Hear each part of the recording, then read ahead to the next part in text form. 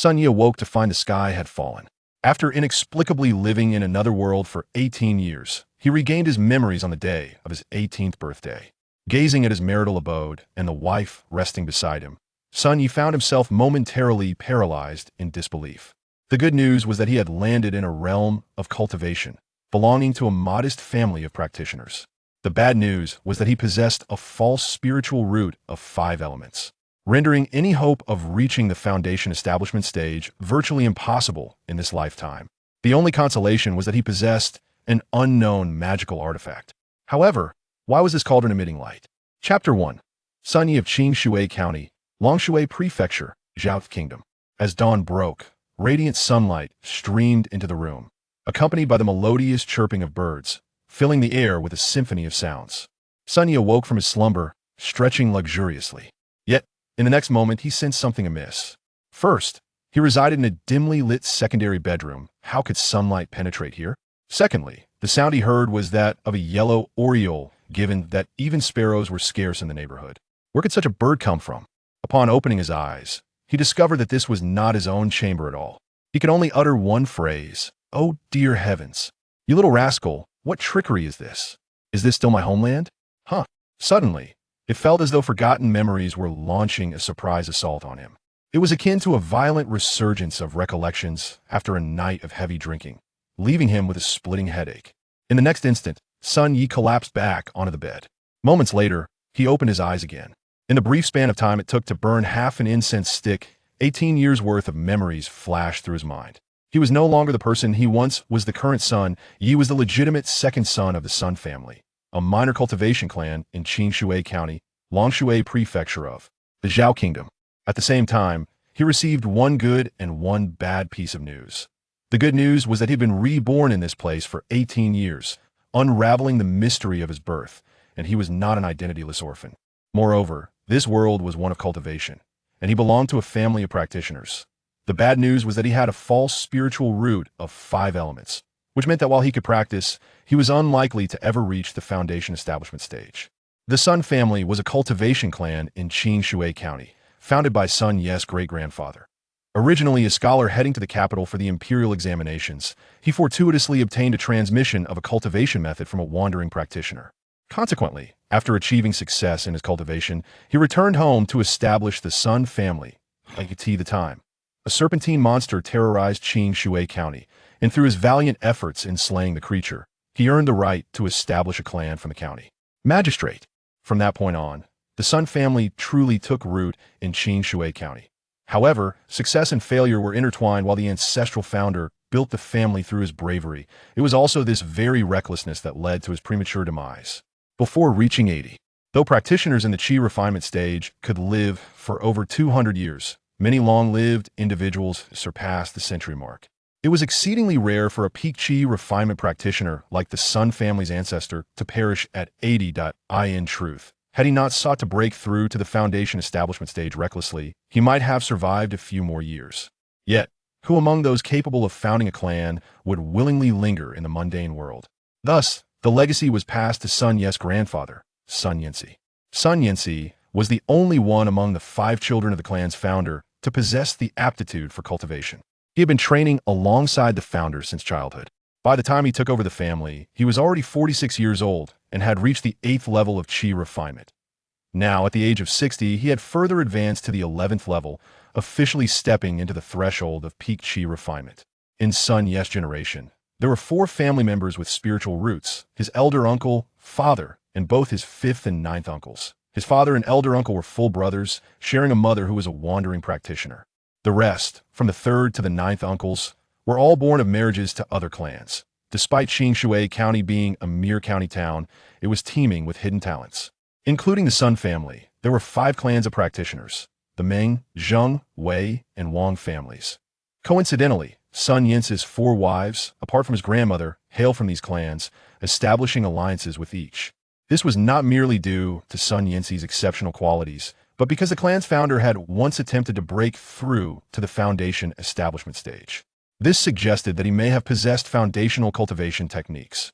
Even if this were merely speculation, it was sufficient to prompt the other clans to ally with the Sun family in pursuit of these secrets. After all, to surpass the foundation establishment stage, such techniques were indispensable. However, in their generation, circumstances changed. Apart from the second son, Sun Shan, the first lineage had no other children with spiritual roots. In the second lineage, both Sun Yi and his elder brother, Sun Shi, were also false spiritual roots to as for the fifth and ninth lineages. The fifth lineage still had not produced a single child with spiritual roots, and his fifth uncle was entirely consumed by the cycle of branching out. The primary concern was that only the fifth lineage had yet to yield any offspring with spiritual roots. Originally, the ninth lineage had none, so he was not overly anxious. However, a few years ago, the ninth lineage birthed a prodigy with 3 spiritual roots, Sun Shi. Now, the Sun family's 4 branches had only his lineage devoid of cultivable offspring, which naturally caused him distress. Returning to Sun Yi himself, ever since he was detected to possess spiritual roots at the age of 5, he had begun practicing the family's inherited qi gathering technique. Now, 12 years later, he had barely reached the 4th level of qi refinement. He could barely refine and utilize magical artifacts after employing 4 or 5 qi refinement spells. His spiritual energy would be entirely depleted. His sole stroke of fortune in over a decade was the acquisition of a mysterious small cauldron in the sea fields. The material of this cauldron remained unknown, but Sun Yi could ascertain that it was indestructible, at least within the realm of qi refinement. As for why he was so certain and what the sea fields were, that would be revealed later. Surveying his surroundings, Sun Yi noticed the room adorned with red silks and satin, complemented by dragon and phoenix candles. It suddenly dawned on him that he had also married on the day he turned 18. Such is the life of a clan of practitioners. If one possesses spiritual roots but lacks the aptitude for cultivation, they must fulfill the duty of branching out. His elder brother had married 2 years prior, and Sun Yi had delayed his own marriage by half a year under the pretext of breaking through the 4th level of qi refinement. Yet, ultimately, one's arm cannot outmatch the thigh. Sun Yi found himself wed to a wandering practitioner per his grandfather's arrangement, much like his father and grandfather. Before him, wandering practitioners, lacking familial power, naturally did not have to worry about the issues of in-laws. Moreover, since all wandering practitioners possess spiritual roots, the likelihood of their offspring also having spiritual roots was significantly higher. As for clan alliances, which family would willingly marry off their daughters with spiritual roots? Usually, it was the males who were invited to join, typically those from wandering practitioners. In comparison to clans, wandering practitioners inherently lag behind in terms of techniques, spells, and cultivation resources, with clans holding a distinct advantage. Thus, most wandering practitioners would choose to marry into or be adopted by qi refinement clans, allowing them to advance further along the path of cultivation. Sun Yi turned to gaze at the woman in bed. Her beauty could only be described as breathtaking, surpassing many renowned actresses from his past life. Chapter 2. Infeng, the Sea Pearl Affair. What is it? Is something amiss? As Infeng spoke, she sat up from her bed and turned her gaze towards her newlywed husband. Sun Ye's marriage to Infeng was entirely attributed to the resources of the celestial clan. Infeng, possessing the 3 spiritual roots of water, wood, and earth, was a free-spirited cultivator. Even if she joined a sect, she could achieve success. With perseverance, she might even ascend to the inner sect after a decade or so. However, she was acutely aware that while her 3 spiritual roots might make her a paragon among mortals within a sect, she would merely be an ordinary disciple. Once she entered the sect, no special privileges would be granted due to her 3 spiritual roots. True favoritism was reserved for those with heavenly or extraordinary spiritual roots. Thus, upon learning that she would not be joining a sect, suitors flocked to her door, including even foundational cultivators from celestial clans. Her choice of Sun Yi stemmed solely from the exceedingly favorable conditions offered by his grandfather. After their marriage, as long as she bore a child for the Sun family, regardless of gender, they would devote their resources to nurture her into a foundational cultivator. To put it plainly, while the Sun family's offer was not the most generous, it was undoubtedly the most suitable. Families focused on qi refinement lacked foundational cultivation techniques. Even if they were willing to support her wholeheartedly, they could not facilitate her breakthrough. Conversely, foundational families possessed such techniques, but the conditions to obtain them were stringent, and they would not fully support her cultivation. Thus, after careful consideration, the Sun family emerged as the most appropriate choice. Consequently, under the arrangements made by Sun Yanxi, Infeng wed Sun Yi. Yesterday marked not only Sun Ye's coming-of-age ceremony, but also their wedding. Do not worry, my dear Feng, rest well.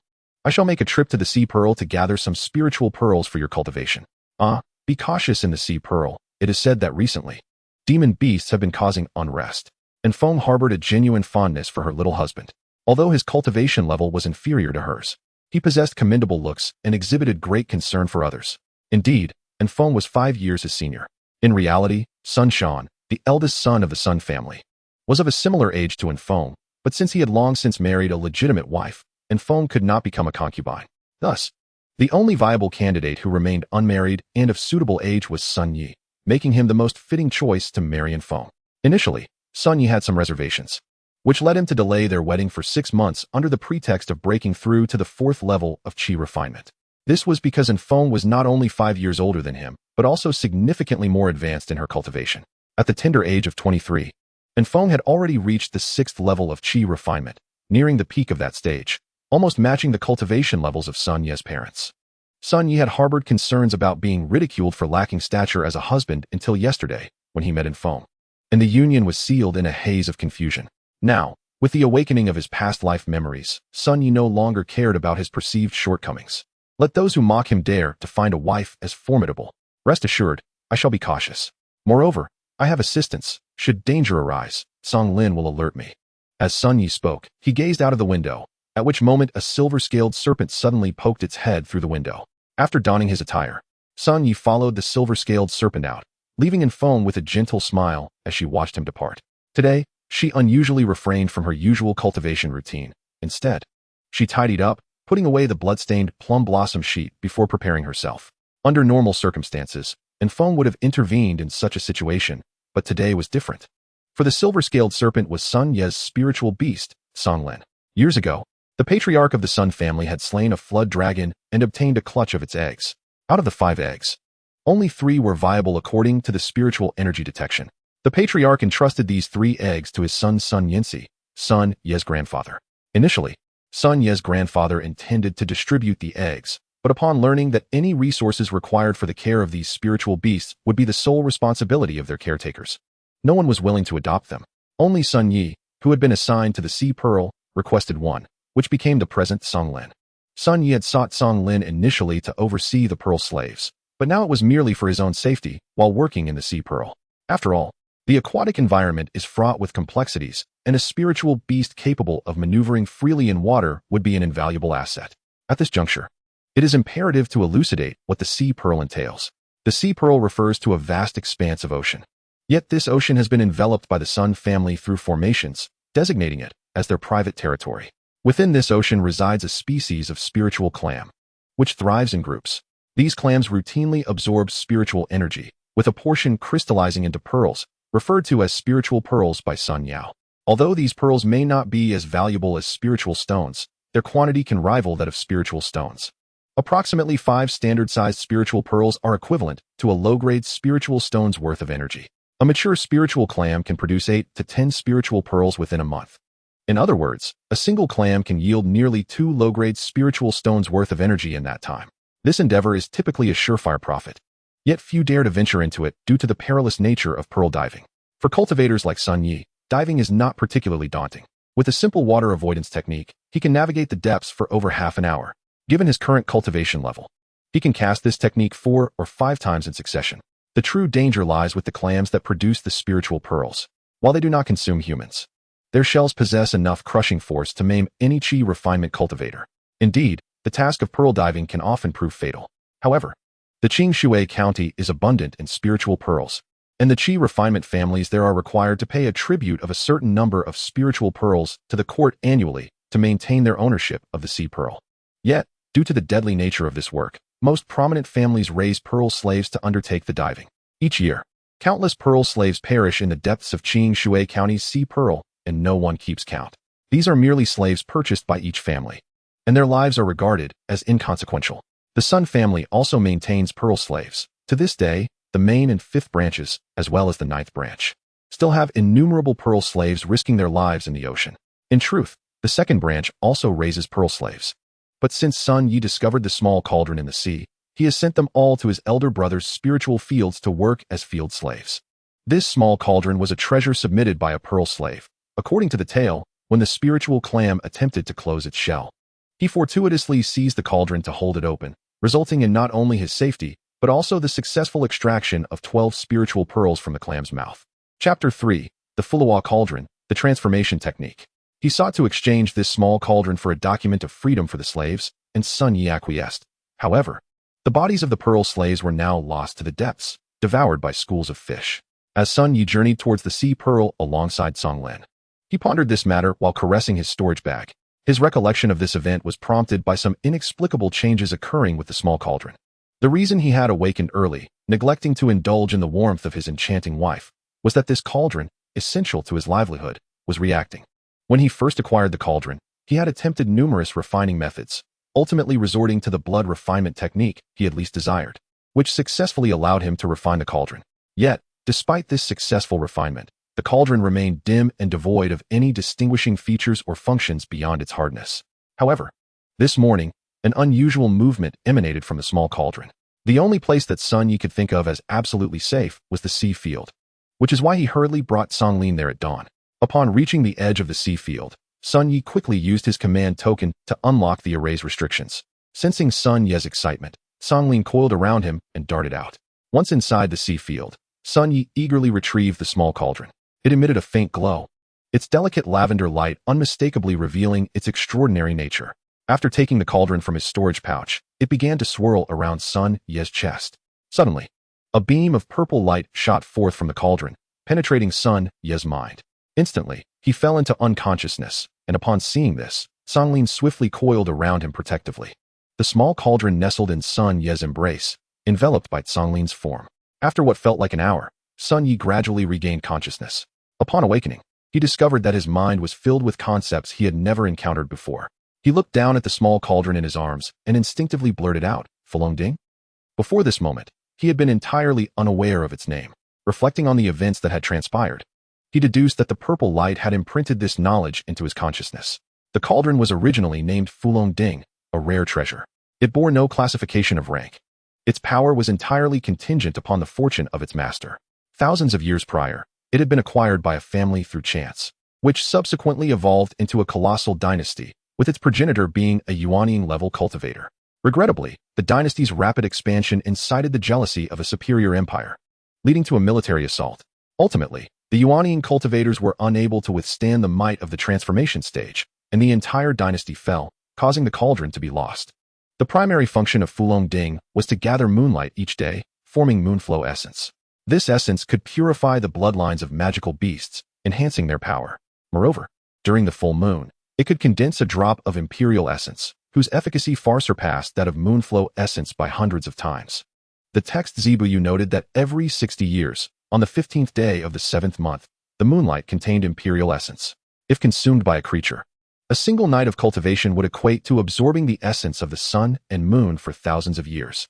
At first glance, Fulong Ding appeared to offer little utility to its master, yet when combined with its complementary spell, the transformation technique, its value became apparent. The first segment of the transformation technique was a unique contract, layered atop the spirit beast contract with an additional blood pact. With this blood pact in place, the master could benefit from the cultivation of the spirit beast. If the master's cultivation did not advance, the spirit beast cultivation would remain at the same level, thus eliminating the risk of contract backlash. Provided the contracted spirit beast possessed exceptional talent, even a master with merely a pseudo-spiritual root could cultivate at a pace rivaling that of a true spiritual root. Fulong Ding paired with the transformation technique was a match made in heaven. As for why Fulong Ding had only now awakened, Sun Yi speculated it might be due to his marriage yesterday. Now that he and Infeng had formed a small family, even under the Sun family's banner, it had nonetheless cultivated a familial fortune.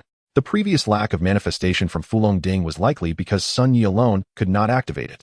With Infeng, a 3 spiritual root who had reached the 6th layer of qi refinement, their small household's fortune was finally sufficient to awaken Fulong Ding. Indeed, was a 5 spiritual root still considered inferior? Even with countless spiritual pearls at his disposal, he had only reached the 4th layer of qi refinement. Yet, it seemed he still relied on Infeng to generate enough fortune to activate Fulong Ding. Sun Yi chuckled softly, fully aware of the circumstances yet struggling to accept them.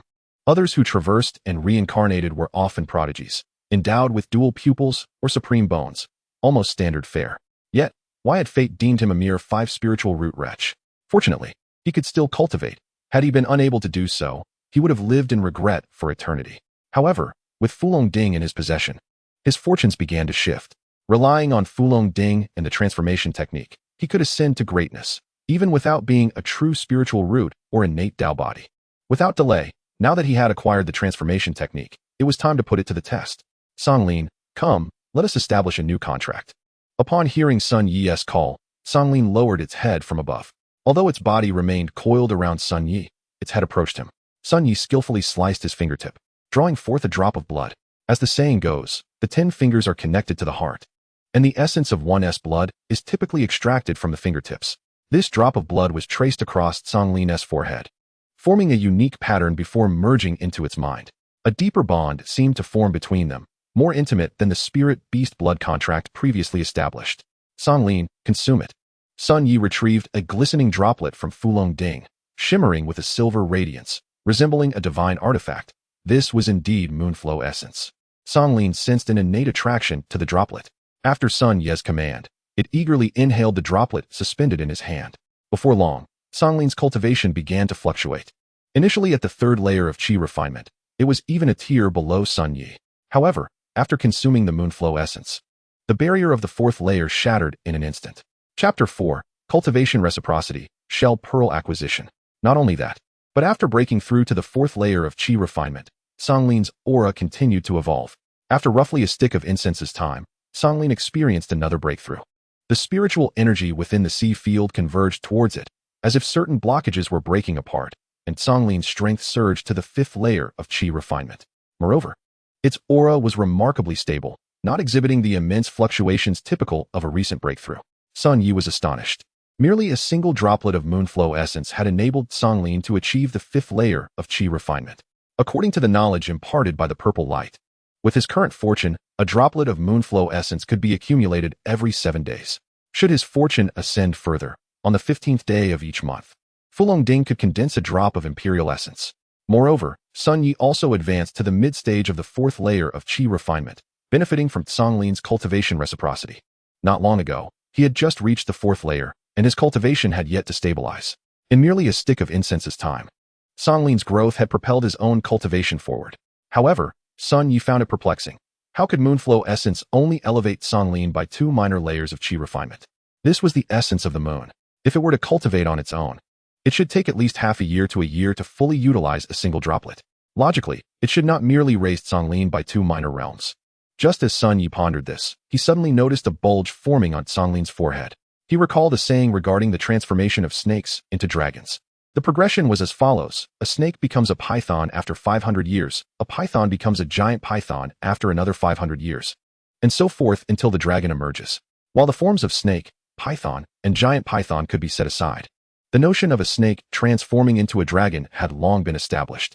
If this were indeed true, might it imply that a single droplet of Moonflow essence had already set Songlin on the path from snake to dragon? Though this may not have significantly enhanced Songlin's cultivation, Sun Yi felt he had struck a considerable bargain. After all, the cultivation rates of a flood dragon and a serpent are inherently disparate, leading to vastly different levels of life they can attain. How splendid, Songlin. Perhaps in the future, you shall transform into a flood dragon. I have heard that once a flood dragon reaches maturity, it can cultivate to the Golden Core realm. Does this imply that I too might bask in your glory and cultivate to the Golden Core realm? Sun Yi joyfully caressed Songlin's head, and in turn, Songlin nestled its head into his embrace, relishing the gentle affection from its master. All right, we must retrieve some spirit pearls. Otherwise, it would be difficult to explain to my wife. Songlin, keep a lookout for any threats while I make a quick descent. Sun Yi clambered out from Songlin's body, and after instructing Songlin to remain vigilant, he cast a water avoidance spell and plunged into the sea. Though spouses are often likened to birds of a feather, the saying continues that when calamity strikes, they each take flight. Sun Yi was uncertain of the sincerity behind Feng's marriage to him. Yet he understood well the benefits Feng reaped from their union. From the onset, it was a transaction steeped in mutual gain, leaving Sun Yi wary of placing any bets in this matrimonial arrangement. As the saying goes, a man may be guiltless, yet possessing a treasure can invite trouble. Thus, it was prudent to keep treasures like the Fulong Ding a secret from all. Once submerged, Sun Yi dove straight to the ocean floor. Focusing his spiritual energy into his eyes, he could perceive the underwater landscape with perfect clarity. Gazing upon the familiar seabed, he felt an overwhelming sense of joy. Indeed, the difference between the mid-stage and early stage of Qi refining, despite being a mere minor realm shift, was substantial. Upon reaching the mid-stage of Qi refining, The range of observation granted by concentrating spiritual energy in his eyes was double that of the early stage. It is worth noting that Sun Yi had merely progressed from the third to the fourth layer of qi refining. Beneath the seabed lay numerous colossal clams. The very object Sun Yi had previously harvested pearls from, the spirit clams. Nurtured by spiritual energy, these clams grew to sizes tenfold, or even more, than ordinary ones. It was precisely due to their immense size that they could yield pearls of thumb-thick proportions. However, this time, Sun Yi's target was not them. He turned his gaze towards a gigantic tridacna, towering at the height of a person. Typically, a tridacna of such stature would require at least a century to grow. Yet, as far as Sun Yi was aware, this particular specimen had only been in the seabed for a mere 60 years. The most astonishing aspect was that this tridacna had begun to actively absorb the spiritual energy from the ocean, rather than passively. For the first 30 years of its life, brave souls would venture within its shell to extract pearls, but as it continued to grow, it had been 30 years since anyone dared to do so. Had it not been for the serendipitous awakening of the Fulong Ding, even Sun Yi would have refrained from provoking this tridacna. However, the circumstances had changed, and with the Fulong Ding in hand, Sun Yi felt emboldened. He maneuvered the Fulong Ding to hover at the opening of the tridacna and, forming a sword-like gesture with his right hand, directed it towards the Fulong Ding, which instantly expanded to twice its size, pressing against the clam's shell. Sun Yi produced a sharp knife and, after a moment of exploration within the tridacna, selected an angle to make his incision. The knife was exceedingly sharp. With a mere flick, it opened a gash in the clam's exterior. Following this opening, Sun Yi reached inside and soon extracted 3 pearls the size of fists, resembling white jade. Desiring to delve deeper, he was abruptly met with a force that pushed his probing hand back out. Peering into the clam's shell, he discovered that the gash he had just made had closed tightly once his hand retreated. Just as he contemplated attempting another incision, an unexpected event unfolded. The tridacna ejected 2 fist-sized pearls along with several smaller ones, each the size of longan fruit, floating towards Sun Yi. It appeared that these were the protection fees the giant clam had decided to offer. How intriguing. You've even learned to pay a protection fee, have you? In that case, I shall spare you the knife this time. However, I expect you to provide these monthly from now on. Be more conscientious in the future. With that, Sun Yi collected all the tridacna pearls into his storage pouch. After a moment's hesitation, he retrieved a yellow ginseng pill from his pouch and tossed it into the large tridacna. Having taken your 30 years of savings today, here's a pill for you to savor. My brother recently married a wife, so do make an effort to absorb more energy and yield more pearls for our livelihood. If the opportunity arises in the future, I shall find you a mate, and you can become a pair. Upon uttering these words, Sun Yi commanded the Fulong Ding to shrink and returned it to his hand. Chapter 5. A virtuous wife supports my aspirations in crafting. It was unclear whether the large tridacna understood his words, but once Sun Yi retrieved the Fulong Ding, the clam's shell closed rather swiftly. Observing the closure of the tridacna's shell, Sun Yi did not linger any longer. He pushed off the ocean floor with his legs and propelled himself upwards like a swordfish. In no time, he breached the surface of the water. Holding the 5 large and numerous smaller tridacna pearls, Sun Yi could not contain his laughter. These treasures surpassed the realm of ordinary spirit pearls. To utilize them merely as substitutes for spirit stones would be a gross misappropriation. Even the smaller pearls, the size of longans, were rare materials for crafting, let alone the 5 fist-sized ones. Sun Yi placed the tridacna pearls back into his storage pouch, cast the water avoidance spell once more, and plunged back down to the seabed. Shortly thereafter, he resurfaced, this time bringing nearly 60 spirit pearls with him. With these spirit pearls, I can provide a satisfactory report to the family. 60 pearls, including those for Feng'er to cultivate with. This month, due to his focus on cultivation and marriage, Sun Yi had only just found the time to gather spirit pearls today. The family was obligated to contribute a specified number of spirit pearls annually to the Pearl Tax Office, ensuring that the cultivation resources for the family's younger generation were not compromised. Thus, the number of spirit pearls was distributed across each month. These spirit pearls represented fixed income, and this haul equated to the yield of 12 low-grade spirit stones. The monthly requirement for spirit pearls was 30, summing up to 340 annually, equivalent to 68 low-grade spirit stones. This was merely the quota for the second branch's seabed. The entire Sun family controlled 7 seabeds. Besides one for each branch, the remaining 3 were held by the family itself. As for the ones who harvested them, naturally, they were pearl slaves. Their efficiency, regrettably, was dismally low. Despite Sun Yi's impressive haul of 60 pearls, this was merely a reflection of his high success rate. A single seabed could yield around 40 to 50 spirit pearls in a month, deemed a high yield. Given the high success rate of his seabed, the actual harvest should have been around 80 pearls. He fell short this time simply because he had not collected them all. In fact, this was how he typically operated. On the eve of the monthly submission, he would gather a portion, and at the end of the month, he would use the pretext of scattering spirit bait to harvest another batch. This spirit bait, of course, was meant to nourish the spirit clams. Only Sun Yi in the entire family would take the time to scatter bait for these clams, but he alone understood that these clams were his fortune, and it was essential to care for them to ensure they flourished abundantly. Sun Yi carefully stored the spiritual pearls he had collected into his storage pouch, and, accompanied by Tsang Lin, joyfully made his way home. Upon returning, he discovered that Feng was not engaged in cultivation, rather. She seemed to be indulging in the rare pastime of embroidery, with what appeared to be a belly band in her hands. Fenger, why haven't you practiced today? I heard from grandfather that you are usually quite devoted to your training, Sun Yi inquired. There's no rush in cultivation, and Feng replied casually. I have already said I intend to bear you a child. If I were to devote all my time to cultivation, how could I possibly conceive? Honestly, it's puzzling. You truly are a simpleton. As she spoke, she cast a playful glance at Sun Yi, a look so enchanting that it left him momentarily entranced. What's the matter? Haven't you had your fill of gazing last night? And Feng teased, her cheeks flushed with a rosy hue.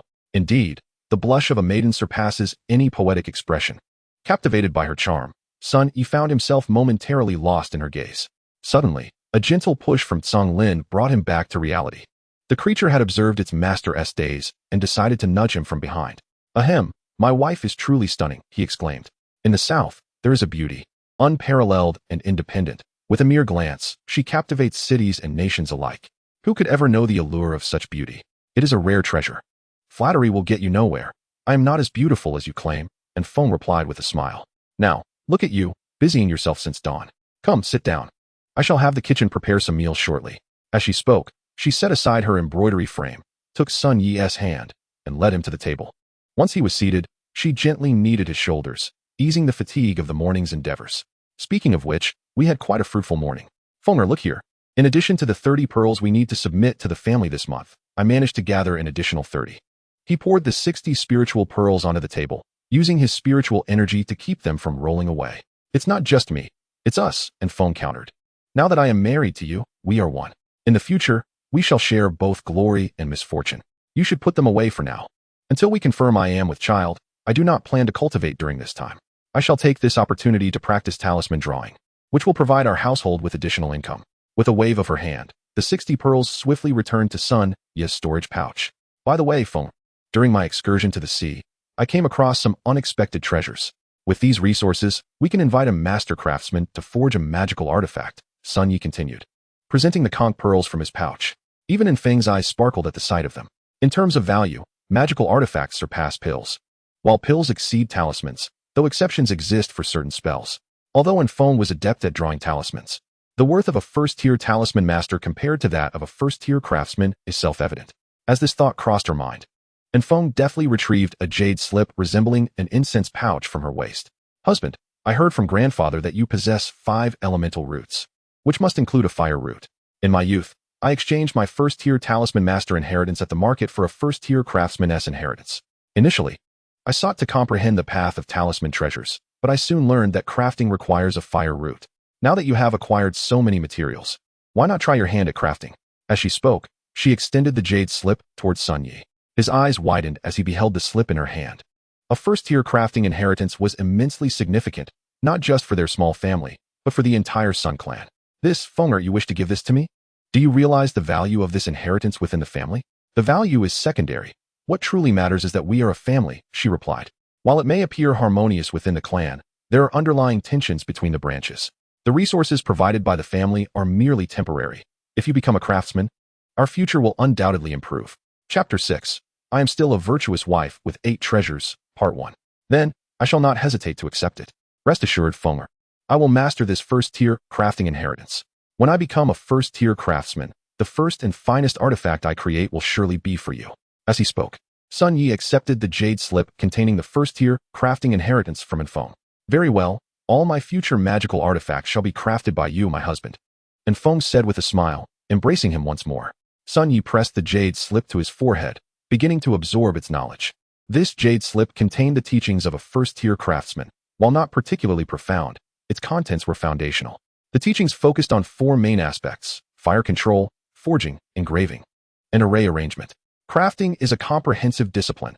While not every craftsman is well-versed in formations, every master craftsman is likely familiar with at least a dozen arrays, qualifying them as array masters in their own right. Moreover, the inheritance and foam provided included a unique aspect, the recording of divine abilities. This refers to inscribing spells onto artifacts, granting them the capability to execute those spells. Such knowledge is typically accessible only to second-tier craftsmen, as it is an essential technique for crafting treasures. Of course, talisman crafting also employs this technique. However, as the recording of divine abilities involves the inheritance of talisman masters, it is perhaps this reason that prompted the previous craftsman to exchange a near second-tier crafting inheritance for Enfeng's first-tier talisman inheritance. The knowledge imprinted in Sun Ye's mind through the jade slip was not particularly difficult to grasp. In fact, one could say he had already absorbed it. However, the path to practically crafting a magical artifact would be long and arduous. Every craftsman is forged through countless materials and experiences. To become a craftsman, one must engage in practical application. Fonger, could you share your talisman master inheritance with me? If I can learn the talisman master techniques, perhaps I could craft the magical artifacts described in your crafting inheritance. As husband and wife, there is no reason to withhold this. Here is the inheritance I possess as a talisman master. And Feng withdrew another jade slip from her storage pouch, this one appearing far more exquisite than the first-tier crafting inheritance slip. Sun Yi accepted it without suspicion, placing it against his forehead. When he finally removed the slip, realization dawned upon him. No wonder someone with a half-step second-tier crafting inheritance would trade it for his wife's inheritance. Her inheritance was also akin to a half-step second-tier. And Feng's talisman master inheritance detailed the methods for drawing two second-tier talismans, the Heavenly Thunder Talisman and the Earth Weight Talisman. The former requires no further explanation, while the latter pertains to the application of Earth attributes, primarily used for ensnaring enemies and providing assistance. In simpler terms, it can be likened to a gravity talisman. To ascend to the rank of second-tier talisman master, one must master at least 3 second-tier talismans, with the 2 second-tier talismans already contained in the inheritance. And Feng was merely 1 talisman away from achieving true second-tier status. My lady Yu. After Sun Yi retrieved the jade slip, he turned to gaze at Enfeng. This inheritance of the talisman master must surely be a means of securing one's existence. Yet Enfeng, without a moment's hesitation, entrusted it to him. My dear husband, there is no need for words. As husband and wife, we are of one essence. Your well-being ensures mine, does it not? Compared to the treacherous and cunning world of cultivation he had known, Enfeng seemed to embody a purer existence. Their relationship, rather than being merely that of partners in the realm of cultivation, resembled the traditional bond of marriage. Very well, let us share both glory and misfortune. I shall endeavor to forge a weapon. Wait for my results, my Fenger. As Sun Yi spoke, even his tone transformed. Though he had previously referred to her as Fenger with a sense of formality, now it was imbued with an affectionate warmth. However, do not overexert yourself. Remember to return for dinner. I shall await you. And Feng, observing Sun Yi rise to depart, grasped his arm and adjusted his attire before offering her gentle admonition. Sun Yi nodded, stepped out of his small courtyard, and made his way directly from the ancestral grounds of the Sun family. To succeed in forging a weapon, certain essential factors were indispensable. The first was the earth fire. With Sun Ye's cultivation level, he could not fully provide the flames required for forging using only his spiritual energy, thus rendering earth fire utterly essential. The second necessity was the forging furnace. While one might use a smaller cauldron for alchemy, forging demanded a large furnace to yield results. In the entirety of Qing Shui County, only Wanbao Tower possessed earth fire. As a nationwide chain of talisman and elixir merchants in the Zhao Kingdom, Wanbao Tower also rented out earth fire chambers for wandering alchemists and blacksmiths. Before long, Sun Yi arrived at Wanbao Tower in Qing Shui County. What can I assist you with, esteemed guest? The proprietor of Wanbao Tower greeted him with a warm smile from behind the counter. Sun Yi returned the smile and replied, Could you kindly arrange for me an earth fire chamber for forging? I have recently acquired some materials and wish to see if I can create a talisman. Follow me. Young brother, you seem unfamiliar here. Is this your first time forging a talisman? The proprietor chuckled, retrieving a set of keys from the counter to lead Sun Yi. As they walked, he engaged in light conversation. Indeed, it is my first time, and I have little confidence. I can only attempt it. I suspect I shall see you often over the next half-month. Should you create any remarkable works, feel free to consign them to Wanbao Tower for sale. I assure you, we will offer a satisfactory purchase price. As they conversed, Sun Yi followed the proprietor to the entrance of an earth fire chamber in the back courtyard of Wanbao Tower. A modest fee of 1 low-grade spirit stone for 3 hours, the proprietor informed him. Sun Yi handed over a low-grade spirit stone and stepped into the chamber, closing the door behind him. Upon entering the earth fire chamber, Sun Yi did not rush into forging. Instead, he seated himself before the forging furnace and began to meditate, repeatedly internalizing the information from the inheritance. After approximately 2 incense sticks worth of time, he retrieved a bead of conch, the size of a longan, from his storage bag. With a flourish of his sleeve, he lifted the lid of the forging furnace and placed the conch bead inside. Of course, merely placing the conch bead into the furnace for roasting would not suffice to create a talisman. He needed to mix in additional materials, the source of which was naturally found within the earth fire chamber itself. Sun Yi casually took a small handful of secret silver sand and, enveloped in spiritual energy, coated the conch bead with it. The conch bead was abundant in spiritual energy and possessed a resilient texture, making it ideal for crafting a talisman. If he simply wished to use it as a blunt instrument, a basic refinement would suffice to make it a functional talisman. However, to transform it into a true talisman, one must inscribe runes upon it. Yet, the conch bead was a natural creation, and direct inscription would compromise its structure. Should that happen, the talisman might never be completed, and he would ruin a potential talisman core. For materials of this nature, there have traditionally been 2 methods chosen by blacksmiths. The first method, which Sun Yi was currently employing, involved selecting compatible materials and inscribing the runes onto the talisman core via gilding techniques. The second method entailed crafting another object into which the core could be embedded, inscribing runes onto that object, and subsequently activating the core through it.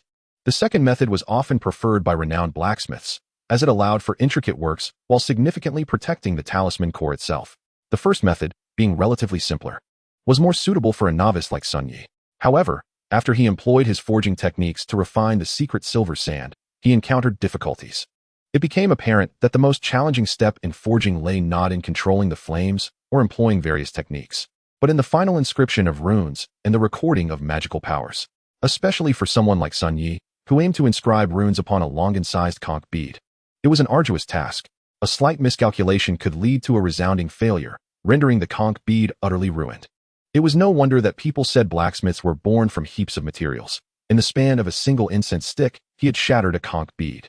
Even with a dozen beads at hand, it would not suffice. Sun Yi felt a pang of regret over the loss of the conch bead. Yet, at present, he had no better methods. Using spirit pearls for practice? Spirit pearls were not like conch beads and could not withstand the scorching earth fire. They were utterly unsuitable for forging. Since he could not afford further losses, he resolved to enhance his skills. Perhaps once he could draw the thunder runes perfectly on 1 or 4 sheets of rune paper, he would be able to elegantly complete the gilding of the conch bead. Sun Yi did not devote all his energy solely to forging. He understood that forging was a comprehensive discipline requiring a balanced allocation of focus across various aspects. With this thought in mind, he embarked on his journey of rune drawing. Although the earth fire chamber lacked rune paper, it was equipped with plain paper for drawing. Since he had already paid for the chamber, there was no refund, and given that the paper and ink did not require spirit stones, it was the perfect opportunity for him to practice rune drawing.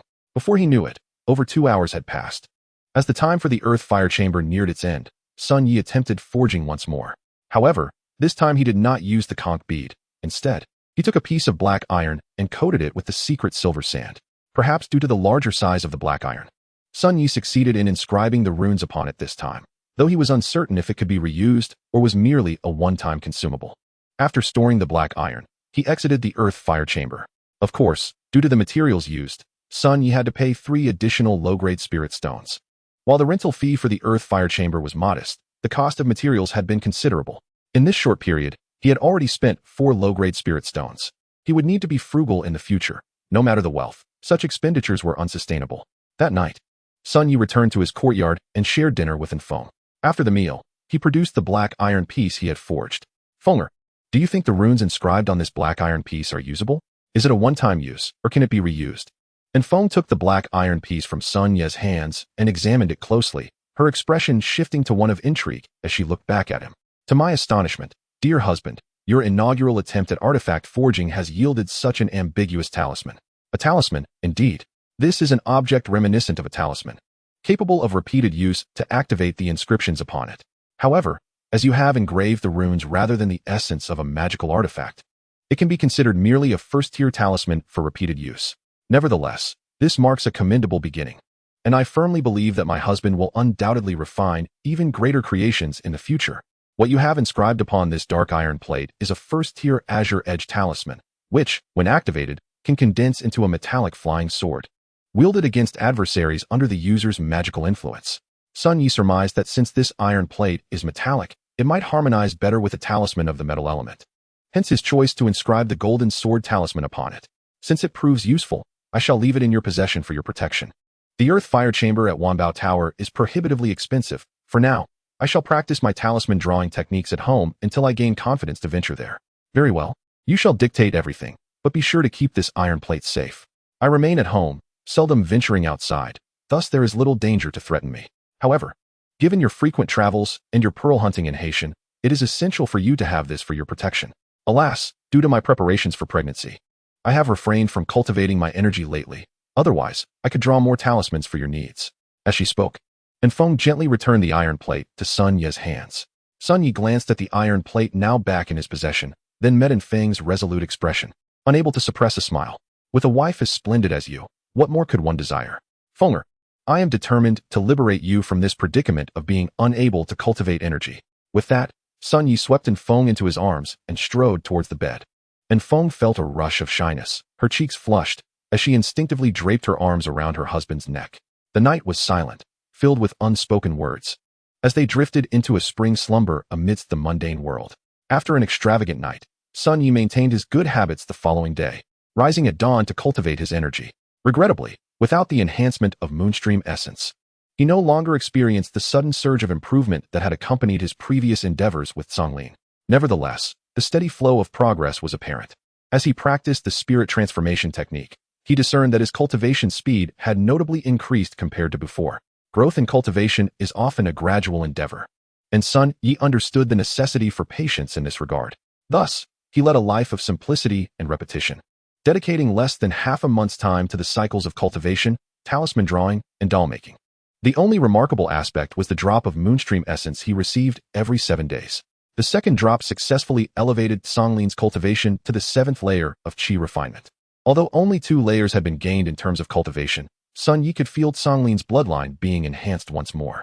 The circular bulge upon its forehead had begun to enlarge. Perhaps with a few more doses of Moonstream essence, it would truly manifest into a horn, signifying the completion of the first step in its transformation.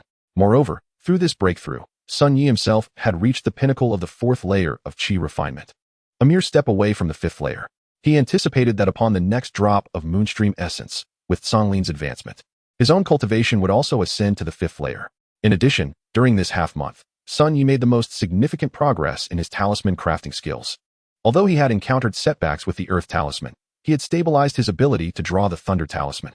However, with his current 4th layer cultivation, even with the aid of a spirit returning pill, he could only manage to draw at most 3 Thunder Talismans in a day. This limitation stemmed not only from the depletion of spiritual energy, but also from the strain on his mental focus. Given his present cultivation level, producing over a dozen first-tier talismans within a day was feasible, yet crafting second-tier talismans was limited to merely 3. Nonetheless, this sufficed. As Sun Yi found himself returning to the Earth Fire Chamber at Wanbao Tower once again, it had been a full half-month since his initial visit. Standing before the immense artifact furnace of the Earth Fire Chamber, he took a deep breath to alleviate his nervousness. The memory of his last failure lingered vividly, and he was uncertain whether he would succeed this time. With practiced precision, Sun Yi placed a dragon eye-sized conch pearl into the furnace, then began to form the fire control seals, adding the secret silver sand. In a short while, the secret silver sand transformed into a liquid state under the searing heat. Conversely, the conch pearl, having been in the furnace longer, began to shimmer with a radiant brilliance. Sun Yi first inscribed several runes into this gleaming pearl, each rune serving a different purpose, some to enhance the pearl's toughness, rendering it impervious to blades, while others amplified its capacity for absorbing spiritual energy, allowing the wielder to unleash the pearl's maximum potential with minimal input. After inscribing a dozen runes, the pearl's glow reached a zenith, prompting Sun Yi to cease his handiwork. He then employed his familiar technique to cover the conch pearl with the liquid silver. As he carefully manipulated the liquid silver with his spiritual energy, intricate runes began to form upon the pearl's surface. With the final stroke completed, Sun Yi successfully refined the conch pearl into a magical artifact. With a flick of his wrist, the conch pearl soared from the furnace into his palm, swirling gracefully. He gently infused it with spiritual energy, and instantaneously, it transformed into a resplendent 8-sided sword. Indeed, what he inscribed upon the conch pearl this time was the Azure Edge talisman he had previously succeeded with. However, the difficulty of this inscription was a stark contrast to the last. Fortunately, Sun Yi triumphed once more. Splendid. Not only is it reusable, but it has also successfully become a mid-grade magical artifact. Since it is based on the Azure Edge Talisman, I shall name it the Azure Edge Pearl. With that, Sun Yi stored the Azure Edge Pearl and retrieved another conch pearl from his storage pouch. Buoyed by his success, Sun Yi eagerly dove into the process of crafting another artifact. Yet, he soon faced a setback while attempting to create the Fireball Pearl based on the Fireball Talisman. A careless mistake led to a disastrous explosion. This experience instilled in Sun Yi a newfound caution. Each subsequent forging was approached with meticulous care. However, despite his vigilance, the results remained only passable. Out of the 17 conch pearls he had on hand, only 10 materialized into artifacts, one each of the Azure Edge Pearl, Fireball Pearl, Windblade Pearl, Earth Spike Pearl, Ice Arrow Pearl, and Spirit Shield Pearl, with 2 each of the Thunder Pearl and Earth Talisman Pearl. The names of these 10 artifacts reflect their origins, derived from the 8 types of runes recorded in the Talismanist inheritance obtained by Infong. Sun Yi strung together the 8 distinct pearls, crafting them into a superior grade magical artifact known as the 8 Treasures Bead.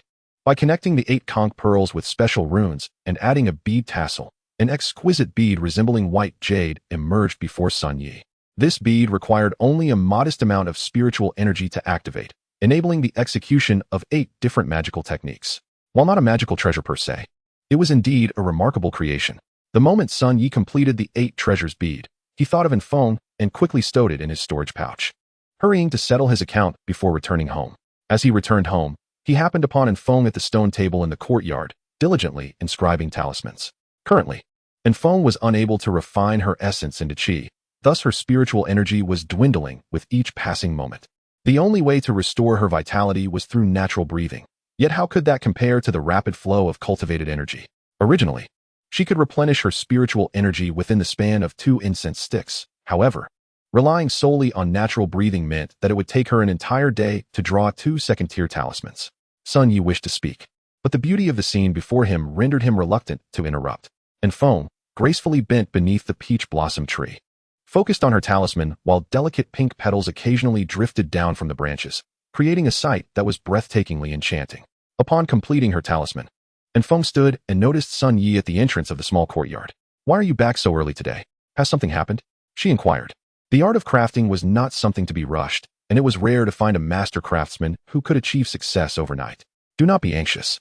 Haste will lead to failure," she advised, approaching Sun Yi with poise and smoothing out the creases in his shirt. Sun Yi grasped Infeng's hand, exclaiming, "Feng, I've done it. I truly succeeded in refining my first artifact. I have finally become a craftsman. Our future days will only get better and better." As his emotions surged, he lifted Infeng and twirled her around in joyous celebration. "Really, I am so thrilled to hear that." Infeng responded, astonished by Sun Yi's words. She had never doubted her husband's potential to become a craftsman, yet she had not anticipated this day would arrive so swiftly. "Look, this is my first refined artifact, the 8 Treasures Beads. I promised that my first and finest creation would always be for you. You must refine it now." Chapter 9. The beads bring wealth and prosperity. As she handed him the 8 Treasures Beads, Sun Yi's hopeful gaze filled her with warmth. This time, Infeng did not hesitate. She proceeded to refine the beads before her husband. "Fenger, quickly test the 8 Treasures Beads to see if they feel comfortable. Why are you so impatient? The beads won't run away after being refined." Under Sun Yi's urging, Infeng began to experiment with the abilities of the 8 Treasures Beads. First, the Qingfeng bead, which, when combined with the other beads, exhibited subtle changes in power. It no longer transformed directly into an 8-sided Han sword, but instead materialized an 8-sided Han sword from thin air. After testing the capabilities of the other beads, Infeng was filled with immense excitement. "This is marvelous, Yi. With the 8 Treasures Beads, even if we encounter problems in the future, we need not be beholden to our family. We can establish ourselves as an independent family." This marked Infeng's first time addressing Sun Yi with a title other than husband, as she openly expressed her feelings for him. Although she had married Sun Yi, he was not the legitimate heir of the second branch. The world of cultivation differed from the mundane, yet Infeng harbored concerns in her heart. Having grown up in the secular world, she had, like the ancestors of the Sun family, accidentally attained a legacy to become a loose practitioner. The ingrained beliefs of the secular world, particularly concerning the distinctions between legitimate and illegitimate offspring, weighed heavily on her mind. Sun Yi chuckled at her words and lifted Infeng to sit beside him at the stone table in the courtyard. "So, is it true that you diligently draw spirit talismans every day, even when you can only breathe and cannot cultivate, due to this concern?" "Indeed. Think about it. We are merely the second branch of the Sun family, and you are not the legitimate firstborn. If we do not have a skill to rely on, what will happen when the family is divided? Sun Yi laughed at her worries, gently tapping her forehead. You are truly overthinking things. Not to mention that a cultivation family is unlikely to split. Even if it does, the land I possess will not be reclaimed. Is that so? And Feng was taken aback by Sun Ye's response and inquired further. Of course, the land of the second branch has belonged to me for 10 years. I have earned the bead tax from it for a decade. It is rightfully mine, and even my elder brother cannot take it away. You need not worry about such trifles. Tell me, how does the 8 treasures beads fare? The 8 treasures beads you forged are on par with other superior artifacts. Perhaps even superior. If sold externally, we could take 5 of its beads, embellish them slightly, and create a string of 5 treasures beads, which could fetch the price of a superior artifact. And Feng gazed at the 8 treasures beads in her hand, contemplating before offering her suggestion. Sun Ye's creation indeed embodied all of his current abilities, yet selling it in such a manner would not require expending so much effort. By merely stringing together 5 first-tier talismans engraved on beads and adding some embellishments, it could be classified as a superior artifact. The selling price would undoubtedly not be less than that of an ordinary superior artifact, while the production process would be significantly simplified. Regrettably, the coral pearls cannot be obtained every month. I retrieved a total of 23 coral pearls, 5 large and 18 small, yet that exhausted nearly 30 years' worth of production. And Feng lamented, realizing the difficulty in sourcing more coral pearls for future crafting. Perhaps we need not be limited to coral pearls. While they possess a rich spiritual resonance, other materials can also be used for crafting. The results may not match coral pearls, but they are still viable. For instance, using the relatively inexpensive Zhongxian jade to create beads for 5 treasures beads would significantly lower costs. Upon hearing Feng's words, Sun Yi's eyes brightened with realization. Indeed, if we can utilize cheaper materials, we might still earn a substantial profit. Coral pearls are several times more expensive than Zhongxian jade. 1 coral pearl could purchase 3 superior pieces of Zhongxian jade. A single piece of high-quality Zhongxian jade can be fashioned into over a dozen beads the size of Longan. If crafted well, 1 piece could yield 3 strings of 5 treasures beads. Sun Ye's excitement grew as he spoke, and before he knew it, he was twirling and Feng around once more. The beads bring wealth. We shall truly prosper now. I won't even flinch at spending spirit stones. Enough. You clearly have no idea how to manage finances. Who uses spirit stones so frivolously? It seems that in the future, these spirit stones must be kept away from your hands. Seemingly infected by Sun Ye's joy, and Feng playfully extended her finger to poke his forehead. Fine. From now on, all the spirit stones in our household will be managed by my lady, my Feng. My good wife will be our financial overseer. After spinning Feng around several times, Sun Yi finally set her down with satisfaction. There's no time to waste. I must go buy materials immediately. I need to earn money swiftly to acquire the crafting method for the small 5-element sword array at Wanbao Tower, and strive to refine those 5 large coral pearls into top-tier artifacts. As Sun Yi prepared to leave for Wanbao Tower, Feng did not stop him, for the day was still young, and she was content to let him go on this joyous occasion. However, just as Sun Yi stepped outside, a sudden knock echoed from the courtyard gate. Who is it? Young master, it is I, Duan Wu. A sweet voice called from outside. Upon hearing it, Feng's eyes sparkled momentarily, but she quickly regained her composure. The title of young master was enough to ease her heart. Duan Wu, come in. What brings you here? Before the end of the month, she returned. Who is watching over at the pearl workshop? After Sun Yi spoke, a petite and charming figure pushed open the gate of the courtyard. Unlike Feng, who possessed an ethereal grace, this girl exuded the warmth of a neighborly maiden. Although Sun Yi had dismissed most of the pearl slaves in his youth, he had retained a few to attend to his needs, and Duan Wu was one of them. Returning, young master, the pearl workshop is being overseen by Zhongqiu. I have come here because of young master Meng. He has sent an invitation to the pearl workshop, and I am here to deliver it to you. As Duan Wu spoke, she retrieved a blue paper invitation from her bosom and respectfully handed it to Sun Yi. Chapter 10. Meng Xinghe's Invitation, Opportunities for Magical Artifacts. Sun Yi took the invitation from Duan Wu and began to read it. After perusing the invitation, he let out a sigh of relief. I thought something was amiss. It turns out it is time for the gathering. Every season, the young members of the celestial clans in Qing Shui County organize such gatherings. Will you accompany me, my lady? I shall refrain. My marriage into the Sun family has already offended several other prominent celestial clans. Should I attend this gathering, it may provoke unnecessary resentment. It might seem as if we are flaunting our affluence. Our lives are destined to improve. Let us not court unnecessary jealousy. You may go, but do not indulge too much in wine. I shall await your return at home. Well then, I shall go alone. However, there is no rush. The gathering is not until tomorrow. I should first create a string of 5 treasure prayer beads. Tomorrow's gathering presents a significant opportunity for us, as they are our primary clientele for the 5 treasure prayer beads. Upon hearing that Infone would not accompany him, Sun Yi felt an immense sense of relief. The reason for his relief was undoubtedly tied to the invitation from the young master of the Meng family. This young master, Meng Xinghe, was the second son of the Meng family's third branch. He had an elder sister named Meng Xingyu, who shared a sentimental bond with Sun Yi. Sun Yi's prior resistance to marrying Infone was significantly influenced by his feelings for Meng Xingyu. He had previously implored his grandfather to take Meng Xingyu as his wife, but his requests were consistently denied by Sun Yanxi. Not only was the Sun family hesitant, but the Meng family was also reluctant. The Meng siblings were both exceptionally talented, with both Meng Xingyu and Meng Xinghe possessing spiritual roots. It was highly unlikely that Meng Xingyu would marry outside her clan, making it probable that she would be invited to join another family. Sun Yi shook his head, casting aside such implausible thoughts. Now was not the time for such musings. He needed to focus on crafting the 5 treasure prayer beads from the Zhongxian jade. Even if he wished to contest against the celestial clans, what could he do without resources? He slapped his face lightly and instructed Duan Wu, "Go fetch me some Zhongxian jade and deliver it to Wanbao Tower. I will wait for you there. Make haste." After speaking, Sun Yi strode out of the courtyard, and Duan Wu hurriedly followed. Infone returned to the stone table, concentrating on drawing talismans. That night, Sun Yi returned home with several strings of 5 treasure prayer beads crafted from Zhongxian jade. After creating the beads, he had tested their potency and found that while their efficiency at converting spiritual energy was somewhat inferior to that of the Chaoqiu beads, they could still serve as superior magical artifacts. In other words, they consumed more spiritual energy, resulting in diminished effects. However, this did not detract from their potential as high-quality magical instruments. The following morning, Sun Yi awoke early from his bed. He gently set Infone, who was nestled against him, aside and covered her with a blanket before exiting the room. He had long established a routine of cultivating his energy each morning.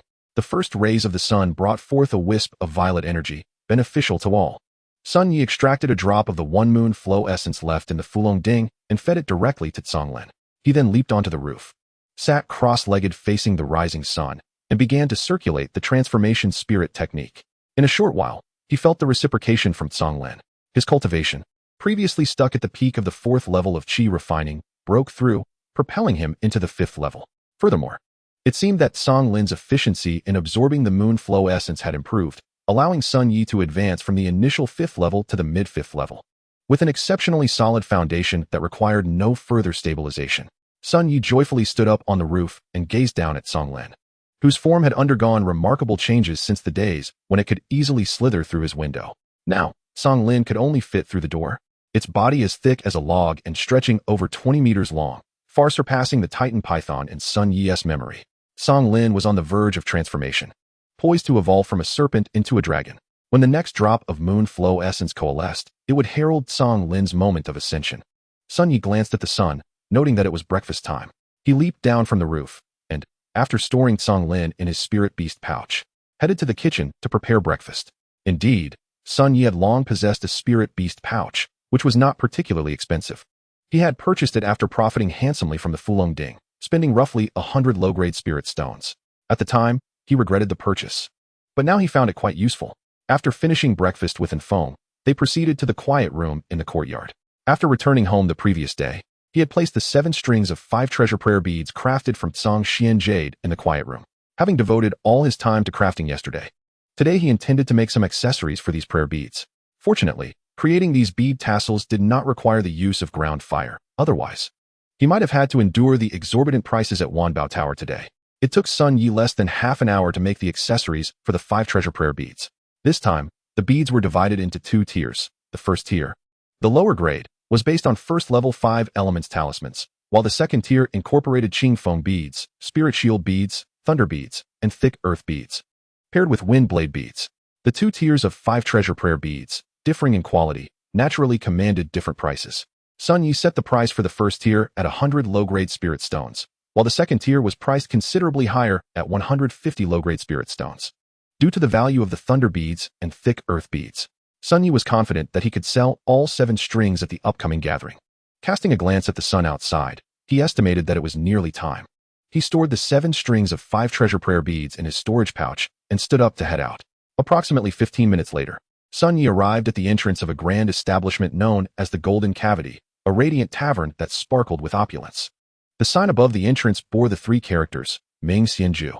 Yet, Sun Yi was not surprised. He was well acquainted with this place, as the young generation of the 5 celestial clans in Qingshui County gathered here every quarter. Chapter 11. Ming Xianju, Demonic Cultivators, and Merchandise. Sun Yi shook his head at Ming Xianju and then stepped inside. Upon entering, the lavish interior of the establishment rivaled its exterior grandeur. At that moment, the atmosphere was lively, filled with voices, for nearly all the young members of the 5 celestial clans had gathered here. Certainly, those who arrive here are not merely the ordinary disciples of the various illustrious clans. After all, to gain entry into the renowned immortal abode, one must bear the expenses personally.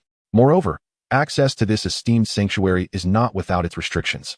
One must possess an invitation card obtained after storing no fewer than 500 low-grade spirit stones within the immortal abode, a sum that would dissuade many. At present, aside from himself, only Sun Shan from the first branch of the Sun family holds such an invitation, which, as Sun Yi is aware, was originally bequeathed by his uncle and consumed a significant portion of the first branch's resources.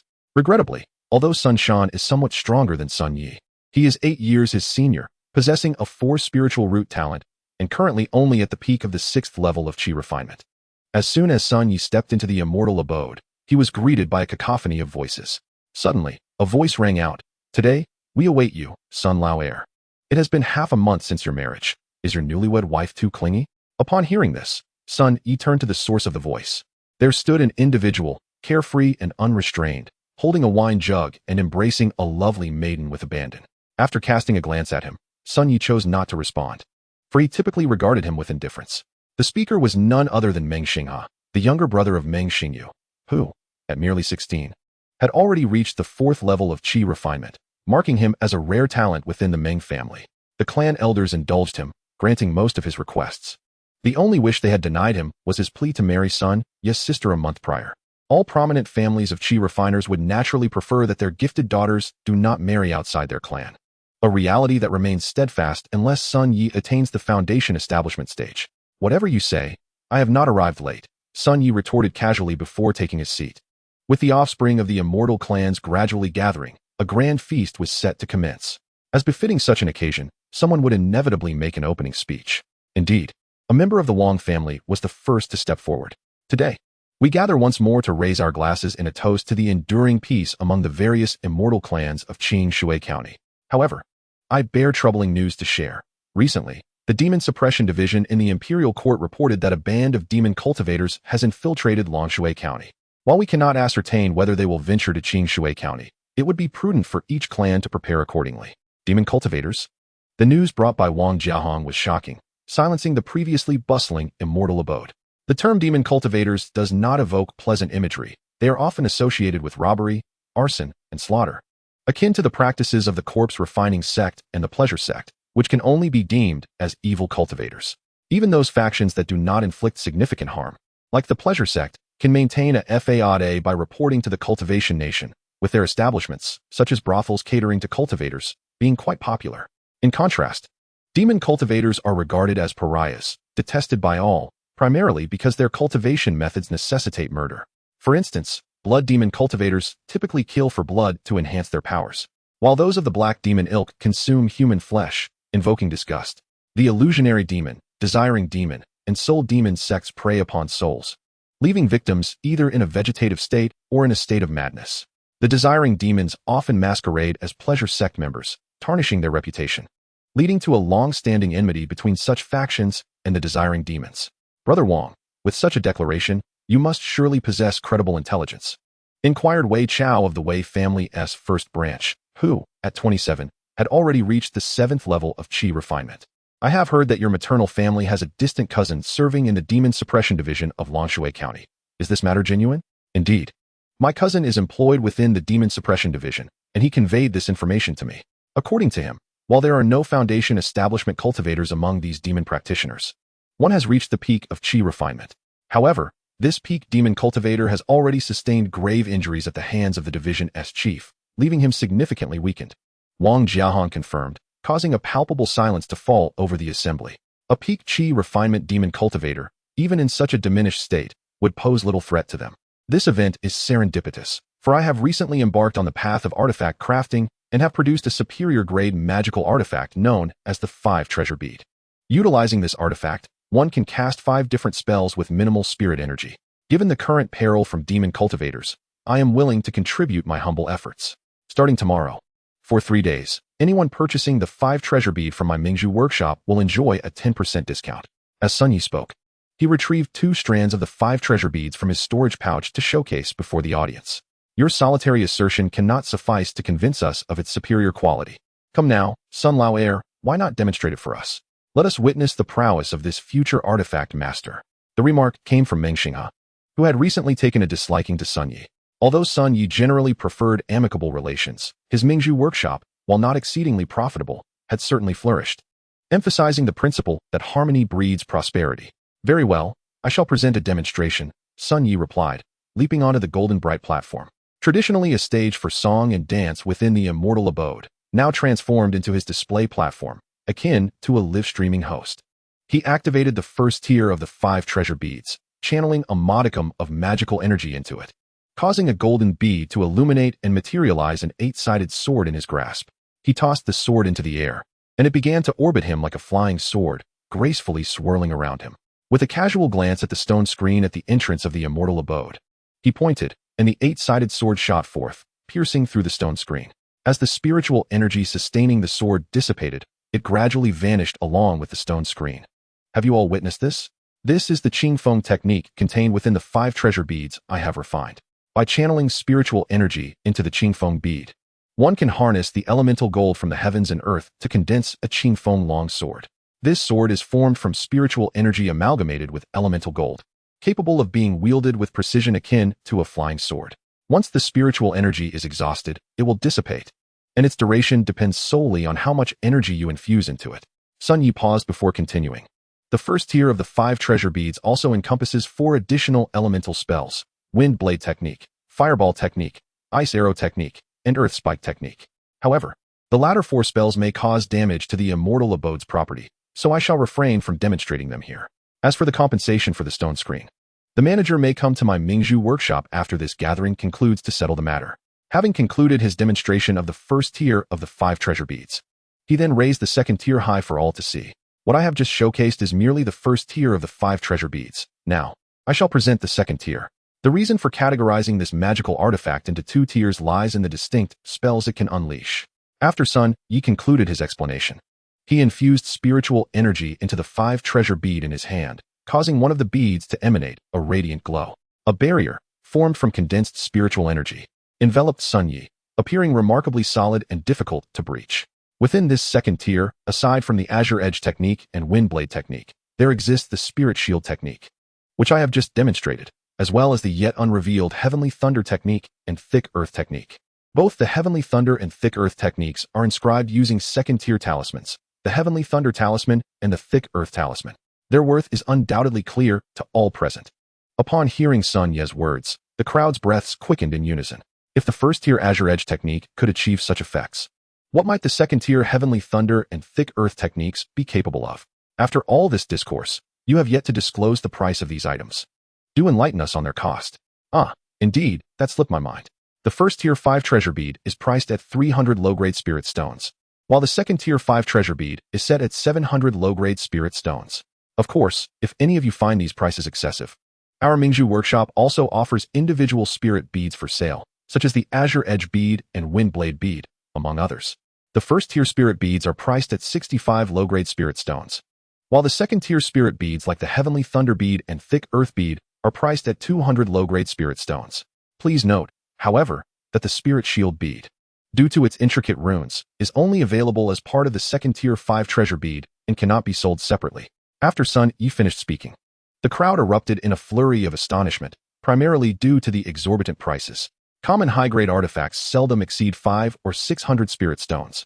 Yet Sun Yi's second-tier 5 treasure bead opened at 700 low-grade spirit stones.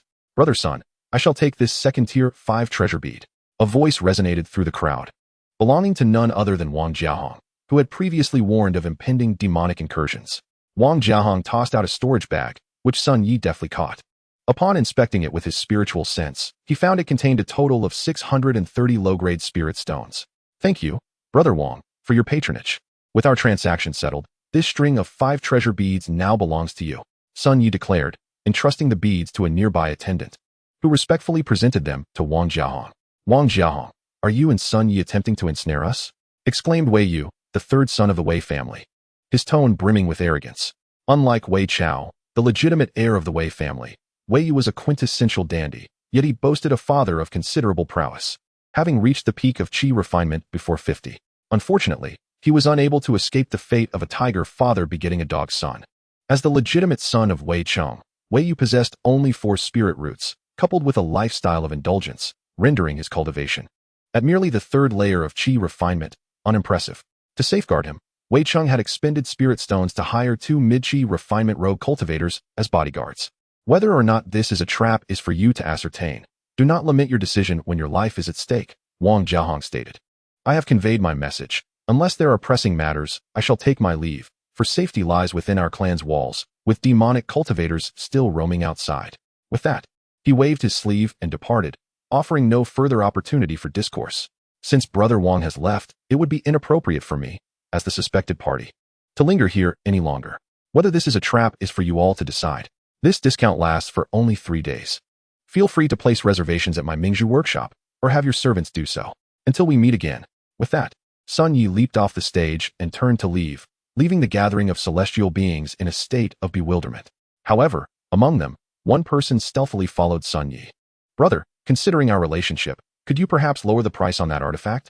Just a few steps outside the celestial dwelling, Sun Yi was caught up by Meng Xinghe. Our relationship? Just moments ago, you referred to me as second brother. Brother, that's not quite right. How can a brother-in-law be offended by a little jest? Brother-in-law? When did I become your brother-in-law? I am already wed to Infone. How could your sister ever marry me? Your words are misplaced. From that day forth, you, Sun Yi, are the only brother-in-law I recognize from the depths of my heart. Ultimately, the Ming family's 3rd branch is still under my authority.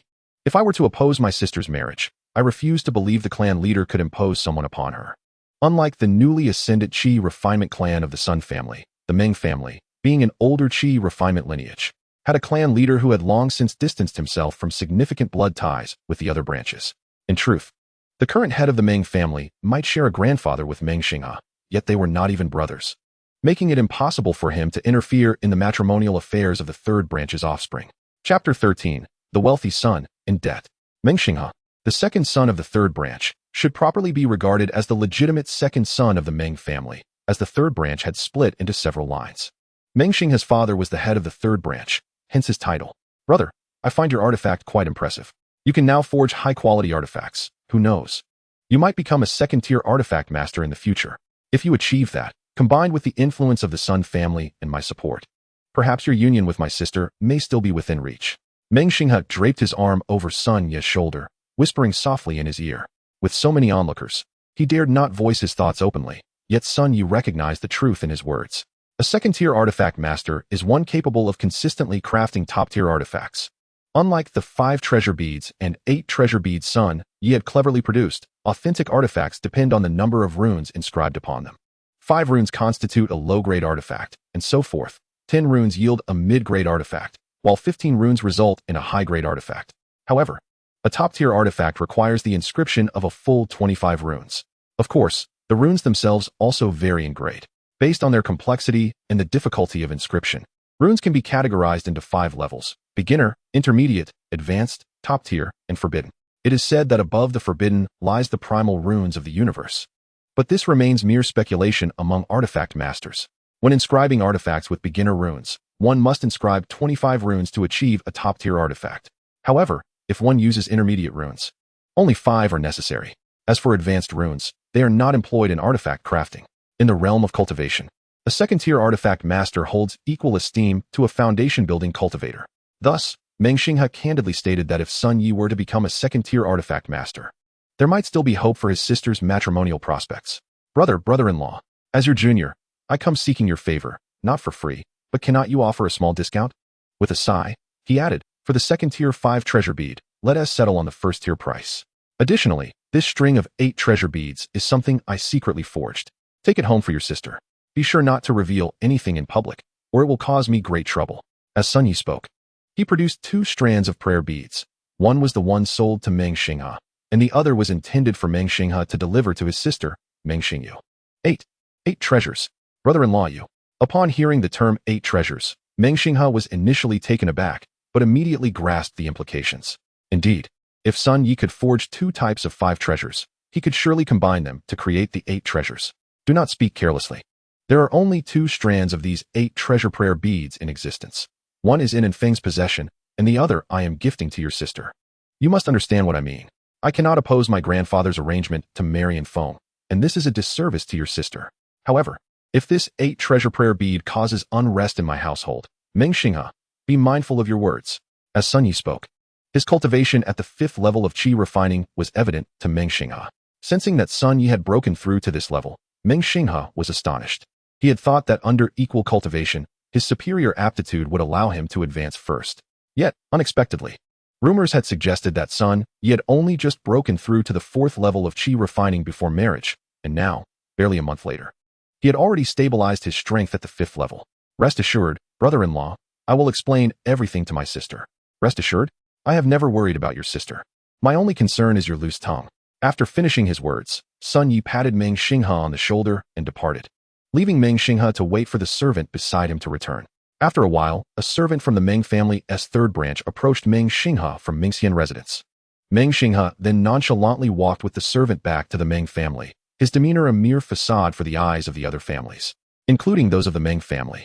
On the other hand, upon returning home, Sun Yi immediately sought out Feng, who was in her room drawing talismans. Fenger, stay at home and cultivate in seclusion. Do not venture outside. What's the matter?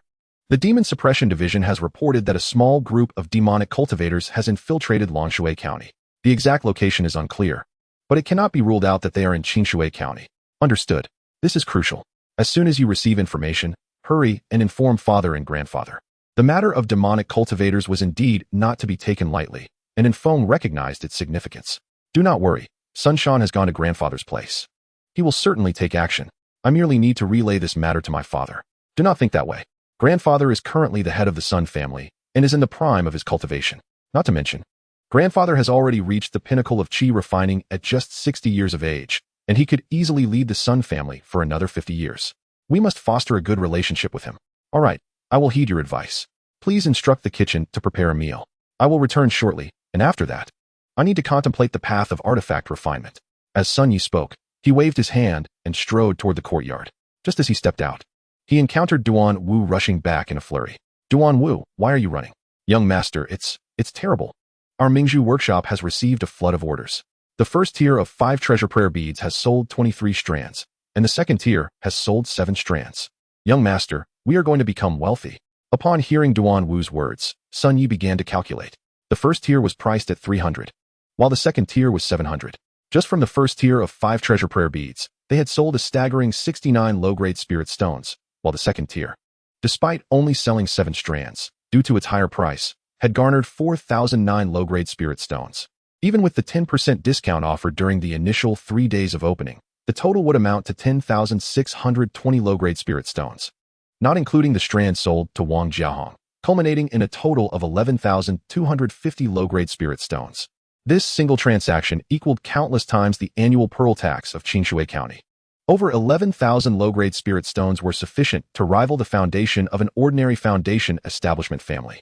No wonder it is said that artifact refiners earn wealth. At this rate, how could any artifact refiner be poor? It is a pity that I am merely a pseudo first-tier upper-grade artifact refiner.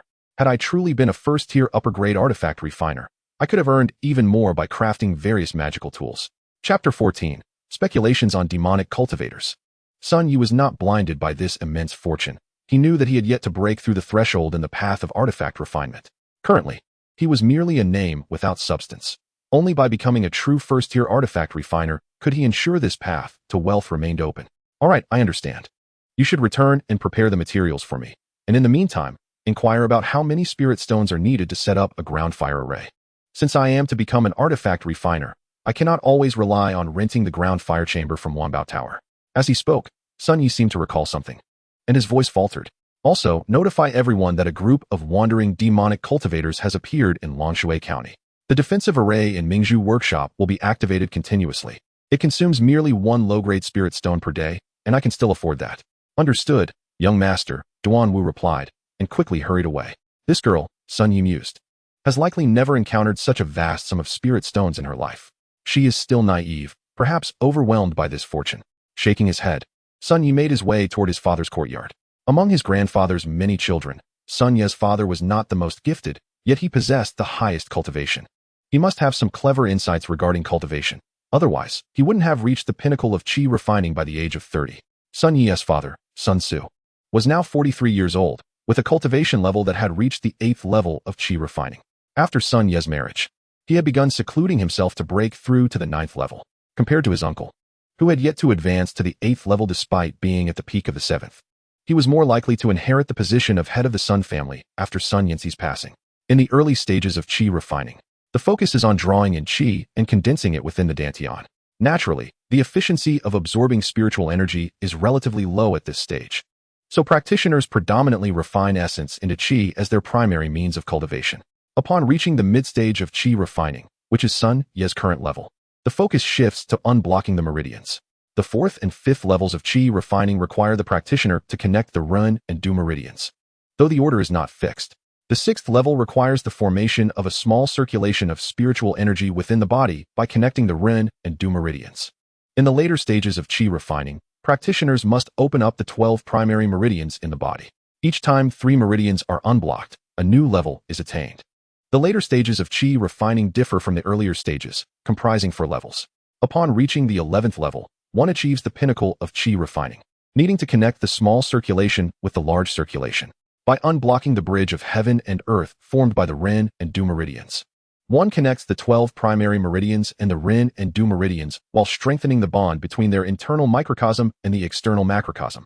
Afterward, cultivation no longer requires refining essence into qi, or rather, the efficiency of doing so pales in comparison to directly absorbing the spiritual energy from the world. Upon reaching his parents' small courtyard, Sun Yi discovered that only his mother, Cui Wan, was there, practicing alone. Mother, has father not emerged from his seclusion yet?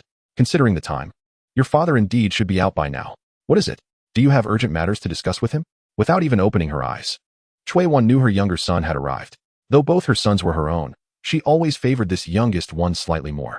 After all, the stable resources at home, akin to a fertile field, have been entrusted to the eldest son, while the younger son is immersed in a tumultuous sea, fraught with unpredictability and potential peril.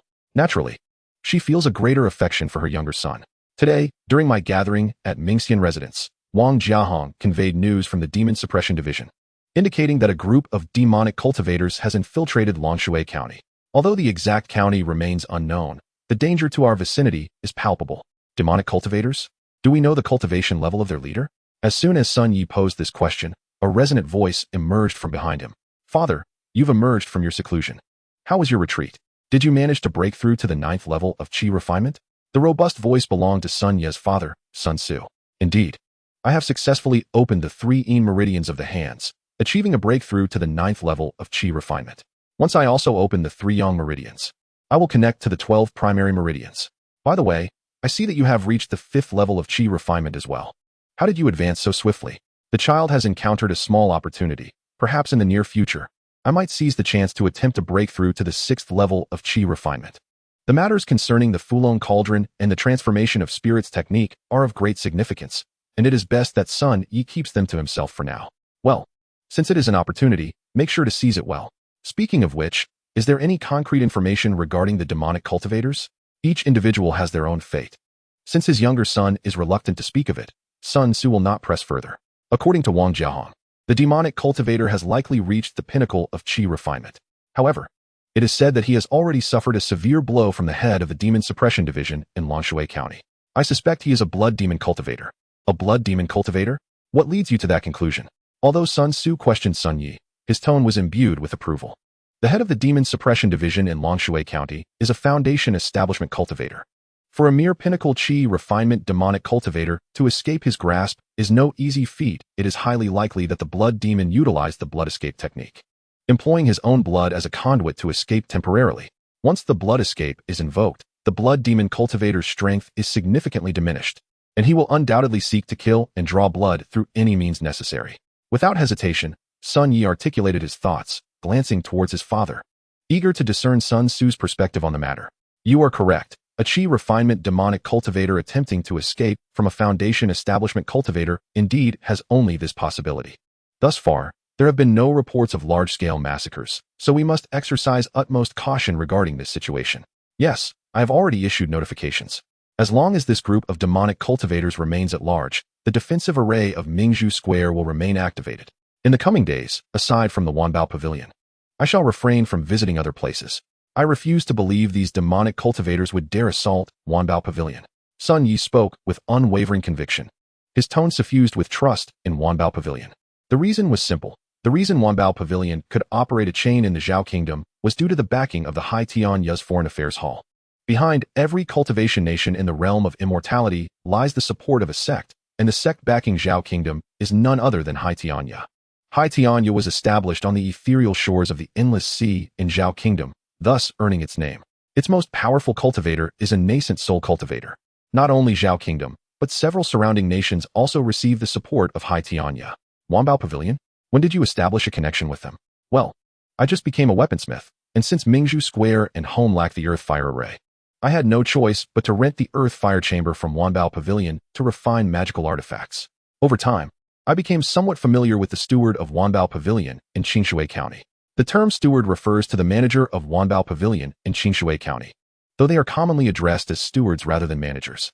Regardless of my familiarity with the steward, any customer renting the Earth Fire Chamber at Wanbao Pavilion would not be allowed to encounter problems, right?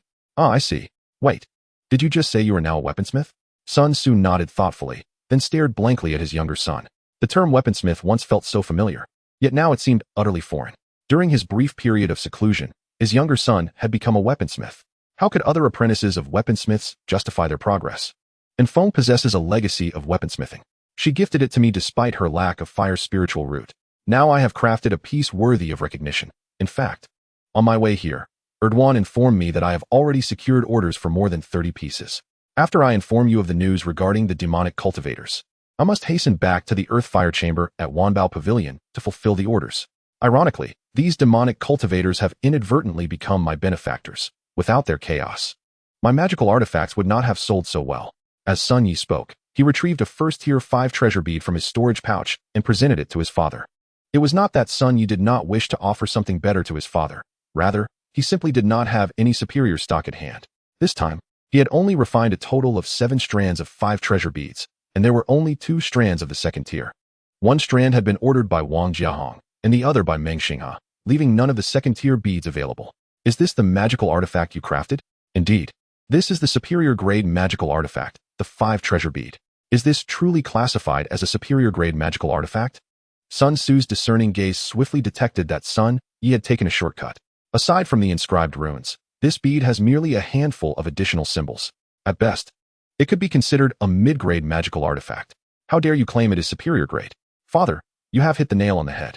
What magical artifact can enable a chi refinement cultivator to continuously utilize the 5 elements techniques? Even an ordinary superior grade magical artifact cannot achieve this. Yet my 5 treasure bead can. Hence, I declare it to be a superior grade magical artifact. Rarity begets value, right, father? After Sun Yi finished speaking, Sun Tzu's expression transformed. He understood that his younger son was indeed correct. Everything in the world hinges upon the principle of rarity begetting value. What price do you propose? An ordinary 5 treasure bead costs 300 low-grade spirit stones, while those inscribed with second-tier runes are priced at 700 low-grade spirit stones. Upon hearing the price his son casually quoted, both Sun Tzu and Shui Wan gasped in astonishment. Are you certain you are not attempting to rob someone? At this price, who would even consider purchasing it? I just mentioned that I still owe 30 magical artifacts to refine. You two should digest this information while I head back to eat, and then continue my weapons crafting. Having said this, Sun Yi swiftly exited his family's courtyard. He truly lacked the time to clarify everything with his parents. Whether it was to earn money or to truly become a weaponsmith, both tasks were pressing matters. Once home, Sun Yi finished his meal and rushed to Wanbao Pavilion. He rented the Earth Fire Chamber for 3 consecutive days, successfully refining all 35 treasure beads he owed. Not to mention, during these days, he consumed an entire bottle of chi-nourishing pills, which contained 20 pills, costing him a total of 80 low-grade spirit stones. As for the toll on his mental state, it was even more profound. When he emerged from the Earth Fire Chamber, he felt as though he had just recovered from a severe illness. However, the results were visibly rewarding, with over 10,000 low-grade spirit stones now within his grasp.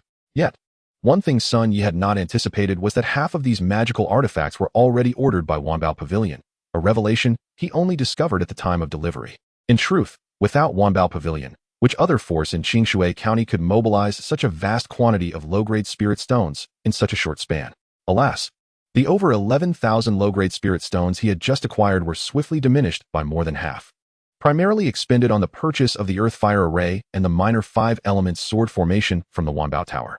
Indeed, the profits of the Wanbao Tower flowed like water, leaving no hope of bringing a single stone home. Fortunately, there remained over 5,000 low-grade spirit stones. Otherwise, Sun Yi would have been exceedingly disheartened.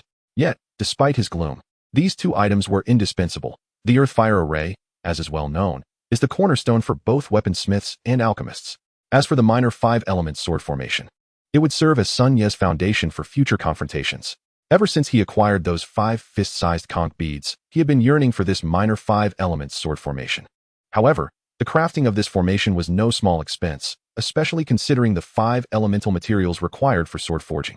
To afford the materials necessary for the minor 5-element sword formation, Sun Yi would need to forge additional magical artifacts. In the realm of cultivation, the most sought-after magical artifact is undoubtedly the flying sword.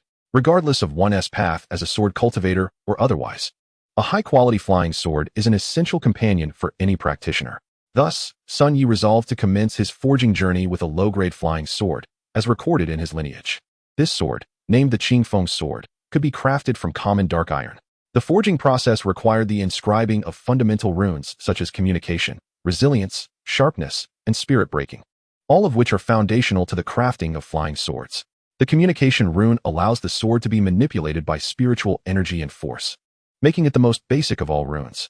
The functions of resilience and sharpness are self-evident, while spirit breaking endows the sword with the ability to strike at spiritual entities, severing spells and defenses. Merely the communication rune necessitates the engraving of 3 runes, alongside 1 for resilience, 1 for sharpness, and 4 for spirit breaking, culminating in a total of 9 runes required for the crafting of the Qingfeng sword. This sword was already considered among the finest of low-grade artifacts. With just 1 additional rune inscribed, it would ascend to the realm of mid-grade artifacts. Sun Yi chose to begin with the Qingfeng sword due to his confidence in his rune engraving abilities. After 3 days of forging 30 strands of 5 treasures beads, he could assert with pride that his engraving skills were undoubtedly among the best for a first-tier artifact smith. Nevertheless, the most pressing matter was to establish the Earth-Fire Array, as it was the foundation of all. Chapter 16, the Qingming Sword. Ultimately, Sun Yi opted to situate the Earth-Fire Array within his abode. Although forging does not require the absolute tranquility demanded by alchemy, it is not something to be disturbed at will. Particularly in Sun Ye's urgent quest to comprehend the craft of forging, having it at home was undeniably the most suitable choice. The Earth-Fire Array requires spirit stones to activate, consuming 5 stones at a time to utilize the array for forging or alchemy. Of course, 5 stones would only sustain it for half an hour. This clearly illustrates that the rental of the Earth-Fire Chamber from Wanbao Tower is indeed cost-effective, even at a loss, with their profits stemming primarily from the additional materials within the chamber. Once Sun Yi arranged the Earth-Fire Array at home, he embarked on his forging journey, only to be met with an unexpected challenge from the outset with the Qingfeng sword. While crafting the sword's blank, he encountered complications. Although the blank itself was without fault, it fell short of the perfection he envisioned when it came time to shape it. It was not that the cast sword blank was unusable. Rather, it consistently deviated from his ideal of a flawless sword blank. Suddenly, he recalled watching sword-making competitions in his previous life, where many participants opted to repeatedly fold and reforge the raw materials to create what was known as Damascus steel. The essence of this technique lies in the removal of impurities through repeated folding and reworking. Perhaps he could attempt something similar. If the sword blank's casting was lacking, it was likely due to impurities within the material. In the realm of cultivation, impurities are typically eliminated through specific techniques, each forging lineage possessing its unique methods. The technique recorded in Sun Ye's forging lineage is known as ninefold refinement, which employs spiritual energy to manipulate flames of varying temperatures, subjecting the material to repeated refining to achieve impurity removal. The ninefold refinement method is profound, applicable not only to forging but also to alchemy. However, there is a limitation. The spiritual energy of his current cultivation stage can only support 2 refinements. Clearly, 2 refinements alone are insufficient to cleanse the materials entirely. Otherwise, he would not consistently fall short of his desired perfection. Given this, he could only combine the ninefold refinement with the technique of creating Damascus steel. Sun Yi gathered all the discarded sword blanks he had previously forged and subjected them to a secondary refinement for heating before seizing a hammer and engaging in the labor of a blacksmith. Through relentless folding, heating, and hammering, he ultimately forged the perfect sword blank he envisioned. Sun Yi then began to inscribe runes into it, starting with the 3 communication runes, which are foundational to all magical artifact crafting. A magical artifact cannot function without the communication materials, thus inscribing the communication runes is imperative. Following this, he inscribed the runes for resilience, sharpness, and spirit breaking, the latter requiring 4 runes, yet this posed no challenge for Sun Yi. In no time, these 9 runes were inscribed upon the Qingfeng sword. However, to his delight, Sun Yi discovered that the sword he had forged could accommodate even more engravings. Consequently, he decided to take a chance. The 9 runes on the Qingfeng sword already positioned it as the pinnacle of low-grade artifacts. If he could add a few more runes, it might elevate to a mid-grade artifact. Sun Yi resolved to inscribe an additional sword Qi rune upon the Qingfeng sword, though doing so was quite a gamble. The sword Qi rune comprises 6 components. If inscribed in full upon the Qingfeng sword, it would result in a total of 15 runes. As previously mentioned, this number marks the threshold between mid-grade and high-grade artifacts. While the inscription of the sword Qi rune was recorded in his forging lineage, it provided no detailed instructions. Thus, Sun Yi had to navigate this challenge independently. Fortunately, thanks to his extensive experience with rune drawing, he ultimately succeeded in inscribing the sword Qi rune. Sun Yi shattered spirit stones in pure water to temper the blade, and upon completion, intricate patterns emerged upon the sword's surface. The Qingfeng sword successfully transformed into a high-grade artifact, and Sun Yi truly became a first-tier high-grade artifact smith. Indeed, I am a genius.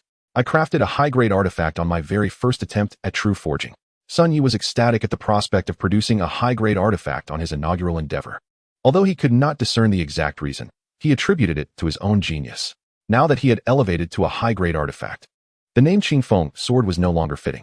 He recalled a renowned sword from Crouching Tiger, Hidden Dragon, known as the Qingming sword. Henceforth, you shall be called the Qingming sword. Sun Yi held the Qingming sword aloft, guiding it through various graceful maneuvers with his fingers gliding before his chest. Indeed, despite consuming tenfold the materials of the Qingfeng sword, the value of the Qingming sword far surpassed its predecessor. As he spoke, he raised his hand, and the Qingming sword gracefully descended into his grasp. Alas, I am but in the Qi refining stage and cannot yet nurture you. In the future, I shall forge a sword-raising gourd to house you. For now, you shall have to make do with this jujube wood sheath. Sun Yi, while speaking, picked up a piece of jujube wood and began to carve a sword sheath with his knife. Ideally, the sheath should be inscribed with an array for nurturing the sword. However, there were no relevant records in the artifact forging inheritance Sun Yi had acquired. Thus, he had no choice but to carve a common sheath for temporary use. The task of polishing the sheath was not particularly arduous, and in a short span of time, Sun Yi successfully crafted the jujube wood sheath. After inserting the Qingming sword into it, he surveyed his creation with satisfaction, a genuine high-quality magical artifact. Perhaps he truly was a genius. However, as he admired his masterpiece, a figure abruptly pushed open the door to the forging room and rushed in. It's terrible. Xinghe is missing. I've searched everywhere but cannot find him. You are the one who knows him best. Could you assist me in locating him? Upon seeing the intruder, Sun Yi's heart trembled slightly. The person who barged into his forging room was none other than his childhood friend, Meng Xingyu, the elder sister of Meng Xinghe. Xingyu, please, do not panic. Tell me exactly what has transpired. Even if we wish to find Xinghe, we must have some concrete clues. Sun Yi was too preoccupied to ponder how Meng Xingyu managed to enter, and seeing her distress, his immediate thought was to help her locate Meng Xinghe. Chapter 17. Rescuing in the Ruined Temple, Traces of the Blood Demon. Yesterday, Xinghe entrusted me with the magical artifact you asked him to pass on. This morning, I intended to seek him out to discuss ways to postpone the matter of my arranged marriage. However, upon arriving at his residence, I found him absent. His maid informed me that after delivering the artifact yesterday, he left home and did not return throughout the night. It's merely a night spent outside. There's no need for alarm. Perhaps that lad has gone to indulge in some revelry, Sun Yi reassured her. That is not the case. I've searched the entirety of Qingshui County, including taverns, brothels, and even flower houses, yet none have knowledge of my younger brother's whereabouts. I understand he enjoys a good time, but he has only a few favored haunts and would not stray elsewhere. Moreover, did you not mention that a band of demonic cultivators has infiltrated Qingshui County? I am fearful. Do you think my brother could?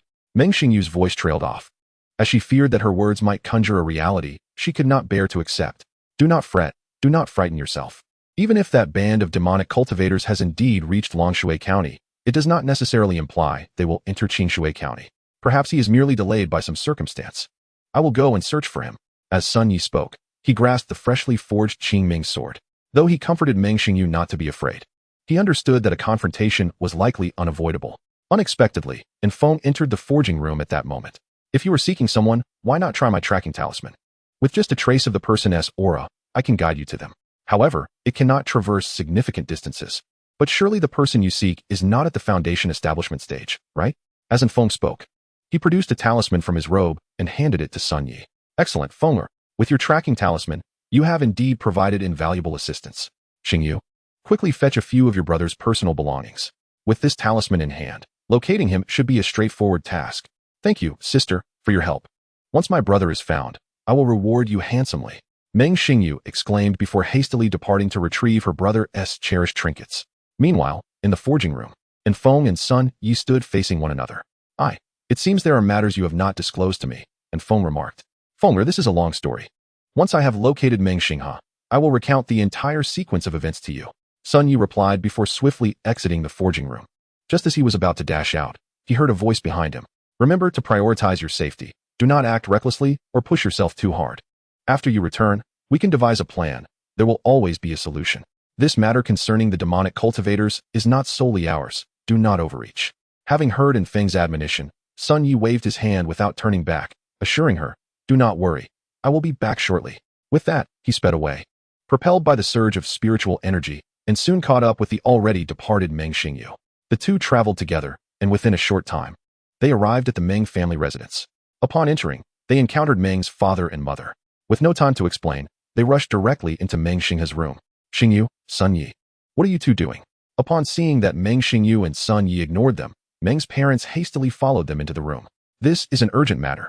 I beg your pardon for my rudeness. Sun Yi apologized briefly, then seized the jade belt typically worn by Meng Xingha and affixed the tracking talisman to it. As the talisman absorbed sufficient aura from the belt, it transformed into a streak of light and shot outwards. Without the luxury of explanation, Meng Xingyu and Sun Yi immediately pursued the light, followed closely by Meng's parents, who were filled with confusion regarding their daughter's urgent actions. The quartet followed the luminescent trail out of the city and soon arrived at a dilapidated temple outside the city. This crumbling structure, with its sparse bricks and tiles, had stood for several centuries on the outskirts of Qingshui County.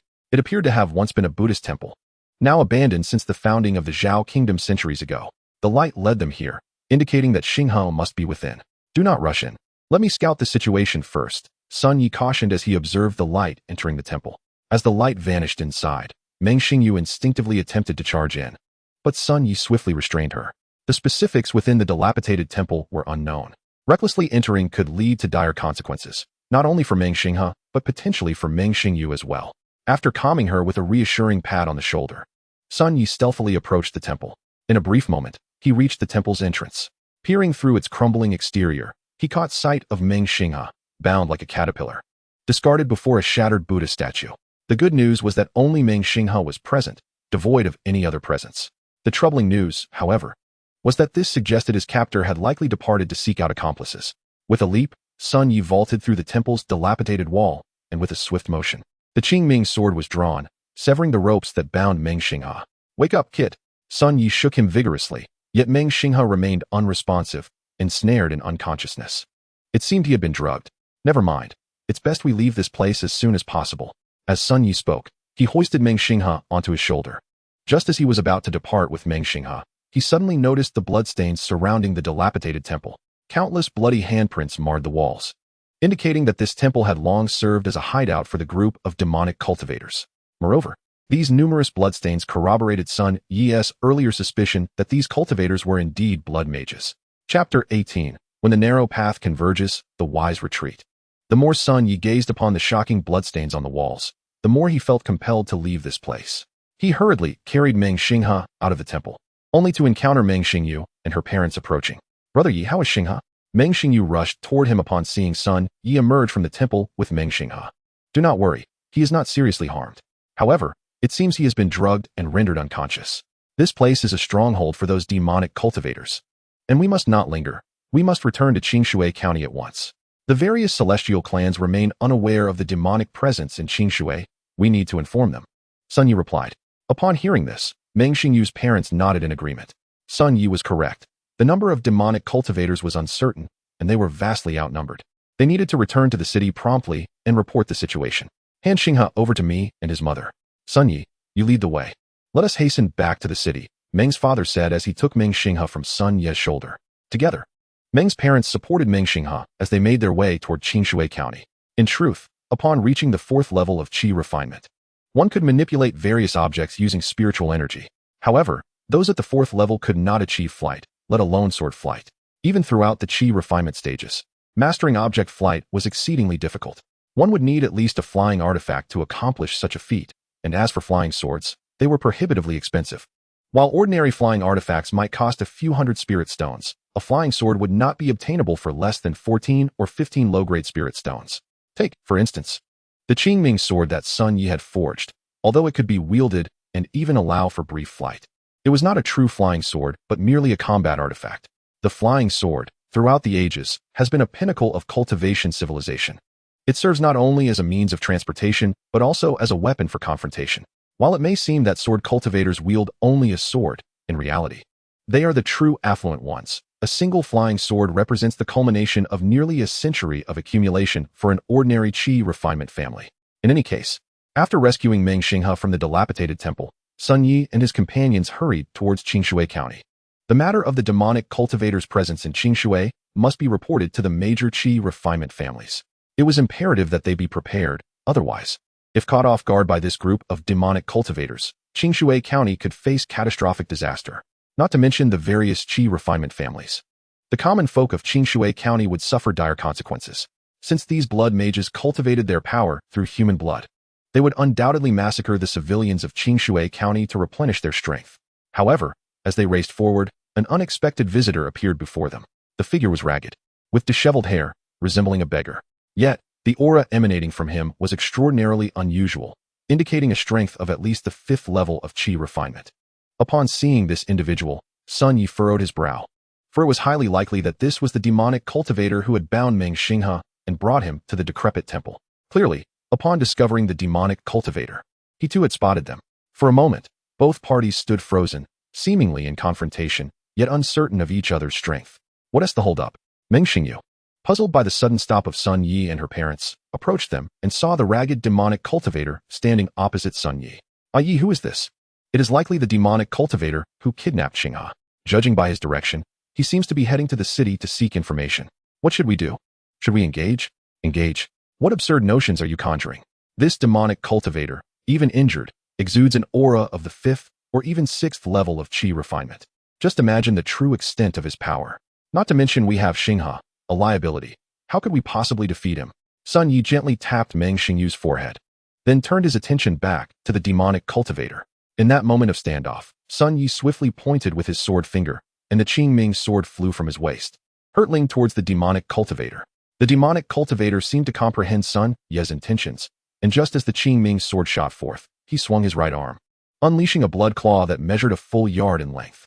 When the two attacks collided, an immense force erupted, producing a thunderous sound as the Qingming sword shattered the blood claw. However, something curious occurred immediately thereafter. Following that singular exchange, both Sun Yi and the demonic cultivator turned and fled. Where was the notion of the courageous triumphing in a narrow encounter? It was all a matter of wisdom, with both parties seeking to conserve their strength for future endeavors. After all, for the long-lived cultivators, the adage "a gentleman takes his revenge 10 years later" was a commonplace sentiment. Yet, even Sun Yi did not anticipate that the demonic cultivator would make the same choice as himself. Nonetheless, this served to confirm that the demonic cultivator was also significantly wounded and was certainly not at the peak of the Qi refinement stage. Otherwise, even in a severely weakened state, he would have had the means to eliminate Sun Yi and his companions. Notably, the blood of cultivators was far more potent for blood mages than that of ordinary mortals, making them a more desirable target. Acknowledging the outcome of their clash, Sun Yi immediately halted his retreat with Meng's family in tow. Meanwhile, the blood mage quickened his pace to escape. "Uncle, aunt, hand Xinghe over to Xingyu. I will lead the way. We must pursue him. The demonic cultivator we just encountered is not particularly strong. With the 3 of us, we might be able to subdue him. Capturing him would facilitate our interrogation regarding the whereabouts of these demonic cultivators." As Sun Yi finished speaking, The Qingming sword had already returned to his grasp. Holding the sword, he dashed forward, while Meng's parents, having heard his directive, immediately entrusted their son to their eldest daughter and drew forth their own artifacts to pursue. However, it must be said that blood mages were indeed among the fastest of the demonic cultivators. Within mere breaths, he had vanished without a trace. Even as Sun Yi reacted and accelerated in pursuit, he found nothing. Chapter 19. The demonic cultivator reveals himself. The celestial clans prepare for war. Sun Yi, did you manage to catch up to that demonic cultivator? Meng's parents, who had been closely following him, caught up but saw no sign of the pursued demonic cultivator, prompting their inquiry. No, that demonic cultivator's speed is extraordinary. Even after I exerted all my efforts to chase, I could not catch him. However, this journey was not without its merits. At the very least, we have confirmed that this group of demonic cultivators is indeed comprised of blood mages. And not only their leader, but also the others are heavily injured. Oh, how did you discern that? Had he not sustained such grievous injuries, it would have been utterly inconceivable for him to flee immediately after our clash, merely based on the aura he exuded. Furthermore, my strike with the Qingming sword had effortlessly shattered his blood claw, indicating that he was indeed severely wounded. Otherwise, he would not have been so easily overpowered by a single blow. Sun Yi calmly articulated his deductions, and upon hearing them, Meng's parents nodded in agreement. Indeed, your reasoning is most sound. The urgent matter at hand is to relay this information to the various clans. It seems that the cultivator has departed, and I doubt he will return in the near future. We should hasten back to Qingshui County. Whether due to the plight of their daughter or the presence of these blood cultivators, Meng's father felt an imperative to return swiftly to Qingshui County. Yes, now that we are aware of the blood cultivator's whereabouts, we must indeed return to Qingshui County to report this to our family. Let us part ways here, uncle. You must make haste home, and I too must return to the Sun family with urgency. Sun Yi understood Meng's father's concerns. After all, before his marriage to Enfeng, his entanglements with Meng Xingyu were common knowledge among the younger generation of the immortal clans. Now that he was intertwined with both Meng Xingyu and Meng Xinghe, his parents' apprehensions were justifiable. Ultimately, Sun Ye's intentions had always been somewhat impure. Although he had wed Enfeng, he would never forsake her. Nevertheless, he still harbored thoughts of Meng Xingyu. Otherwise, he would not have allowed Meng Xinghe to bring that string of 8 treasure beads to his sister. Very well. Then we shall take Xinghe and Xingyu back with us. Today as events owe much to your assistance, young friend, and we shall surely reward you handsomely in the future. There is no need for such formalities. Uncle, we have known each other since childhood, and Xinghe is as dear to me as my own brother. It was imperative that I assist him when he was in peril. I trust that should I encounter difficulties in the future, Xinghe will undoubtedly extend his utmost support to me. Our relationship transcends mere notions of repayment. I believe it is best for you to return home swiftly with Xinghe and ensure he suffers no lingering effects. After all, given that Xinghe has been unconscious for so long, it is likely he was drugged. Throughout his discourse, Sun Yi refrained from mentioning Meng Xingyu's name, focusing solely on his brotherly bond with Meng Xinghe. Of course, he hoped this would alleviate Meng's parents' wariness towards him. However, observing their resolute departure, it seemed his words had little impact. Sun Yi shook his head as he watched their figures recede into the distance. Ultimately, his strength was still lacking. Even if he were to become a foundational cultivator or merely a first-tier master craftsman, Meng's parents' demeanor might have been markedly different today. With a resigned shake of his head, Sun Yi hastened towards the Sun family estate. Before long, he returned to the ancestral grounds of the Sun family. However, instead of heading home directly, he made his way to the family shrine, as the elder often secluded himself there. Even when matters arose, he would summon people to the shrine for discussions. Grandfather, where are you? Your grandson has significant news to report. Sun Yi burst into the shrine, loudly inquiring after Sun Yinzi. Enough, you little rascal. I am right here in the shrine. A robust voice echoed from within. And Sun Yi turned to see Sun Yinzi appearing at the entrance of the shrine. Ha ha ha. I'm just taking advantage of your fondness for me, grandfather. Besides, who decreed that one must not speak loudly when seeking out their grandfather in the shrine? Honestly, what great news could you possibly have? Is it once again about that girl from the Meng family? Let me make this clear. Her family will never allow her to be married off, as she possesses a spiritual root. You should quell your desires and focus on living a good life with Enfeng. Oh, grandfather, I did not come to discuss that matter. Furthermore, should I achieve foundational cultivation in the future, I refuse to believe that the Meng family would reject me as a son-in-law. Upon hearing Sun Yinzi's words, Sun Yi immediately retorted. Sun Yinzi, amused by his grandson's response, stroked his beard and chuckled. Very well, my dear grandson. Should you succeed in foundational cultivation, I will even forego my dignity to plead with the Meng family on your behalf to win over that young lady. With that diversion. I almost forgot what I intended to say. Your eldest brother should have informed you that a group of demon cultivators is currently on the loose in Lanshui County. Today, I discovered traces of these demon cultivators outside Qingshui City. It aligns with my previous deductions alongside my father. These demon cultivators are indeed blood cultivators. After exchanging blows with one of them, it is evident they are all severely injured. What? You exchanged blows. Did you sustain any injuries? Come, let me see. Upon hearing that Sun Yi had engaged with the demon cultivators, Sun Yinzi immediately seized him, inspecting him for injuries. Grandfather, I am unscathed. Moreover, how could I ascertain that those demon cultivators are gravely wounded? It is precisely because I held the upper hand in our encounter. Regrettably, the blood cultivator fled too swiftly. By the time I realized I should pursue him, he had vanished without a trace. With Sun Ye's reassurances, Sun Yinzi finally felt at ease. Phew. As long as you are unharmed. Remember, as long as the green hills remain, one need not fear a lack of firewood. Never act recklessly. Preserving your life is the utmost priority. As for this group of blood cultivators, I have heard from the eldest that they are at the peak of chi refinement, but have already suffered significant losses at the hands of foundational cultivators. Rest assured, when confronting demon cultivators, the various clans of Qingshui County stand united. I shall convene with those old fellows shortly to discuss how we should tackle this group of demon cultivators. Indeed, it is reassuring that grandfather has this matter in hand. However, since these demon cultivators are blood cultivators, we must act swiftly. Otherwise, if they begin slaughtering mortals to regain their strength, it will be exceedingly difficult for us to deal with them. Chapter 20. Entering the mountains to exterminate demons. Your concerns are not unfounded. While ordinary demon cultivators find it challenging to regain their strength, blood cultivators are a different breed. These rascals can significantly recover their power with just a taste of human blood. I must hasten to consult with the various clans and organize the family disciples to venture into the mountains for extermination. Into the mountains? Grandfather, do you mean they are hiding in the mountains? Upon hearing Sun Yinzi's words, Sun Yi immediately grasped the crux of the matter. Indeed, into the mountains. We are surrounded by no natural defenses in Qingshui County. The only refuge available to them lies 30 miles away in Kangi Mountain.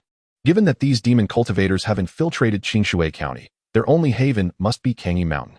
Upon hearing Sun Yinzi's explanation, Sun Yi suddenly understood. Of course, how could I have overlooked this? I thought they would scatter into the city, but they are actually in Kangi Mountain. Sun Yi clapped his hands together, as if he had come to a realization. Your theory is plausible, but given their current injuries, their thirst for human blood is exceedingly acute. If they were to escape into the city, it wouldn't be long before they were discovered. Thus, they are bound to retreat to Kangi Mountain. After all, that place is teeming with ferocious beasts, and even demon beasts exist. If one or two individuals were to go missing in Kangi Mountain, it would hardly raise any suspicion, and the immortal clans would remain oblivious. After Sun Yinzi finished speaking, he patted Sun Yi on the head, and then walked outside the shrine with his hands clasped behind his back. Go home and check on your wife. She just ran off with the girl from the Meng family without a word. You owe her an explanation. As the last echoes of his voice faded, Sun Yinzi's figure had long since vanished from Sun Ye's sight. Upon hearing Sun Yinzi's words, Sun Yi was taken aback. So, you are fully aware of everything.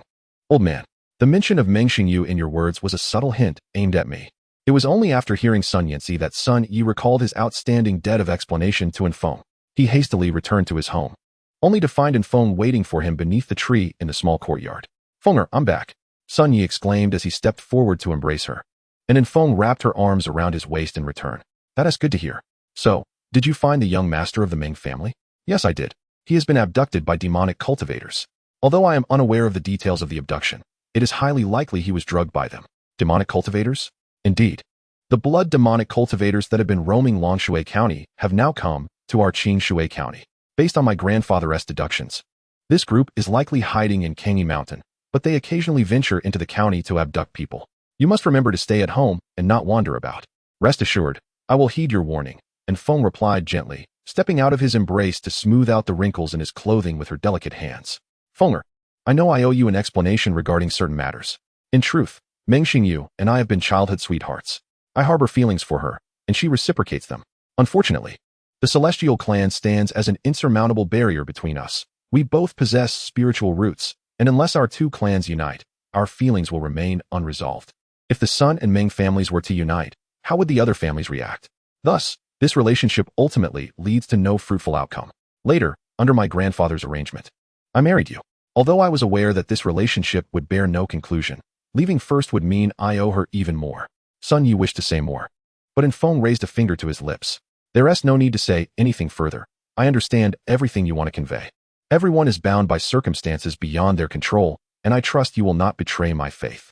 Hearing in Feng's words, Sun Yi felt a surge of emotion, instinctively pulling her into his embrace as they stood quietly beneath the tree in the courtyard. By the way, Feng, I rushed out in such haste that I forgot to tell you some joyous news. As he spoke, Sun Yi extended a finger, and with a swish, a beam of sword light materialized before them. What is this? And Feng exclaimed, turning to look back at Sun Yi, who was holding her. This is a magical artifact I refined, a true top-grade artifact, the Qingming sword. I am no longer a mere opportunistic artifact craftsman. I am now a genuine craftsman capable of creating top-grade artifacts. Sun Yi joyfully showcased his creation to Feng, who was equally elated upon seeing the Qingming sword. Indeed, it is remarkable, a true top-grade artifact. This is wonderful, Yi. From now on, our lives will only get better, won't they? Rest assured, I will ensure that Fenger lives ever better, even advancing to the foundation establishment stage. Sun Yi continued, by the way, grandfather mentioned he would organize personnel to enter the mountains to hunt down the demonic cultivators. Since I brought this news, I will certainly not be left out. Just stay at home and wait for me. With the combined efforts of the major families, we will be gone and back in just a day or two. Hunting down the demonic cultivators? Will there be any problems? Have no worries. This group of demonic cultivators must be severely injured. With the clan leaders of the various families leading the way, all of them are peak chi refinement cultivators. With their presence, we younger generation will merely assist from the sidelines. There should be no issues. Just as Sun Yi and Feng were conversing, a sudden knock echoed from the courtyard door. Who is it? Second master, news from the clan leader. He requests your immediate presence. The various families have mobilized their young members to prepare for the eradication of the demons in Kangi Mountain. All right, I understand. You may leave now. I will go at once. After speaking, Sun Yi gently stroked Feng's hair. Wait for me at home. I will surely return safely. With that, he sheathed the Qingming sword and stepped out of the small courtyard. Before long, he arrived at the ancestral hall of the Sun family, where many brothers and uncles were already geared up and prepared for departure. Yi, come here. Upon noticing Sun Yi's arrival, Sun Yinsi immediately beckoned him to his side. Listen well, the appearance of these demonic cultivators in our Qing Shui County represents both a crisis and an opportunity. The Zhao Kingdom has already issued bounties on these demonic cultivators. Unfortunately, the Sun family cannot single-handedly take them down, so we must collaborate with the other families to eradicate this group. Once we enter the mountains, do not act without orders. When engaging in battle, give it your all. The rewards for slaying demonic cultivators will be credited to the individual, meaning that those who slay more will receive greater bounties and more cultivation resources. However, remember to prioritize your own life. Chapter 21. Eradication of Demons in Kangi Mountain, Tracking Their Trail. After the old man's motivating speech, the sons of the various branches of the Sun family were ablaze with fervor. To them, these demonic cultivators were no longer mere foes. They were living treasures of cultivation resources. All right, I won't elaborate on the specifics any further. Let us set off. With a wave of his hand, the elders of the Sun family mobilized their dozen or so cultivators. Shortly thereafter, they arrived at the gates of Qing Shui County. But the Sun family was not the first to reach the county gate. The Meng and Wei families had already been waiting there. Although the various celestial clans were distributed among their respective fortresses surrounding Qing Shui County, there remained a disparity in distance to the county gates. Naturally, the Meng and Wei families were closer. Ha ha ha, old son, you've arrived late. Whether I am late or not, you are all still waiting for me, aren't you? Haven't the other families yet arrived? Without you, we wouldn't dare show up. How could we let you, old son, take advantage of us? No sooner had Sun Yinsi's words fallen than voices were heard from behind. Turning around, he saw the Zheng and Wang families approaching the gate from different directions. In an instant, the 5 Qi refinement families of Qing Shui County had gathered at the county gates, with the demonic cultivators of Kangi Mountain. It will be a matter of luck who encounters them. Let us simultaneously ascend the mountain from 5 different directions. Then I, the Meng family, shall take the southern route. Since they fled from Longshui County, my Wei family will take the northwest. Humph, you've taken the lead. In that case, the Zheng family will head north. Then the Wang family shall take the west. Whether we can capture these demonic cultivators will depend on our individual prowess. Since all directions have been set, I will take a loss and cover the southeast and east. After determining their respective directions, the other 4 families set off first. After all, Kangi Mountain lay to the northwest of Qing Shui County, and those who had not chosen the eastern route were naturally inclined to depart sooner. Left behind were only the members of the Sun family, and at that moment, Sun Shan from the main branch stepped forward. Grandfather, we know the demons escaped from the county town, and they are likely hiding in the northwest of Kangi Mountain. Why would we relinquish the area with the highest probability of encountering these demonic cultivators? Sun Yinzi glanced at his eldest grandson before turning to Sun Yi. Yi, do you understand your grandfather's intent? In response to grandfather, since the demonic cultivators have fled to Qing Shui County, they will inevitably come closer to the county. Moreover, I previously encountered a group of demonic cultivators on my way back to the county town, which indicates that they must have traversed the Kangi Mountain and arrived in the southeast. The Meng family seeks the southern region, and their intentions align with those of my grandfather. Well said. Yi has made astute deductions, although we have disseminated the news of the demonic cultivators' flight to Qingshui County. Neither I nor that old ghost Meng has disclosed that they have already sent people to investigate in Qingshui County. Only in this manner can our two families seize the initiative and compel the other three families to form a surrounding encirclement for us. Shaner, while you are the eldest, your cunning is still not on par with Yi's. In the future, you ought to learn from your younger brother in this regard. Otherwise, you may find yourself sold without knowing how you met your demise. They have all departed. We shall set forth as well. After Sun Yinzi spoke, he waved his hand, and the Sun family's entourage proceeded towards Kangi Mountain. However, just after Sun Yinzi finished speaking, Sun Shan shot a fierce glare at her brother. Sun Yi naturally caught the glare from Sun Shan, and without a doubt, he found himself the victim of an unwarranted misfortune. Sun Yi understood very well that this was precisely the effect his grandfather intended to achieve. A simple catfish effect. He merely needed to exhibit favoritism towards himself to ignite the competitive spirit among the third generation of the Sun family. This is a straightforward catfish effect employed by every family's patriarch. After all, it is only by stirring the ambition of the family's descendants that the family can progress towards greater heights. Of course, Sun Yi was more than willing to shoulder this burden. Since he had accepted the engagement with Infeng, this responsibility also fell upon him. Naturally, by accepting this burden, the family would provide him with superior resources. Everything is relative. Every sip and every peck is unspoken. Before long, the Sun family arrived at the foot of Kangi Mountain. Given that the southeast of Kangi Mountain is closest to Qingshui County, their journey to the mountain was swift. As everyone entered the mountain to search, they were reminded to hold on to their signal flares. Should anything seem amiss, they were to ignite the flares immediately to alert the family. Understood.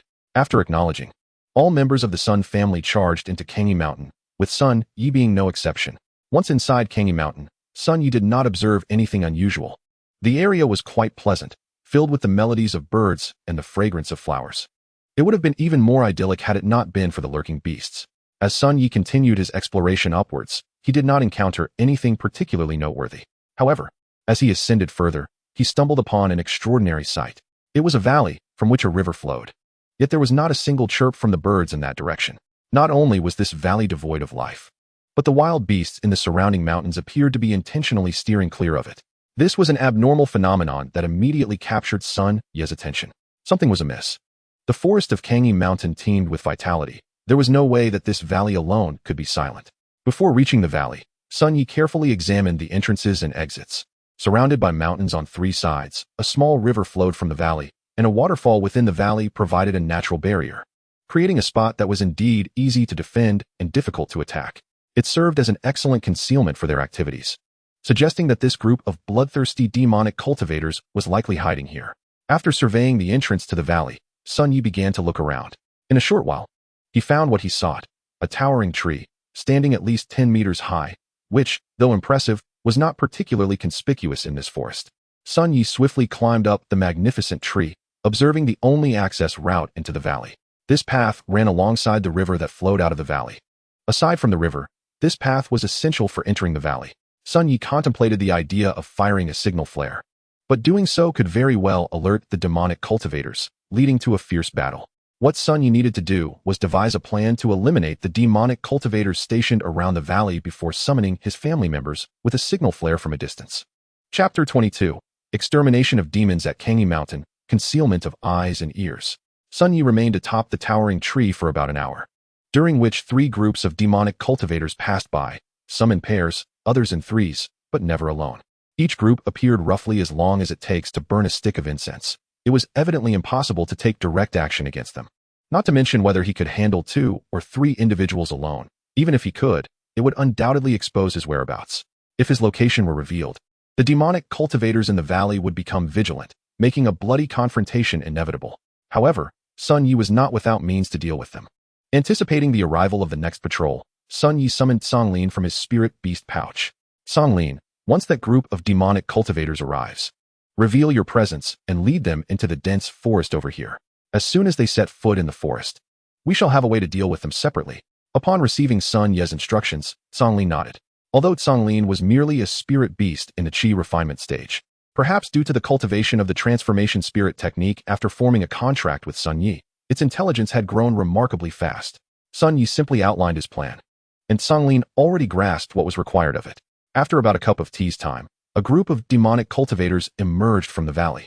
They were likely to patrol along this path, ensuring their movements went undetected by outsiders.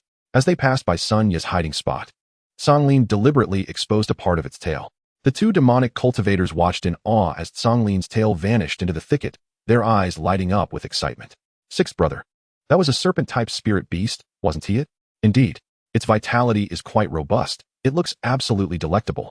The demonic cultivator referred to as sixth brother could not help but lick his lips. This valley has been so thoroughly cleaned out that not even a bird dares to rest here. We must not let this spirit beast slip away. Most of the prey we've hunted these days has been taken by the eldest brother to regain his strength. After the others have taken their share, there won't be much left for us brothers, said the other demonic cultivator, nudging sixth brother with his elbow. Hearing this, sixth brother's eyes gleamed. Indeed. It's been so long. It's about time we had a taste of something ourselves. Let us deal with this spirit beast first. With that, sixth brother dashed into the forest following the trail Songlin had left, and the other followed closely behind. Seeing his plan come to fruition, Sun Yi smiled with satisfaction atop the tree. Sixth brother hurriedly chased after Songlin in the thicket, completely oblivious to the trap into which he had fallen. Although Songlin's trace was still visible, he had already lost sight of it. Driven by his desire for the spirit beast's vitality, sixth brother quickened his pace. Yet, just a few breaths later, he suddenly tripped and fell forward. As a practitioner, he was certainly quick to react. With a swift motion, he extended his hand in an attempt to leverage it to flip himself back up and evade this impending fall.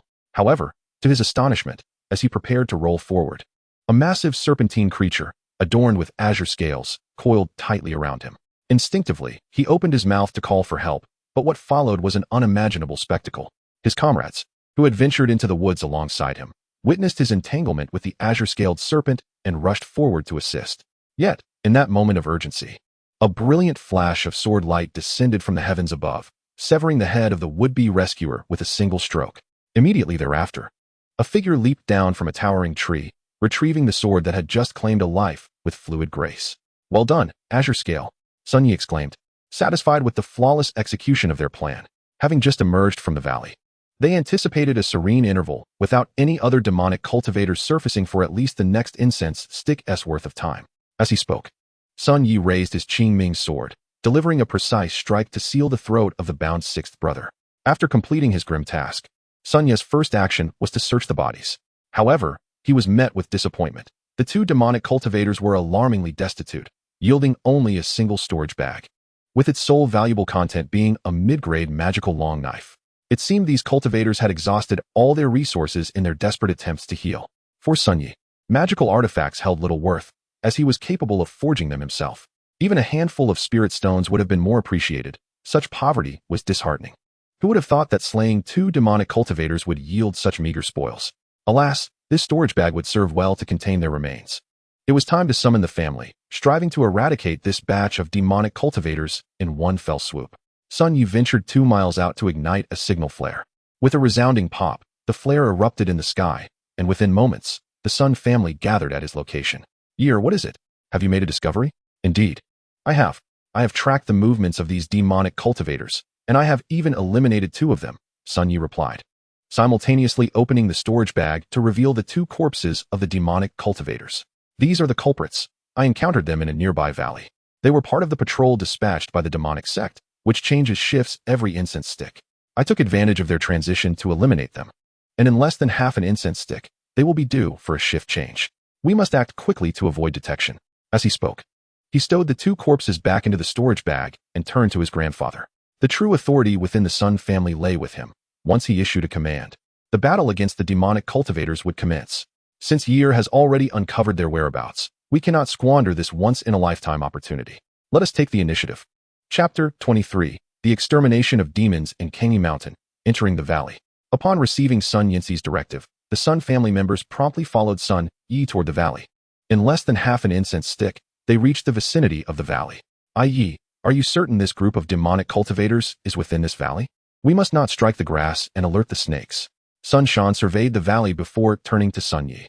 To him, a valley surrounded by mountains on three sides with only one exit seemed an illogical choice for the demonic cultivators, as it would be easy to attack but difficult to defend. I assure you, these demonic cultivators are indeed here. Despite its appearance, this locale is not easily assailable. With only one point of entry and exit, any movement attempting to enter the valley would be detected by them. These cultivators are overly confident in their strength, believing that no entity in a mere county could pose a threat to them, hence their choice of this location. After Sun Yi spoke, he glanced at his grandfather. Regrettably unaware that Qingshui County was actually the strongest county in Longshui Prefecture, rivaled only by the prefectural city in terms of power. Though lacking foundational cultivators, the prominent families possessed formidable peak Qi refinement practitioners. Turning back to Sun Shan, he quipped, if you remain skeptical, why not let your younger brother take the lead and lure these demonic cultivators out? However, if it comes to credit, I must claim the lion's share for merely drawing them out. Upon hearing this, Sun Shan's eyes flickered as he pondered the implications. You little rascal. If your grandfather trusts Yi, do you dare to question his judgment? Before Sun Shan could retort, a large hand pressed down on his head. The owner of this hand was his father, Sun Ye's uncle. Noticing his uncle's intervention, Sun Yi realized that his attempt to provoke Sun Shan would likely be in vain. Compared to the inept Sun Shan, Sun Yi viewed his uncle as a suitable candidate for the family head, exhibiting calmness in crisis and possessing formidable strength. Within the family, aside from his own father, only his uncle could shoulder such responsibilities. Enough, we are all family. Let us not engage in further infighting. First, we must eliminate these demonic cultivators. Yi, lead the way and dive into the valley from the water, avoid detection, and aim for a swift and decisive strike. Rest assured, grandfather, after years of experience in the aquatic realm, no one can best me underwater, Sun Yi declared, opening his beast-controlling pouch to release the azure scale. As the enormous creature emerged, the members of the Sun family gasped in astonishment. They had not anticipated that azure scale could grow to such proportions. In the wilderness, encountering such a behemoth would leave them with little choice but to flee. Yi, is this the beast that hatched from that serpent egg? Indeed, it is called azure scale. It emerged from the serpent egg you bestowed upon me, grandfather. Over the years, its assistance in the aquatic territories has kept me safe from danger. Having absorbed the essence of Moonflow, Azure Scale had reached the peak of the 8th level of Qi refinement, merely a step away from the 9th. It was due to Azure Scale's presence that Sun Yi dared to devise a plan to ensnare the two demonic cultivators. I see its cultivation has indeed reached the pinnacle of the 8th level of Qi refinement, and it seems poised to transform from serpent to flood dragon. Your grandfather possesses a keen eye. Azure Scale has recently encountered fortuitous circumstances, enhancing its bloodline. While it remains uncertain when it will fully evolve, I believe it is not far off. Sun Ye's grandfather, having seen much in his time, immediately recognized Azure Scale's extraordinary potential. Excellent. Should this serpent truly transform into a flood dragon, our family will gain an invaluable asset. If it can indeed metamorphose, the prospects for foundational cultivation may be within reach. The presence of a foundational beast would prove far more advantageous for a family's prosperity than a foundational cultivator. After finishing his statement, Sun Yinsi patted Sun Ye's shoulder. Nurture it well. Should the need arise, the family's resources can be devoted to its development without reservation. The weight of this statement was not lost on Sun Yi, who understood that his grandfather spoke with utmost sincerity. A cultivator in the foundation establishment stage can live no more than a little over 200 years, whereas a foundation establishment beast can survive for at least 300 years. In other words, a foundation establishment beast can elevate a family into a prestigious lineage, flourishing for 3 centuries, while a cultivator of the same stage can only ensure prosperity for a mere century. The disparity in significance between a foundation establishment cultivator and a foundation establishment beast is thus evident when one considers the outcomes. In truth, it is no easy feat for a foundation establishment cultivator to subdue a foundation establishment beast, which explains why many foundation establishment families lack a guardian beast of their own.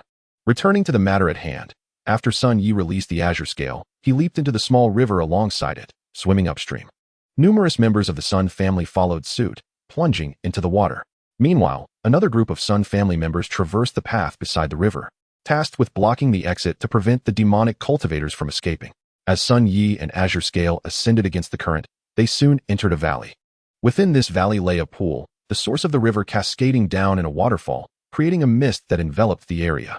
Utilizing this mist as cover, Sun Yi and Azure Scale led the Sun family members directly into the pool. Surrounding the pool were over a dozen demonic cultivators, most of whom were meditating to recover from injuries, their surroundings littered with piles of corpses. With a mere glance, Sun Yi could deduce that the bodies numbered at least 30 to 40, all robust individuals, indicating that many hunters had gone missing in the mountains recently. However, after observing for a while, he could not locate the leader, a peak chi refining demonic cultivator. After waiting for a time, Sun Yi resolved not to linger any longer. Those demonic cultivators were already using human blood to heal their wounds. Should they fully recover, the Sun family would likely suffer significant losses in the ensuing battle. Attack! Sun Yi bellowed, brandishing his Qingming sword as he erupted from the pool. Chapter 24. Exterminating Demons in Kangi Mountain. As Sun Yi leapt from the pool wielding his sword, Azure Scale followed closely behind. With a single strike, Sun Yi decapitated one of the recovering demonic cultivators, then charged toward another nearby foe. Witnessing Sun Yi's display of power, Azure Scale was equally determined, sinking its teeth into the neck of a demonic cultivator, while its tail swept another to the ground. Seeing Sun Yi engage, the others eagerly followed suit. After all, slaying these demonic cultivators came with bounties. Not only could they not allow Sun Yi to claim all the glory, but these rewards would also serve as capital for their future cultivation. How could they let Sun Yi monopolize them? Sun Yi's elder brother, father, uncle, and Sunshan all joined the fray, their magical artifacts striking down one demonic cultivator after another. However, these demonic cultivators were not mere fodder. They did not simply stand idle for slaughter. Yet by the time they began to react, their numbers had already dwindled significantly. As the Sun family members surged into battle, the remaining demonic cultivators brandished their artifacts to fight back. At that moment, one of them called out, having intercepted Sun Yi's Qingming sword with his blade, "Elder brother, we've been attacked." With his shout, a figure burst forth from behind the waterfall. Upon seeing this figure, Sun Yi suddenly understood. No wonder he hadn't spotted the leader of the demonic cultivators. He had been concealed behind the waterfall. It seemed there was more to discover behind that cascade, which he would need to explore later. Of course, this thought was merely a fleeting notion in Sun Yi's mind. He kept it to himself. As the Sun family was embroiled in battle, unaware that the leader had emerged from the waterfall. Upon flying out from behind the cascade, the leader, wielding a long blade, targeted Sun Yi's father without hesitation, striking at Sun Tzu's back. As Sun Yi witnessed the blade descending toward his father, he swiftly kicked aside the demonic cultivator before him and hurled his Qingming sword. The moment the sword left his hand, it soared toward the airborne leader of the demonic cultivators, while Sun Yi's speed would have been insufficient to reach him in time while holding the sword. Commanding the high-grade artifact allowed for an astonishing velocity. Before the leader's long blade could come within 3 meters of Sun Tzu, the Qingming sword had already reached him. A flash of sword light caught the leader's attention, and upon realizing he could not land a lethal blow, he quickly propelled himself backward with a palm strike toward the pool, altering his trajectory. High-grade artifact? Brothers, this is dangerous. We need to retreat. Even the peak chi refining leader could not suppress his expletive upon seeing the Qingming sword. Though he was at the pinnacle of chi refining, he had sustained serious injuries. Employing the blood demon escape technique had left him severely weakened. Even a late-stage chi refining cultivator wielding a high-grade artifact could potentially kill him. He was unwilling to gamble his life on a meaningless probability. Compared to his life, nothing else held value. After rallying his fellow cultivators, he was the first to dash toward the valley's exit. Demonic cultivators were inherently self-serving. As long as they survived, betraying their comrades was of little consequence. Upon hearing their leader's command, the demonic cultivators readily sought to escape, racing toward the valley's entrance. However, just as they formed a group to flee, a powerful wave of fire erupted from the valley's mouth. Sun Yi focused his gaze and recognized it as his grandfather's wave surge technique. Although termed wave surge, it was not a water-based spell but a technique that layered spiritual energy waves. Each additional wave multiplied the spell's potency.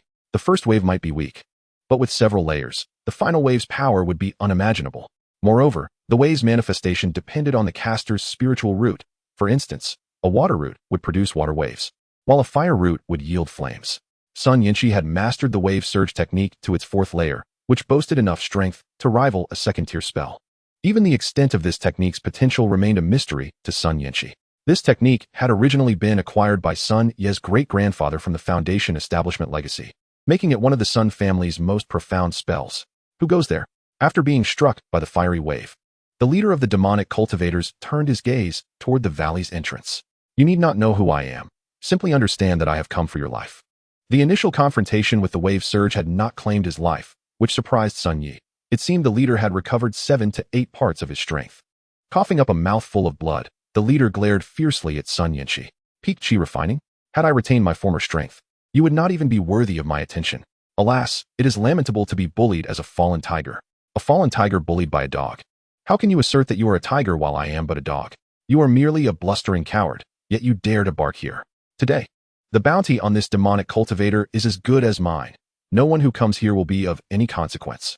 As Sun Yanxi spoke, he unleashed a formidable wave technique, summoning 4 successive waves of fire that surged forth, each more powerful than the last, directly assailing the leader of the demonic cultivators. The demonic leader, wielding a long blade, slashed out a crimson arc of blood that soared through the air to meet the oncoming waves.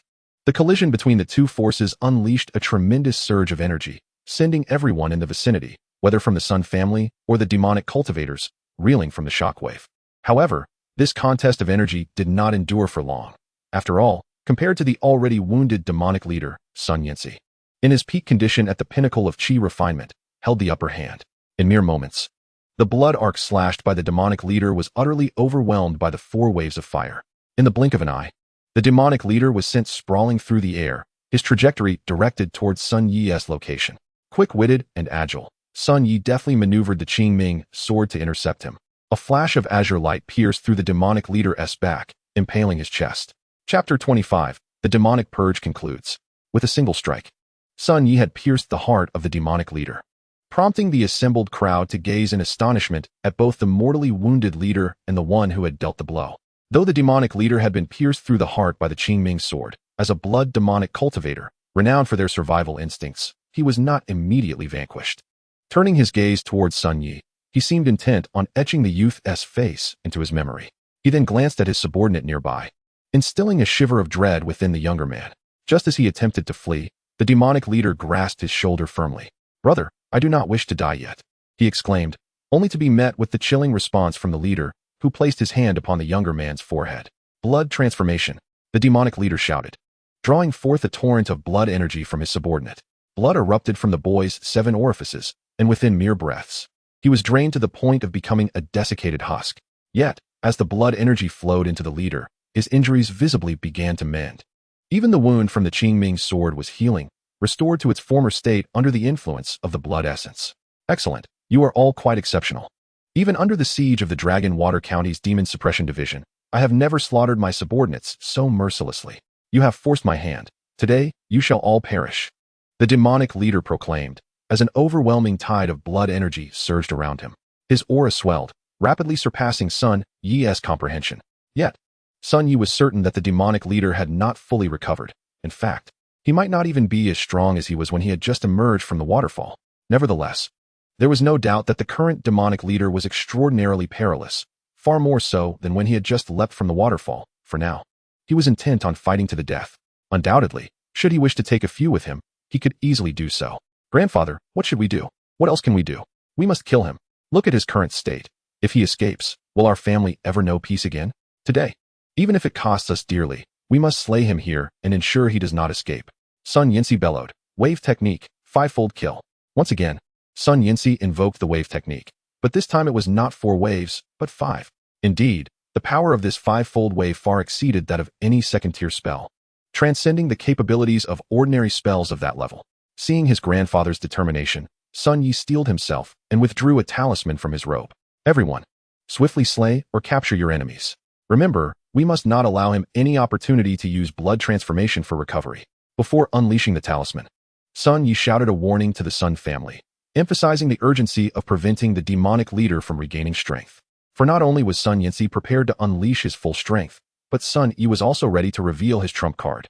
On the other hand, upon hearing Sun Yi's words, the demonic leader could not help but smirk. He understood that after Sun Yi's warning, it would be exceedingly difficult for him to siphon life from his subordinates to restore himself. Yet, such considerations were irrelevant at this juncture, for the 5 waves of fire were already upon him.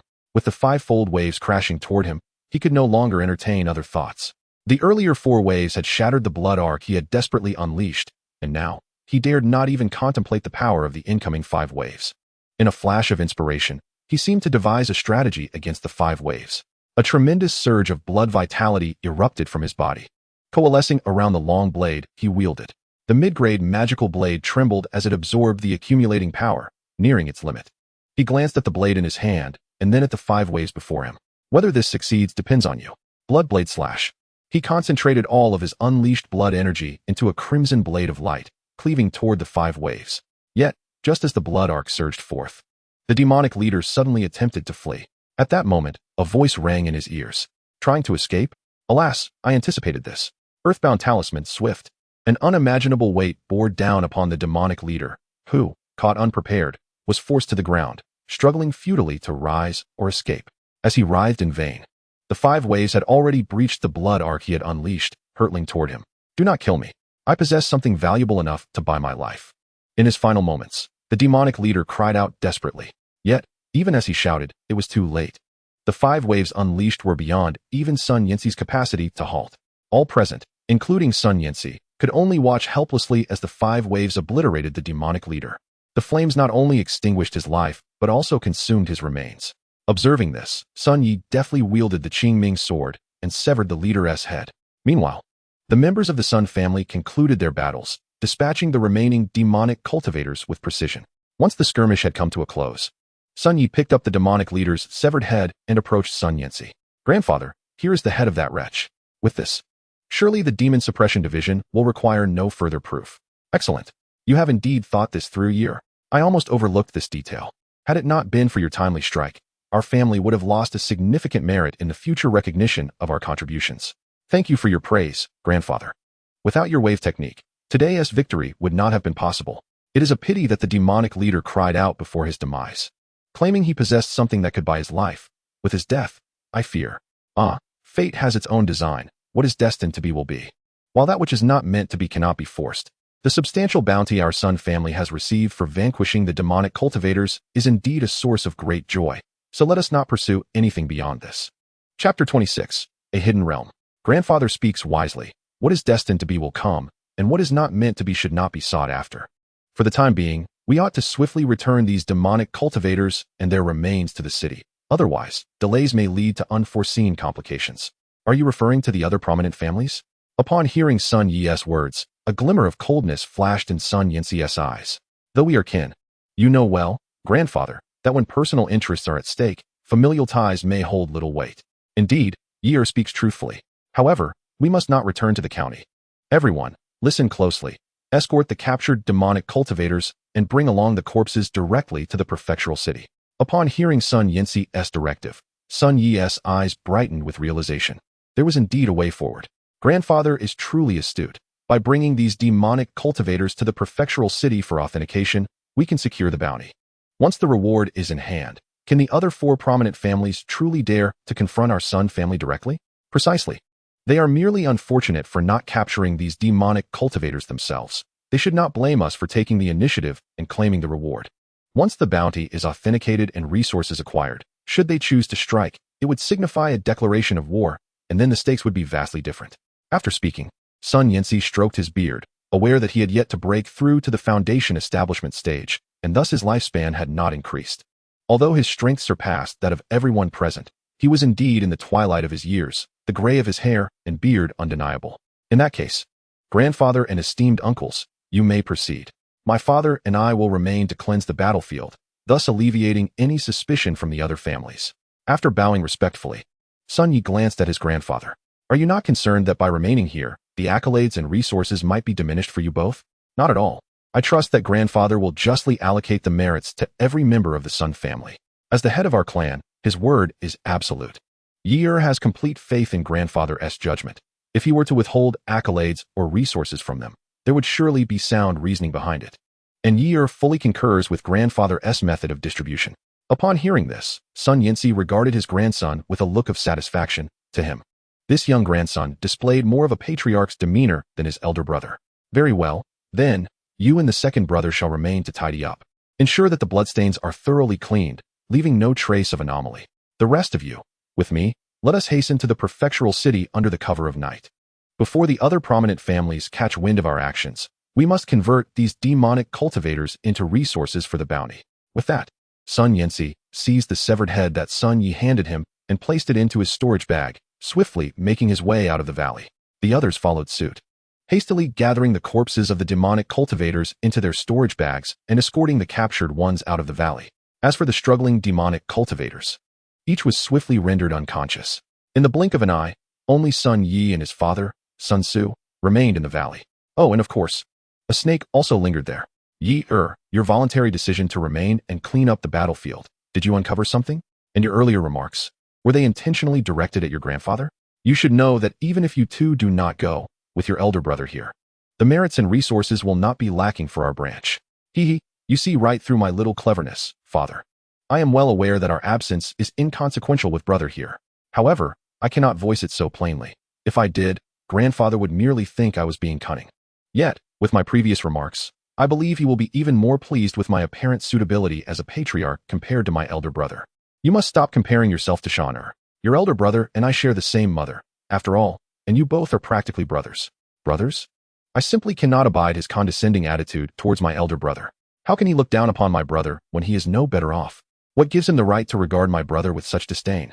Just because he is the legitimate heir of the first house? If that is the case, then I shall trample his pride beneath my feet. He is, after all, equally a failure. What right does he have to assume superiority? He carries the family's resources while being so self-righteous. Were it not for Uncle S' support, could he have even reached this level of cultivation? He is, after all, the legitimate heir of the first house. Both your grandfather and uncle hold him in high regard. Winner is more promising in my eyes.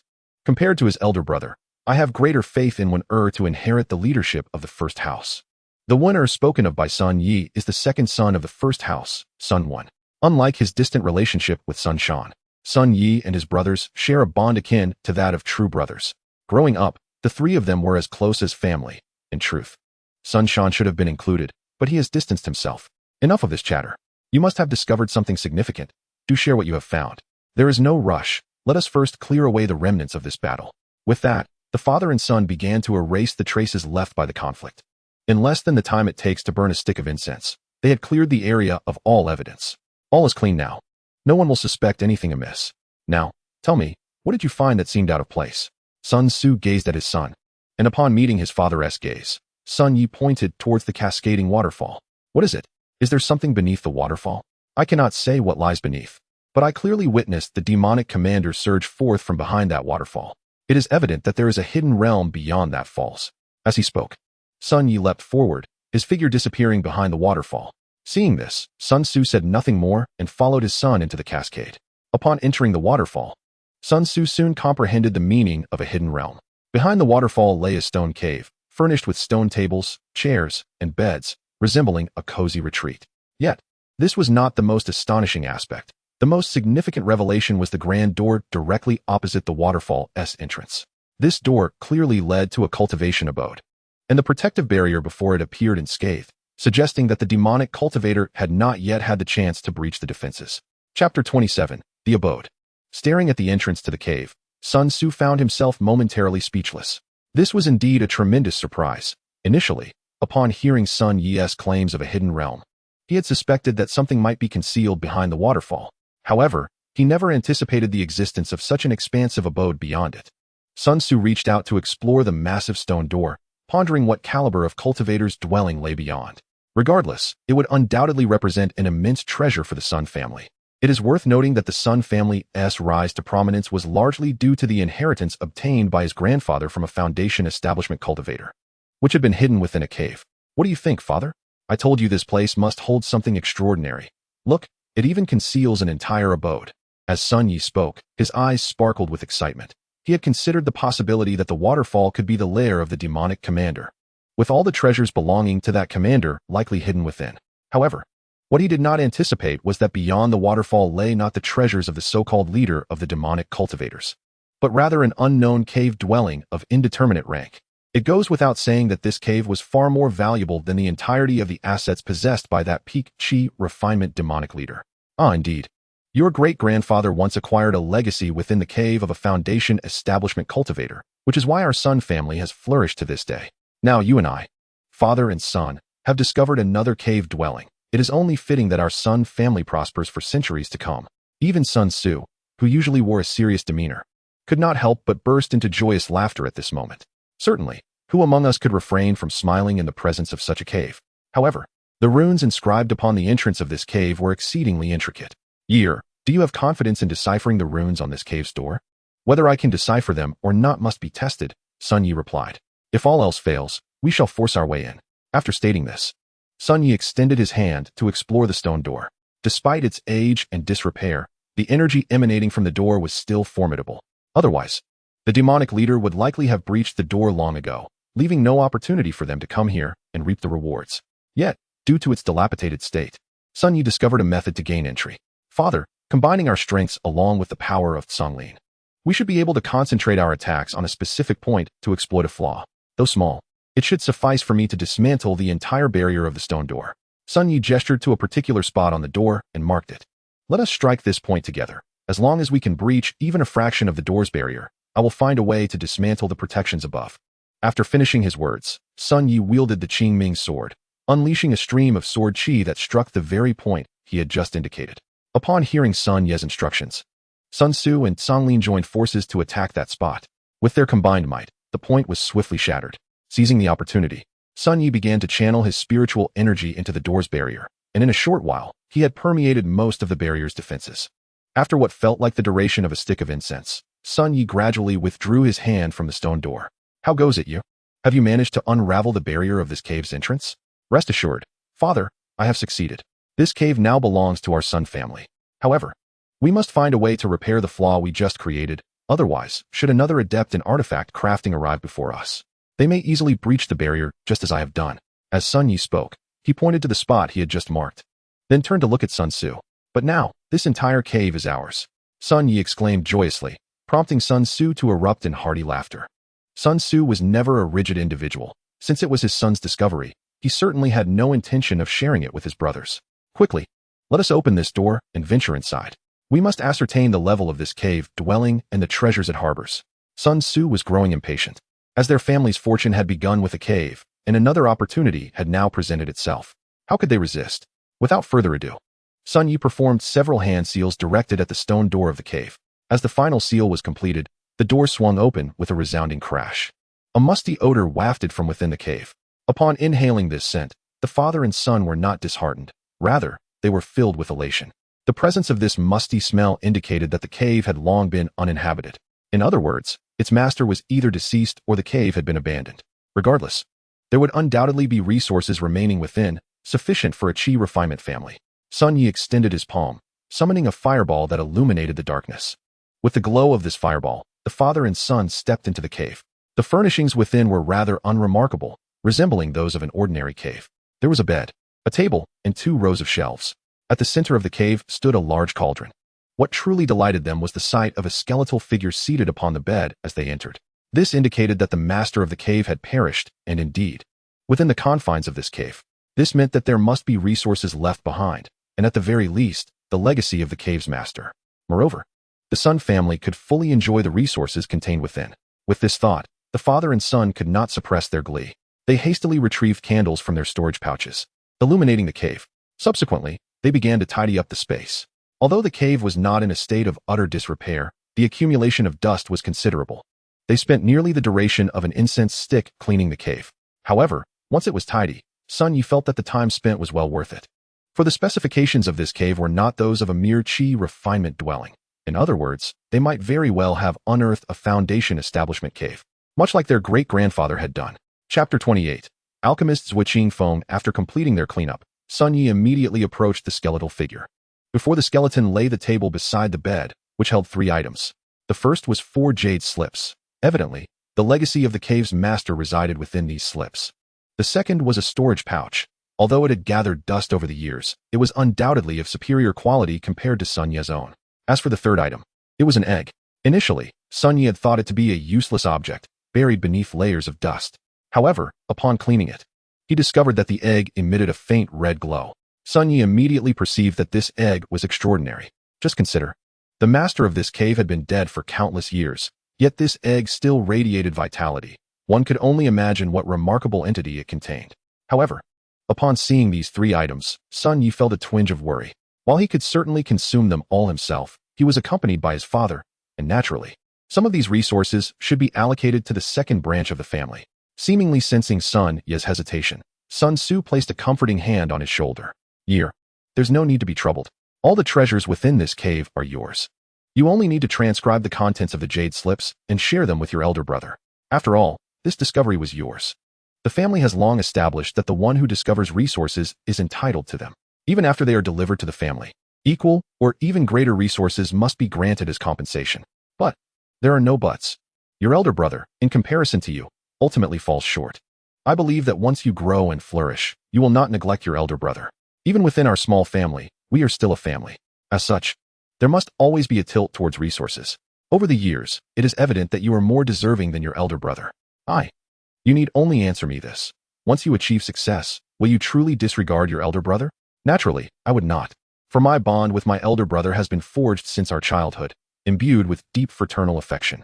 In my heart, he has always occupied the esteemed position of my elder brother. Otherwise, I would not have entrusted all my spiritual fields to him during the initial choice, opting instead for the sea fields. You speak the truth. I am aware that the bond between you two brothers is unlike that of the two brothers from my elder brother's family, which is precisely why I made such a decision. Look, you have only acquired the legacy of artifact refinement for a few days. Yet you are already capable of forging superior-grade magical tools. If this legacy had been bestowed upon your elder brother, even a year would not suffice for him to achieve such a feat. Upon hearing Sun Tzu's words, Sun Yi fell into a contemplative silence. After a brief moment, he lifted his gaze towards Sun Tzu, his eyes no longer clouded with confusion, but rather radiating clarity and determination. Father, I comprehend your intentions now. Given this, I shall not hesitate to accept these resources. In the future, with my share of resources, I will ensure my elder brother is not wronged. Sun Tzu nodded in satisfaction upon hearing Sun Yi's words. Take a look, for within these jade slips lie the chronicles of the cave's master. With these words, Sun Tzu presented the 4 jade slips before Sun Yi. No longer reluctant, Sun Yi picked up a slip and pressed it to his forehead. At present, he had not yet reached the realm of spiritual awareness, and thus had to resort to this method to absorb the legacy contained within the jade slips.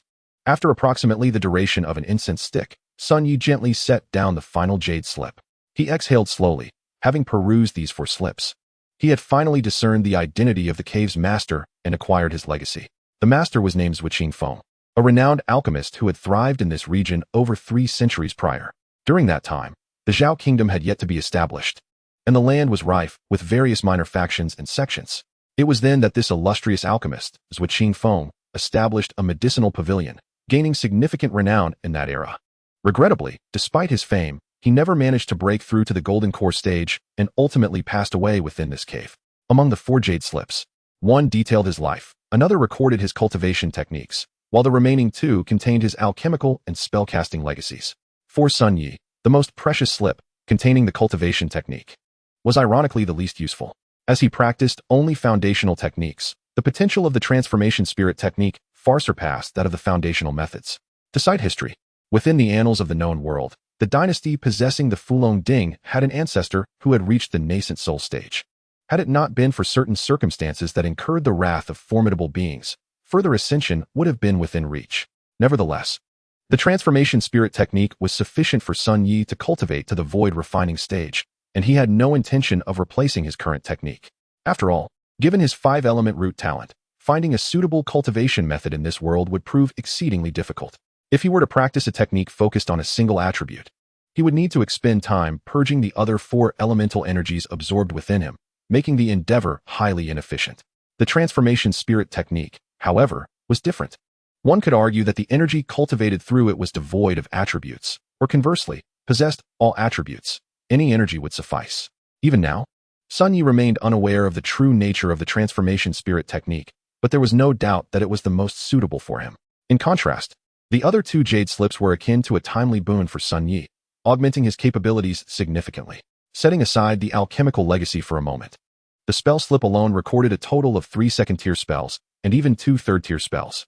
However, it seemed that due to his elemental roots or the fact that the individual was an alchemist, all the spells documented in the slip were of the fire attribute. The 3 second-tier spells included Fire Shield Technique, Fire Snake Technique, and Flowing Fire Technique. The Fire Shield Technique, as its name implies, conjures a defensive barrier of flames around the caster, effectively nullifying damage from foundational stage attacks, even among those of the same foundational level. Breaching this fiery defense would prove exceedingly challenging. The Flowing Fire Technique resembles the Fireball Technique, launching a fiery meteor to assault foes. Upon impact, the meteor detonates with tremendous force. The fire snake technique releases a serpentine flame to strike at adversaries, serving as a conventional second-tier spell. Both the flowing fire technique and fire snake technique have advanced versions, represented by the two third-tier spells inscribed within the slip: Meteor Fire Rain and Fire Dragon technique. In essence, Meteor Fire Rain is a more potent version of the flowing fire technique, boasting a wider area of effect and higher damage output, making it an exceptionally formidable area of effect spell. The Fire Dragon technique, in contrast to the Fire Snake technique, represents a significant qualitative leap. The third-tier Fire Dragon technique is not only more agile, but also possesses both offensive and defensive capabilities, with power that is incomparable. However, even with these advancements, the Meteor Fire Rain and Fire Dragon technique were not the most precious treasures in Sun Ye's eyes, for in truth, the alchemical legacy held far greater value. The foremost treasure left by Zhuqing Feng was the half-step magical artifact-level alchemical furnace, the Fire Cloud Furnace. As long as a cultivator has not reached the golden core stage, they cannot condense true fire. However, most fire attribute monsters inherently possess their own beast fire, prompting artifact refiners to utilize these beast fire seeds to create various alchemical furnaces and cauldrons. The beast fire within the Fire Cloud Furnace was sourced from a creature known as the Fire Cloud Beast, which resembles a lion and is a formidable foundational stage beast. Upon reaching maturity, it can easily attain the mid-foundational realm, with powerful individuals even reaching the late foundational stage. Given the prowess of these beasts, their beast fires naturally wield exceptional strength. Thus, the Fire Cloud Furnace, deriving its fire seed from the Fire Cloud Beast, stands as a paragon among superior magical artifacts, and it may even reach the level of a magical treasure in the future. Of course, while the Fire Cloud Furnace is remarkable, it alone does not qualify as a true treasure. The genuine treasure lies within Zhuqing Feng's alchemical legacy and the recipes contained therein. As a renowned foundational stage alchemist, Zhuqing Feng's legacy undoubtedly encompasses second-tier recipes, and it is not uncommon to find recipes and methods for third-tier elixirs among them. However, since Zhuqing Feng was not a golden core master, he naturally could not produce third-tier elixirs. Thus, the authenticity of these third-tier elixirs remains uncertain. But the second-tier elixirs are certainly those he successfully concocted. Among second-tier elixirs, the most valuable is undoubtedly the Foundation Establishment Pill. Coincidentally, within Zhuqing Feng's legacy lies the method for crafting the Foundation Establishment Pill. With the aid of earthly spiritual materials combined with the Foundation Establishment Pill, breaking through to the foundational realm from the peak of Qi refinement should be a feasible endeavor. At this thought, Sun Yi couldn't help but feel exhilarated. With the Foundation Establishment Pill in hand, the Sun family would undoubtedly become the sole foundational family in Qingshui County. Furthermore, regardless of whether the Sun family could produce a foundational cultivator, as long as Sun Yi could refine the Foundation Establishment Pill, his marriage with Meng Xingyu would not encounter any obstacles. It is likely that not only the Meng family, but also the Qi refinement families of Qingshui County would come bearing marriage proposals to the Sun family. They would certainly not be stingy in offering their daughters with spiritual roots for a union with a capable alchemist who could craft the Foundation Establishment Pill. Consider this. How long can children without spiritual roots expect to live? How can they sustain a long-lasting relationship with one who can refine the Foundation Establishment Pill? Yet, the path laid before Sun Yi is fraught with challenges, for he possesses not a shred of knowledge regarding alchemy. Although he transformed from a complete novice to a first-tier superior artifact refiner in less than half a month, the path of artifact refinement is one of pronounced clarity, wherein he can visually perceive the transformation of materials and deftly control the engraving of runes. However, the path of alchemy is distinct. At his current level of Qi refinement, Sun Yi is insufficiently capable of manifesting the spiritual consciousness necessary to probe the depths of the alchemical furnace. Without such consciousness, he cannot discern the transformations of the herbs within, significantly heightening the risk of concocting a failed elixir or even causing an explosion. This presents an insurmountable challenge before Sun Yi, yet he is resolute in his desire to venture into the realm of alchemy. After all, the Foundation Establishment Pill lies tantalizingly within reach. Should he not grasp this opportunity, he might be plagued by regret for all eternity. As the saying goes, take a chance and turn a bicycle into a motorcycle. Ultimately, life is but a fleeting existence. One must act decisively. An expiration at the age of 80 or a pursuit of the golden core at over 200 years, such a choice is quite apparent, is it not? What troubles you? You? What is it within these jade slips that has stirred such a tumult of emotions? Sun Tzu, witnessing his son oscillate between elation and deep sorrow, could not help but inquire, "Father, our Sun family is on the brink of greatness. Within these jade slips lies the legacy of a second-tier alchemist, But more importantly, it contains the formula for the Foundation Establishment Pill. What? Upon hearing Sun Ye's words, particularly the revelation of the Foundation Establishment Pill's formula, Sun Tzu's voice soared in pitch. This was no trivial matter. The Foundation Establishment Pill holds immense significance. A decade prior, in the capital of Lonshui County, a single Foundation Establishment Pill was auctioned for a staggering price equivalent to a high-quality spirit stone. To comprehend the value of spirit stones, one must grasp their conversion. 100 inferior spirit stones equate to a single medium-quality spirit stone, and 100 medium-quality spirit stones yield a single high-quality spirit stone. In essence, a high-quality spirit stone represents 10,000 inferior spirit stones. 10,000 inferior spirit stones. Such an accumulation represents decades of effort for a Qi refinement family. The Sun family has existed for over 40 years, and even with their ancestral assets, they possess only a meager sum of over 100,000 spirit stones.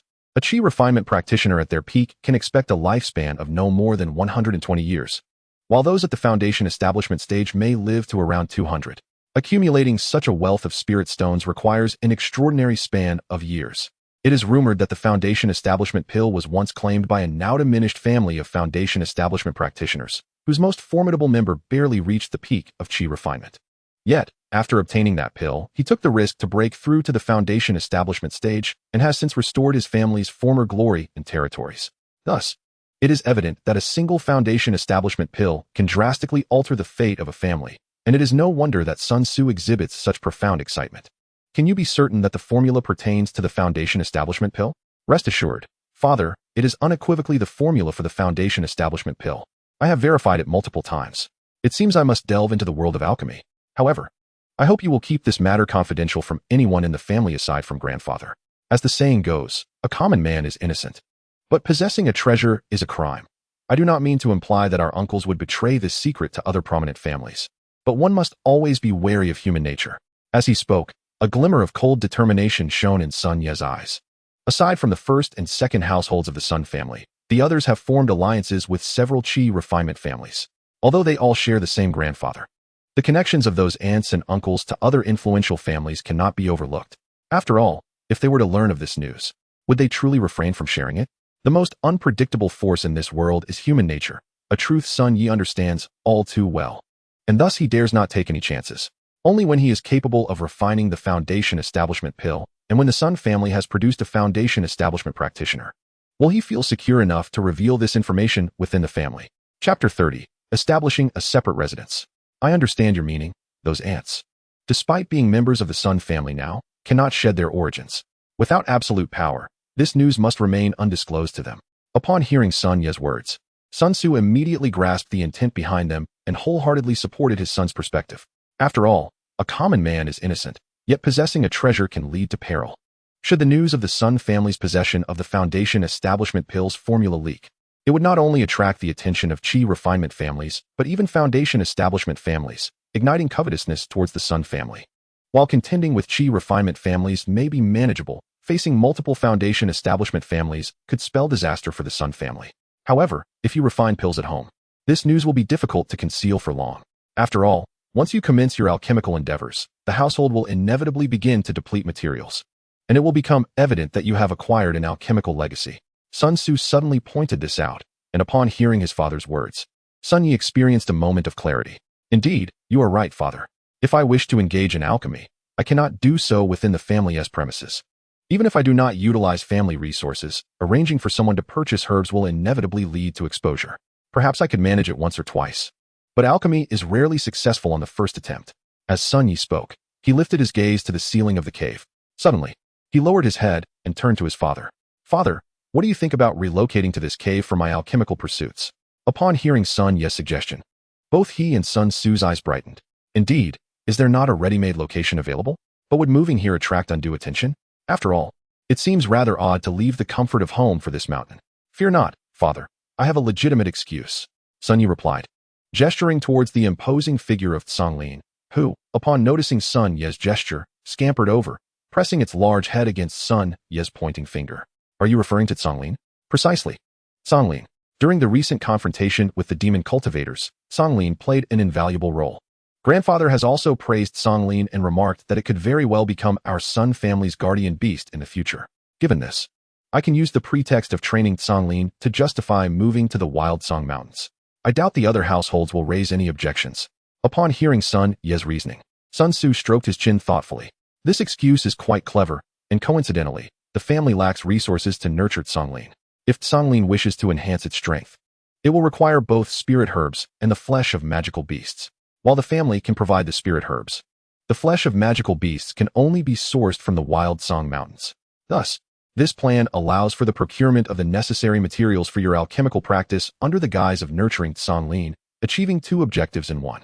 After Sun Tzu's analysis, Sun Ye's eyes sparkled with newfound insight. He had only considered using Songlin as an excuse to relocate to the Wild Song Mountains, but had not realized it could serve such a dual purpose. Then let us not delay, we must move quickly. It would be best to establish our residence here before grandfather returns. We should also construct a house and courtyard in the valley by the waterfall to conceal our activities. Otherwise, we risk drawing the attention of those with ulterior motives. Indeed, well said.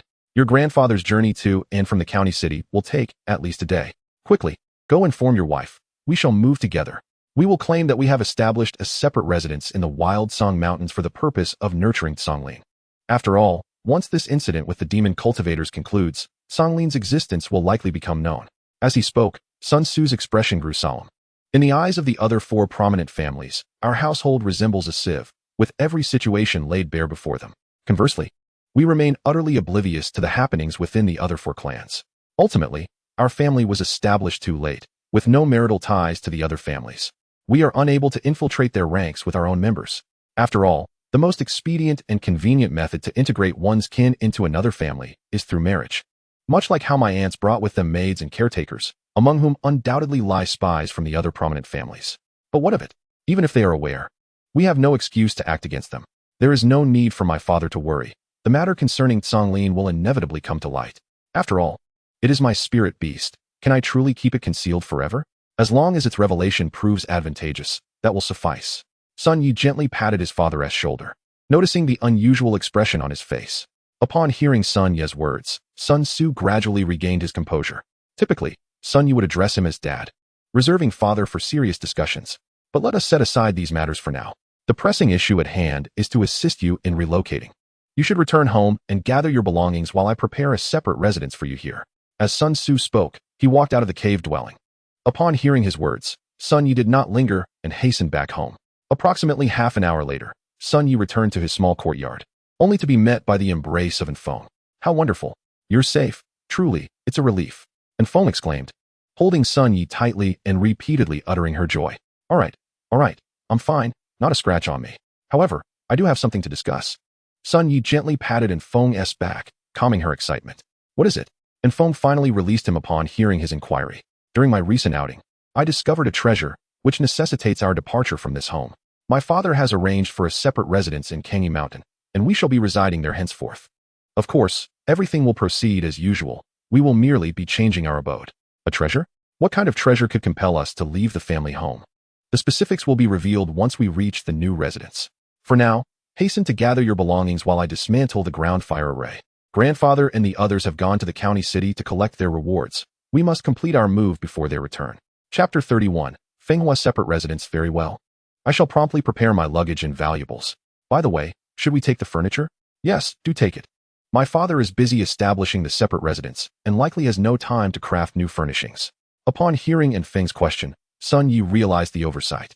In his eagerness to mention the essentials, he had almost forgotten that life cannot be sustained without such items.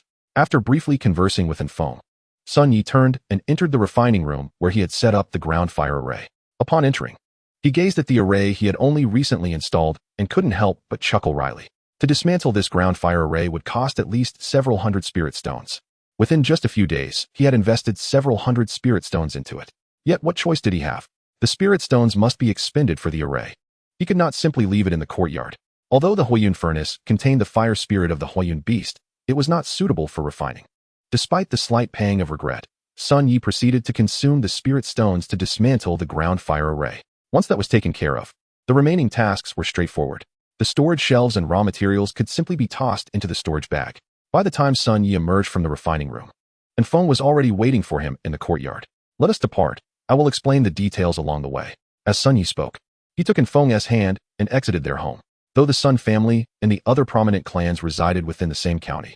The latter had collectively established fortifications surrounding the town. Due to the nature of these fortresses, Sun Yi and Infeng could not avoid encountering the household servants upon their exit. Although the servants dared not inquire about their destination, they could not suppress their conjectures and speculations. Sun Yi casually engaged Infeng in conversation about which beasts in Kangi Mountain were easier to hunt, subtly revealing to the servants that their outing was for the purpose of capturing beasts to nurture his contracted spirit beast. Sun Yi was confident that, given the speed at which information traveled among the servants, within an hour, news of their hunting expedition would spread throughout the entire Sun family. Approximately half an hour later, Sun Yi and Infeng arrived at the designated valley. Over an hour had passed, and Sun Tzu had already established a rough outline of the residence. He had sealed the entire valley with a massive stone door. To enter the valley, one would need to push open the door, as the only other options were to leap down from the mountain or swim in. In this manner, the entire valley was transformed into a separate residence. Anyone attempting to enter would inevitably be detected. The reason was simple. Beneath the water lay Songlin's territory. Songlin, being a serpentine creature, possessed ancestral bloodlines of the Jiao, a mythical dragon-like being from ancient lore. The Jiao is often referred to as a water dragon, dwelling in lakes and rivers, and can stealthily reside far from human habitation. It is said that a Jiao, upon cultivating for a millennium, can transform into a dragon. As long as it dwells within this valley, any disturbance in the water will not escape its notice. Is this where you discovered that cave dwelling? Infeng inquired curiously, gazing at the towering stone door that dominated the valley's entrance. The door stood over 5 meters tall, entirely blocking the valley's entry, with one door on land and the other suspended above the water. Remarkably, despite its immense weight, the stone door showed no signs of sinking. During the half-hour journey to Kangi Mountain, Sun Yi had thoroughly narrated the events surrounding the extermination of the demonic cultivators and the discovery of the cave dwelling to Infeng. He placed great trust in his companion, for if Infeng did not wholly trust him, she would not have entrusted him with the invaluable inheritance of refining. In return, he could likewise trust Infeng without reservation. Indeed, this is the valley where that group of demonic cultivators once resided, surrounded by mountains on all sides. It has but one entrance, making it easily defensible. Had it not been for Songlin leading me through the water, breaching this stronghold would have required a significant price. As Sun Yi spoke, he pushed open the stone door, revealing a valley transformed beyond recognition. Inside, a waterfall cascaded down the cliff, forming a circular pool beneath. The valley was flanked by mountains on 3 sides, with a crescent-shaped clearing surrounding the pool. At that moment, Sun Tzu was busy constructing the framework of the house on the crescent-shaped land. The crescent-shaped clearing was founded upon solid rock, thus requiring only to bore holes into the rocky surface to insert wooden stakes, culminating in the swift construction of the house framework. Consequently, Sun Tzu's pace of building was remarkably brisk. Within just over an hour, he had erected several house frames upon the clearing. Observing this progress, Sun Yi and Infeng promptly joined him in the endeavor. The 3 cultivators in the Qi refining stage worked with such efficiency that, within less than 2 hours, they had successfully completed the construction of the houses in the valley before sunset. Not only did they complete these houses, but Sun Yi also meticulously designated their functional areas. Upon entering the valley, one was greeted by a shadow wall as tall as the stone gate. Beyond this wall, they had transformed the entire valley into a residence reminiscent of a Jiangnan garden, centered around a pond beneath a waterfall, with buildings filling the almost circular valley. To an ordinary observer, this miraculous speed would seem extraordinary, yet for 3 Qi refining cultivators, alongside a Qi refining beast, it was merely the norm. Sun Yi even envisioned constructing an arch bridge over the pond, atop which a pavilion would be erected, making it a delightful place for daily practice, tea brewing, and musical endeavors. However, these were matters for the future, and the pressing concern at hand was to bestow a name upon this villa and to secure the land deed from the county town. Indeed, it was the land deed. Undoubtedly, although Kangi Mountain was remote, it still belonged to the territory of Zhao. To claim this area as a villa, they required official documentation from Qingshui County. Sun Tzu had already set about this task, while Sun Yi led Infeng to the stone gate of the valley. There, Sun Yi, wielding the Qingming sword, inscribed 4 prominent characters upon the plaque of the stone gate. Fenghua Bun. Chapter 32, Nourishing Spirit Pill. Fenghua Bun. Indeed, it is Fenghua Bun. Drawing from the Feng in your name and the Hua in mine, it was only natural to name it Fenghua Bun. As he spoke, Sun Yi took Infeng's hand. From this day forth, this Fenghua Bun shall be our little home. Yes, this is our home. Upon hearing Sun Yi's words, Infeng nodded, feeling a burgeoning sense of belonging to this place. Hand in hand, they stepped into Fenghua Bun, and the grand door thunderously closed behind them. Indeed, mimicking the restrictions of the cave dwelling's entrance, Sun Yi had also inscribed protective measures upon the door of this villa. While it might not deter all adversaries, it possessed fundamental functions such as defense, alertness, and the impressively sophisticated automatic closure. Upon returning to the villa, the sun had begun its descent. It was the first time Sun Yi and Infeng slept within Fenghua Biyuan, and they found it to be no different from home, still imbued with a familiar warmth. The following day, Sun Yi led Infeng into the Qingfeng cave dwelling, a name he had chosen in homage to Zhui Qingfeng. From his satchel, he retrieved dozens of spirit pearls and embedded them into the ceiling of the cave. With the radiance of these pearls, the cave was illuminated as bright as day. With this luminous glow, Sun Yi no longer needed to light candles. Is this what a cave dwelling is? Upon seeing it, he felt a tinge of disappointment. He had anticipated a wondrous place, only to find it rather simplistic, even inferior to his home. And Feng, visiting the cave for the first time, realized it was far from her expectations. Dear Wind, this cave dwelling is, in essence, merely a place for cultivation. There are no magnificent spectacles here. It resembles an ordinary home. However, the cave is protected by restrictions, preventing intrusion by outsiders. As Sun Yi spoke, he settled in front of the Huayun furnace, ready to embark on his first attempt at alchemy. Yesterday, his father had left him some spirit herbs. Though the herbs were varied and rather mundane, they were sufficient for him to concoct several batches of nourishing spirit pills. The nourishing spirit pill was merely a first-tier foundational elixir, requiring only common spirit herbs for its creation. The materials for the nourishing spirit pill were the ubiquitous gathering spirit grass and the spirit herb aconite, both readily available.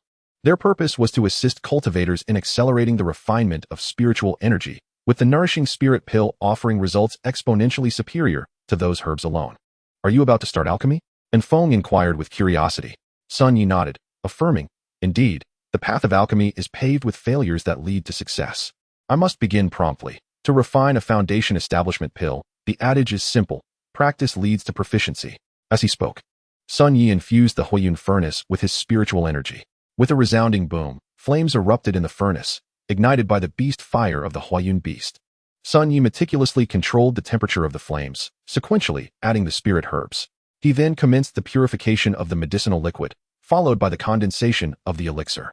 After approximately the time it takes to burn an incense stick, a plume of gray smoke wafted from the furnace, prompting Sun Yi to cease his infusion of spiritual energy. He had initially hoped that his first attempt at alchemy would proceed as smoothly as his endeavors in artifact crafting. However, he ultimately faced failure. Observing the tendrils of black smoke rising from the Huayun furnace, Sun Yi did not succumb to discouragement. No alchemist has ever succeeded on their first attempt, and he was no exception. After clearing the remnants of failed pills from the furnace, he carefully selected another batch of herbs to add into the alchemical vessel. This time, he exercised greater caution, controlling the refinement and amalgamation of the medicinal liquid with precision. These first-tier elixirs could be refined openly, allowing him to visually monitor the changes in the liquid. However, once he reached the second tier, even the air could influence the pill-less formation, necessitating a completely sealed environment for crafting. Without mental acuity to probe the concoction, failure was nearly assured. Learning from his previous misstep, Sun Yi meticulously managed the fusion of the medicinal components. Even the slightest hint of discord prompted him to halt the merging process with his spiritual energy. Finally, after a brief moment of meditation, the refined medicinal liquids merged seamlessly. Sun Yi promptly infused additional spiritual energy to intensify the Huayun beast fire's temperature. After roughly half a tea's worth of time, an extraordinary fragrance wafted from the furnace. Sun Yi ceased the flow of spiritual energy, and the flames within the Huayun furnace gradually extinguished. Once the fire was entirely out, Sun Yi controlled his spiritual energy to open the furnace, revealing 4 nourishing spirit pills within. Elated, Sun Yi retrieved the 4 pills. However, his expression swiftly shifted to disappointment. Logically, a successful batch should yield 9 pills. Yet, even among skilled alchemists, producing 6 or 7 was already commendable. While Sun Yi felt a measure of satisfaction in crafting 4 pills, he was disheartened to find that their quality was subpar. In terms of quality categorization, pills could be classified as low-grade, mid-grade, high-grade, top-grade, and flawless. Pursuing a flawless pill was an exceedingly demanding endeavor. Regrettably, all 4 of Sun Yi's creations were deemed low-grade, leaving him deeply dissatisfied. Sun Yi, feeling somewhat reluctant, placed the 4 elixirs into the prepared jade vial before once again retrieving a portion of herbs to continue his alchemical endeavors. Thus, he diligently refined pills for an entire morning, only emerging from his cave abode as noon approached. Over the course of 2 hours, Sun Yi successfully completed 9 batches of elixirs. By the latter part of his session, he had gained the ability to yield 7 or 8 pills per batch. Yet the quality remained below the premium level, with the best being merely a first-tier mid-grade spirit nourishing pill. Nevertheless, a first-tier mid-grade spirit nourishing pill is significantly superior to its low-grade counterpart, as it alleviates concerns regarding pill toxicity once it reaches mid-grade status. Compared to lower-tier pills, mid-grade ones do not pose such risks. However, the efficacy of mid-grade pills pales in comparison to that of high-grade ones, which left Sun Yi in a quandary, prompting him to open the furnace multiple times in pursuit of a truly high-grade elixir. Chapter 33. Rewards for Merit. During this round of alchemy, Sun Yi produced a total of 60 spirit-nourishing pills. Among these, only 20 were first-tier mid-grade, with a probability of achieving mid-grade quality hovering just above 30%. This was partly due to the small sample size. In fact, as he progressed, the likelihood of mid-grade pills within each batch increased. In the final batch of 7 elixirs, 5 were mid-grade. Sun Yi remained confident that if he continued his refining, it would not be difficult to yield an entire batch of mid-grade spirit-nourishing pills. He carefully separated the 2 types of elixirs into different jade vials, as exposing them to the external environment would cause their medicinal properties to dissipate. To preserve the efficacy of the pills, jade vessels were the most suitable choice. Of course, aged sandalwood could also suffice, but jade offered superior cost-effectiveness. This naturally brings to mind the gourd, a rare and precious item for cultivators. A sentient gourd not only serves as a container for storage talismans, but is also invaluable for refining treasures that nurture magical artifacts. Furthermore, it is excellent for storing elixirs and can even be crafted into a weapon for combat. Sun Yi already had plans for these spirit-nourishing pills. The low-grade ones were not for his personal use. He could either contribute them to his family or sell them for a considerable profit. The mid-grade spirit-nourishing pills would serve as the primary elixirs for his upcoming cultivation sessions with Feng and Songlin. As each pill could sustain efficacy for about a day, meaning 20 pills would only last 6 days at most, it was evident that he needed to continue refining, as 20 mid-grade pills would only suffice for 6 or 7 days of consumption for his family.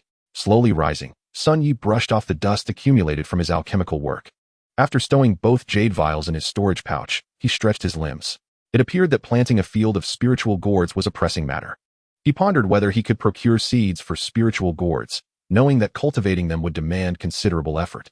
As he contemplated this, he made his way outside the cave. Upon reaching the entrance, the heavy door swung open with a resounding thud. Indeed, the rune repairs on the cave door needed to be prioritized. It was unacceptable for the door to remain compromised.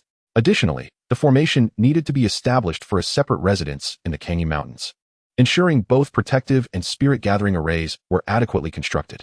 Otherwise, not only would the spiritual energy be insufficient, but they would also be vulnerable to intruders, realizing the breach only when it was too late.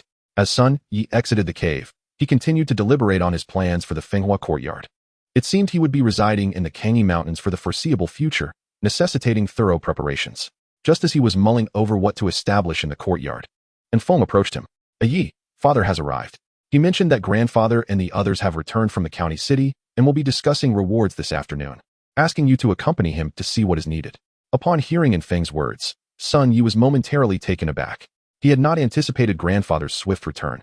It appeared that grandfather was wary of unforeseen developments. The round trip to the county city had taken little more than half a day. Given their pace, they likely returned immediately after exchanging rewards, fearing that news might leak and complications arise. Ordinarily, a round trip from the county city to Longshui County would take at least a day, yet grandfather and the others had managed to return in half a day, indicating their urgency. As Sun Yi approached the gate of the courtyard, he found Sun Su waiting for him. Let us go. Your grandfather has returned. Everyone is gathered at home, awaiting the distribution of these rewards. They are just waiting for you. Seeing Sun Yi arrive, Sun Su hurriedly grabbed him, eager to return to the Sun family. Father, please, not so fast. Have you mentioned our discovery of the cave to grandfather?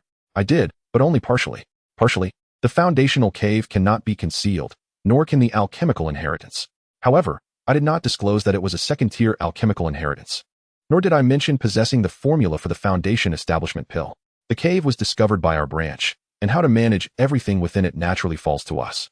Grandfather exchanged one of the family's foundational cultivation manuals for the one we have, and there are no further demands. Alas, it seems this matter cannot be hidden for long. By the way, father, here are the elixirs I refined today. This vial contains all low-grade spirit-nourishing pills. You may exchange them for contributions within the clan or sell them. This vial contains mid-grade spirit-nourishing pills. I managed to produce 20 this morning. Take these 10 back for you, mother, and elder brother to share, and I will refine more spirit-nourishing pills for you in the future." As Sun Yi spoke, he retrieved 2 jade vials from his storage pouch, pouring 10 spirit-nourishing pills from one into the other. He then handed the vial containing the low-grade pills and the 10 mid-grade pills to Sun Tzu before stepping out of the courtyard. Sun Tzu stared at the 2 vials in his hands, momentarily stunned, before casting a glance at his departing son's figure, a smile of pride spreading across his face. "You little rascal, wait for me." In less than half an hour, the father and son duo returned to the Sun family stronghold. In the Great Hall, all family members with spiritual roots had gathered. As Sun Tzu and Sun Yi entered, they immediately captured the attention of everyone present. "Back already? Hee, grandfather." You all returned in a hurry, completing the round trip from the county city in just half a day. "We couldn't afford to delay. Those demonic cultivators represent resources, and if they were intercepted, it would be a significant loss." As Sun Yinzi spoke, he waved his hand, causing the resources acquired from the demonic cultivators to pile up in the center of the hall. "Take a look this time. The rewards from the demonic cultivators have all been claimed by our Sun family. The most precious among them is the bounty for that peak chi refining demonic cultivator, a high-grade magical artifact, the golden platform seal, along with 3,000 low-grade spirit stones. As for the other demonic cultivators, together they contributed 4 mid-grade magical artifacts and 5,000 low-grade spirit stones. Now, let's distribute the rewards based on merit. This matter hinges on Xiao Yi's significant contributions. Not only did he locate the demonic cultivators, but he also led the charge into their valley and struck a decisive blow against their leader at a crucial moment. For this bounty, he shall receive 30%, and I trust no one will object." Chapter 34, No Exceptions. Xiao Yi indeed played a pivotal role in this battle against the demonic cultivators. He monopolizes 30% alone, and none of us object to it. However, we remain uncertain about how father intends to distribute the remainder. After Sun Yinzi finished speaking, his 9th uncle stepped forward first. This 9th uncle is the offspring of Sun Ye's 4th grandmother, whose mother, surnamed Wei, is the sister of the current head of the Wei family. However, it is worth noting that this sister lacks a spiritual root. For these chi-refining families, particularly the esteemed old clans, only those with a spiritual root are considered legitimate kin. Those without it are destined to drift away, and deep emotional bonds are seldom formed. Let the remaining assets be allocated according to each branch. The 1st, 2nd, 5th, and 9th branches will each receive 1.5 shares, while the remaining 1 share will go to the clan itself, which I shall not distribute. You may convert these magical instruments into spirit stones. Medium-grade instruments will be valued at 500 spirit stones, while high-grade ones will be assessed at 1,500. It is far more convenient to distribute based on spirit stones. After Sun Yinzi concluded, he exited the main hall, leaving the others to gaze at Sun Yi. For among them, only he had received the largest share. Naturally, it was his turn to choose first, facilitating the division for the rest. "Dear uncles and brothers, there is no need to look to me. I am but a craftsman and have no need for these magical instruments. I would prefer my share converted into spirit stones. However, I hope to utilize these spirit stones to purchase a gathering array and a protective formation within the family. It would be even better if any remains." After Sun Yi finished speaking, he too walked out, leaving the rest to determine their own allocations. Upon exiting the main hall, Sun Yi was suddenly struck by the glaring sunlight above. Shielding his eyes, he spotted his grandfather waiting for him in the shaded area of the courtyard. He strode over. "Grandfather, you must have been waiting for me. Indeed, I trust your recent visit to the cave abode yielded significant gains?" "Not particularly vast. As our family already possesses the foundational techniques, I merely acquired some additional spells." "Ah, it appears to be your opportunity. The family will not impose any demands. Should you need anything while establishing a secondary residence in the Kangi Mountains, just inform the family." "Grandfather, are you suggesting I could take family resources without recompense?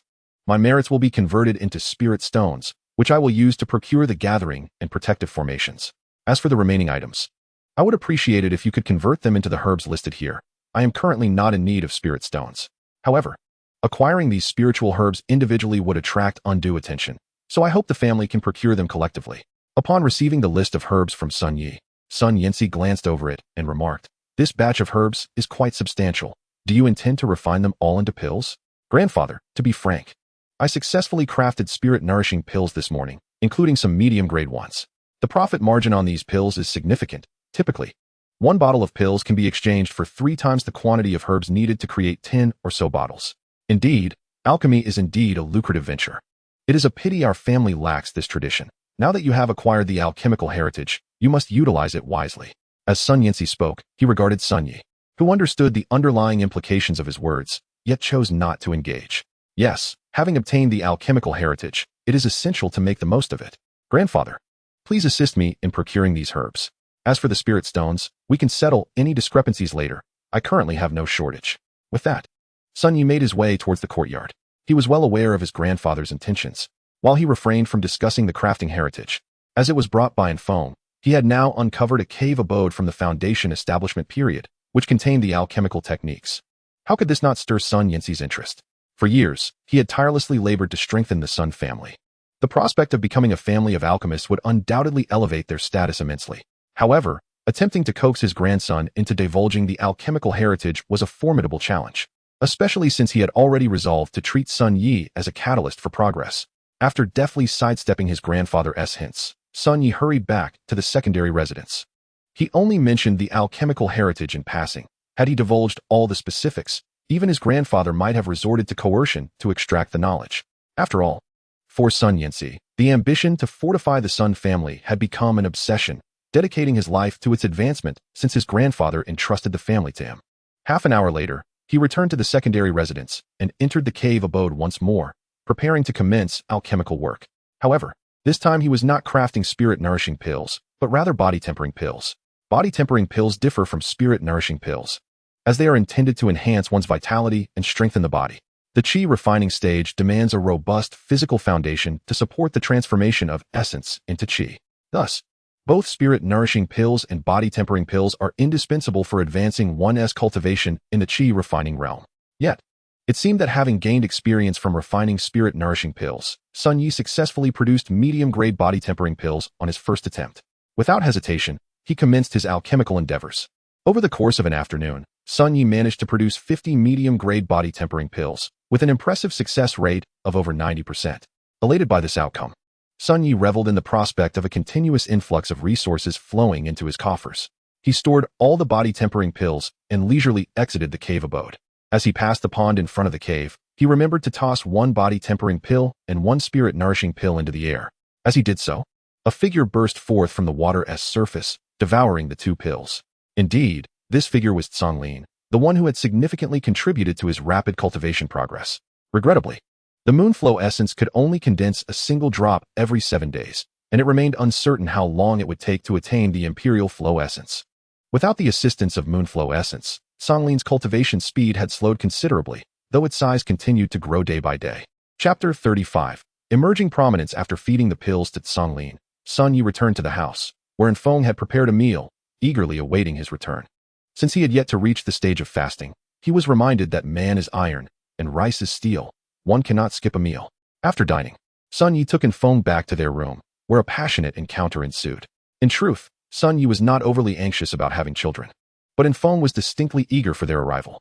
This eagerness led to both of them refraining from cultivating through the transformation of essence into qi. Otherwise, Sun Yi would not have chosen to refine spirit-nourishing pills as his first endeavor. The primary function of spirit-nourishing pills is to assist cultivators in absorbing external spiritual energy. While this process is relatively simple for those in the foundation establishment stage, it poses significant challenges for those in the qi refining stage. The role of spirit-nourishing pills is to expedite the absorption of spiritual energy for qi refining practitioners while enhancing their ability to attract such energy. To counterbalance the slowed cultivation speed resulting from their abstinence from essence transformation, Sun Yi had no choice but to resort to this strategy. However, this so-called slowed cultivation speed is merely a comparison to a few days prior. With the assistance of the Azure Scales, his current rate of advancement in cultivation far surpasses that of his previous years. Even without refining essence into qi, his speed remains significantly swifter than during those earlier times. Over the next few days, Sun Yi adopted a life of monotony, oscillating between his cave abode and the alchemy chamber. For a full 4 days, he dedicated himself entirely to concocting elixirs, neglecting even his cultivation. Nevertheless, his efforts bore fruit. In just 4 days, he successfully crafted 300 spirit-nourishing pills and an additional 260 body-refining pills. These elixirs would suffice for their use over the course of a month, even with daily consumption to aid their cultivation. One day, upon waking, Sun Yi did not hasten to the cave for alchemy. Not because the elixirs were sufficient for their daily needs, but because the 7-day period had elapsed, and the Fulong cauldron had finally coalesced another drop of moonstream essence. His hands trembled with excitement as he grasped the small cauldron, recalling the exhilarating sensation of his previous surge in power. After experiencing such a rapid advancement, the cultivation he had gained over the past few days seemed rather hollow. Now, with another opportunity presenting itself, the thrill of swift progress was within reach once more, a feeling that, once experienced, lingers in the memory. Yet, the most crucial matter was that this time, the azure scales were truly on the cusp of a transformation in its bloodline. Previously, Sun Yi had believed that after devouring the drop of Moonstream essence, the azure scales would undergo its first metamorphosis. However, reality dealt him a harsh blow. That single drop merely reinforced the foundation of the azure scales, insufficient to support a true transformation. Nonetheless, upon witnessing the changes in the azure scales after consuming the essence, Sun Yi estimated that it was now nearing the threshold of its evolution. After stepping out of his room, Sun Yi approached the pond. It seemed that the azure scales sensed his arrival, surfacing from the water and resting its massive head upon the shore. Observing that the head alone was about the size of a small pig, Sun Yi couldn't help but crouch down to caress it. The azure scales appeared to relish this attention, squinting its eyes in pleasure. "Azure scales, are you ready? This might be a bit painful, but I believe you can endure it," Sun Yi remarked, as he turned his palm to retrieve the Fulong cauldron from his storage bag. The azure scales, initially puzzled by Sun Yi's words, fully understood upon seeing the cauldron. With a splash, the azure scales leapt from the pond, coiling itself before Sun Yi and standing over 2 meters tall. In a display of readiness, it opened its gaping maw as if awaiting nourishment. Seeing the azure scales prepared, Sun Yi wasted no time and poured the Moonstream essence directly into its mouth. The essence slid effortlessly into the azure scale's belly, leaving no trace behind, as if it had never existed. The next instant, an endless tide of spiritual energy surged from the vast mountains into the courtyard, undoubtedly directed at the azure scales. As this energy flowed into it, a sharp horn began to gradually emerge from the azure scale's forehead, piercing through the swelling flesh. In an instant, the ground around it was stained crimson with its blood. However, this state did not persist for long. Once the horn took shape, the bleeding ceased. Yet, soon after, its scales began to shed violently. Each scale was tethered to its flesh, and the loss of each brought excruciating pain. Yet with each scale that fell, a lustrous silver scale emerged from beneath its skin. Before long, the azure scales had completely transformed into a blood serpent. Beneath the blood-red exterior lay layers of gleaming silver scales. With a thunderous roar, an influx of spiritual energy flooded into its body, catapulting its realm upward. As it broke through 2 minor realms in one go, advancing to the 10th level of Qi refinement, on the brink of reaching the pinnacle of that stage. Concurrently, Sun Yi also felt the benefits of the azure scales advancement, his own cultivation level surging to the 6th level of Qi refinement, though he lacked the momentum to ascend further. Unlike the azure scales, which had vaulted ahead, after its roar, the azure scales collapsed, utterly exhausted. Yet, there was no doubt of its success. It had successfully completed the advancement of its bloodline and was no longer the small serpent it once was. Sun Yi manipulated the water of the pond with spiritual energy to wash away the bloodstains, and as they were cleansed, the true form of the azure scales emerged. A towering, sharp horn stood proudly on its forehead, shimmering with lightning patterns. Its lustrous silver scales were striking, adorned with fin-like features on its head, back, and tail. Its head had evolved beyond that of a mere serpent, now exhibiting some draconic characteristics. However, its abdomen remained flat, devoid of claws, indicating that it still had a considerable journey ahead to become a true dragon. Chapter 36, Thunder-Patterned Serpent, Songling.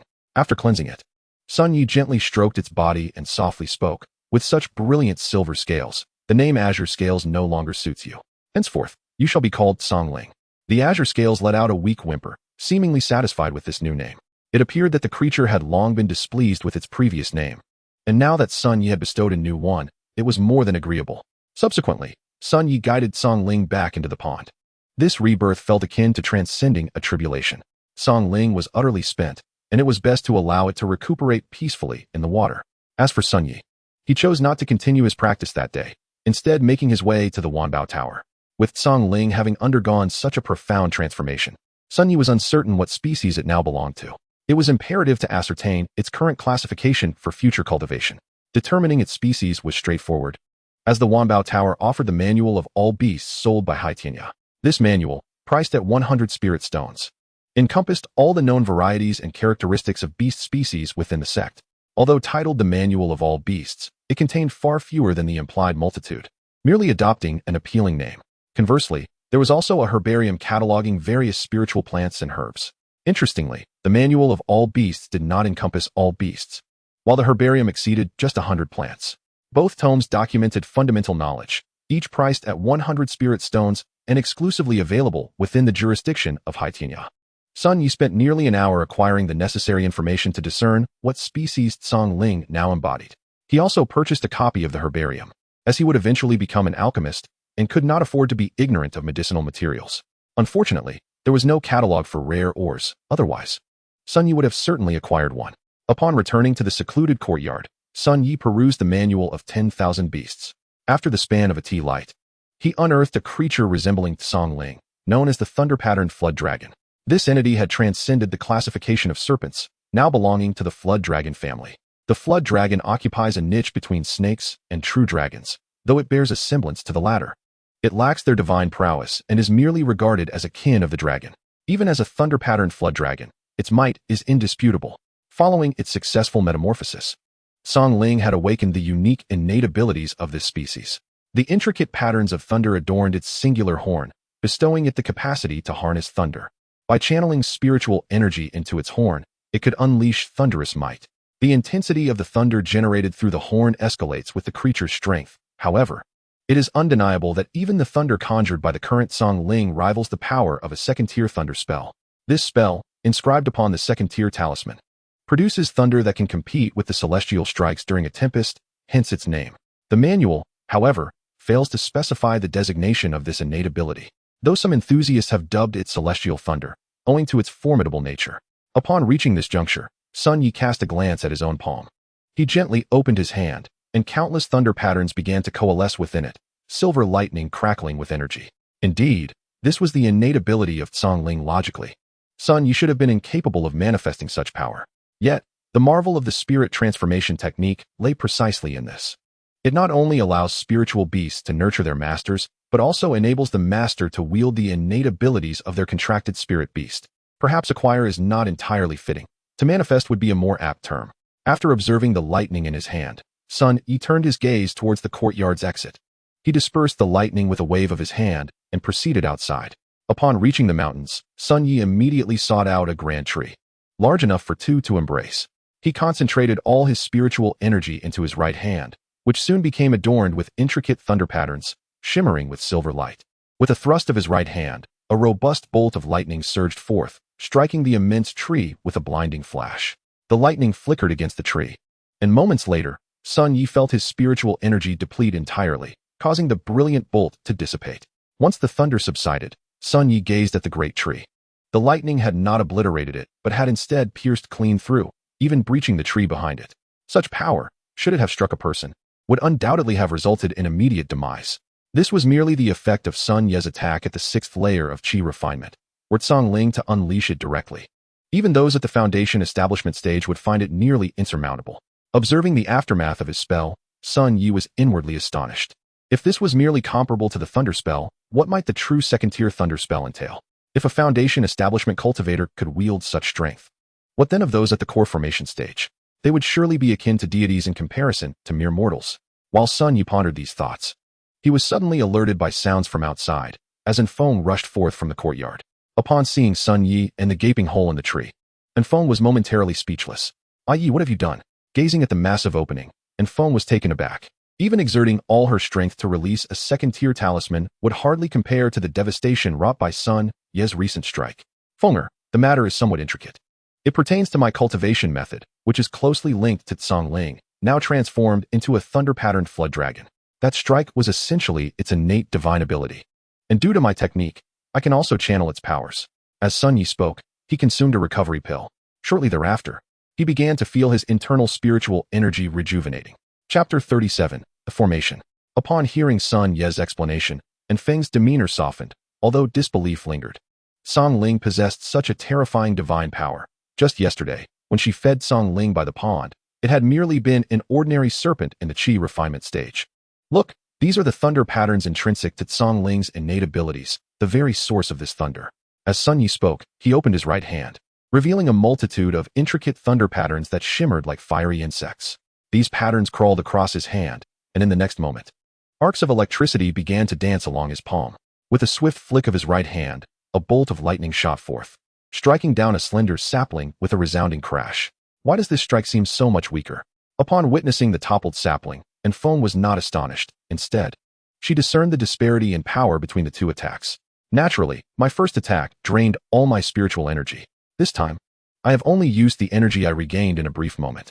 The potency of an attack fundamentally depends on the spiritual energy infused, much like talismans. The greater the energy, the stronger the result. It is unfortunate that first-tier talismans can only accommodate a limited amount of spiritual energy. Otherwise, with sufficient energy, they might even unleash second-tier power. Upon hearing Sun Ye's elucidation, Enfone nodded in understanding. As a talisman master, she was well aware of the intricacies involved. The more intricate the runes inscribed upon a talisman, the greater the amount of spiritual energy it could withstand, resulting in a more powerful activation. Do let me know next time you undertake something like this. I thought there was trouble brewing. Given the commotion, it's likely that creatures within several miles were disturbed. I wonder if there are any lurking beasts nearby. We must not invite further complications. Enfone voiced her concerns, recognizing the potential danger posed by beasts, particularly in the wilderness of Kangi Mountain, as opposed to the safety of Qing Shui County. Just as Sun Yi was about to respond, a figure rushed towards them. As the figure drew near, Sun Yi recognized the familiar visage of his father. "Father, what brings you here again?" Sun Su, panting heavily, arrived before Sun Yi and Enfone, and before he could speak, Sun Yi inquired first. "Well, I brought the resources you requested from home. I also have some news to share with you. It seemed prudent to make this trip. By the way, what were those two tremendous noises just now?" "Oh, it's nothing significant. Song Ling successfully underwent its bloodline transformation and has now become a thunder-patterned flood dragon. I merely wanted to test its innate abilities. And now I find myself out of energy." Sun Yi audaciously fabricated his tale without hesitation, his eyes betraying no hint of deceit. "What? A thunder-patterned flood dragon?" Clearly, Sun Su was already familiar with the legendary creature. "Indeed, I made a special trip to Wanbao Tower to procure a volume of the comprehensive bestiary. Based on the characteristics outlined within, it can be inferred that the current incarnation of Song Ling is the thunder-patterned flood dragon. Oh, I must mention that Song Ling is the new name for Song Lin, as the former name has become somewhat impractical. Song Lin and I mutually agreed to this change. It is simply inconceivable to admit that one has chosen an unappealing name. Absolutely inconceivable. Thus, it has become evident that Song Ling's transformation through the evolution of its bloodline into a thunder-patterned flood dragon is indeed a fortuitous development. Once matured, a thunder-patterned flood dragon can undoubtedly reach the foundation establishment stage, though it is a pity that we may have to wait several decades for that maturity to be realized. Let us not dwell on such discouraging thoughts. Today is a splendid day. I just so happen to have brought along both the spirit gathering array and the defensive array. Let us first set up the formations." After speaking, Sun Su retrieved 2 array discs from his storage bag. He handed the spirit gathering disc to Sun Yi and began to manipulate the other array disc. The spirit gathering disc is remarkably easy to deploy. Sun Yi took the authentic disc and entered the side courtyard, placing the array disc at the very center of the courtyard, specifically in the house before the pond. This pond was previously the main dwelling of the entire side courtyard, serving as the abode of Sun Yi and Enfone. After placing the disc in the house, Sun Yi rapidly executed several hand seals and subsequently arranged 49 spirit stones atop the spirit gathering disc. Suddenly, the spirit gathering disc erupted with formidable power, enveloping the entire valley courtyard and even encompassing the cave dwelling nestled within the mountain. The spiritual energy of the entire Tsang Yi mountain began to converge ceaselessly towards this side courtyard. Even with the mere initial setup of the spirit gathering array, Sun Yi could already perceive that the spiritual energy within the courtyard had become significantly denser than before. Meanwhile, during the time Sun Yi was establishing the spirit gathering array, Sun Su had completed the preliminary work for the layout of the defensive array. The Sun family's protective formation, known as the sea-covering flood serpent array, was acquired by the family's ancestors from their foundational cave dwelling. This defensive formation is classified as a second-tier array and is quite renowned throughout the Qing Shui County. However, deploying this second-tier array poses certain challenges, the most daunting of which is the true spirit of the flood serpent. The sea-covering flood serpent array essentially gathers spiritual energy to form a formidable flood serpent to repel invading foes. To establish this formation, one must possess a flood serpent spirit. The ancestors of the Sun family were fortunate enough to slay a peak Qi refinement flood serpent near the coast, thereby securing not only the family's legacy, but also the foundation of this grand array. Naturally, the flood serpent spirit within the array has grown even stronger after decades of nurturing by the Sun family. Thus, Sun Yi was able to acquire this array from his family to serve as the protective formation for the side courtyard.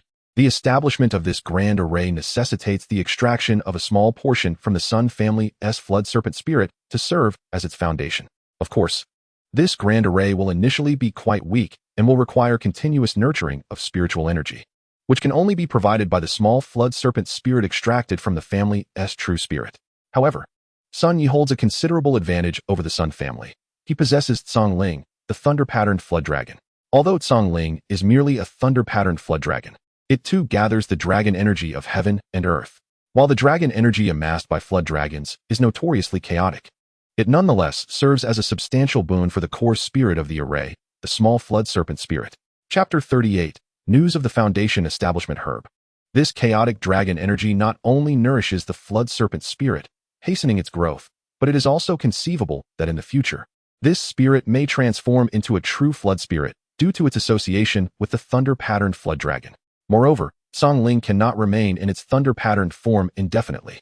In the not-so-distant future, Tsongling is destined to advance into a true flood dragon. At that time, this protective array will be elevated to the sea-covering flood dragon array, its power vastly augmented, with the potential to reach the third tier. However, the setup of this array is not a simple feat beyond the core foundation and array disk. Several nodes require spiritual consciousness to delineate the array patterns, and it necessitates a magical artifact to nurture the flood serpent spirit. The array acquired from the family indeed included a mid-grade magical artifact, the Azure Water Pearl, but for Sun Yi, this mid-grade artifact lacks prestige. Suddenly, Sun Yi recalled that he possessed 5 substantial conch pearls, originally intended for the crafting of a minor 5-element sword array. It seems prudent to utilize them first, for the sea-covering flood serpent array is of utmost importance. With this defensive array in place, he can settle securely within Songyi Mountain. As for the minor 5-element sword array, there are plenty of materials suitable for its creation, and these 5 conch pearls are not the finest. With the assistance of Sun Yi and his spouse, Sun Su successfully established the sea-covering flood serpent array within Fenghua Courtyard in the span of a mere tea break.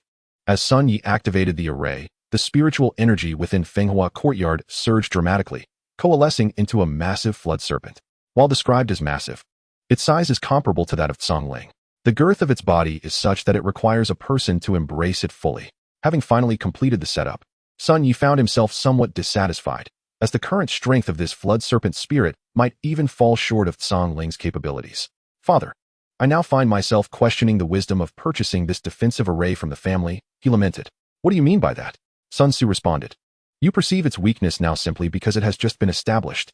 You have seen the flood serpent spirit from the family. Let us not forget.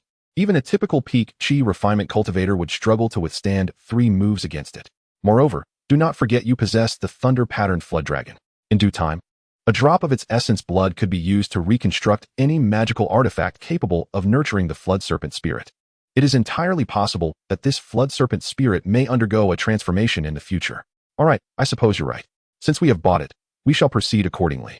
Sun Yi was certainly aware that with Tsongling's presence, the sea-covering flood serpent array would only grow stronger. However, the initial setup left him somewhat unimpressed.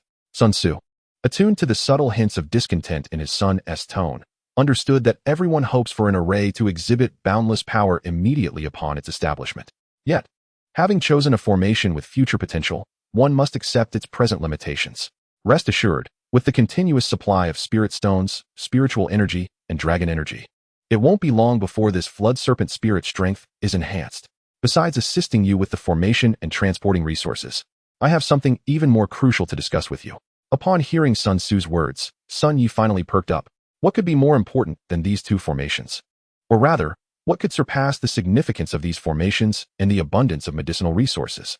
What is it that holds such importance? Sun Yi inquired eagerly. It concerns the materials for the Foundation Establishment Pill. It is said that in the South Cloud trading market of the Dragonwater Valley, there have been rumors regarding the materials for the Foundation Establishment Pill. Allegedly, there is an individual who possesses information about the location of the Foundation Establishment Herb. Interestingly, this person does not wish to trade this news with the Foundation Establishment Sex, but prefers to deal exclusively with chi refinement cultivators. The transaction is quite simple.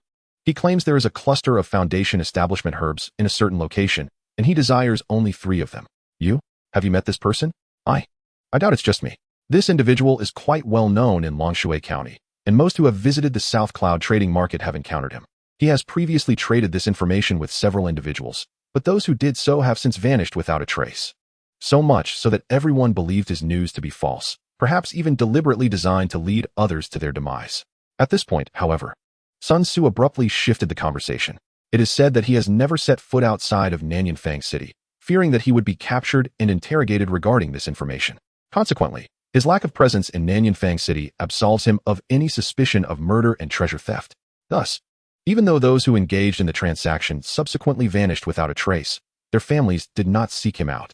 Upon hearing Sun Tzu's words, Sun Yi couldn't help but furrow his brow. If the individual indeed possessed accurate information about the foundation-building herb, then this news would undoubtedly surpass the value of these resources and two formations combined.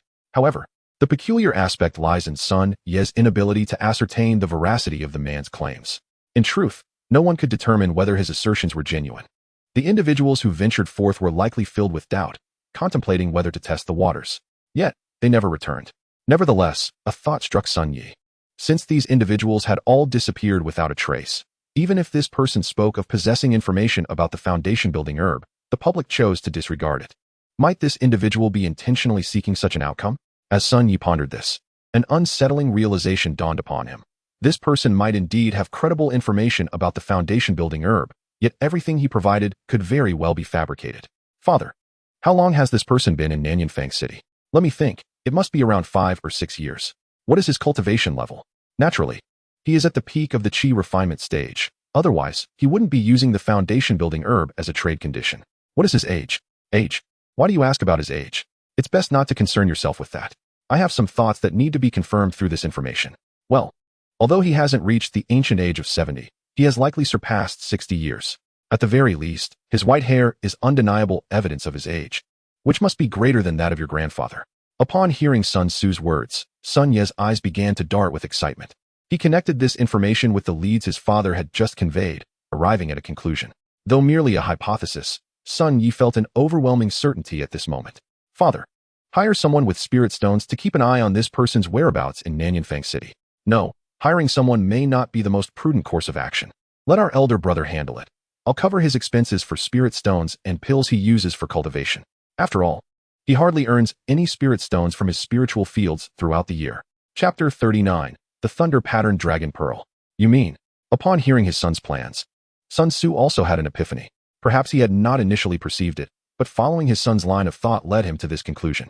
This person likely possesses genuine information about the foundation-building herb, yet he appears unwilling to share it with anyone.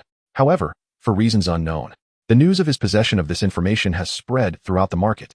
Thus, he is compelled to employ such tactics to convince everyone that the information he holds is false.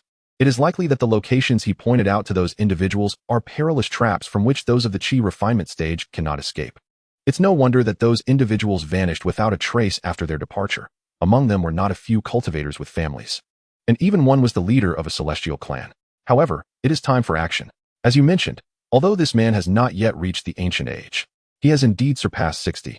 Even if he is attempting to appear older than he is, he must be at least of that age. For an individual to break through to the foundation-building stage, the ideal age is before the 60th year. Beyond that age, the decline in vitality would inevitably hinder the breakthrough to the foundation-building stage. As Sun Yi spoke, a glint of cold light flickered in his eyes. As the saying goes, the mantis stalks the cicada, unaware of the oriole behind. This time, the earth spirit grass is firmly in his grasp. Oh, and by the way, the so-called earth spirit grass is synonymous with the foundation-building herb. It is called the foundation-building herb because it serves as the primary material for the concoction of foundation-building pills.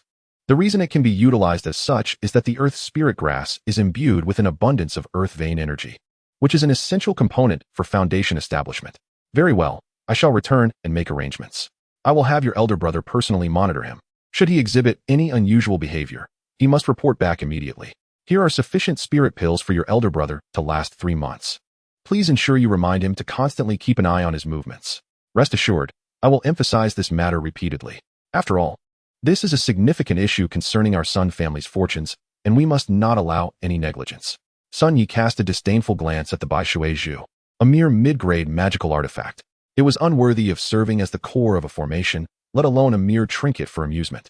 After Sun Tzu finished speaking, he strode towards the outer courtyard. It was imperative to monitor that individual without delay. The longer this matter is postponed, the greater the risk of complications. Sun Yi watched as Sun Tzu departed, his heart gradually settling into a calm state. If his suspicions were indeed correct, then the darkness of the cultivation world might be even deeper than he had imagined. Once composed, Sun Yi turned his gaze towards the spirit of the dragon snake. With a wave of his hand, the spirit of the dragon snake dissipated before him. As it vanished, a pearl slowly rose from the revolving disc in Sun Yi's hand. This was none other than the mid-grade magical artifact, the Bai Shui Zhu, that had housed the spirit of the dragon snake. Sun Yi regarded the Bai Shui Zhu with a hint of disdain. It was a mere mid-grade magical artifact, unworthy of serving as the core of a formation or even as a plaything. He weighed the Bai Shui Zhu in his hand and made his way towards the earth fire chamber, seizing this opportunity to revisit the art of artifact refinement.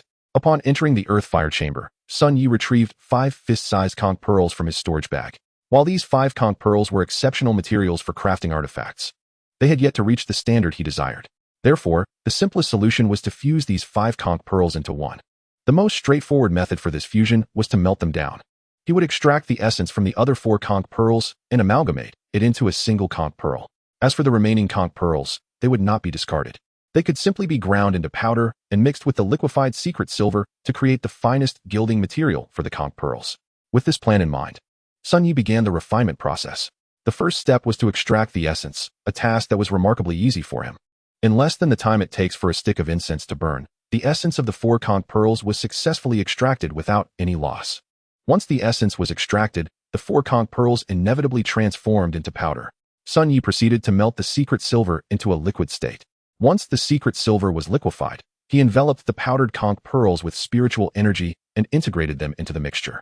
Typically, as a biological material, conch pearl powder would turn black and emit smoke upon contact with high-temperature liquid secret silver. However, under the harmonizing influence of spiritual energy, the conch pearl powder seamlessly blended into the liquid secret silver. Not only did it not darken or emit smoke, but it also caused the liquid silver to sparkle with starlight. Rather than directly gilding, Sun Yi opted for a more cautious approach this time. He first infused the essence of all 4 conch pearls into the last one. As the essences of the 5 conch pearls coalesced, the final conch pearl began to expand at a visibly rapid pace. When it grew to the size of a solid sphere, it ceased to enlarge. Sun Yi cradled the conch pearl in his palm and then took out a small engraving knife, beginning to carve intricate designs onto the now solid sphere-sized conch pearl. Resilient and attuned to the ethereal, Sun Yi diligently inscribed no fewer than 20 runes upon the solid-sized conch pearl, drawing ever closer to the legendary pinnacle of magical artifacts. Merely a few runes shy of completion. As he gazed at the blank spaces on the conch pearl, a sudden thought struck him. He raised his right hand, and the patterns of lightning instantly adorned his palm. He pressed his hand onto the vacant spot on the conch pearl, leaving behind the corresponding marks of his lightning patterns. Azure Spirit. With a fervent call, the Azure Spirit surged forth from the water pool, though it had only regained a modicum of strength. It responded with remarkable swiftness to Sun Yi's summons. The creature's immense head peered through the doorway of the fire chamber. Azure Spirit, grant me a drop of your essence. Without turning his head, Sun Yi made his request upon sensing the Azure Spirit's presence. In response to its master's command, the Azure Spirit expelled a single drop of its precious blood. This droplet, under its control, floated before Sun Yi, who then employed his spiritual energy to transform it into a pool. Subsequently, he enveloped this pool of essence around the conch pearl. Under the influence of the geothermal heat, the conch pearl absorbed the essence completely in a brief span of time. Sun Yi then poured the meticulously prepared secret silver into the engravings he had etched. With a final series of reinforcing hand seals, this artifact, comparable to the finest magical implements, was finally forged. Excellent. Both the Azure Spirit's essence and my own divine energy stem from the lightning pattern dragon. Henceforth, let it be named the Lightning Pattern Dragon Pearl. Chapter 40. A storm brews in the mountains, a lotus by the cliff. Sun Yi regarded his creation with satisfaction. The next step was to transfer the dragon spirit from the Aqua Pearl into the Lightning Pattern Dragon Pearl. This process was relatively straightforward, particularly as the Aqua Pearl had yet to nurture the dragon spirit. With a mere tug of spiritual energy, he guided the dragon spirit from the Aqua Pearl into the Lightning Pattern Dragon Pearl. Having completed this, he carelessly discarded the Aqua Pearl, now a mere inferior artifact, to the side. He then connected the Lightning Pattern Dragon Pearl with the formation plate. From this moment on, it would serve as the core of the ocean-subduing dragon formation. Once more, Sun Yi activated the ocean-subduing dragon formation, and a dragon spirit, considerably larger than before, burst forth from the formation plate. Though it had only just been refined, the dragon spirit already bore a semblance to the Lightning Pattern Dragon, with small sharp horns sprouting from its forehead, adorned with intricate lightning patterns. Clearly, after refinement, the dragon spirit was also capable of wielding the azure spirit's innate thunderous powers. However, the extent of its might would only be revealed through subsequent experimentation. Sun Yi dismissed the dragon spirit with a wave. The time for experimentation was not now. To ensure the success of his upcoming endeavor for the Foundation establishment herb, he needed to expedite the enhancement of his own strength, not only for himself, but also for Infeng, who must likewise elevate her abilities. Currently, he lacked complete confidence in securing the Foundation establishment herb, although the azure spirit would undoubtedly reach the peak of chi refinement within 7 days. Whether it could contend with that individual remained an uncertainty. As for informing his grandfather, it was not out of the question, but he feared that other branches might come seeking a share. If the Foundation establishment herb were scarce, would he have to compensate them with spirit stones based on merit? What use could they provide against a peak chi refinement cultivator? They would merely be there to reap the rewards. Without delving further into the matter, should he successfully concoct the Foundation establishment pill, he would need to exercise strict control, lest the Qing Shui County witness the emergence of several Foundation establishment families. This was a truth that all were aware of. The motives of his several grandmothers in marrying into the Sun family were all too apparent. Yet, over the years, only the Wei and Wang families had given birth to uncles with spiritual roots. If one were to consider who among these was most likely to approach the Foundation establishment cultivation method, it would undoubtedly be Sun Xian from the 9th branch. Not only did he share the same genuine 3 spiritual roots as Sun Ye's wife, but he also bore the bloodline of the Sun family. Regrettably, he was still quite young, merely around 14 years of age, and during the recent confrontation with the demonic cultivators, he merely played a minor role. Despite his tender age, this boy had already attained the pinnacle of the 3rd level of chi refinement, just a step away from the 4th level, showcasing a talent that could not be deemed trivial compared to Sun Yi. In another 2 years, he might very well catch up to the cultivation levels of his older brothers from the 1st and 2nd branches.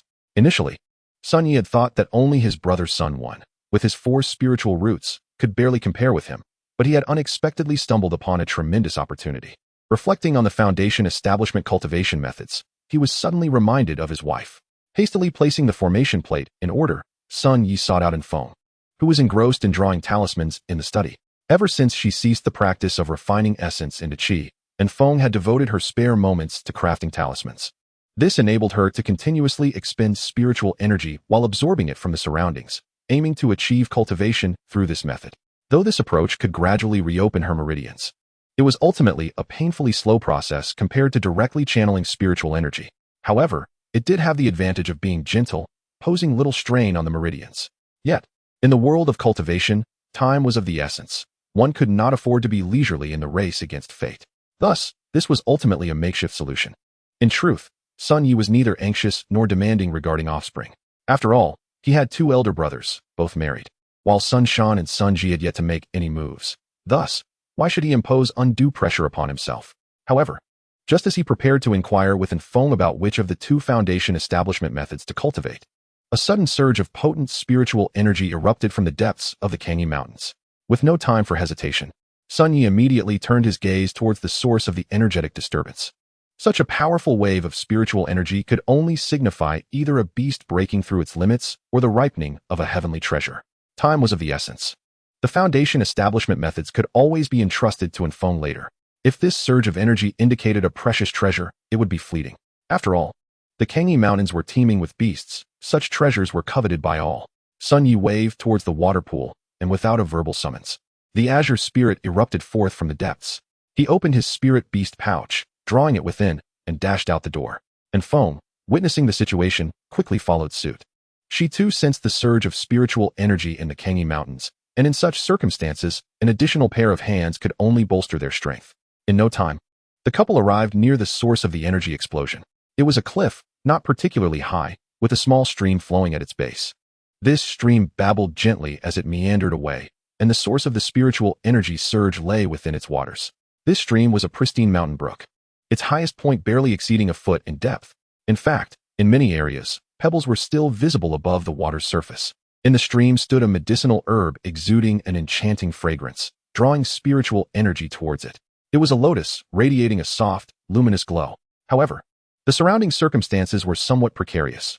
Although no Foundation establishment beast resided within the Kangi Mountains, the countless chi refinement beasts converging made Sun Ye's skin crawl. At this moment, The spiritual herb had yet to fully mature, and these beasts lingered nearby, observing. Should the herb reach full maturity, a bloody tempest of slaughter would likely ensue in the mountains. Yi, are you familiar with this spiritual herb? Gazing at the luminous herb glistening in the stream, and Feng couldn't help but tug at Sun Ye's sleeve. Indeed, this is a rare spiritual herb. Every part of it can be used for medicinal concoctions, lotus seeds, lotus pods, and petals are all valuable, but the most precious part is undoubtedly the lotus root submerged in the stream. Lotus root? And Feng mused. This flower is known as the body pulse lotus. The seeds can be refined into a blood chi pill that enhances physical strength, while the lotus pods are excellent for nourishing the body. As for the petals, they can be crafted into a cleansing spirit pill that sharpens the mind. The most valuable lotus root, however, is the key ingredient for the channeling pill. Chapter 41, The Clam and the Heron. After uttering the name of the channeling pill, even in Feng, who usually remained composed, felt a glimmer of excitement in her dancing eyes. She was well aware of the significance of the channeling pill. For cultivators in the mid-stage of chi refinement, it was nothing short of a miraculous elixir. The primary effect of the channeling pill is to assist cultivators in unblocking their meridians, allowing a substantial influx of spiritual energy while continuously fortifying and repairing them. A single pill, if utilized properly, could even enable a cultivator to unblock multiple meridians at once. Yet, it remains uncertain how many channeling pills could be concocted from this body pulse lotus root. If sufficient pills could be produced, Shi and Sun Yi might swiftly progress beyond the late stage of chi refinement, inching ever closer to the pinnacle of their cultivation. It seems, then, that this truly is a treasure. However, given the multitude of demon beasts surrounding us, will we truly be able to obtain it? Do not fret. The demon beasts scattered throughout these mountains are not formidable. The real threat comes from humans, residing in the mountains. We were the first to discover the maturity of this body pulse lotus, which naturally shields us from the most unpredictable element, people. As for the remaining mere demon beasts, they have yet to reach the foundation establishment stage. What can they do to us? As Sun Yi spoke, he began to gather large stones from around him. And before long, he had collected around 20 fist-sized rocks. Yi, what are you doing with those stones? These stones will serve a purpose. Quickly, help me wrap these earth spike talismans around them. As Sun Yi spoke, he continued his work, and upon hearing his words, and Feng joined in. In no time, the 20 or so stones were encased in the earth spike talismans. When the body pulse lotus matures, we will simultaneously toss the stones, encircling the lotus with the earth spikes, as long as we ensure that no humans or beasts can seize the opportunity amidst the chaos. These demon beasts will naturally eliminate their rivals. We merely need to sit back and watch the spectacle unfold, reaping the rewards while others fight. Having glanced around and confirmed the absence of human presence, Sun Yi had already devised this tactical plan. But what about the flying demon beasts? Not to worry. While they may soar, my sword is no less formidable, Sun Yi replied, drawing out his Qingming sword. With this superior artifact in hand, even the most elusive of demon beasts could be temporarily halted, allowing Tsang Ling to deliver the final blow. Sun Yi himself wielded the might of Tsang Ling's thunderous powers. Should Tsang Ling, nearing the peak of chi refinement, unleash its full potential, even a peak-level demon beast would likely falter under its strike. After approximately half an hour, the body pulse lotus finally absorbed enough spiritual energy to mature. As an enchanting fragrance wafted through the air, Sun Yi knew the lotus had ripened. At this moment, various demon beasts hesitated, wary of their opponents and reluctant to advance. All that was needed was a spark to ignite a fierce battle. Now, throw. At Sun Ye's command, the couple began hurling the stones, infusing them with spiritual energy as they fell, forming a thicket of earth spikes upon impact. In no time, layers of spikes encircled the body pulse lotus, making it nearly impossible for any demon beast to approach. As the spikes emerged around the flower, the demon beasts turned their attention to one another. With the focus of the conflict shifting, a brutal battle erupted amidst the silence. The first to strike was a leopard, launching a ferocious assault on a stag of comparable cultivation. Though the stag boasted similar prowess, herbivores inevitably lagged behind carnivores in strength. Within a few exchanges, the stag succumbed to the leopard's sharp fangs and claws. With the leopard setting the precedent, the demon beasts surrounding the body pulse lotus soon turned on their neighbors. In an instant, the battlefield descended into chaos. Naturally, in such turmoil, opportunists lurked. A pelican, having seemingly materialized from nowhere, swooped down from the sky, aiming for the body pulse lotus. Now, Sun Yi exclaimed, quickly raising his Qingming sword. The blade sliced through the air, severing the pelican's right wing. With a cry, the wounded bird plummeted, only to become a meal for a lurking gray wolf in the blink of an eye. However, this was merely a minor incident. The bloody skirmish raged on, and only the victor would claim the fragrant spiritual herb amidst the earth spikes. The carnage continued for what felt like an eternity, and after about half an hour, only 3 bloodied victors remained outside the encirclement: a formidable striped tiger at the 10th level of chi refinement, a colossal black bear at the 9th level, and a gray wolf at the 8th level. Despite their varying levels, the injuries they sustained told a different story. The striped tiger bore the brunt of the wounds. Regrettably, Sun Ye's current spiritual power was insufficient to establish a second blood contract. Otherwise, securing the striped tiger as a guardian for their residence would have been an excellent choice. It's time. Fenger, take the Qingming sword and drive off that wolf. Song Ling, deal with the tiger, while the bear is mine. Sun Yi handed the Qingming sword to Enfeng, preparing to eliminate both the tiger and the black bear in one fell swoop, while merely driving off the gray wolf. Upon receiving their assigned tasks, the duo sprang into action, each fulfilling their role. Enfeng approached the 7th level gray wolf with her sword raised. The wolf, possessing a keen intellect to survive amidst the chaos, hesitated momentarily, retreating cautiously to observe Enfeng and the surrounding battlefield. Meanwhile, Sun Yi and Song Ling approached their respective foes. Faced with the injured black bear and tiger, they opted for a straightforward strategy. Sun Yi unleashed 3 heavy earth talismans, exerting an unimaginable gravitational force that pinned the black bear to the ground.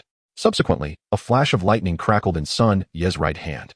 With a gentle push, a tremendous thunderbolt erupted from his palm, piercing directly through the black bear's skull. Song Ling's method was even simpler.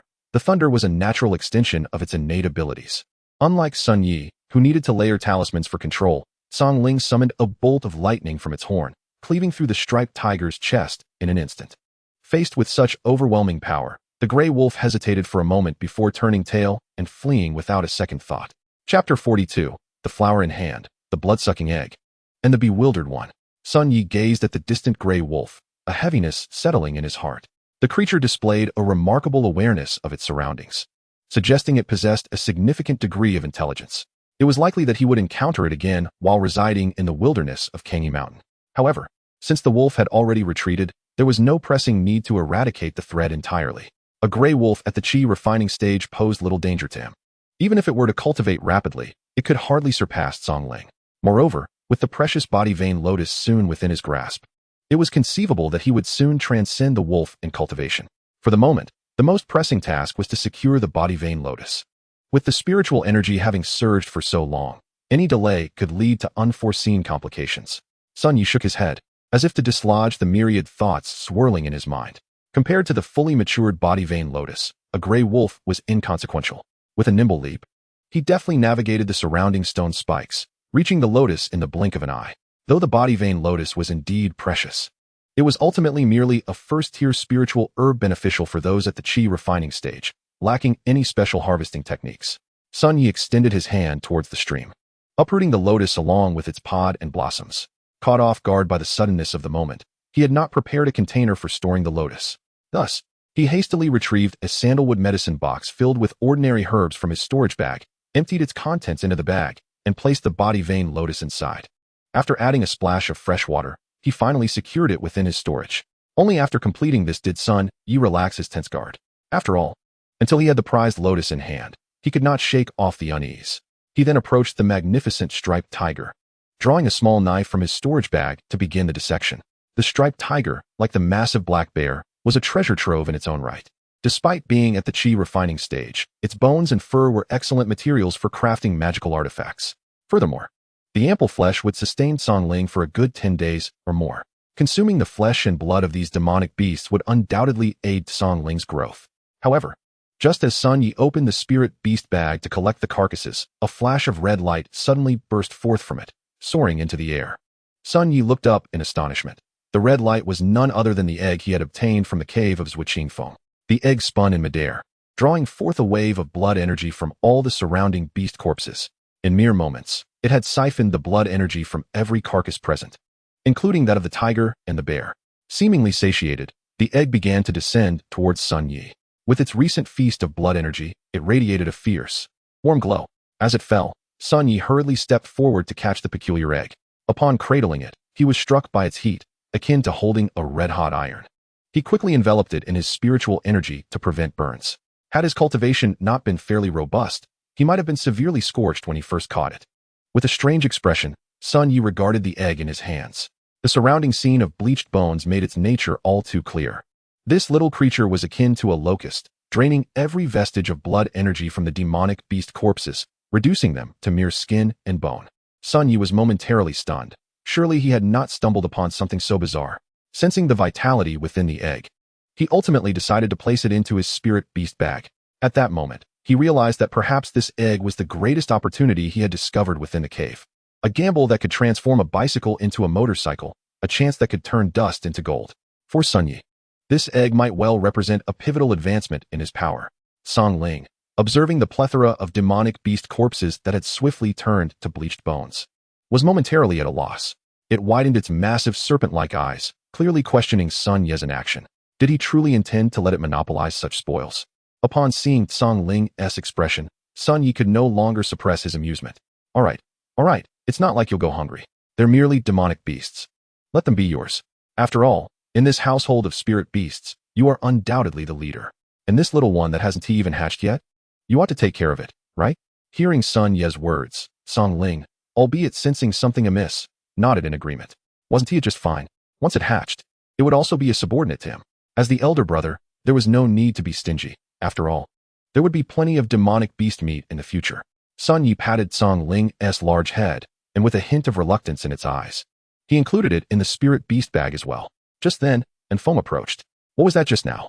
Unlike Sun Yi, she was not in the mood for jesting. She had been horrified when the little egg absorbed the blood energy. The manner of its absorption resembled that of a demonic entity. When she inquired, her voice was tinged with trepidation, fearful that Sun Yi had become entangled with dark forces. Ah, this is the third treasure I mentioned from the cave, a centuries-old egg that still possesses vitality. Initially, I believed it contained a long-incubated demonic beast, which is why it retained life even after centuries. However, it seems that may not be the case. Its ability to absorb blood energy through the shell suggests it is no ordinary creature. Moreover, when I first touched it, it was scalding hot. I suspect it belongs to a fire attribute demonic beast. The combination of being fire-based and egg-laying, along with its peculiar capabilities, makes it difficult to conceive what sort of demonic beast it truly is. Sun Yi's tone brimmed with anticipation. He was eager to discover what surprises this egg might hold for him. Chapter 43. The Body Vein Lotus is freed. Upon hearing Sun Yi's words, Foam finally felt a weight lift from her heart. As long as it bore no connection to dark forces, she could breathe easy. The thought of sharing a bed with someone who cultivated through bloodshed was unsettling, to say the least. Rest assured, I would never associate myself with the likes of bloodthirsty demons. Now that we have secured the Body Vein Lotus, let us return swiftly.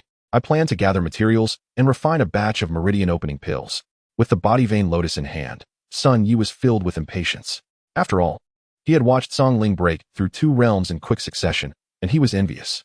Naturally, he would not let the skins and bones of the demonic beasts go to waste. With a flourish of his sleeve, he gathered them all using his spiritual energy, ensuring they were all neatly tucked away in his storage bag. If it were not for the lingering traces of battle at this location, one would hardly perceive that a gruesome conflict had transpired here. The egg, while absorbing the sanguine essence, devoured even the blood spilled upon the ground, leaving not a single trace behind. It could truly be deemed an indispensable artifact for those who thrive on bloodshed and plunder. After completing all necessary tasks, Sun Yi eagerly grasped Feng's hand and swiftly departed towards the direction of Fenghua Biyuan. Shortly after their departure, Wang Jiahong, accompanied by others, arrived, following the commotion. However, apart from the peculiar terrain, there were no clues left for them, leading Wang Jiahong to suspect he had come to the wrong place. Indeed, it was the Wang family that first stirred, as they possessed a vast orchard at the foot of Kengi Mountain, cultivating the Wang family's exclusive product, the water pattern peach. This water pattern peach is a second-tier spirit tree capable of bearing second-tier spirit fruit.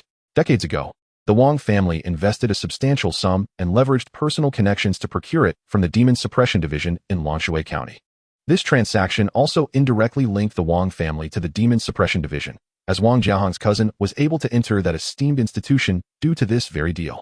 The water pattern peach enhances the water spiritual root's absorption of spiritual energy, making it highly coveted among cultivators of the water spiritual root. Even foundation building practitioners eagerly seek it, ensuring that each harvest of water pattern peaches sells out rapidly. This explains the Wang family's sudden rise in fortune over the past few decades. While they may not have become exceedingly wealthy, they have certainly improved their financial standing. To safeguard such a lucrative treasure, the Wang family has stationed a formidable guard. Altogether, there are more than 20 cultivators, including sons-in-law, assigned to protect the orchard, with 5 required on duty each day. Coincidentally, it was Wang Jiahong's turn to guard the water-patterned peach grove today. The spiritual energy disturbances on the mountain had been manifesting for nearly an hour. Yet the ripples of energy had taken more than a stick of incense to reach the foot of the mountain. After Wang Jiahong arranged for the protection of the peach grove and led his team up the mountain, another half-hour had passed, allowing them to perfectly miss Sun Yi. We should split up and search. Based on the fluctuations of the spiritual energy earlier, it must be in this direction, Wang Jiahong suggested. Frustrated by the lack of discoveries, he felt discontent. Venturing into the mountains was no small feat, and returning empty-handed would mean a significant waste of time. Meanwhile, Sun Yi had already returned with Feng to the villa. Upon their return, Sun Yi did not rush to concoct the meridian opening pill. Instead, he took Feng by the hand and sat by the edge of the pond. With great care, he retrieved the box containing the body meridian lotus from his storage bag, removing the lotus and placing it in the water. "What are you doing, Yi?" Feng inquired, puzzled by Sun Yi's actions. "I am preparing to cultivate the body meridian lotus."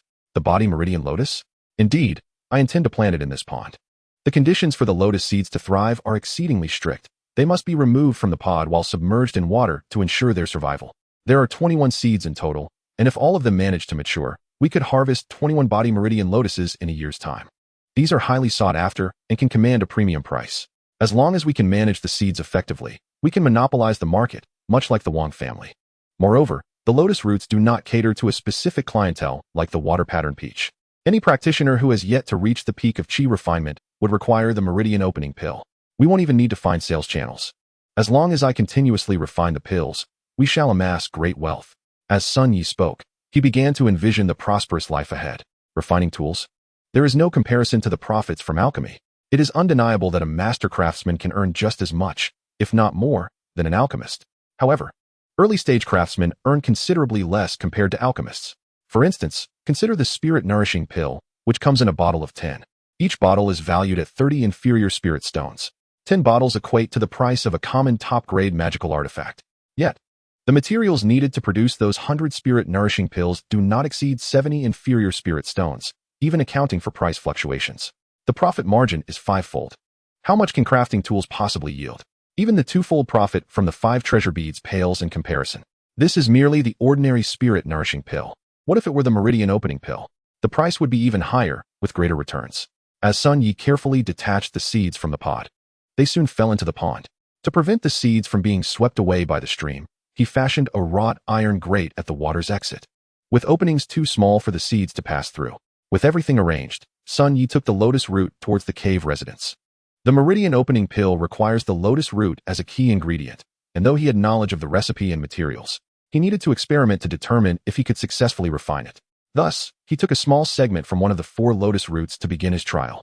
However, just as he held the lotus root, he suddenly recalled his intentions prior to acquiring this spiritual herb. He hurriedly set the lotus root aside and retrieved 2 jade slips from his storage bag as he approached Feng. Chapter 44. Is this really possible? Holding 2 foundational cultivation methods, Sun Yi stood before Feng.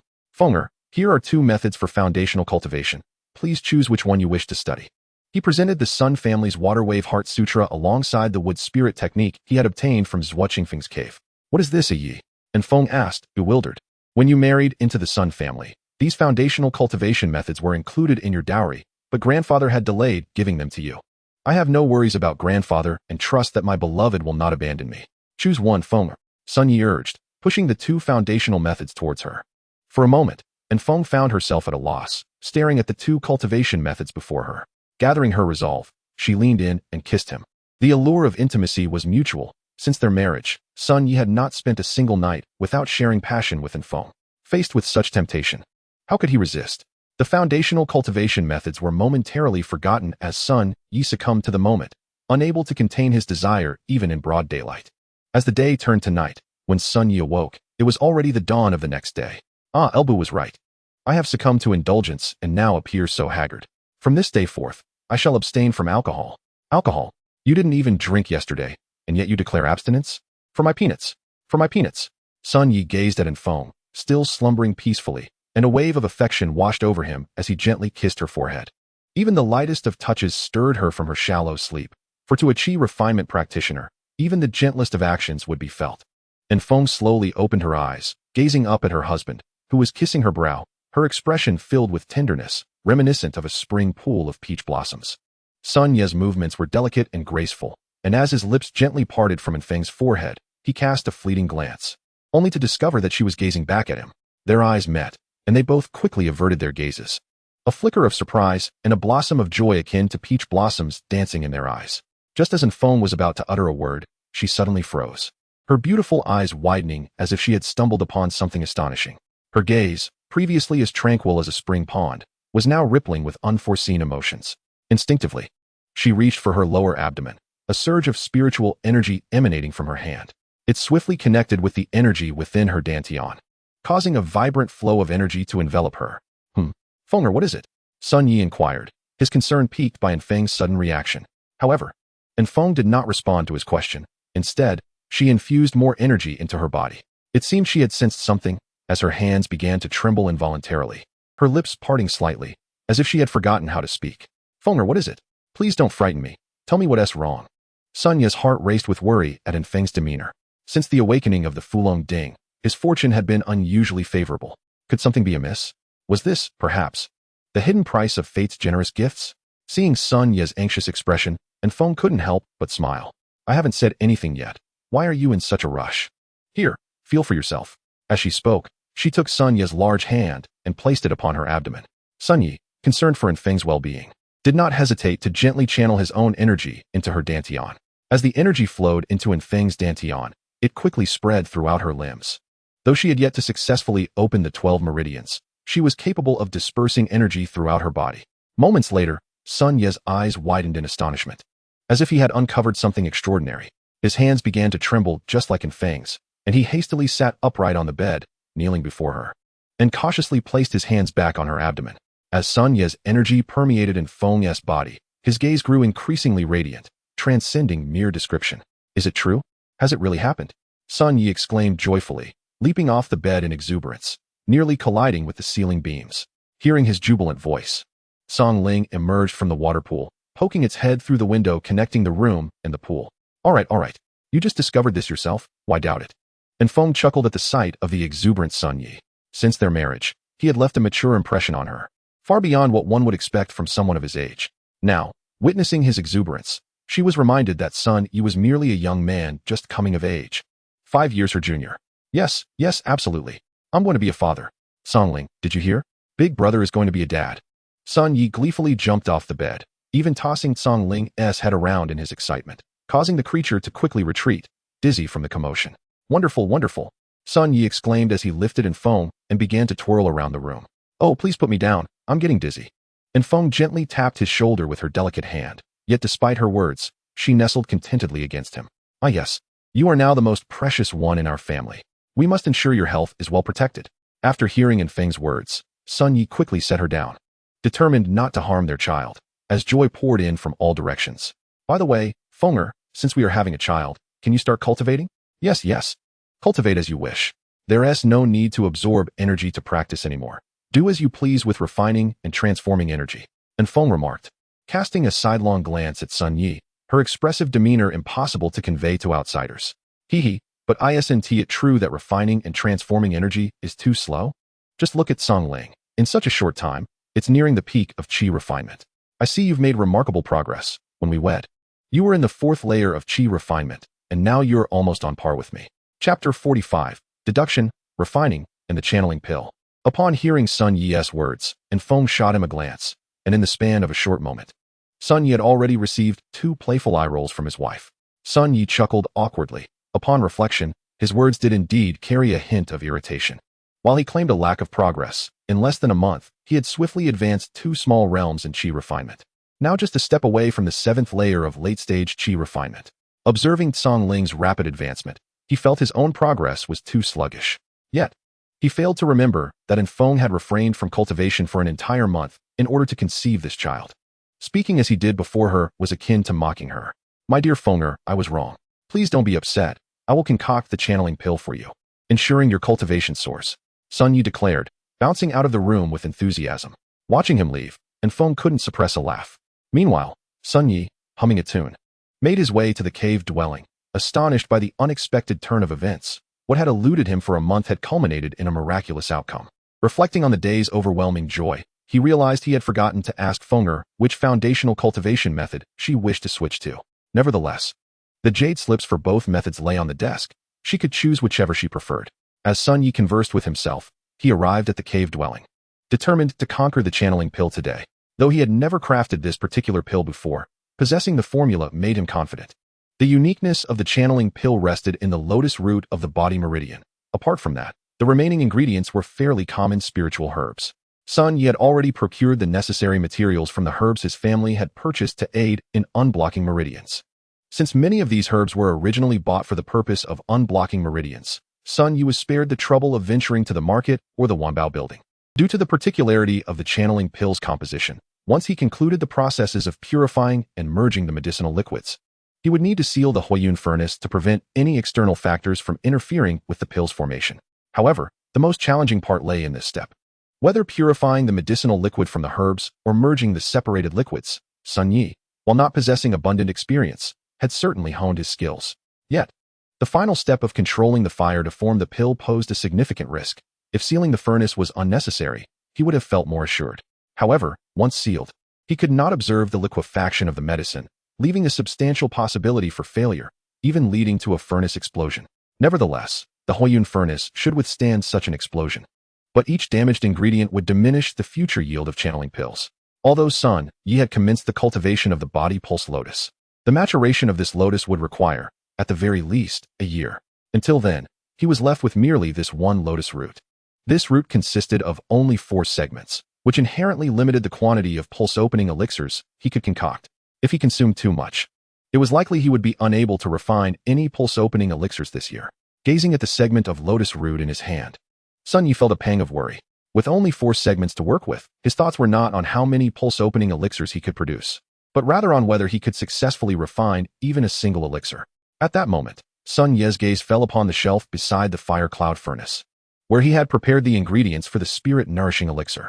A sudden idea took shape in his mind, and the more he contemplated it, the more feasible it seemed. Without delay, he cast the ingredients for the spirit-nourishing elixir into the fire cloud furnace.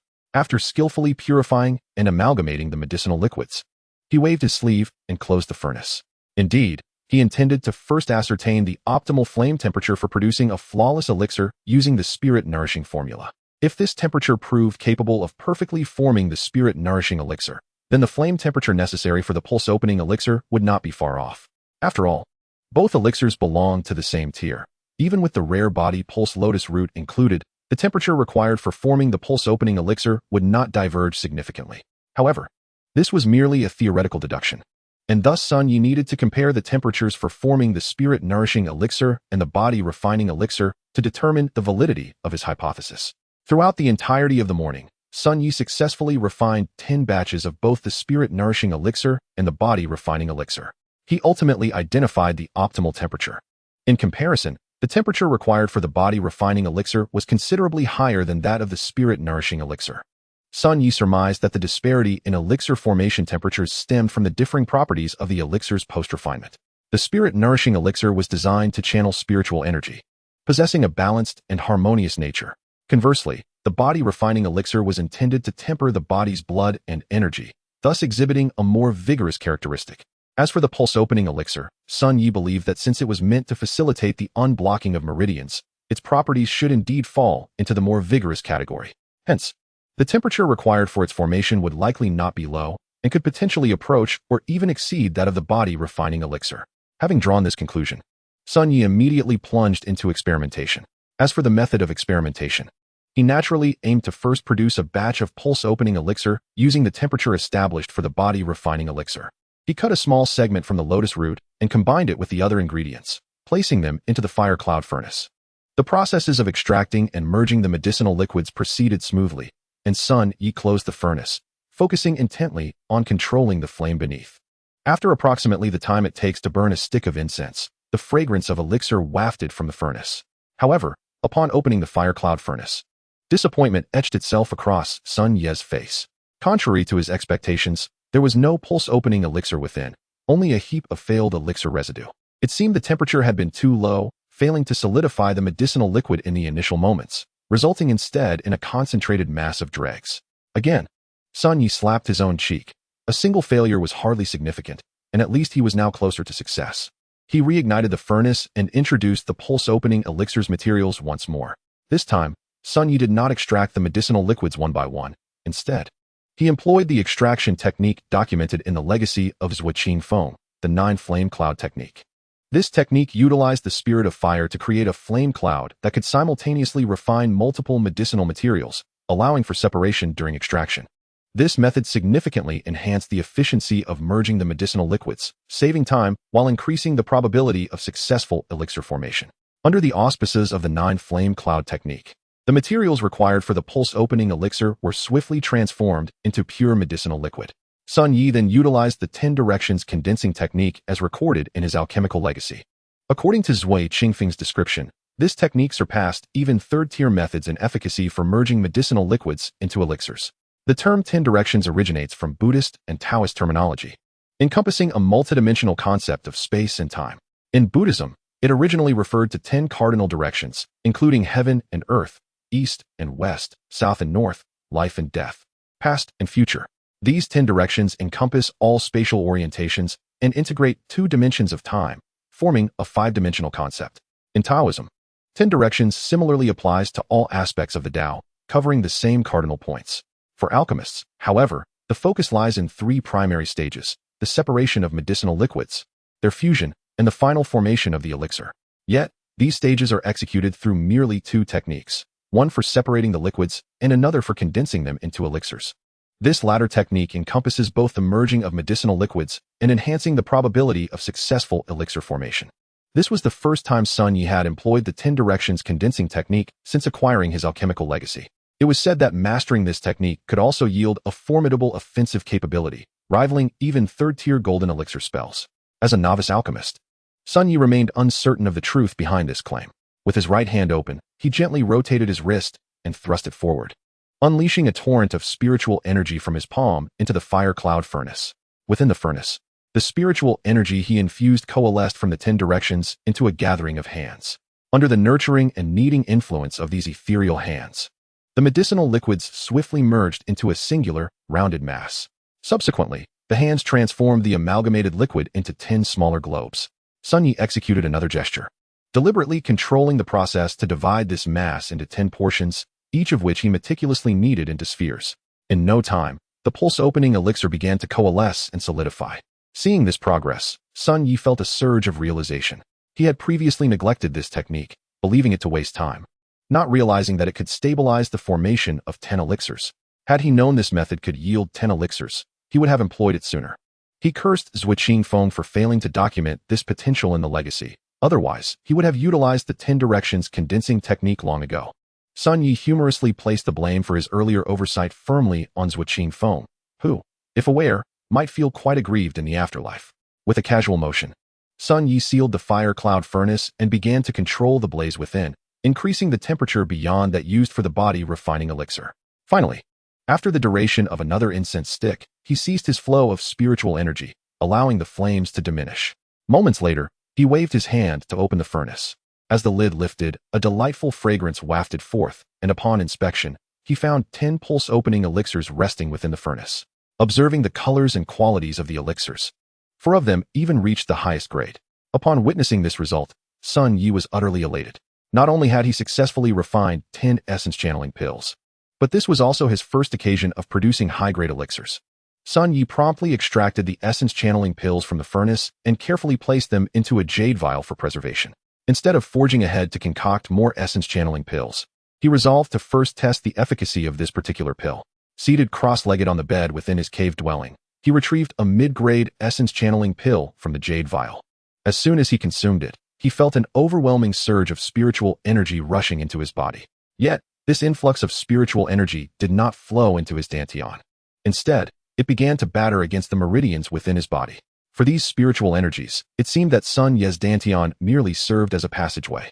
They did not linger but instead surged straight through his dantian into the meridians throughout his limbs and torso.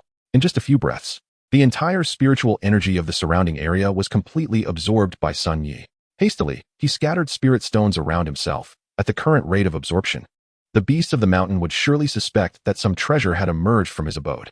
Sun Yi worked quickly, encircling himself with the spirit stones. Thanks to his swift actions, the spiritual energy in the cave soon returned to its original state. Conversely, under the influence of the essence channeling pill, boundless spiritual energy continued to flow into his meridians. Within a single cup of TS time, he had already opened a pathway through the hand Yangming large intestine meridian. After completing the connection of the hand Yangming large intestine meridian, the energy surged into the hand Taiyang small intestine meridian. The spirit stones surrounding Sun Yi visibly began to turn transparent, indicating that the spiritual energy within them was being depleted. However, Sun Yi felt no remorse. The greater the consumption, the more it indicated that his elixirs had succeeded. Ultimately, after the duration of a stick of incense, the effects of the essence channeling pill completely dissipated.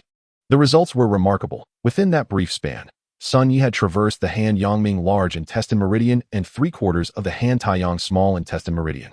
He had opened up more than 1.5 meridians with just a single mid-grade essence channeling pill. With such impressive results, Sun Yi immediately retrieved a high-grade essence channeling pill from the jade vial, swallowing it without hesitation. The effects of the high-grade essence channeling pill far surpassed that of its mid-grade counterpart. As soon as he ingested it, the previously obstructed 3/4 of the hand Taiyang small intestine meridian visibly began to clear, with the depletion of the spirit stones. In just a few breaths, Sun Yi had completely opened the hand Taiyang small intestine meridian. This astonishing speed of meridian opening left even Sun Yi, the alchemist himself. In all, Chapter 47, Late Stage of Qi Refinement, a Rare Commodity. Of course, this was merely a glimpse into the broader picture. The high-grade essence channeling pill was far from simple. It was only then that Sun Yi truly grasped its substantial value.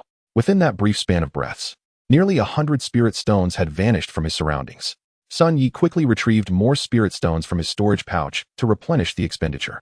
It was as if he was trading spirit stones for cultivation time, converting several hundred spirit stones into merely one meridian opening, which would typically take a painstaking effort. Yet, with the assistance of the essence channeling pill, the time required for cultivation was significantly reduced. Such an opportunity would be sought after by any practitioner. For the essence of cultivation is to defy the heavens. Every moment is a race against time for cultivators. Anything that could enhance the speed of cultivation would be pursued. However, some individuals possess boundaries, while others do not. Those without limits become the demonic cultivators of today, as the methods with boundaries tend to be excessively costly. Just as Sun Yi contemplated these boundaries, he noticed a significant reduction in the spirit stones around him. Yet, he was quite satisfied with this continuous consumption of spirit stones. For in that short time since he swallowed the high-grade essence channeling pill, his hand Shaoyang Sanjiao meridian had already been opened by more than half. Thus, it was evident that the efficiency of the high-grade essence channeling pill was nearly double that of the mid-grade version. Sun Yi did not even need to circulate his techniques to expedite the process. He merely needed to keep pouring spirit stones around him. After another stick of incense, the effects of the high-grade essence channeling pill also faded away. It appeared that both mid-grade and high-grade essence channeling pills had a duration of efficacy limited to a single stick of incense. However, compared to the mid-grade version, the potency of the high-grade essence channeling pill was astonishingly powerful. In less than a cup of tea's time, he had traversed both the hand Taiyang small intestine meridian and the hand Shaoyang Sanjiao meridian. It is essential to note that as more meridians are opened, the efficiency tends to decrease. When all meridians are blocked, the spiritual energy, under guidance, will focus on a single meridian. Yet, when some meridians are already open, the spiritual energy will still open meridians but will inevitably dissipate into others. This explains why, when Sun Yi initially consumed the mid-grade essence channeling pill, he opened one meridian in a cup of tea's time, yet only managed to traverse 3/4 of another within the remaining duration. This time, after consuming the high-grade essence channeling pill, he astonishingly opened the hand Taiyang small intestine meridian, hand Shaoyang Sanjiao meridian, hand Taiyang lung meridian, and a portion of the hand Shaoyin heart meridian, effectively traversing 2.5 of the 12 primary meridians. The results were nothing short of extraordinary. However, as Sun Yi glanced at the now transparent spirit stones around him, a pang of regret stirred within his heart. In just 2 sticks of incense, he had expended nearly 700 spirit stones, an amount equivalent to the price of a top-tier magical artifact. Nonetheless, Sun Yi had successfully advanced to the 7th stage of Qi refinement, achieving the status of a late-stage practitioner. While the gains were substantial, the costs were equally daunting. No matter how wealthy Sun Yi was, he could not sustain such expenditures indefinitely. The necessity of alchemy loomed large. Without refining pills, where would he procure the spirit stones to elevate his cultivation? Observing the now depleted spirit stones surrounding him, Sun Yi could not help but reflect on this reality. Upon reaching the 7th stage of Qi refinement, Sun Yi did not continue to consume essence channeling pills to push further. Instead, he approached the Huiyun furnace and retrieved the materials needed to concoct more essence channeling pills. With the experience from his first successful refinement, Sun Yi's confidence in producing essence channeling pills surged. This segment of lotus root was sufficient to refine 3 batches of essence channeling pills, though the size of the lotus root varied, influencing the quantity of pills produced. For instance, the smallest segment could be divided into 3 parts: front, middle, and back. The front and back segments were slightly smaller, expected to yield 7 or 8 pills each, while the middle segment was larger, capable of supporting the refinement of 10 pills in a single batch. As Sun Yi diligently refined essence channeling pills throughout the afternoon, he discovered that the success rate for producing high-grade pills was, in fact, rather low. Achieving 4 high-grade pills from the second batch, totaling 10 pills, was already a remarkable probability. Over the course of the entire afternoon, Sun Yi successfully refined a total of 12 batches of pills, resulting in a grand total of 102 essence channeling pills. Notably, this count did not include the successful yield from the second batch. Aside from the second furnace, among the 102 pills, only 22 can be classified as superior grade. This translates to a success rate for superior grade pills of less than 1/5, or merely 20%. Sigh. It took an immense amount of effort, but I have finally refined all the body meridian lotus into connecting pulse pills. With these connecting pulse pills in hand, it is time for my fortunes to flourish. What is the phrase? Rare goods can be hoarded. Naturally, Sun Yi could not sell a large quantity of connecting pulse pills, as doing so would significantly bolster the strength of rival families, posing a threat to the Sun family. Thus, he resolved to sell the surplus of connecting pulse pills produced from the first body meridian lotus to his family. He believed they would offer a fair price, at the very least preventing him from being pressured into selling these precious elixirs to other clans. Of course, even the pills sold within the family would only be of the medium grade. After all, the superior grade connecting pulse pills may barely suffice for his own family, let alone for others. Sun Yi meticulously arranged the pills, placing 10 medium grade connecting pulse pills into each of 8 bottles. The superior grade pills were carefully stored in a jade box. Finally, it was complete. This day had exhausted me. Sun Yi stood, stretched his limbs, and exited the cave dwelling where he had spent the entire day. However, upon entering the courtyard, he was taken aback. It was not due to any unusual events that had transpired, but rather because the courtyard was bustling with activity. As he stepped inside, he immediately spotted Feng surrounded by a throng of people. Just as he intended to approach, he was halted by a hand, his ever-dedicated father. "Father, what is going on? Why is everyone gathered in the courtyard? Please don't tell me the cave's existence has been exposed." "Oh, it's not about the cave. It's about your wife's pregnancy. This news was conveyed to the family via the paper crane you sent. Have you forgotten?" Upon hearing this, Sun Yi recalled that he had informed his family about Feng's pregnancy through a paper crane earlier that morning before refining pills. It turned out that was the cause of the commotion. He had thought the cave's secret had been discovered. "Why do you sound so calm?" "I was filled with excitement when your elder brother was born. I was also ecstatic this morning, but after a day full of excitement, I've become somewhat immune to it." "Immune?" "Indeed, I was overly excited today. Speaking of which, father, do you not notice anything different about me?" After Sun Yi's prompt, Sun Su turned to observe his younger son. Upon closer inspection, he was taken aback. "How did you manage to break through to the 7th level of Qi refinement so quickly? Does this mean our branch now has 2 practitioners at the late stage of Qi refinement?" Although Sun Yi had not concealed his cultivation level upon exiting the cave, Sun Su had been somewhat slow to realize it, only becoming aware after Sun Yi's reminder that his son had stealthily reached the 7th level of Qi refinement. Reaching the 7th level of Qi refinement is indeed a significant milestone. Before one can connect their 12 primary meridians, the spiritual energy emitted from within the body can only be released through the physical form, resulting in considerable energy loss and rendering one unable to cast many spells. However, upon reaching the 7th level, 3 meridians become sufficient to facilitate the outward flow of spiritual energy. This change not only diminishes the energy consumption for casting spells, but also amplifies their potency. In simpler terms, upon attaining the late stage of Qi refinement, spellcasting becomes a standard means for practitioners, contrasting sharply with the earlier stages where expending energy on a single spell would leave one utterly fatigued.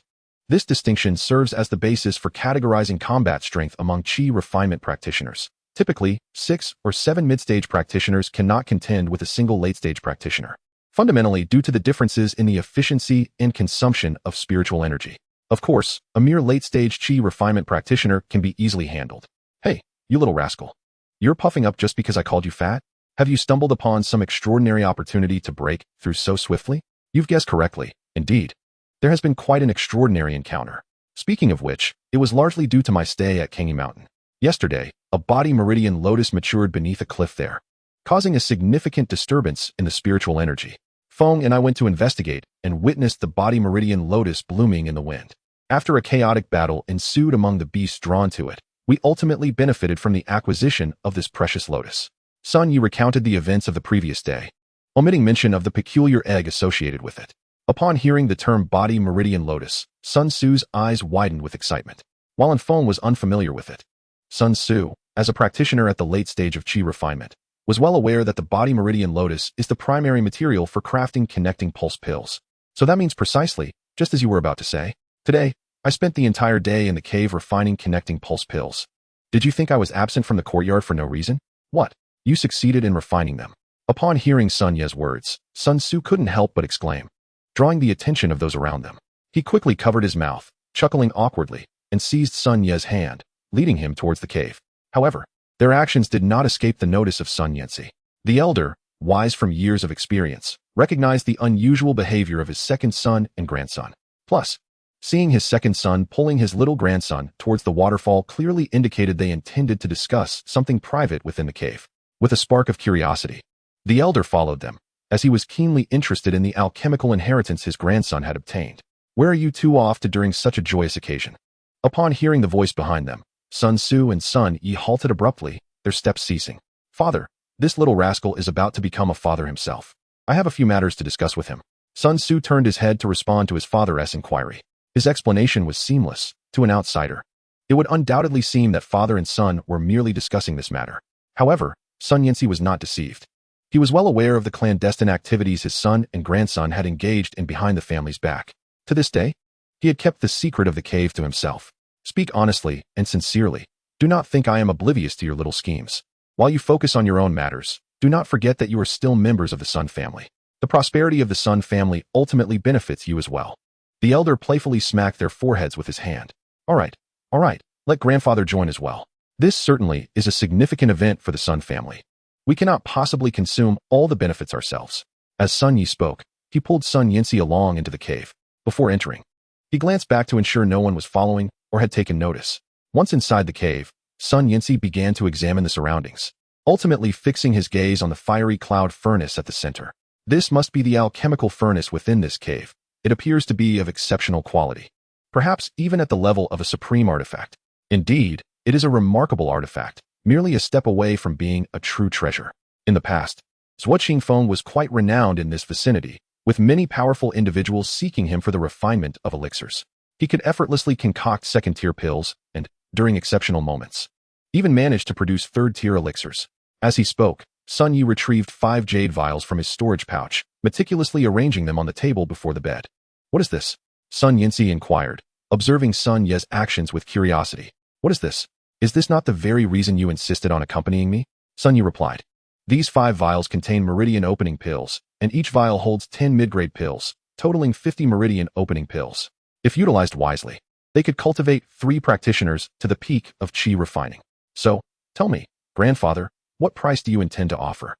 Chapter 49. A fortune beyond measure. Upon hearing Sun Yi's words, Sun Yanzi's eyes widened in disbelief.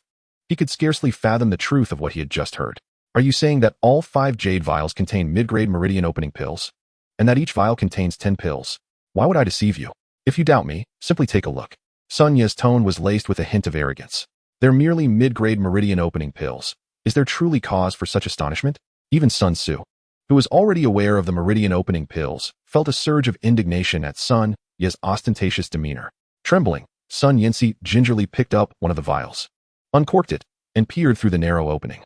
Indeed, this is unmistakably a mid-grade meridian opening pill. I once purchased one in the market when I broke through my final meridian. There is no doubt about its authenticity. Of course, I crafted these myself. Would I not know their quality? Now, grandfather, I am inquiring about what price your family can offer. After all, considerable effort went into refining these pills. You wouldn't wish for me to incur a loss, would you? Listening to Sun Yi, Sun Yanzi cautiously resealed the vial and placed it back on the table. Well, the clan is not without spirit stones. However, these meridian opening pills are valuable yet scarce. Based on market prices, Each pill is worth 50 low-grade spirit stones. Thus, this vial amounts to 500 low-grade spirit stones. If your family takes all 5 vials, that totals 2,500 low-grade spirit stones. I shall dispatch someone to deliver them to you tomorrow. As he spoke, Sun Yinzi glanced at Sun Su. Very well. I shall have your father come to the clan tomorrow to collect them and deliver them directly to you. Can grandfather take these now? Since grandfather is purchasing, then it is only fair for the exchange to be made. As for the pills, I can certainly part with them now. I trust grandfather would not take advantage of his grandson. As Sun Yi spoke, he stepped aside, allowing Sun Yinzi to collect the 5 vials from the table. At that moment, Sun Yi felt an overwhelming joy. The fortune he had long desired had finally arrived. After days of trading spiritual herbs and dealing with various matters, coupled with his recent quest for a breakthrough, his supply of spirit stones had dwindled significantly. This windfall was a timely blessing. Albeit selling to the family meant he received a somewhat lower price. Yet, bolstering his own family's strength was far preferable to supporting others. Sun Yinzi carefully stowed the vials into his storage pouch and turned to Sun Yi. Yi, have you taken out all the elixirs? Is that not obvious, grandfather? Naturally. I must prioritize resources for my own cultivation. These elixirs are merely half of what I possess. The remainder is for my and Feng'er's cultivation. Should there be any surplus, it will surely be used to honor my parents and support my elder brother. Sun Yi shrugged, fully aware of Sun Yinzi's intentions to acquire more from him. Such elixirs, which greatly expedite cultivation, are a coveted commodity in the market. If sold in the marketplace, despite the listed price of 50 spirit stones per pill, there would undoubtedly be buyers willing to pay a premium. Even at 70 spirit stones each, they would find eager customers. Thus, selling to the family at market price was already a significant concession. The remaining 50 pills, aside from those for himself and Infeng, were destined for his parents and to aid his hard-working elder brother. That goes without saying. After all, they are your creations, and it is only right to prioritize your family's use. Upon hearing Sun Ye's words, Sun Yinzi found no fault in his grandson's reasoning. What I meant to say was, since you have refined these meridian-opening pills, do you not possess seeds of the body meridian lotus? Sun Yi suddenly realized the old man's intentions. I do have the seeds, but they are the foundation for our lineage's future. You do not expect me to sell them to the clan, do you? After all, the Wang family did not sell the Shuiwen peaches to their clan either. Such rare commodities are best monopolized.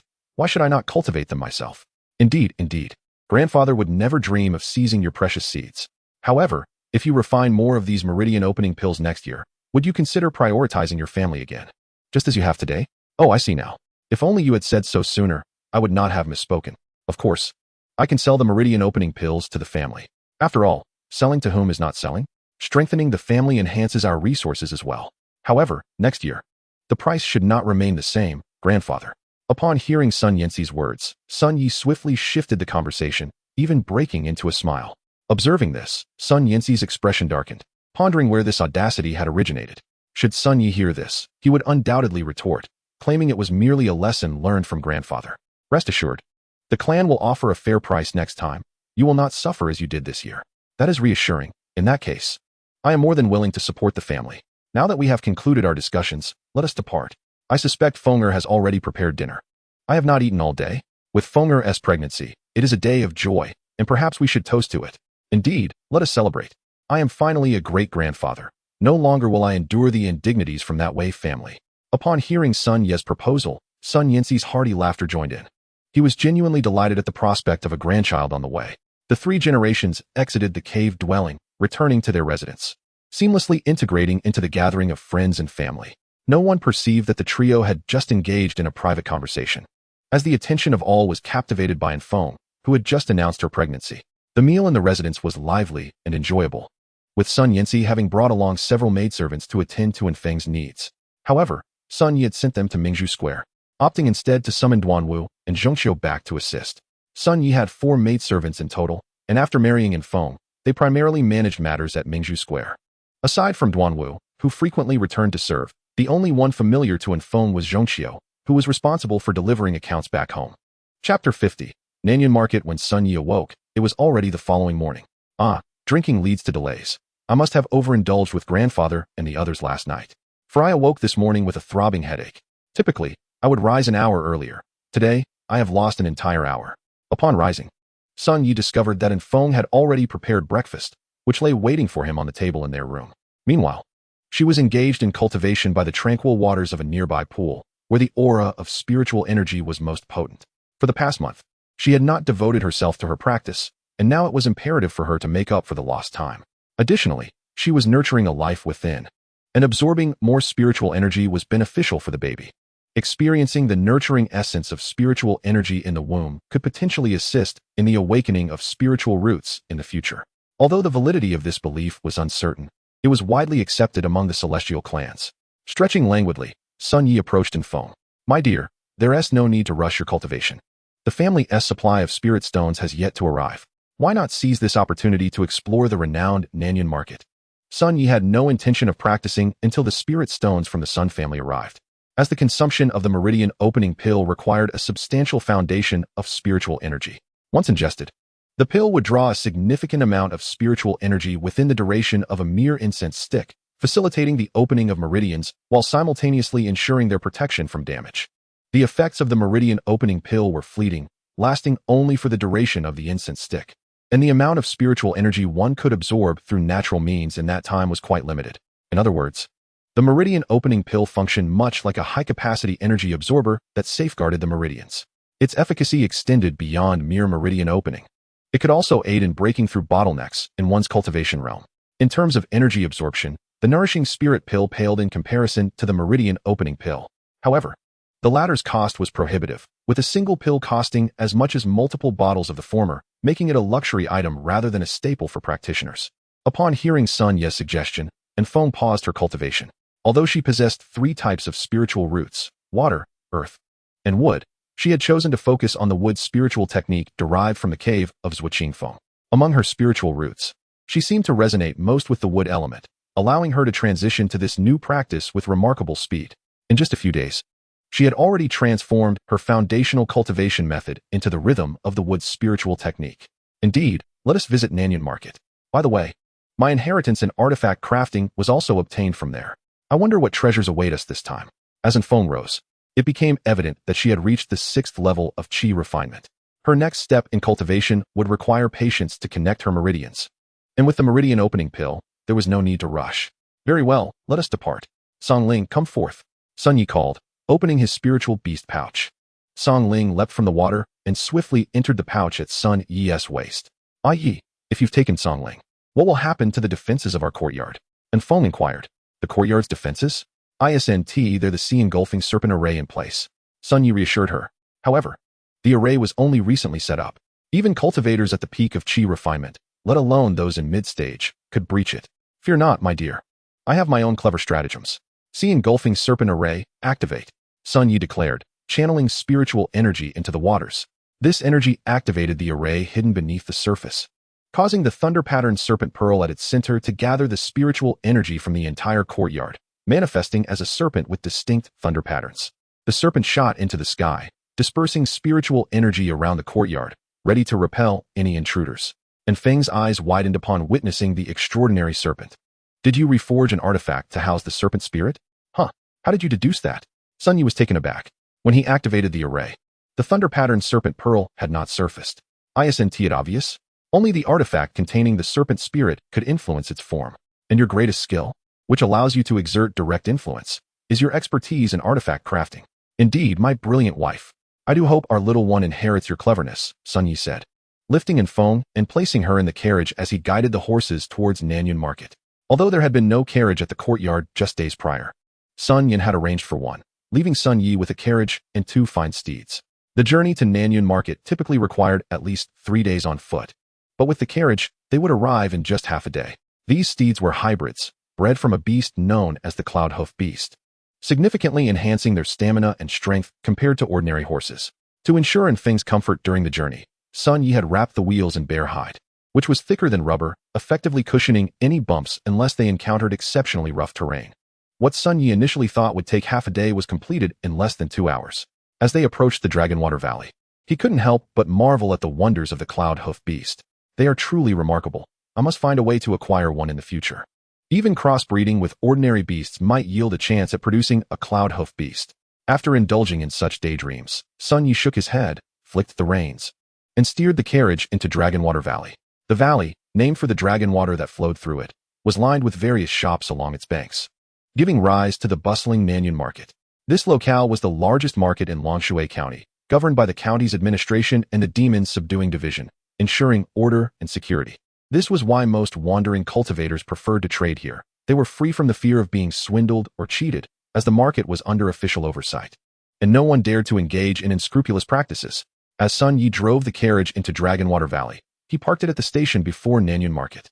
According to local regulations, no horses or beasts of burden were permitted within the market, nor were vehicles like carriages allowed. Regarding flying swords, cultivators at the Qi refinement stage could only manage them for short distances, and few would attempt to fly with one at that level.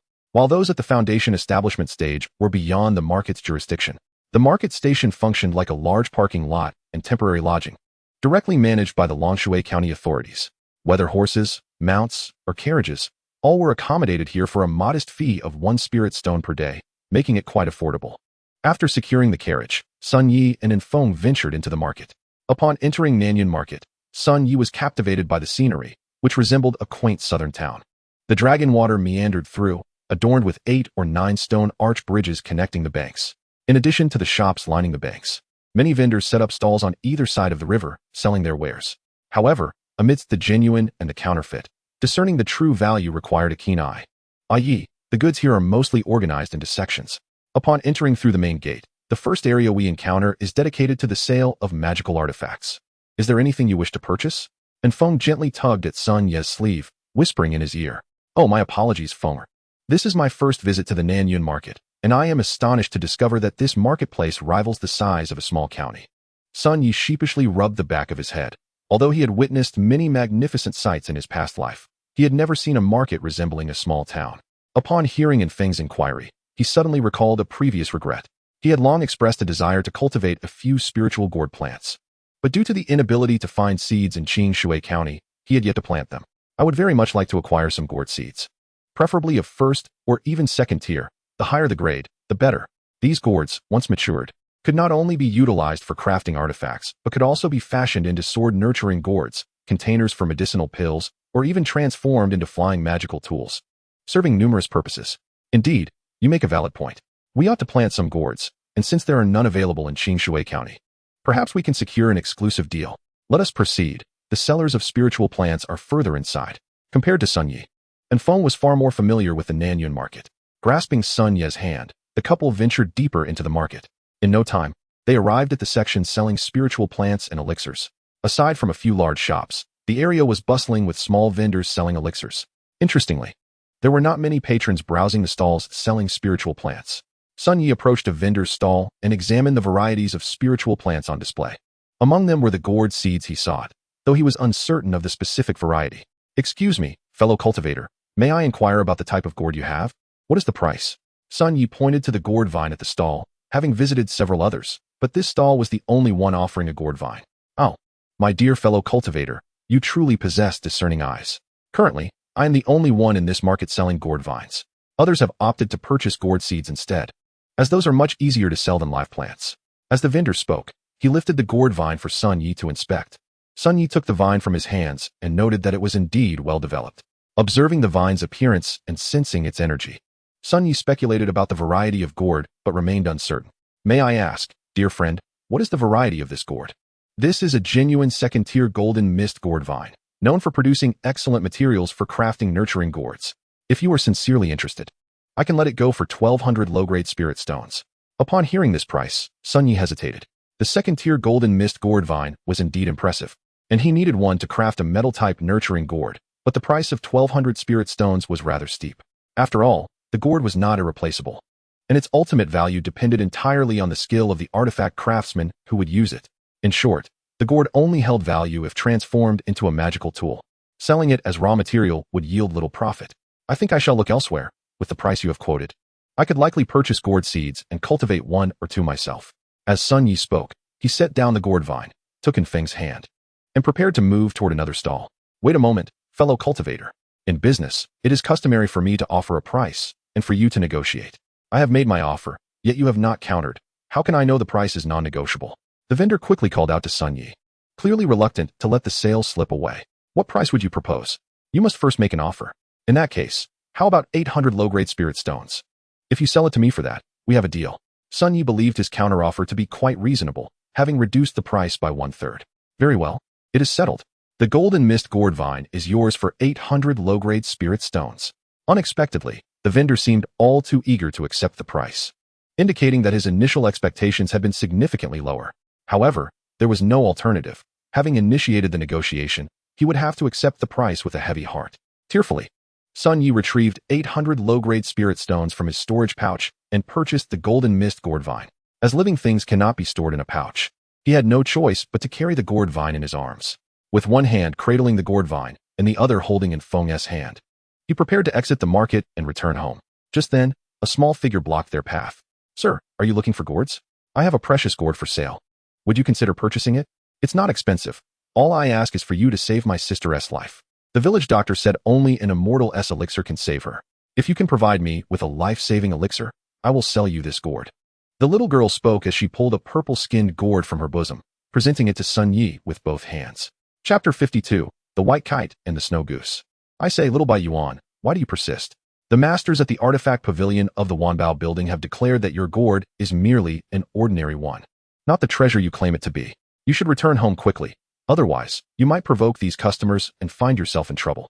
Upon seeing the girl collide with Sun Yi, the vendor who had just sold the gourd vine to him hurried over, scolding her without even checking the spirit stone Sun Yi had thrown into his storage pouch. On the surface, it appeared he was reprimanding the girl, but Sun Yi understood that the vendor was actually trying to shield her. "Indeed, little Bai Yuan, your gourd has been assessed by an artifact craftsman, and it has been determined to be an ordinary gourd. You should heed your Uncle Guo's advice and return home to care for your sister." Not only this vendor, but others nearby echoed similar sentiments. It seemed the little girl had been here for quite some time. Otherwise, the surrounding vendors would not be so supportive of her. "No. I saw with my own eyes that when this gourd matured, a lightning bolt struck its vine. All the other gourds perished, yet this one survived.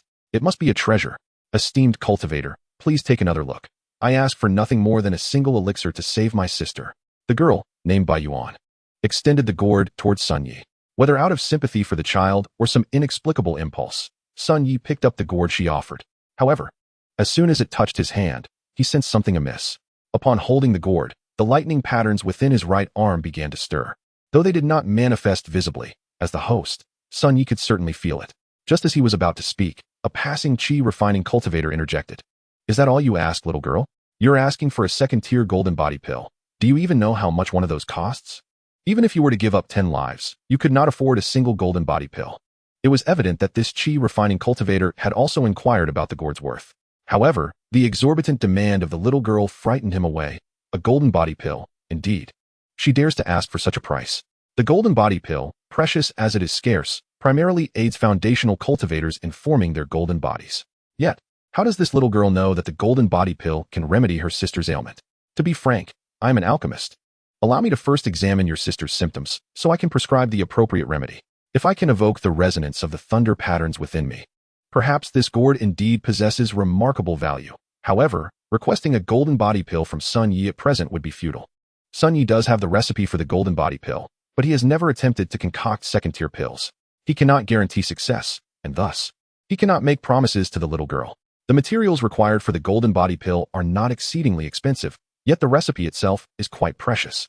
Within the entire Zhao Kingdom, only the alchemy pavilion of Hai Tianya can produce the golden body pill. The function of the golden body pill is rather straightforward. It assists foundational cultivators in achieving a flawless golden body. Of course, the quantity of pills needed to attain a flawless golden body varies according to individual aptitude. Some may succeed with a single pill, while others may require dozens. This, however, is merely the first step. Following this, one must consume the jade bone pill to transform the so-called flawless golden body into the golden skin and jade bones. While the golden body pill is relatively accessible, the jade bone pill is considerably more challenging to acquire. Hence, many foundational cultivators only achieve the flawless golden body and cannot attain the golden skin and jade bones. All their efforts, whether for the flawless golden body or the higher-level golden skin and jade bones, are preparations for overcoming the heavenly tribulation and advancing to the golden core stage.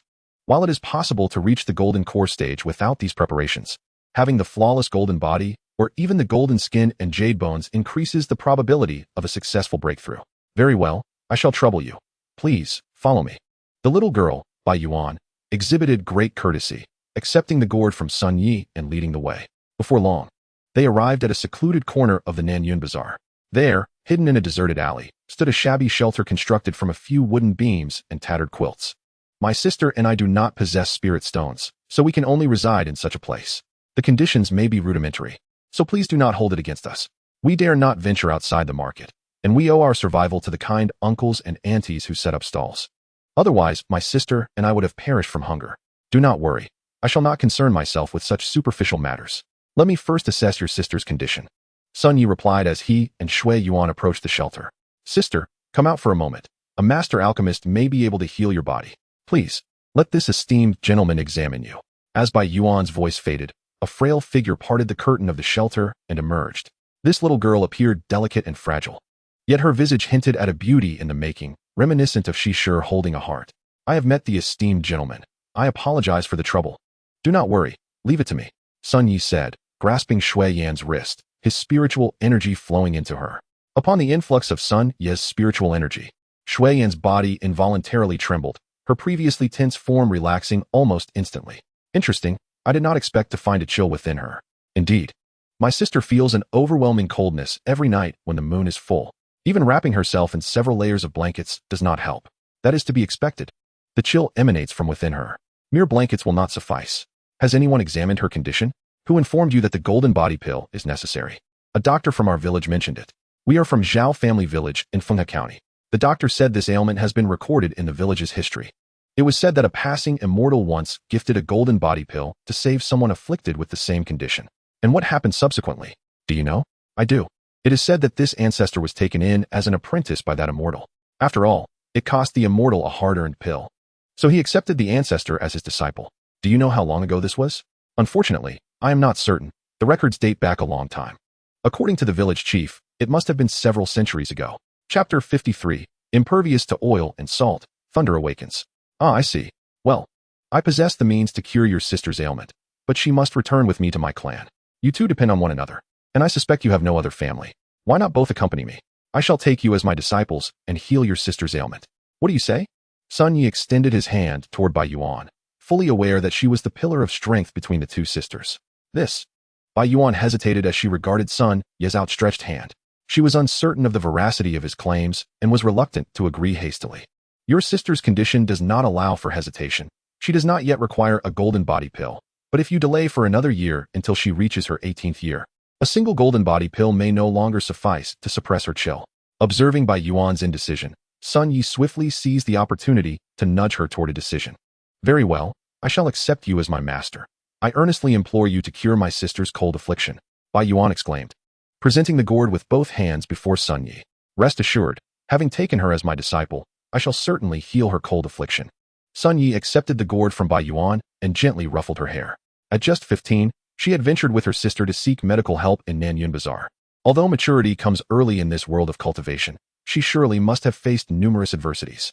As for Shui Yan's ailment, it is not merely a cold. It is, in fact, a tremendous fortune. Though her body naturally emanates coldness, this is a manifestation of her spiritual root undergoing mutation. The transformation from a water spiritual root to an ice spiritual root results in her current condition, indicating the presence of other spiritual roots in her body. Following the mutation of the water spiritual root, only the ice spiritual root will remain. The chill that involuntarily radiates from her body is the result of the severely mutated ice spiritual root continuously destroying her other spiritual roots. If she possessed spiritual energy, she could complete this transformation swiftly. Alas, her lack of cultivation pathways has led to this predicament. Thankfully, if she remains without spiritual energy until adulthood, the final stage of her ice spiritual root mutation could freeze her entirely, leading to her demise. After all, one must sacrifice to gain. Fortune and misfortune are intertwined in the laws of heaven. Given that the mutated ice spiritual root rivals that of a singular attribute's heavenly spiritual root, the inherent dangers of this mutation must also be borne by the one who possesses the ice spiritual root. Naturally, if one has cultivation, the risks are significantly mitigated. As for why he chose to accept her sister as a disciple, it is not only due to the bond they share, but also because of her sister's considerable fortune. Though he has not tested her sister's spiritual root, the gourd is indeed a treasure, and her good fortune in finding it signifies her abundant blessings. The path of immortal cultivation, while entwined with methods of wealth and companionship, is also significantly aided by fortune and luck. Are not those so-called children of destiny individuals blessed with abundant fortune? Numerous instances abound, such as surviving a leap from a cliff only to encounter a legacy, or a minor boss graciously bestowing equipment upon them. Among them, there exists a disciple graced with considerable fortune, which is quite commendable. Originally, the intent of visiting the South Cloud Square city was solely to procure a gourd vine. However, serendipity led to the acquisition of 2 disciples as well. As the hour grew late, it was prudent to hasten their return. With that, Sun Yi took hold of Enfeng's hand, guiding the sisters by Yuan and Shui Yin as they made their way outward. In a short while, the quartet returned to their carriage. The Cloud Horse, a swift half-demon beast cultivated from the Cloud Hoof Beast, enabled them to reach the Fenghua courtyard before nightfall. Upon their arrival, Sun Yi settled the sisters in guest rooms within the courtyard. As for himself, he retreated to his cave dwelling to begin examining the newly acquired gourd. This gourd, which could potentially activate the lightning patterns within him, was undoubtedly extraordinary, yet it appeared merely as an ordinary gourd. It was highly probable that it was a divine object cloaked in simplicity, but how might one reveal its true form once more? Sun Yi found himself in a quandary. Utilizing spiritual energy proved futile, and attempts to stir it with runes were equally ineffectual. Even invoking the lightning patterns did not yield success. It was no wonder that the craftsman from the Wanbao building classified it as an ordinary gourd, for it seemed impervious to all efforts. With no alternative, Sun Yi decided to transplant the golden gourd vine. At the edge of a pond, he excavated a sizable pit in the rocky ground, filled it with soil, and transferred the gourd vine into its new home. Looking up, he recalled that Song Ling was still confined within the spirit beast pouch. Hastily, he released Song Ling, who promptly dove into the pond, surfacing with a large head that bore a somewhat resentful gaze directed at Sun Yi. Sun Yi understood Song Ling's sentiment. Their blood bond allowed them to communicate without words. I almost forgot. Please don't look at me like that. In a few days, I promise to concoct a batch of medicinal pills just for you. Song Ling's forlorn expression was a result of being neglected in the spirit beast pouch, which, while spacious, was still somewhat cramped for such a large creature. Upon seeing Song Ling, an epiphany struck Sun Yi. Indeed, while he might struggle alone, he was not without his companion. With both his and Song Ling's lightning patterns combined, could they not activate the gourd? Encouraged by this thought, Sun Yi felt a surge of optimism. Song Ling, come with me. I have a significant task for you. Leading Song Ling into the cave, Sun Yi placed the obstinate gourd on the ground. Song Ling, we shall channel our lightning patterns together into this gourd. I refuse to believe that we cannot awaken it today. Upon hearing this, Song Ling nodded its large head in agreement. Sun Ye's right hand and Song Ling's horn simultaneously ignited with lightning patterns. Lightning flickered as an unimaginable force surged from Sun Ye's hand and Song Ling's horn into the gourd. As they infused it with this immense power, the gourd began to emanate a radiant glow.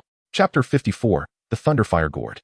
After Sun Yi and Song Ling poured a substantial amount of lightning energy into the gourd, it finally revealed its true form. The once brown-skinned gourd transformed into a genuine purple-skinned gourd, its entirety adorned with a rich purple hue interspersed with crimson patterns. Lightning patterns emerged, densely covering its surface. Sun Yi hastily attempted to refine it with spiritual energy, but as soon as his energy made contact, it was assimilated into the thunderous force.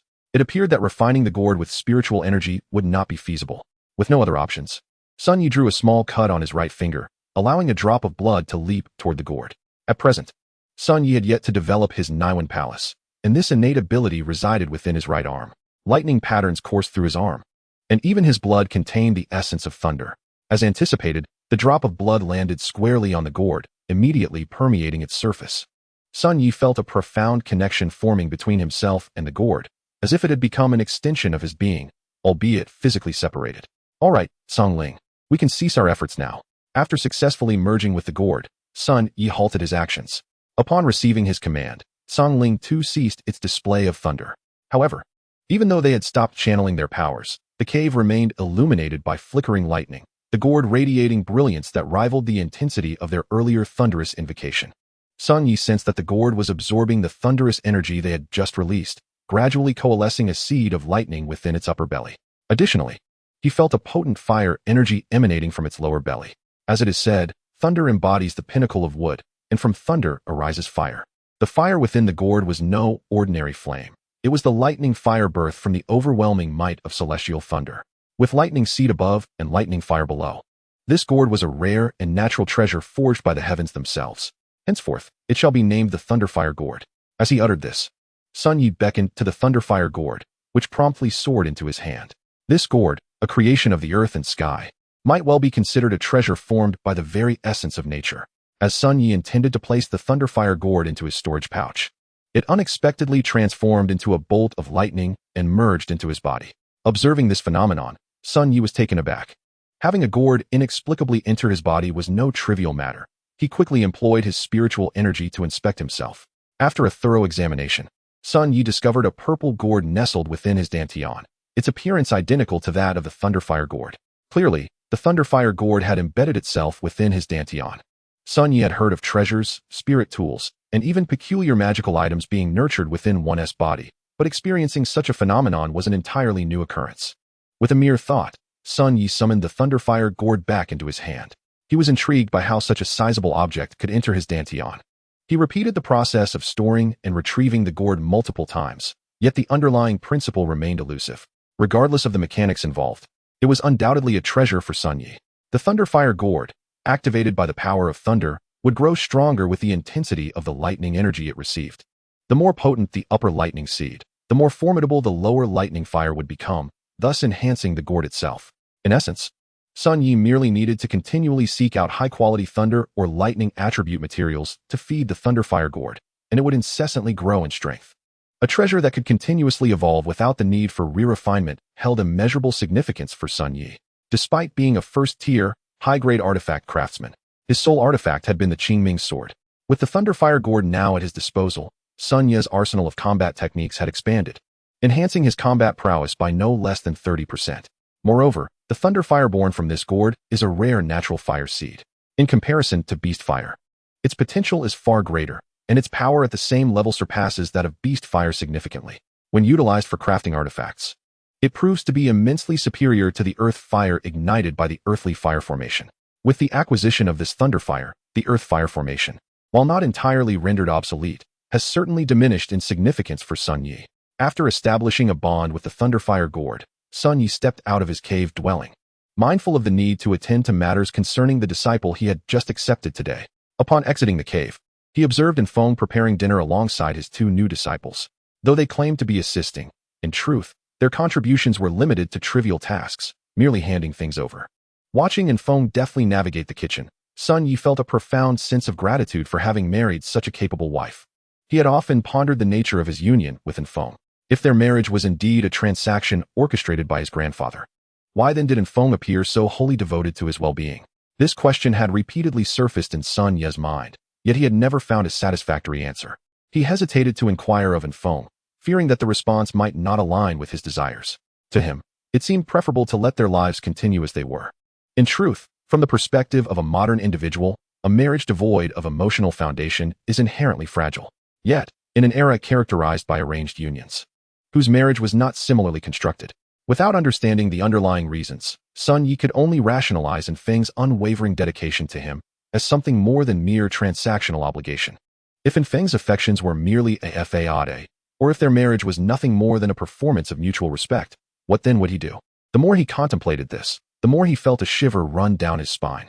Since hearing about the foundational grass from his father, Sun Yi had harbored a growing sense of unease regarding the true darkness of the world of cultivation, which he suspected might be far more sinister than what he had perceived. The petty squabbles among the chi-refining families in Qingshui County were but trifles. The real terror might be unfolding elsewhere. The news of counterfeit foundational grass was likely a commonplace occurrence. Indeed, the lengths to which individuals would go for treasures could lead to fratricidal strife. Shaking his head, Sun Yi dispelled these troubling thoughts. Regardless of Infeng's true nature, as long as he continued to excel, she would remain by his side, and their lives could persist as they were. Whether her love was genuine or merely a performance of decorum, she remained his wife and the mother of his children. Chapter 55, The Disciple. Fenger, let the maids handle these matters from now on. If you harbor any doubts regarding those servants, you may entrust the tasks to Duan Wu and Zhong Qiu. They have been by my side since childhood, you need not worry. As Sun Yi spoke, he approached Infeng, gently taking her delicate hand and wiping it with a cloth nearby. What's the matter? I merely wish to prepare a meal for you. While my body is still able, I want you to experience my culinary skills. Once he finished cleaning his hands, Infeng refrained from continuing with the cooking, instead delegating the remaining tasks to Duan Wu. Upon taking over, Duan Wu efficiently set about preparing the meal. Our future days are plentiful. In time, we shall both break through to the foundational realm and become a celebrated tale in Qingshui County.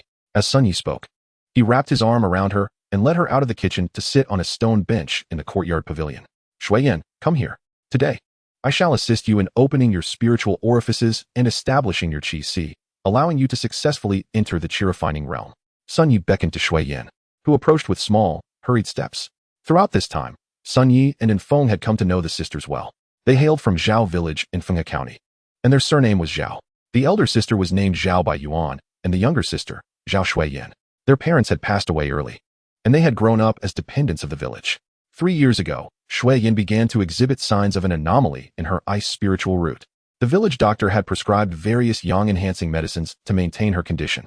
However, after a prolonged period without examination, as Shuiyan matured, the mutation of her spiritual root intensified, and her symptoms became increasingly alarming. The village doctor and the mountain herbs were insufficient to suppress the cold energy within Shuiyan's body. Coincidentally, while foraging for herbs in the mountains, Bai Yuan discovered the Thunderfire gourd. Subsequently, the village chief suggested that they take the gourd to the Nanyun market in hopes of a fortuitous encounter. After all, there were records indicating that centuries ago, a similar ancestor had received assistance from an immortal and became a disciple of the celestial realm. Unfortunately, that ancestor never returned, and Zhao village missed the chance to ascend due to their ties to him. Thus, approximately a year and a half ago, the sisters ventured over mountains and rivers to reach Nanyun market. They had been residing there for over a year, yet to this day, no one had shown willingness to engage and trade with them. Fortuitously, they encountered Sun Yi. Otherwise, it was likely that Shuiyan would have succumbed to becoming an ice sculpture. Sun Yi placed his hand on Shuiyan's abdomen, channeling spiritual energy through his palm into her body. Though the cold energy within her resisted his infusion, Sun Yi, well-versed in both thunder and fire techniques, infused his spiritual energy with a rich, yang essence. As his energy entered her body, it melted the cold energy like the sun warming snow. In mere moments, his spiritual energy reached Shuiyan's dantian. Continuously, Sun Yi imparted his spiritual energy into Shuiyan's body at a steady pace. After about half a cup of tea's worth of time, Shuiyan's previously obstructed dantian was thoroughly opened by Sun Yi's energy, coalescing into a seed of spiritual energy. From this moment forth, Shuiyan could absorb spiritual energy and practice cultivation techniques, officially becoming a qi-refining cultivator. The opening of her dantian's spiritual orifices signified her attainment of the first level of the qi-refining realm. Shuiyan, this is the unique technique of the Sun family. Even members of the Sun family cannot cultivate it without sufficient contributions. Today, I bestow it upon you to mitigate the negative effects of your ice spiritual root. From this day onward, you are one of us, and all matters must prioritize the interests of the Sun family. Do you understand? Yes, master. From this day forth, I am a member of the Sun family, and all matters shall prioritize the interests of the Sun family. After making her vow, Sun Yi placed a hand atop Shuiyan's head, transmitting the Sun family's Water Wave Heart Sutra into her mind. The Water Wave Heart Sutra was a technique acquired by the Sun family's ancestor from the foundational cave, representing a water-attributed foundational method. As the ice spiritual root was derived from the water spiritual root, it was naturally suited for cultivating water-attributed techniques. The Water Wave Heart Sutra was originally obtained by Sun Tzu and his ancestor through a trade involving the herbal spiritual techniques they discovered in the cave, with the hope that one day, the offspring of the second branch might utilize it. Little did they expect it would be passed to a disciple so soon. Very well. Shuiyan, begin your cultivation of the Water Wave Heart Sutra to establish a foundation. I will assess your sister's spiritual root attributes next and decide how best to instruct her. After instructing Shuiyan in the Water Wave Heart Sutra, Sun Yi asked her to step aside to practice, then summoned Bai Yuan forward. Upon hearing her name called, Bai Yuan swiftly stepped forward, expecting Sun Yi to open her dantian as he had done for Shuiyan. However, to her surprise, Sun Yi turned her around and placed his large hand on her spine. Sun Yi's large hand glided down her spine, coming to rest at her lower back, precisely over the location corresponding to the dantian, just above the coccyx. With a firm strike of his palm, he infused his spiritual energy into her body. This technique, known as bone touching for spirit inquiry, is employed to ascertain whether an individual possesses spiritual roots and to determine their grade and attribute. As the feedback flowed back to him from Bai Yuan's body, Sun Yi confirmed the attributes of her spiritual roots. Indeed, the two sisters were fortunate. Both possessed spiritual roots within them.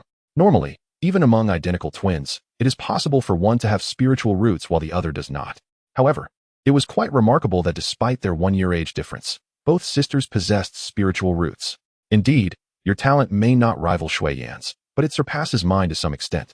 Like your master, you too possess the trifecta of spiritual roots. However, While your master embodies the water, wood, and earth attributes, you are endowed with fire, wood, and earth attributes. Do you wish to join the Sun family like Shuiyin? Remember, should you agree, you will be a member of the Sun family henceforth. Should you dare to betray us, I will ensure that your suffering knows no bounds, regardless of where you flee. Unlike Shuiyin, whose integration into the Sun family was imperative, Bai Yuan's spiritual root aptitude did not evoke the same fervent desire in Sun Yi. After all, she merely possessed true spiritual roots of the trifecta variety, which paled in comparison to the extraordinary spiritual roots that rivaled the heavenly great. Thus, in the face of Bai Yuan, Sun Yi did not feel compelled to coerce her into joining the Sun family with the same intensity as he did with Shuiyin. Nevertheless, a true spiritual root was indeed a cornerstone for the future of the Sun family, especially given that, including his wife, there were only 2 true spiritual roots within the family. Chapter 56. Confronting Master and Disciple. Rest assured, Master, Bai Yuan is willing to join the Sun family. She will never betray her kin. Her loyalty will always prioritize the interests of the Sun family. Upon hearing Sun Yao's words, Bai Yuan promptly made her pledge. To her, being together with her sister and protecting her was of utmost importance, and if she could also become a cultivator, it would be even more fortuitous. Over the past year in Nanyang Square City, she had already grasped the essence of being a cultivator and understood how they transcended ordinary mortals. However, Bai Yuan harbored other thoughts. After making her declaration, she surreptitiously glanced at Sun Yi and then at Infeng, who was beside them, lifting a teacup. What truly constitutes a member of the Sun family? Surely, mere discipleship would not suffice. Although her master was strikingly beautiful, Bai Yuan was confident that her own appearance was not lacking. Over the past year in the square, she had experienced the vicissitudes of human emotions. She was acutely aware of the nature of those who could effortlessly produce 800 low-grade spirit stones. She and her sister, adrift and without support, realized that to attain genuine stability, they needed a reliable anchor. Could the master-disciple relationship truly serve as their bastion? Even married couples, once faced with calamity, often flee from one another. How steadfast could a mere master-disciple bond be? Stealing glances at her youthful master, who was only a few years her senior, Bai Yuan had already made a firm decision in her heart. Very well, since you are joining the Sun family, I shall impart the wood spirit technique to you. This foundational cultivation method is a rare treasure. Devote yourself to its practice, and should you encounter any uncertainties, consult your master's wife, for she practices the same technique. Now, I shall assist you in opening your spiritual orifices and help you enter the qi refining stage. As Sun Yi spoke, he placed his hand on her dantian, channeling his spiritual energy to open her dantian orifices, just as he had done for Shuiyin. However, unlike the innocent Shuiyin, Bai Yuan had matured into a proper young woman, on the cusp of adulthood. The moment Sun Yi's hand touched her lower abdomen, a crimson hue blossomed on Bai Yuan's face. Sun Yi, unaware of her fluster, assumed it was a natural response to the activation of her spiritual energy. Soon, Bai Yuan's dantian had been successfully opened, marking her official entry into the qi refining stage, just like her sister. After completing this, the 4 of them shared a dinner before retreating to their respective rooms to meditate and cultivate. However, unlike the single-mindedly focused Shuiyin, Bai Yuan often found her thoughts wandering back to the moment Sun Yi had placed his hand on her lower abdomen, causing her cheeks to flush anew. The 2 sisters shared a room, and every so often, Bai Yuan would pause her absorption of spiritual energy, a behavior that did not escape her sister's notice. Sister, what's wrong? Why is your face so red? Are you feeling unwell? You should tell Master right away. Concerned, Shuiyin inquired. No, it's nothing. I'm fine. I was just thinking about something. What was it? Shuiyin immediately pressed, for her sister had never concealed anything from her throughout their lives. Now, with her sister seemingly troubled, Shuiyin's curiosity was piqued. It's nothing much. Yinner, what do you think about me finding a husband for you? That sounds great. The beggars in the square always bully us, and isn't it because there's no man in our family? If we had a husband, we would definitely teach them a lesson. As the largest market in Longshui County, Nanyang Square City was not devoid of beggars. Cultivators looked down upon them and dared not offend them. However, ordinary individuals who ventured into the market with medicinal herbs or treasures often found themselves harassed by these gang-like beggars. Fortunately, the kind-hearted cultivators selling in the spirit plant and medicinal herb sections had helped the sisters barely maintain their footing in Nanyang Square City. There was even a time when they almost lost all their possessions to the beggars, but it was narrowly averted by patrolling guards, leaving the sisters shaken at the thought of what could have transpired. What if this husband is our master? Master? But isn't he our master? How could he be both master and husband? Yinner, think about it. If master could become your husband, wouldn't he that render the master-disciple relationship redundant? Wouldn't he a husband be closer than a master? That makes sense, but Master S' wife is so beautiful. How could you compete with her? Zhao Shuiyan's innocent remark struck at Bai Yuan's heart. Indeed, and Feng's beauty was beyond what most could aspire to. Bai Yuan's initial thought of competing with Feng now felt rather insubstantial, and her sister's words had exposed her insecurities. Well, after a long pause, Zhao Bai Yuan struggled to produce a coherent thought until she suddenly had an epiphany upon looking at her sister. Well, I still have you. Don't I? Couldn't we sisters be better than just one of Master S' wives? Me. Zhao Shuiyan exclaimed in surprise, pointing at herself with her index finger. Yes, Yenner. While Master has indeed taken us in, what about when we grow up? Master said we will become members of the Sun family. The only way to truly become a member of the Sun family is to marry one, right? Would you prefer to marry Master or a stranger he has chosen for you? Zhao Bai Yuan's gentle words struck Zhao Shuiyan like a heavy blow, leaving her dazed. But. Enough with the buts, Yenner. Look at this villa, then think of that rickety shack in the market. Master possesses this beautiful villa, which indicates his significant status within the Sun family. The person he arranges for you in the future will surely be of a different caliber than Master himself. Zhao Bai Yuan's words seemed to weave a seductive whisper, akin to the siren's call, ensnaring Zhao Shuiyan in a web of intrigue. Zhao Shuiyan sensed that her sister's assertions were fundamentally flawed, yet the more she listened, the more she found merit in Zhao Bai Yuan's reasoning. Fear not, my dear Yenner, for time is on our side. In the immediate future, Master is unlikely to expel us from the guest house. I just overheard the maidens mention that our matron is with child. This presents us with an opportune moment. We must seize it. For the gestation of 10 months must be navigated wisely. As Zhao Bai Yuan spoke, a fire ignited within her eyes. A fervor that suggested success in any endeavor might be within reach. Yet, it was this very zeal that she channeled into their scheme. Was this the embodiment of the term rebellion against one's master? Thus, after clandestinely plotting their course, the two sisters succumbed to slumber, forsaking their meditation and cultivation. Chapter 57. The arrival of spirit stones and new developments in the small town. At the break of dawn the following day, Sun Yi arose early, invigorated by the assistance of body-refining pills, and commenced his physical training. A robust corporeal foundation is indispensable for cultivators, particularly in the early stages when one must withstand heavenly tribulations with sheer physical strength. However, just as he concluded his regimen and prepared to summon his family for breakfast, a figure emerged from the guest house, trailing dew and dust. Father, what brings you here so early? He inquired. The 25,000 spirit stones we arranged have arrived, and I came specifically to deliver them to you. Furthermore, there are additional tidings from Qingshui County that I wish to convey in person. Oh, what news could warrant such an early visit? The newly appointed county magistrate of Qingshui has taken office. His surname is Chun, though it remains uncertain if he possesses any cultivation, whether he is cultivated or not. The Li family would not permit him to establish dominion in Longshui County without some form of prowess. If he cannot command respect, I dare say the fate of this magistrate will mirror that of his predecessor. The county magistrate position in Qingshui had been vacant for 3 years, ever since the former magistrate was slain by demonic cultivators during a visit to the governor's office. It was said he met a gruesome fate, his soul and essence forcibly extracted, leading many to speculate that it was the work of a soul-devouring demon. However, the veracity of this claim remains debatable, for even without demonic practitioners, methods of soul extraction exist. Yet, such techniques are primarily employed by demons in pursuit of strength, unlike others. As for the Li family, they are a foundational clan in Longshui County. The patriarch of the Li family, alongside the county's governor and the head of the Demon Suppression Office, constitute the trio of foundational cultivators in Longshui. The adage "a solid camp with flowing soldiers" aptly describes the reality in Longshui, where the Li family has maintained enduring influence for over a century, having witnessed the rotation of several officials while remaining steadfast. The Li family's survival stems not only from the presence of a foundational patriarch, but also from their persistent collusion with the county officials, engaging in the illicit reporting and underreporting of pearl taxes. As previously mentioned, the pearl tax has long been a peculiar exception in the Zhao Kingdom. With 7 counties under its jurisdiction, 4 of which flourish along the coast, the taxation on pearls has become customary. However, the actual amount submitted to the Zhao Kingdom significantly diverges from the county's reported figures. This is common knowledge among many celestial clans and county magistrates.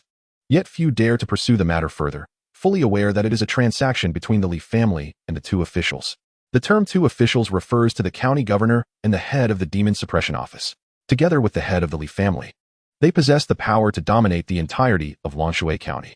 Despite Zhao Kingdom being a relatively ordinary realm of cultivation, with practitioners peaking at the golden core stage, it boasts nearly 30 foundational cultivators. Among these are the ancestors of foundational celestial clans and officials dispatched to various locales for suppression. Beyond the capital, the Zhao Kingdom comprises 8 counties, collectively housing 16 foundational practitioners among the 2 officials in each county. The remaining foundational families are few, given that the Zhao Kingdom is relatively young. In contrast, the capital is home to 5 prominent foundational families, whose roots lie within the Zhao Kingdom itself, often occupying significant positions in the realm. It's even possible that some of these officials are members of these families. For the Zhao Kingdom, these families have become a burden, yet they are unable to rid themselves of them, as many of their descendants are scattered across distant lands. Returning to the point, the previous county magistrate of Qingshui was targeted relentlessly for 6 years over the pearl tax issue, which ultimately led to his demise. Following his death, various prominent families speculated that the Li family might have had a hand in it. However, they chose to remain silent, attributing his death to a soul-devouring demon. Yet, it could be that the new magistrate will bring stability. Recently, a demonic cultivator appeared in Qingshui, likely believing that the absence of a magistrate for 3 years would mean no one would pursue them. Father, do you think this sudden appointment of a magistrate could be due to my grandfather and the others claiming the bounty? That seems unlikely.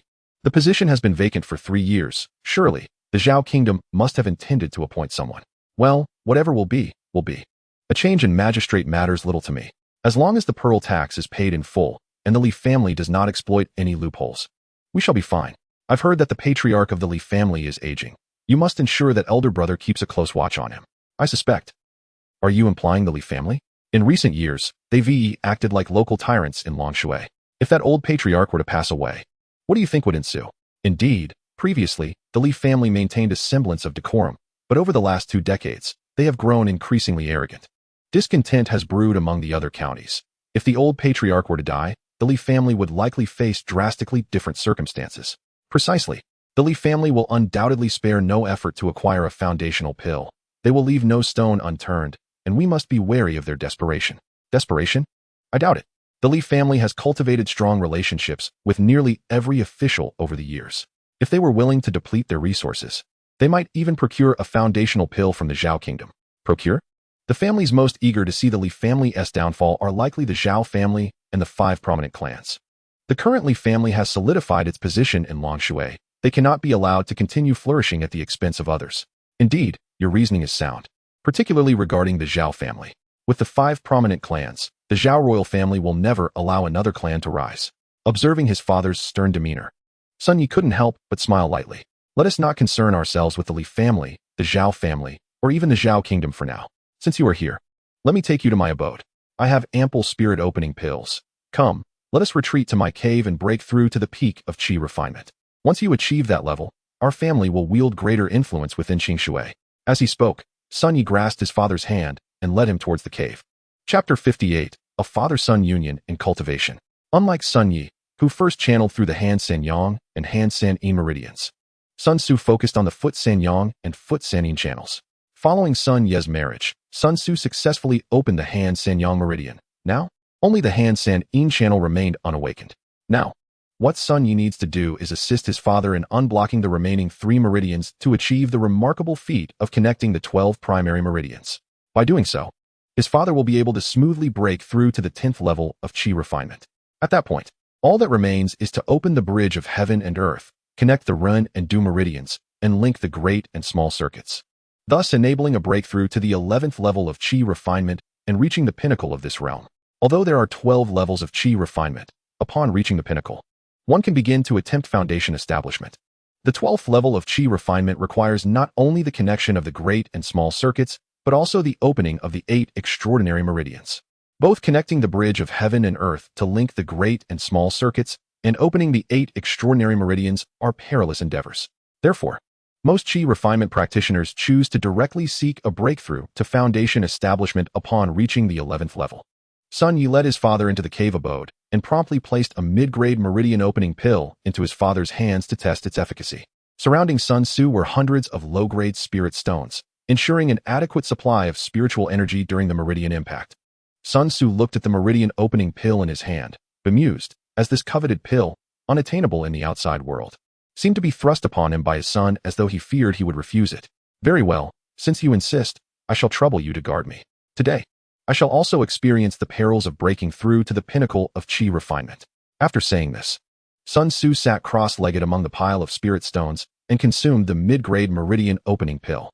Sun Yi stood by, ready to guard him, quietly awaiting the onset of the pill's effects. Unbeknownst to them, a surge of spiritual energy began to flow into the cave abode. Soon after, a tempest of spiritual energy whipped through the space. Countless spirit stones were drawn forth, directly infusing Sun Tzu's body. In no time, Sun Tzu's face flushed a deep crimson. A mere glance at his father's complexion informed Sun Yi that the meridian unblocking had commenced. The reddening of his father's face indicated the saturation of spiritual energy within his body. Under conditions of extreme saturation, the spiritual energy would fully pour into the meridians, as if the human body were a uniquely shaped balloon. Once the dantian and the already open meridians were filled with spiritual energy, this energy would begin to clear the blocked meridians. This was merely an appetizer. The intensity of the spiritual energy would soon escalate further. As Sun Yi pondered this, the storm of spiritual energy within the cave intensified abruptly. In the blink of an eye, over 20% of the hundreds of spirit stones surrounding Sun Tzu had vanished. After about a stick of incense had burned, only a thin layer of spirit stones remained. Sun Yi hurriedly replenished the spirit stones and then looked at his father. Father, how many meridians have you unblocked? The Han Tien Lung meridian is still a bit short. Give me another mid-grade meridian opening pill. It seems I slightly overestimated the potency of this pill. One mid-grade meridian opening pill is insufficient to unblock a meridian, especially since you have been diligently attempting to clear this meridian for nearly a month. Never mind. Let us use a superior grade meridian opening pill instead. We have plenty at home, so we need not be so frugal. As he spoke, Sun Yi handed a superior grade meridian opening pill to Sun Tzu. Seeing the pill in his hand, Sun Tzu did not hesitate. Without further ado, he swallowed it. The effects of the superior grade meridian opening pill were vastly superior to those of the mid-grade. Within 2 or 3 breaths, a formidable storm of spiritual energy erupted within the cave, far surpassing the final explosion of the mid-grade pill. With the aid of this superior grade pill, Sun Tzu began to rapidly expand his meridians. After another stick of incense had passed, all the nearly 1,000 low-grade spirit stones that Sun Yi had placed around Sun Tzu were completely consumed. Father, how is it this time? Indeed, the effects of the superior grade meridian opening pill are markedly stronger. Not only has the Han Tien Lung meridian been unblocked, but I have also cleared the Han Jian pericardium meridian. With one more superior grade meridian opening pill, I am confident I can unblock the final Han Shaoyin heart meridian. Confidence is key. Rest assured, my son, we have an abundance of medicinal pills, Sun Yi said, producing yet another superior grade meridian opening pill, which he handed to Sun Tzu. Having already accepted one, Sun Tzu did not stand on ceremony and readily took the pill, beginning once more to impact his meridians. After another stick of incense had passed, Sun Tzu gradually began to draw in the tumultuous spiritual energy within himself. How is it? I have now unblocked all 12 primary meridians. The outer circuit has formed, and all that remains is to open the bridge of heaven and earth to connect the Ren and Du meridians with the 12 primary meridians, thus forming the inner and outer circuits. However, opening the bridge of heaven and earth is a matter of life and death. I dare not attempt it lightly. Indeed, matters of life and death warrant caution. Father, please guard me while I attempt a breakthrough. Once I reach the pinnacle of the 10th level of Qi refinement, we shall return home together. Grandfather should have experience in breaking through to the pinnacle of Qi refinement. We can consult him together. Sun Yi felt envious as he watched his father break through to the pinnacle of the 10th level of Qi refinement in just 3 sticks of incense. Merely a step away from the pinnacle realm. The reason Sun Yi had not rushed to use the meridian opening pill for his own breakthrough before was that he lacked adequate spirit stones. Now that the 2,500 spirit stones were in place, he was naturally eager to pursue his own breakthrough. Well, you are indeed correct. My father has previously broken through to the pinnacle of Qi refinement and knows well how to connect the bridge of heaven and earth. Focus on your meridian unblocking. I shall guard you. As Sun Tzu spoke, he rose and vacated the position for Sun Yi. Sun Yi waved his sleeve and summoned another pile of spirit stones. This time, however, he sat among the stones himself. He did not immediately consume a superior grade meridian opening pill to break through. Though he could be considered a wealthy man now, he did not wish to waste resources. For the initial meridian unblocking, a mid-grade meridian opening pill sufficed. After consuming the mid-grade pill, he activated the spirit transformation technique. In the blink of an eye, a storm of spiritual energy surged within the cave once more, and his previously unblocked Han Shaoyin heart meridian began to gradually open as well. Chapter 59, Breakthrough, Breakthrough, and another breakthrough. After swallowing a mid-grade meridian opening pill, Sun Yi could distinctly feel an endless flow of spiritual energy surging into his body. Once this energy entered, It transmitted through his dantian into his meridians. In no time, the 4 meridians he had already opened became saturated with spiritual energy. Subsequently, the incessantly flowing spiritual energy began to impact his hand-Shaoyin heart meridian. His hand-Shaoyin heart meridian had already been partially cleared. Now, it was on the precipice of complete unblocking. Before long, Sun Ye's hand-Shaoyin heart meridian was entirely unblocked, and the spiritual energy coursing through him began to seek new pathways. Under Sun Ye's intentional guidance, spiritual energy began to flow into his hand-Jian pericardium meridian as well, and the blockages within it gradually dissipated under the relentless onslaught of energy.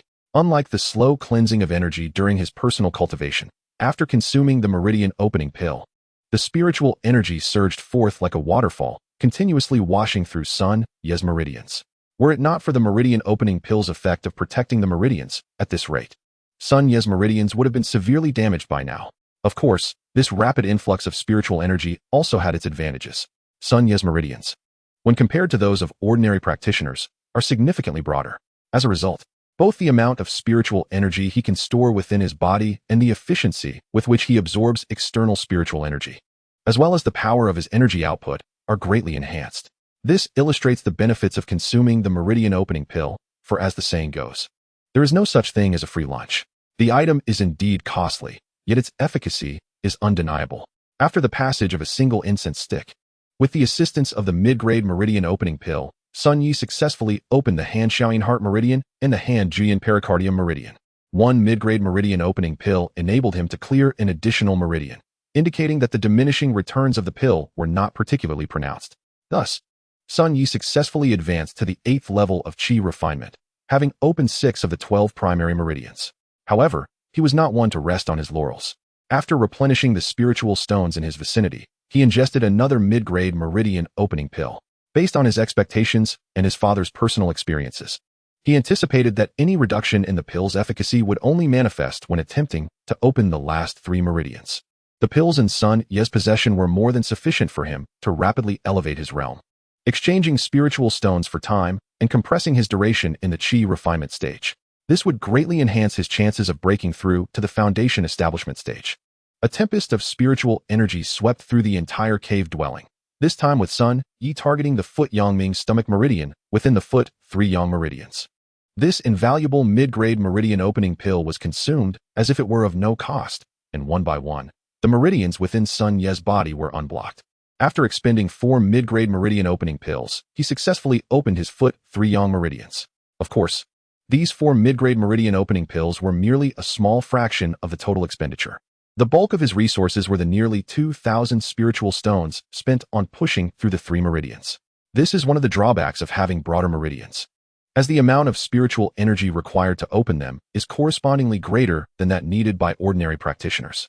After completing the foot 3 Yang meridians, Sun Yi prepared to consume another mid-grade meridian opening pill to break through the foot Taiyin spleen meridian within the foot 3 Yin meridians.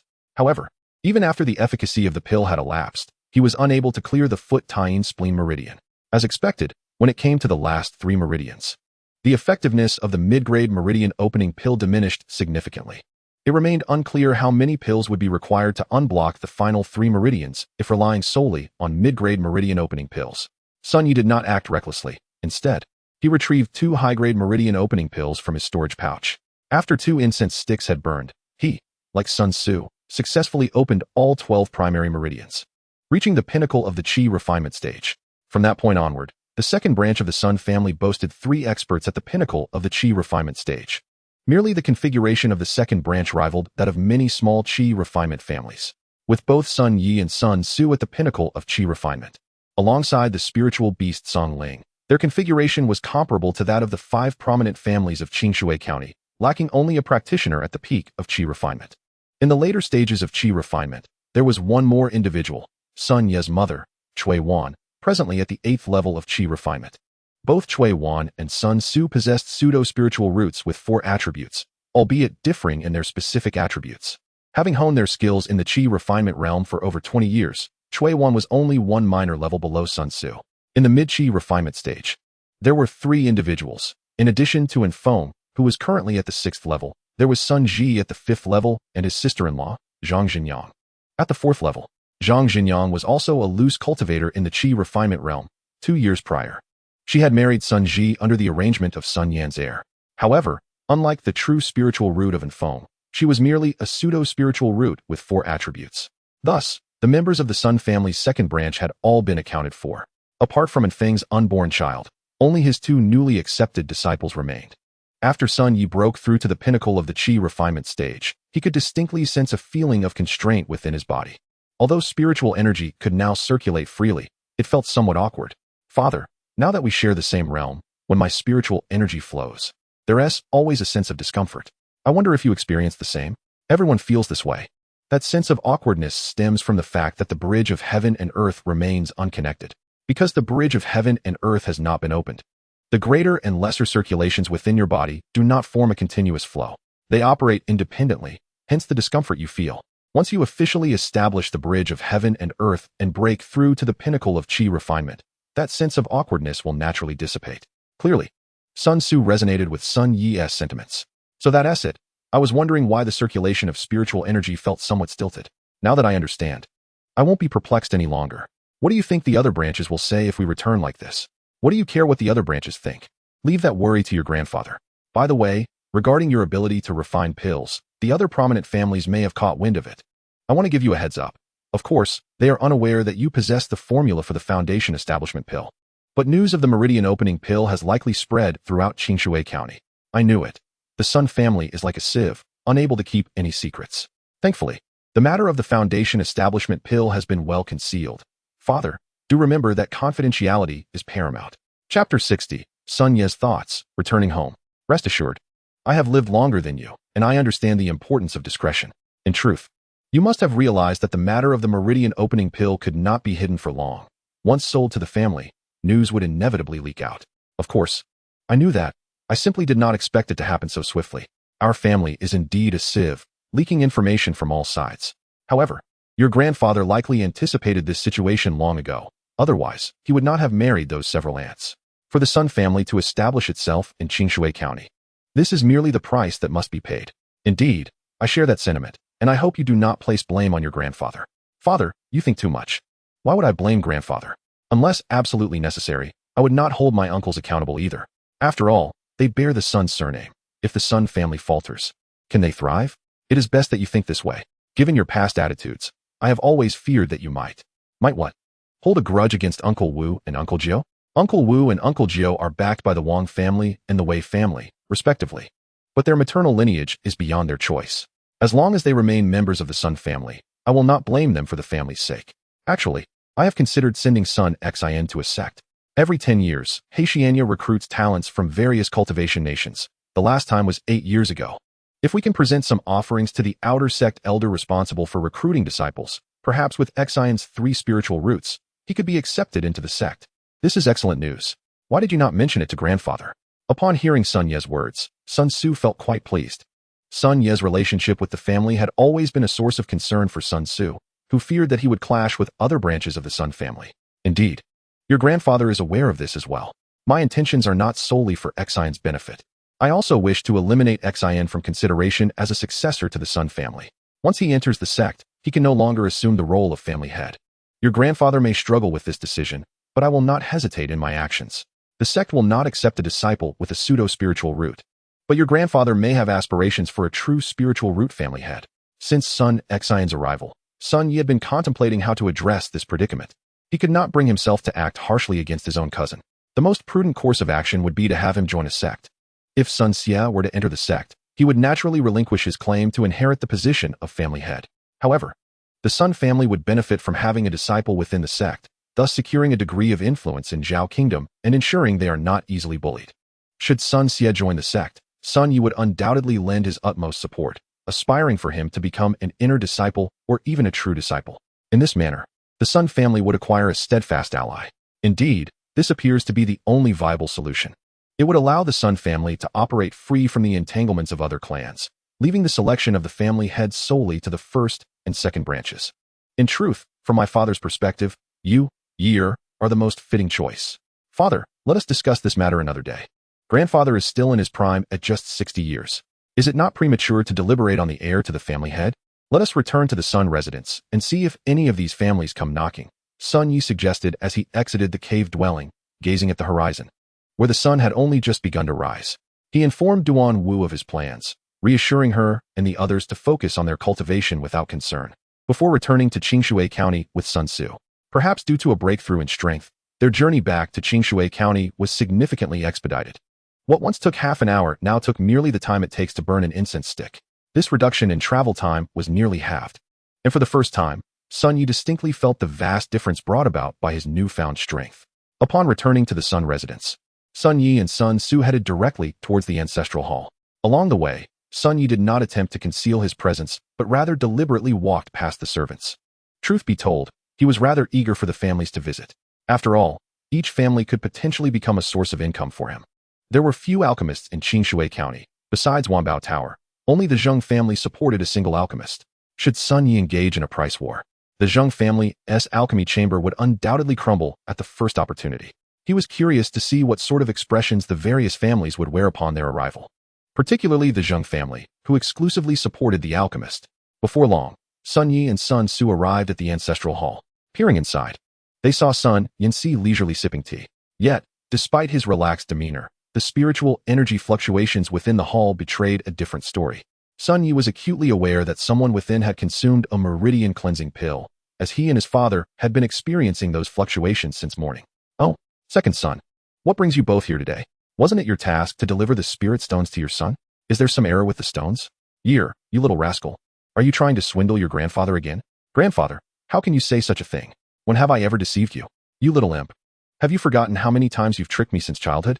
Back then, when I took you out, your elder brothers only wanted candied fruits. But you, clever little thing, were already asking for spirit stones. Ah, that was so long ago. Please don't bring up events from before I turned 8. I hardly remember. Sun Yi playfully bantered with Sun Yanxi, adamantly refusing to admit to any wrongdoing. All right. Your mischievous nature must be inherited from someone. But what brings you back today? Wait a minute. It's strange. Your father's cultivation has reached the peak of qi refinement. Yet your cultivation seems to have caught up with his. Sun Yanxi, being at the pinnacle of qi refinement, quickly discerned the changes in Sun Yi and Sun Tzu's realms. See, you already know why we returned, don't you? Perhaps you could share your insights on connecting the bridge of heaven and earth with us, so that the Sun family might have 2 more at the peak of qi refinement? Sun Yi dashed over to Sun Yanxi's side, massaging his shoulders and patting his back, embodying the image of a dutiful and filial grandson. If one were unaware of his ulterior motives, they would undoubtedly praise him for his apparent devotion. It is wise of you both not to rush into connecting the bridge of heaven and earth. This endeavor is fraught with peril, akin to breaking through the foundation establishment realm. A moment of carelessness could result in shattered meridians, rendering one incapacitated. Chapter 61. The Bridge of Heaven and Earth. Grandmother El Suzhan. Is it truly that severe? Grandfather, you wouldn't be trying to frighten me, would you? Why would I frighten you about something so critical? I have no reason to scare you, young rascal. Sun Yanxi's tone was imbued with undeniable seriousness, clearly indicating that he was not jesting. Since connecting the bridge of heaven and earth is a matter of life and death, do you have any experiences to share with my father and me? After all, you are the only practitioner of qi refinement at its peak in our family, and your insights are invaluable. To elucidate, connecting the bridge of heaven and earth involves linking the Ren and Du meridians with the 12 primary channels. The key lies in the nodes. To connect the bridge of heaven and earth, one must find the shortest distance between the Ren and Du meridians and the 12 primary channels, allowing spiritual energy to flow through and create a cycle between the internal and external realms. Each person's body differs slightly, so the overlapping areas of the small and large cycles vary. This is something you two must discover for yourselves. Only by identifying the closest overlap can you facilitate the flow of spiritual energy and connect them. This is what it means to connect the bridge of heaven and earth. As soon as Sun Yanxi finished speaking, an unimaginable wave of spiritual energy erupted within the ancestral hall. In an instant, the 3 of them turned to gaze deeper into the hall. Grandfather, who is it in the depths of the hall? I believe, aside from the 3 of us, there should be no one in our family with such formidable cultivation. Sun Yi asked Sun Yanxi with a serious expression, pondering whether this sudden powerful presence was drawn to seek the Sun family's foundation establishment methods, or perhaps interested in the alchemical legacy in his possession. Just as Sun Yi was solemnly inquiring with his grandfather, a large hand suddenly struck the back of his head. Little rascal, you only remember your grandfather and have forgotten about your grandmother? Sun Tzu's words jolted Sun Yi from his thoughts, and he instantly recalled his grandmother. She had often secluded herself in recent years, fervently striving to break through to the peak of chi refinement. Sun Yi remembered the last time he saw his grandmother was when he was 10. 7 or 8 years had passed in the blink of an eye. Could it really be grandmother? Of course. 3 years ago, your grandmother had already reached the 10th level of chi refinement. And now she is likely on the verge of breaking through to the peak. Father, is my mother attempting to break through to the peak of chi refinement? Are you really leaving her to do this alone in the ancestral hall? Of course not. I would never allow her to break through alone. This secret chamber has only one entrance, right here in the ancestral hall. As long as I am here to guard the ancestral hall, who could disturb your mother's ascension? But my mother, I know you're worried about your mother.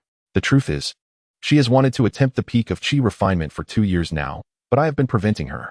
Having experienced the risks of breaking through to the peak myself, I understand the dangers of connecting the bridge of heaven and earth. Had it not been for you bringing the meridian cleansing pills, I would still not have permitted your mother to take this risk. The meridian cleansing pills? Grandfather, how does this relate to the pills? Of course it matters. The meridian cleansing pills can protect the meridians within the body. Even if one fails in their attempt to break through to the peak of chi refinement, it would not result in irreversible damage to the meridians, allowing future attempts to proceed without complications. Is that truly the case? Isn't that obvious? Had it not been for the concern over your grandmother's meridian damage, would I have restrained her for 2 whole years from breaking through the peak of the chi refinement stage? Your grandmother is advanced in years, and I feared that a failed attempt at breaking through the pinnacle of chi refinement would injure her meridians. In those tumultuous times, I was compelled to forcefully break through to the peak of chi refinement myself. Back then, I was not of this age, and although my meridians were later damaged, they recovered after 3 years of nurturing. However, now that both your grandmother and I have reached this age, if her meridians are further harmed, how will she ever break through to the foundation establishment stage in the future? Have you ever considered that the more you suppress your grandmother's breakthrough, the greater her age will be when she finally attempts it, thus diminishing the likelihood of her successfully reaching the foundation establishment stage? Sun Yi, feeling somewhat helpless, turned to his grandfather, and upon hearing his words, Sun Yancy suddenly fell silent, clearly having overlooked this point. Well, it's understandable, Grandpa. Your concern may have caused you to be overly cautious. I believe Grandma harbors no resentment towards you for this. After all, your restraint was for her own good. Now that she has successfully broken through, shall we go and see? Let us go and see how your grandmother's breakthrough has fared. Over the years, she has compressed her spiritual energy to its utmost. Perhaps she can achieve a sudden breakthrough. As Sun Yancy spoke, he opened the secret chamber of the ancestral hall. The moment the door swung open, a tremendous wave of spiritual energy surged forth from within. Following this outpouring, a thick, white mist emerged, a mist formed from the condensed spiritual energy, indicating the richness of the energy within the chamber. As the mist dissipated, a figure stepped out from the chamber. Though her hair was streaked with silver, the remnants of her youthful splendor were still evident. Upon witnessing this figure emerge gracefully from the chamber, the 3 generations of Sun family members immediately gathered around. How is it, Sujun? Have you succeeded in your breakthrough? Sun Yancy rushed forward, his face etched with concern for her success. Sujun, the name of Sun Ye's grandmother, Lu Sujun in full, had only recently broken through to the peak of the chi refinement stage after years of insufficient resources from the Sun family. Rest assured, I have succeeded. I now stand with you as a practitioner at the pinnacle of chi refinement, equally qualified to challenge the foundation establishment stage. As Lu Sujun spoke, she extended her arms towards Sun Yancy, disregarding the presence of her son and grandson, who watched as Sun Yancy embraced her. Observing his grandparents in such an affectionate embrace, Sun Yi was momentarily taken aback. He had not anticipated that his grandfather, a patriarch so devoted to family interests, possessed such a tender side. Do you see? This is what we call a true spouse, a steadfast partner. Why have I never worried about your other uncles? Because I am well aware of your grandmother's esteemed position in your grandfather's heart. As long as she is here, the position of head of the family will never fall to your other uncles. Sun Su remarked while watching his parents share their intimate moment.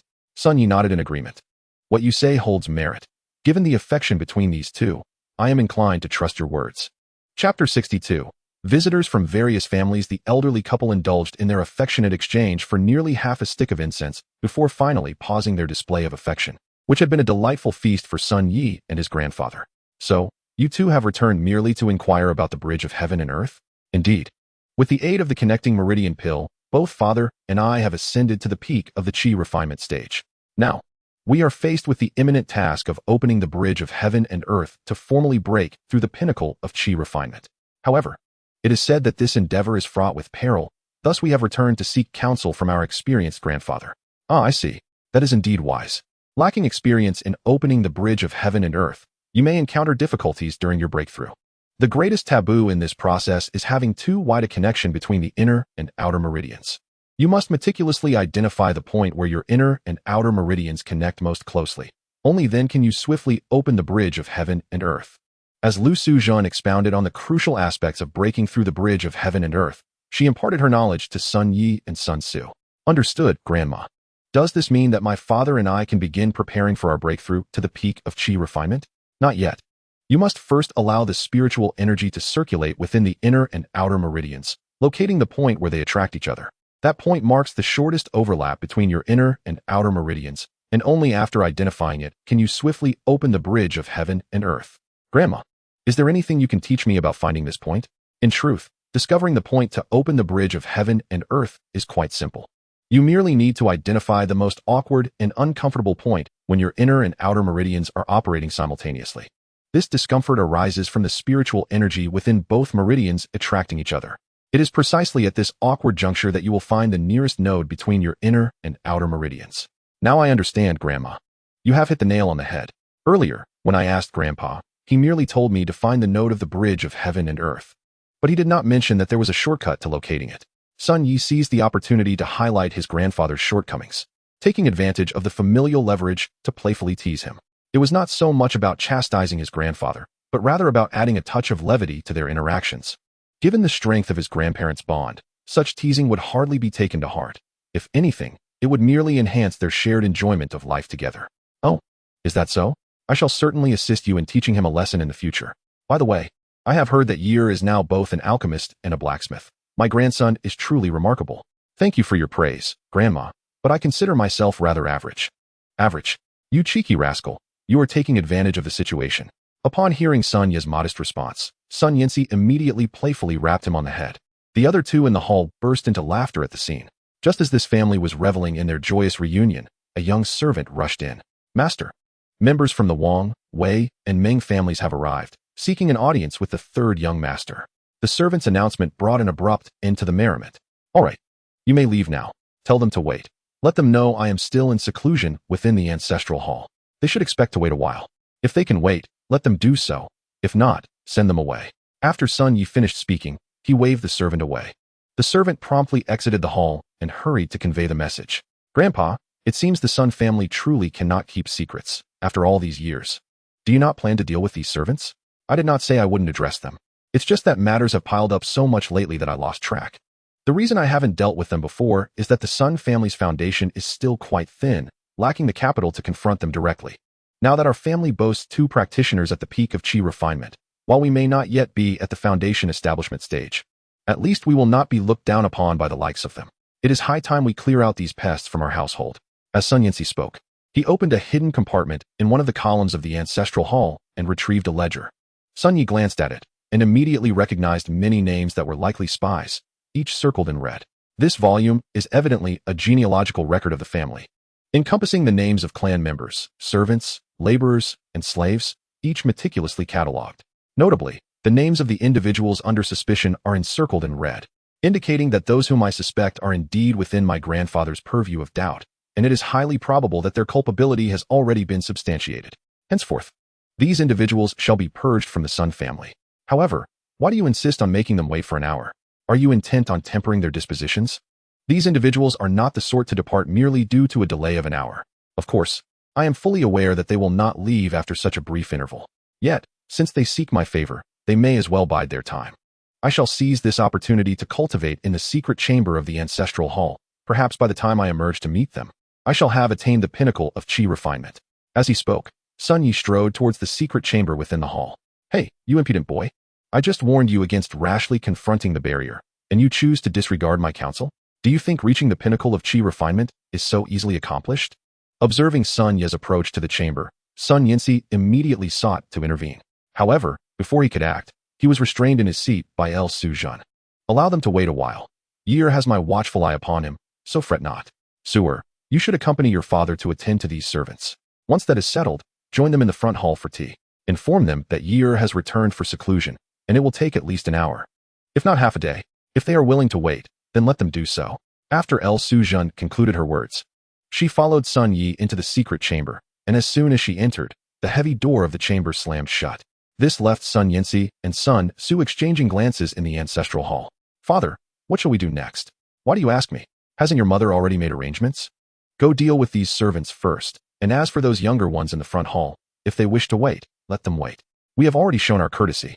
As Sun Yinsi spoke, he tossed the name registry to Sun Su, clasped his hands behind him, and sauntered out of the ancestral hall, humming a tune, indicating his relatively good spirits. Chapter 63, Verbal Duel. An hour later, the heavy door of the secret chamber in the Sun family ancestral hall swung open with a resounding crash. Sun Yi emerged alongside El Sujan, having entered at the pinnacle of the 10th level of Qi refinement and exiting in the same state.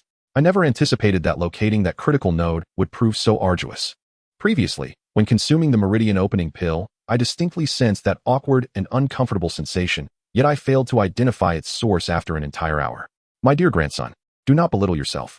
The nodes of the bridge between heaven and earth are not easily found. It requires patient diligence. You merely need to maintain a continuous flow of spiritual energy within your body, and finding the node is merely a matter of time. Sensing Sun Ye's frustration, El Sujun gently patted his shoulder, offering words of comfort to her exceptionally gifted grandson. I understand, grandmother, yet there remains a lingering sense of dissatisfaction. Oh well, let us proceed to the front hall and see what the intentions of those three families are. Although his seclusion did not yield success, Sun Yi remained undeterred. After all, not everyone can achieve a breakthrough to the bridge between heaven and earth on their first attempt. A single failure does not dictate one's fate. Is it not said that failure is the mother of success? The duo soon arrived in the front hall, where Sun Su had already spent an hour serving tea to the representatives from the various families. Though spiritual tea is indeed a fine beverage, consuming it for an hour had left him feeling somewhat green, overshadowing any consideration of its merits. Upon seeing his mother and son arrive, Sun Su finally exhaled a sigh of relief, thinking, at last, they have arrived. I feared I might not endure any longer. Esteemed guests, the one you wish to meet has arrived. Feel free to pose any inquiries you may have. Sun Su relinquished the stage to his son, leaving the execution of their conversation to Sun Ye's discretion. Rising from the grand chair in the front hall, he ambled toward the rear with an air of nonchalance.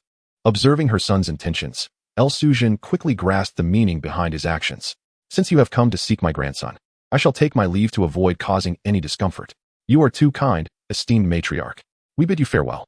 Upon hearing El Sujin's words, the guests bowed in respectful acknowledgement. Esteemed guests, you have gathered today. Might there be significant matters you wish to discuss with me? Sun Yi exhibited no sign of timidity, and as soon as his grandmother departed, he waved his sleeve and settled into the grand chair, exuding an air of authority akin to a young tiger roaring in the valley. Ha ha, dear nephew, you have been enjoying unparalleled success of late. Just recently, you sold a plethora of magical artifacts, and now you present the much-coveted meridian opening pill. Among the younger generation of Qing Shui County, none can rival your accomplishments. Uncle Wei, your praise is excessive. My modest achievements are merely the result of fortuitous timing, unlike your steadfast ascent, which has garnered you a formidable reputation among your peers. The representative from the Wei family was Wei Cheng, the father of Wei Yu, and he was no ordinary individual, possessing the true spiritual root. He had reached the pinnacle of late-stage Qi refinement before the age of 50, matching the current cultivation level of Sun Yi and his father. For the Wei family, he was undoubtedly the most suitable heir to the family head. Regrettably, this remarkable heir had a son who fell short of expectations, tarnishing his otherwise illustrious lineage. In Qing Shui County, it is commonly said that Wei Cheng's son is the eldest son of the Wei family, Wei Chao. Unlike the reckless and unruly Wei Yu, Wei Chao exemplified the qualities of a refined gentleman, having attained the 7th level of Qi refinement before reaching 30. In contrast to Wei Yu's waywardness, Wei Chao seemed to be a true reflection of his father, Wei Cheng. Dear nephew, you flatter me. I, too, have been stagnant as I approach 50, yet you have surpassed me in just a few months. However, I wonder, what of this meridian opening pill in your possession? Wei Cheng's astuteness was evident as he swiftly uncovered Sun Ye's background with just a few words. Among the 4 individuals present in the front hall, only Wei Cheng's cultivation level was comparable to Sun Ye's. Initially, Sun Yi, as a younger generation member, would have been treated with deference by the 3 elders. Yet, with Wei Cheng's revelation of Sun Ye's cultivation level, it was evident he intended to steer the conversation towards the precedence of accomplishments. After all, both Wang Jiangyin and Meng Lingquan were still languishing in the late stage of Qi refinement, uncertain when they might reach the pinnacle. Given that Sun Yi now surpassed them in cultivation, how could he still be regarded as a junior? What? Had it not been for Brother Wei's mention, I would have remained unaware that your cultivation had reached such heights. The representative from the Meng family was Meng Lingquan, the seventh uncle of Meng Xingyu. Though he possessed a pseudo-spiritual root like Sun Yi, his unique constitution enabled him to cultivate at a pace comparable to true spiritual root practitioners. Within the Meng family, he was held in high regard by the elder family head. However, Sun Yi had not encountered him much and was unaware of his temperament. As for Wang Jianyan, he was the eldest son of the Wang family's main branch and the father of Wang Jiahong. Presently, with the elder family head often in seclusion, all affairs of the Wang family were managed by this eldest son, rendering him the de facto head of the Wang family. It is merely a stroke of luck. As I mentioned earlier, my current achievements are solely the result of fortuitous circumstances, unlike Uncle Wei's steady and methodical progress. What does it matter if it is steady? Hasn't it still consumed over a decade? In my humble opinion, the realm of my esteemed nephew is remarkably solid, not at all inferior to that of one who has languished for decades in the chi refinement stage. If all in the world were to possess a fortune akin to that of my nephew, how many would choose to squander their time in the chi refinement stage? Observing that Meng Lingquan is not particularly capable, Wei Qing still maintains control over the discourse. The purpose of our three families' visit today is, I believe, quite clear to you. My esteemed nephew, the pulse-connecting pill is nothing short of a miraculous elixir for those in the chi refinement stage. The fact that you are able to concoct such a potion is a testament to your extraordinary skills and profound fortune. However, I wonder if you might be inclined to share some of it with us. Our three families are more than willing to offer a price far above the market rate for your esteemed product. Seeing that further negotiation was futile, Wei Qing opted for a more direct approach with Sun Yi. In their verbal sparring, neither Wei Cheng nor Meng Lingquan had managed to catch Sun Yi off guard. Rather than continue to dance around the subject, it seemed more prudent to be forthright, at least by declaring their intentions. Sun Yi would be unable to engage in evasive tactics. Upon hearing Wei Cheng's words, Sun Yi, who was preparing to sip his tea, couldn't help but glance up at him. This third master of the Wei family was indeed a formidable opponent. Chapter 64, The Auction in Session. Uncle Wei, your candor is rather excessive. You cannot simply expect to purchase the pulse-connecting pill from me without due consideration. Let us not forget, your surname is Wei, while mine is Sunday. As Sun Yi spoke, he placed the teacup he had been holding back onto the table. What does it matter whether we are surnamed Wei or Sun? The price that the Sun family can offer, I could easily double. Double? Does Uncle truly believe that the value the Sun family can create for me could also be doubled? Do not jest. The worth of the pulse-connecting pill to a family is abundantly clear, so why should you three uncles exert yourselves so in this matter? After finishing his statement, Sun Yi picked up the teacup he had just set down again. This was a gesture to signal that it was time to conclude the conversation. Oh, my esteemed nephew, there is no need to rush to send us off with tea. We are well aware of what the pulse-connecting pill signifies for a family. However, for you, distributing a few of these pills among us should pose no issue. Compared to what the Sun family requires, our demand is minimal.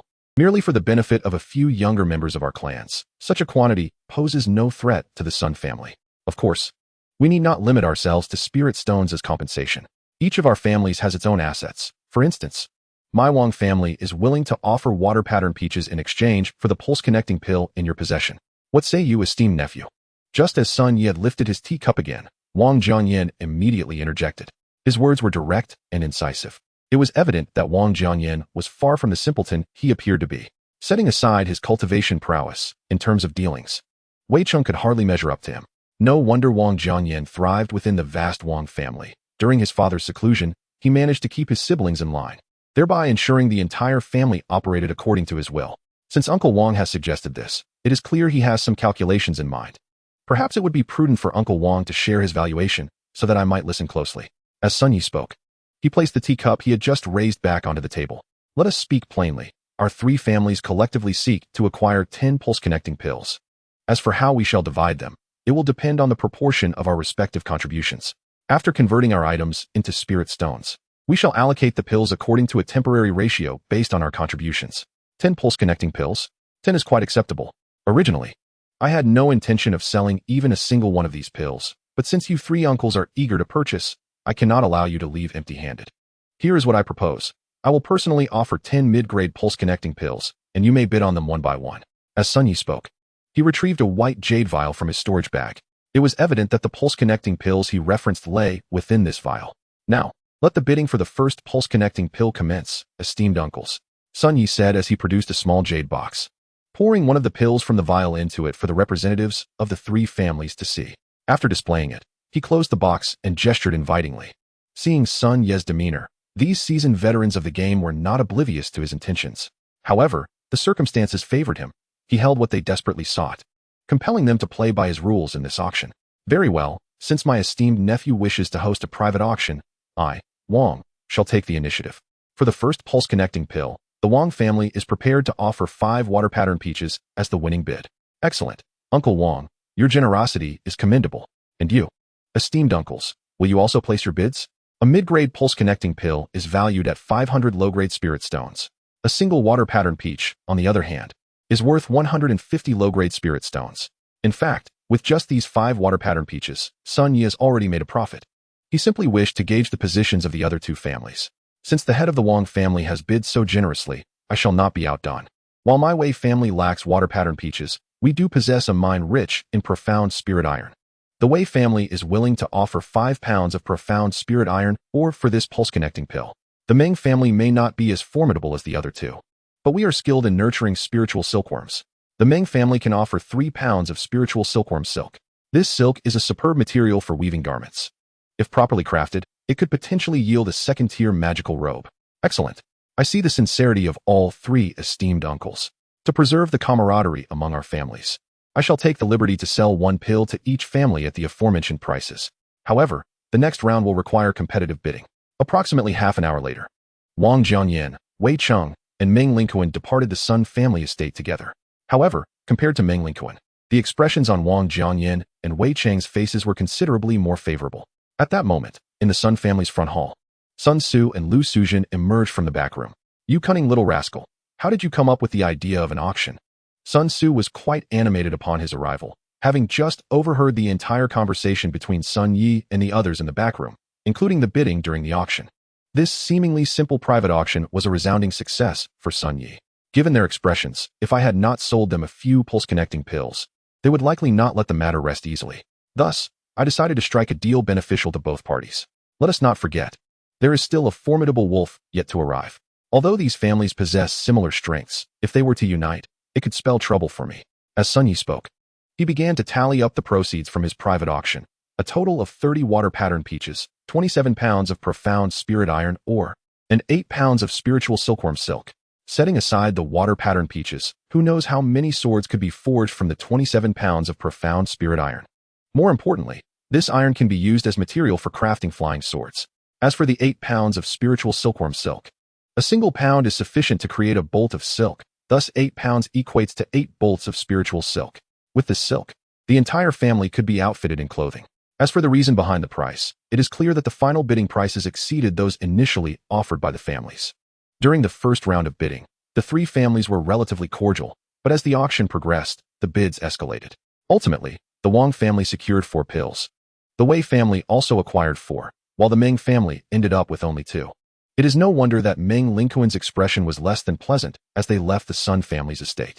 However, it was hardly surprising, given that his bids had not met the higher offers from the others. Certainly, the primary reason lies in the fact that Sun Yi has little need for such an abundance of raw silk. Consequently, within the same price range, Sun Yi predominantly considers the water pattern peach and the Xianling Iron Mother. Chapter 65. I apologize, I am a spendthrift. Are you concerned about the Zheng family? Indeed, I do harbor concerns for the Zheng family. While they are not devoid of alchemists, they lack diverse elixirs, resulting in a rather monotonous product line. Should I establish an alchemy house, it would inevitably lead to competition with the Zheng family. The elixirs they have managed to concoct over the years are well known to all. I am confident that the elixirs I produce will far surpass those crafted by the Zheng family's alchemists, and I fear they may resort to desperate measures. Yes, you are correct, we must indeed be on guard. However, are you truly contemplating opening an alchemy house so soon? It's not that I intend to do so immediately, I merely wish to prepare for unforeseen circumstances.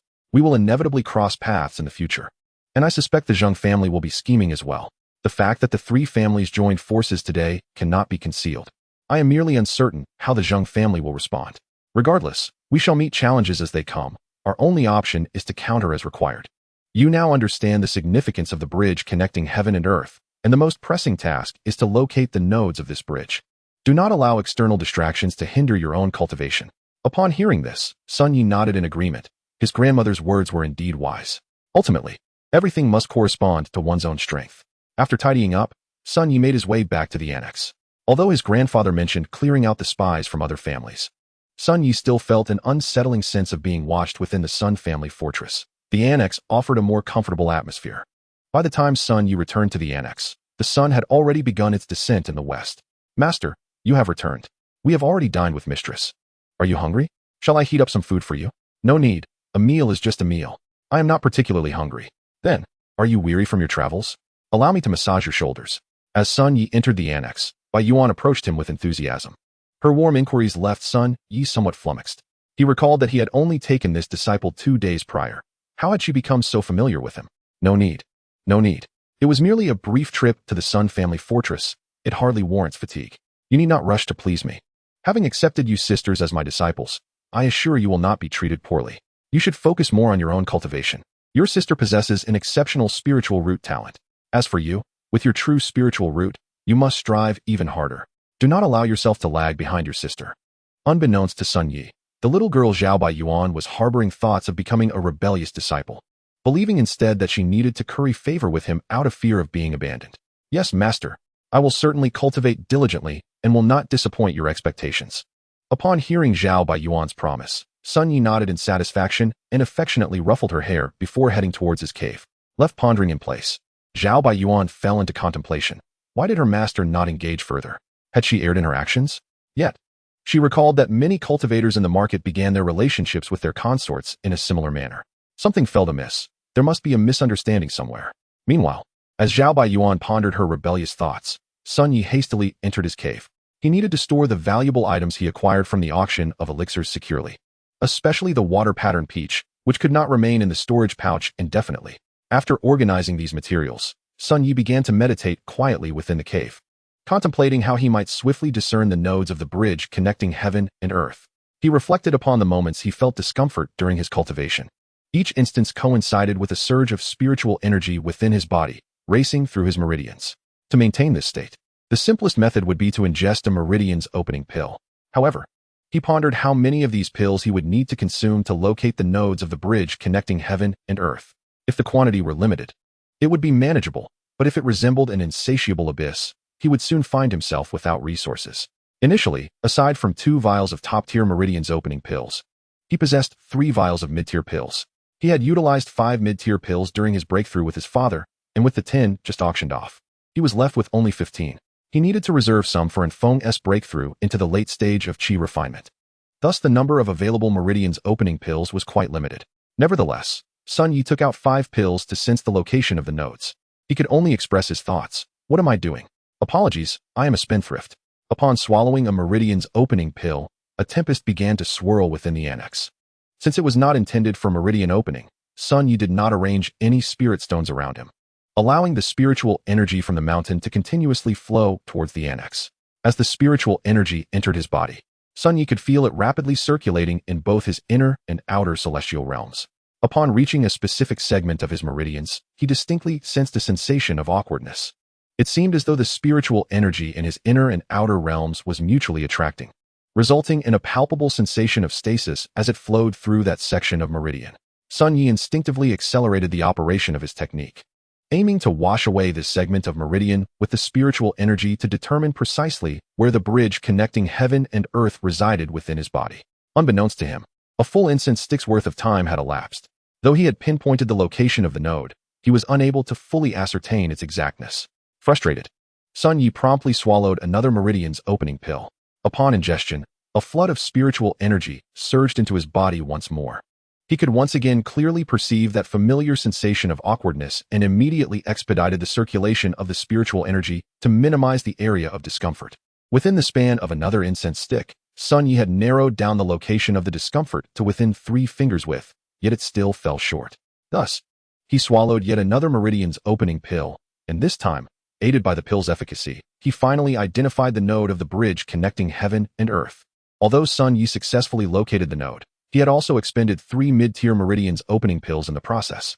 Even at market value, those 3 pills amounted to a significant sum of 1,500 low-tier spirit stones, wasted in just the span of 3 incense sticks, akin to tossing money away. However, unbeknownst to Sun Yi, an inexplicable change was already underway. Despite consuming such a multitude of meridian's opening pills, He remained oblivious to the fate of the spiritual energy circulating within his body, as his focus remained solely on the four characters, the bridge connecting heaven and earth. Chapter 66. It is still you, Songling. Yet, all of this is a tale for another time.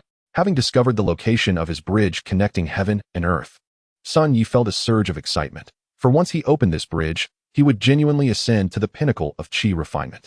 At that point, should the news regarding the foundational grass be accurate, he could become a formidable contender, akin to a mantis stalking a cicada while a yellow sparrow lurks behind.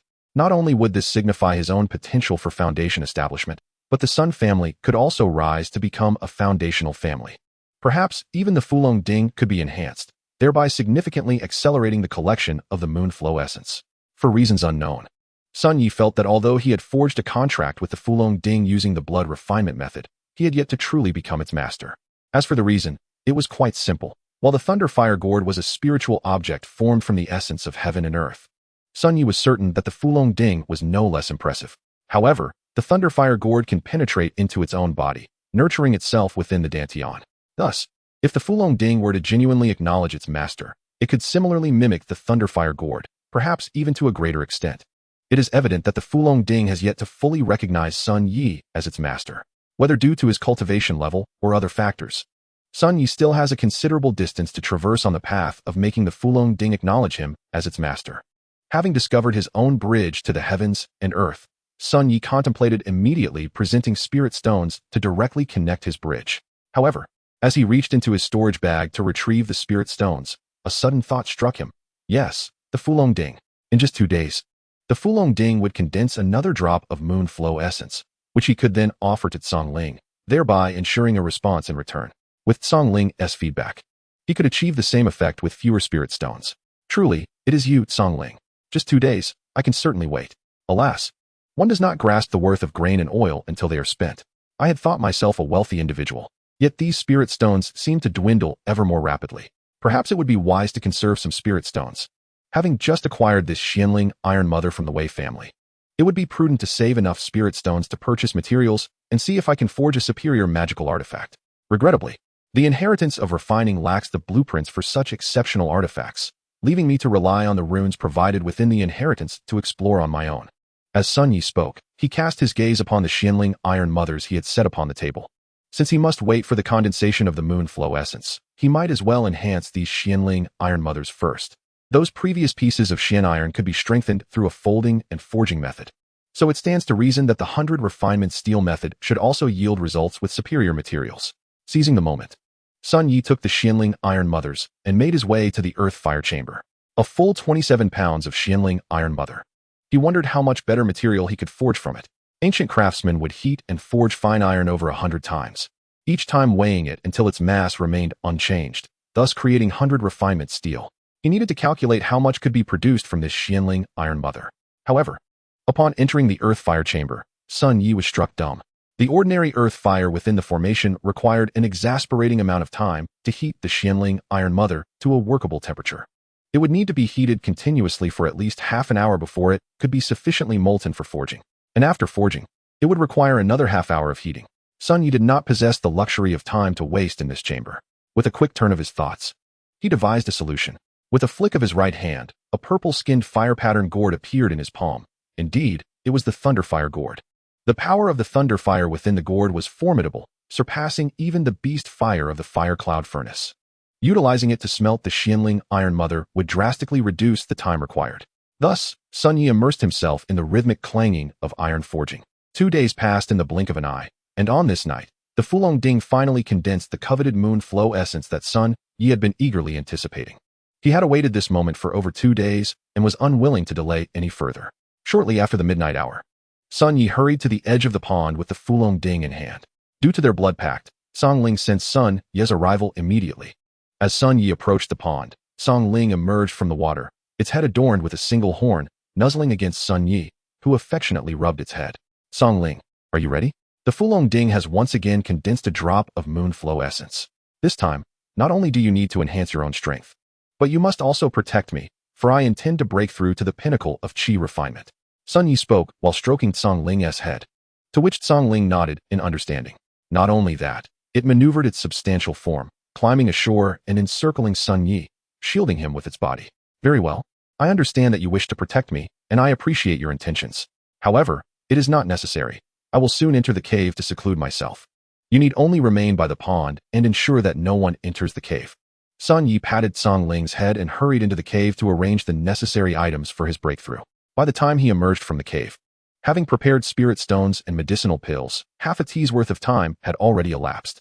As he stepped out, he spotted Song Ling's large head peeking from beneath the waterfall, parting the cascading waters as if awaiting Sun Yi's offering. All right, open wide. I wonder if this drop of moon flow essence can assist you in your successful breakthrough. Upon finishing his words, Song Ling promptly opened its enormous mouth. Sun Yi poured the drop of moon flow essence from the Fulong Ding into Song Ling's mouth, then rushed back into the cave, clutching the Fulong Ding tightly. Once inside, Sun Yi promptly seated himself amidst a pile of spirit stones. No sooner had he settled than the sensation of power returning surged through him. Seizing the momentum, he swallowed a high-grade meridian pill. The moment the pill entered his abdomen, a powerful storm of spiritual energy erupted, flooding towards Sun Yi's body. Taking advantage of this opportunity, Sun Yi guided the influx of spiritual energy to begin connecting his internal and external meridians. Establishing this connection is deceptively simple in theory, but quite complex in practice. Essentially, it requires the construction of sturdy passageways for spiritual energy between two disparate meridians. Ultimately, the goal is to solidify these passageways into tangible forms, thus achieving the connection of the greater and lesser celestial circuits. With Song Ling's revitalizing power and the enhancement from the high-grade meridian pill, the spiritual energy within Sun Yi surged wildly. In an instant, his face flushed crimson. Yet at this moment, he had no mind to ponder the consequences of his energy becoming overabundant. His sole focus was on connecting the bridge to the heavens and earth. The process of forging this bridge and ascending to the pinnacle of Qi refinement actually presents two significant challenges. The first challenge is locating the bridge to the heavens and earth, which Sun Yi has successfully navigated. The second challenge lies in ensuring that no mishaps occur during the connection process. Although this sounds simple, the reality is far more complicated. After all, it involves constructing a tangible passageway of spiritual energy within one's own body. Additionally, one must continuously maintain the flow of spiritual energy until the flesh and blood successfully form a passage between the two meridians. Human meridians are naturally occurring. Establishing a new connection between the internal and external celestial circuits is, by its very nature, a defiance of destiny, necessitating extreme caution to avoid catastrophic consequences. Sun Yi dared not afford even the slightest negligence, painstakingly expanding the connection between the internal and external celestial circuits with meticulous precision. He painstakingly carved out the spiritual energy passage, gently easing the flesh between the internal and external circuits. Fortunately, having identified the bridge to the heavens and earth as the shortest node between the internal and external celestial circuits, he was spared the agony of enduring this state indefinitely. It is no wonder that people speak of the dangers inherent in breaking through to the pinnacle of Qi refinement. If anything goes awry after the meridians connecting the internal and external celestial circuits are opened, one's life could be at stake. To break through the bridge to the heavens and earth, akin to opening the Ren and Du meridians and the 12 primary channels, is indeed a perilous endeavor. Fortunately, Sun Yi possessed the meridian pill for protection. Otherwise, he would not have dared to attempt connecting the bridge to the heavens and earth lightly. No wonder this juncture is referred to as the bridge of heaven and earth. After all, the passage that has been forged resembles a bridge constructed between the Ren and Du meridians and the 12 primary vessels, connecting the arterial network of the human body's meridians. With each millimeter that Sun Yi traversed, he meticulously utilized his spiritual energy to delineate a network that felt almost tangible, though time appeared to crawl at a leisurely pace. The reality was astonishingly swift. Soon enough, the force derived from Song Ling's breakthrough began to show signs of ebbing. At this juncture, Sun Yi had only completed about 2/3 of his bridge of heaven and earth. He had a keen sense of timing. Previously, the energy feedback from Song Ling would conclude in less than the duration of 2 cups of tea. In other words, the energy feedback brought forth by Song Ling would not exceed the burning time of a stick of incense, although it was perilously close. Aside from Song Ling's singular transformation into a thunder-patterned flood dragon, this time frame had remained unchanged. This meant that with the retreat of the energy from Song Ling's breakthrough, the efficacy of the superior meridian elixir was also on the verge of dissipating. Time was of the essence. Sun Yi had no choice but to take a leap of faith. With his hands forming a sword-like gesture, Sun Yi consciously gathered his spiritual energy at the tips of his fingers. Casting a glance at his hands, he felt no hesitation and immediately pressed his fingers against his chest. The concentrated spiritual energy surged from his fingertips into the bridge of heaven and earth he had just constructed. An unimaginable force erupted within Sun Yi, as a torrent of spiritual energy flowed directly into the 2/3 of the bridge he had just established. Uft! Ha! I did it! Sun Yi suddenly felt a surge of reverse blood rising in his throat, and he spat it out. However, immediately after, he erupted into hearty laughter. This reverse blood signified that he had successfully opened the bridge of heaven and earth. Although it was a reckless gamble, he had indeed accomplished it before the effects of the Meridian Elixir could fully deplete. It was also thanks to Sun Ye's meticulous crafting of the passage with spiritual energy that the energy surged from his fingertips without breaking through the previously established pathways. It was precisely due to the 2/3 of the spiritual passage that the energy from his fingertips did not dissipate into his flesh, but instead accelerated through the remaining sections like a beam of light. Of course, the true hero of the moment was the superior Meridian Elixir that Sun Yi had consumed. The amount of spiritual energy he had amassed in his fingers was immense, and ordinarily, after establishing the bridge of heaven and earth, it could have harmed his 12 primary vessels. Should his meridians sustain damage, even a successful breakthrough could render him incapacitated. However, the potency of the superior Meridian Elixir was indeed formidable, effectively safeguarding Sun Ye's 12 primary vessels from harm during the surge of spiritual energy. Through a fortunate convergence of luck and skill, Sun Yi successfully attained the pinnacle of qi refinement. Ha ha ha! Sun Yi raised his hand to wipe the corner of his mouth, and then gazed at the blood on his fingers. After a brief contemplation, he burst into laughter once more. In the next moment, the effects of the superior Meridian Elixir began to wane, coinciding perfectly with the duration of a stick of incense. The spiritual energy flooding his body began to dissipate, yet at that moment, Sun Yi noticed something amiss within him. As the influx of spiritual energy began to vanish, he could feel the circulation of his internal and external meridians had been harmoniously unified, allowing for a continuous flow throughout his body. However, outside of the Ren and Du meridians and the 12 primary vessels, he discovered some intricate branches, which intertwined and spread throughout the 12 vessels. These diminutive meridians were also connecting the 12 primary vessels to the Ren and Du meridians. Had it not been for the unification of his internal and external circulation, he would never have noticed their presence. It dawned on Sun Yi that he had consumed several meridian elixirs in his quest to discover the bridge of heaven and earth. However, the amount of spiritual energy attracted by these elixirs that dissipated externally was not equivalent to that which was absorbed internally. He had been puzzled about where this energy had gone. Now, it seemed that this energy had not been idle. It had surged into these minute meridians. Although the energy flowed into them, without specific guidance, it had not yet unified any of these peculiar meridians. Instead, it surged concurrently, entering these meridians from both the internal and external circulation, suggesting that their unification was not far off. Could these be the legendary 8 extraordinary meridians? I must find an opportunity to ask my grandfather about them. It would be fascinating to know what would happen if these meridians were to be unified. Chapter 68. The 8 Extraordinary Meridians, the True Pinnacle. After successfully breaking through to the pinnacle of qi refinement, Sun Yi did not rush into further cultivation. His recent breakthrough had been somewhat precarious, and despite unifying the bridge of heaven and earth, his body had sustained some injuries that required recuperation. Skillfully retrieving a bottle of healing Baichao pills from his storage pouch, Sun Yi raised his head and swallowed 3 of them in one go. The Baichao pills, crafted from numerous nourishing herbs, primarily served to heal internal injuries.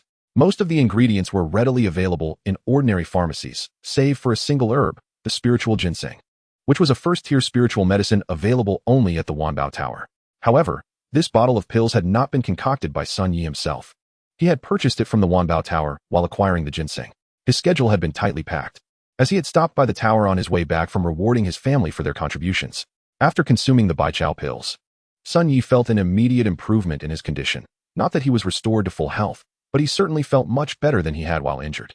Stepping out of his cave dwelling, Sun Yi encountered Song Ling, who was lounging in the water pool. Compared to when he had just consumed the moon liquid essence, its size had not changed dramatically, but Sun Yi could sense that its power had also reached the pinnacle of qi refinement. Unlike humans, there are distinctions within the pinnacle of qi refinement for beasts. The pinnacle of qi refinement for a magical beast is a solid and tangible level, with only the foundation establishment beyond it. Upon seeing Sun Yi emerge from his dwelling, Song Ling immediately crawled over, nuzzling against Sun Ye's robe with its head. All right. I see you've had a breakthrough in power. Your elder brother has too. Now, whether I can break through to the foundation establishment level depends on the reliability of that person's information from Nanyan Square. It matters not whether that person harbors ulterior motives. As long as the information about the Foundation establishment grass is accurate, that will suffice. As Sun Yi spoke, a fierce glint flickered in his eyes. However, as the saying goes, obstructing someone's path to enlightenment is akin to killing their parents. After experiencing the breakthrough to the pinnacle of Qi refinement, Sun Yi finally comprehended the difference. The exhilaration he felt during his recent breakthrough was entirely distinct from previous breakthroughs in other Qi refinement levels. Even more addictive than the feedback Song Ling had provided. Sun Yi found it difficult to articulate this sensation, but in summary, it was simply exhilarating. That very morning, Sun Yi dove headfirst into the earth fire chamber. Within a short while, the sound of clanging and hammering reverberated throughout the space. 3 months had elapsed since Sun Ye's breakthrough to the pinnacle of Qi refinement.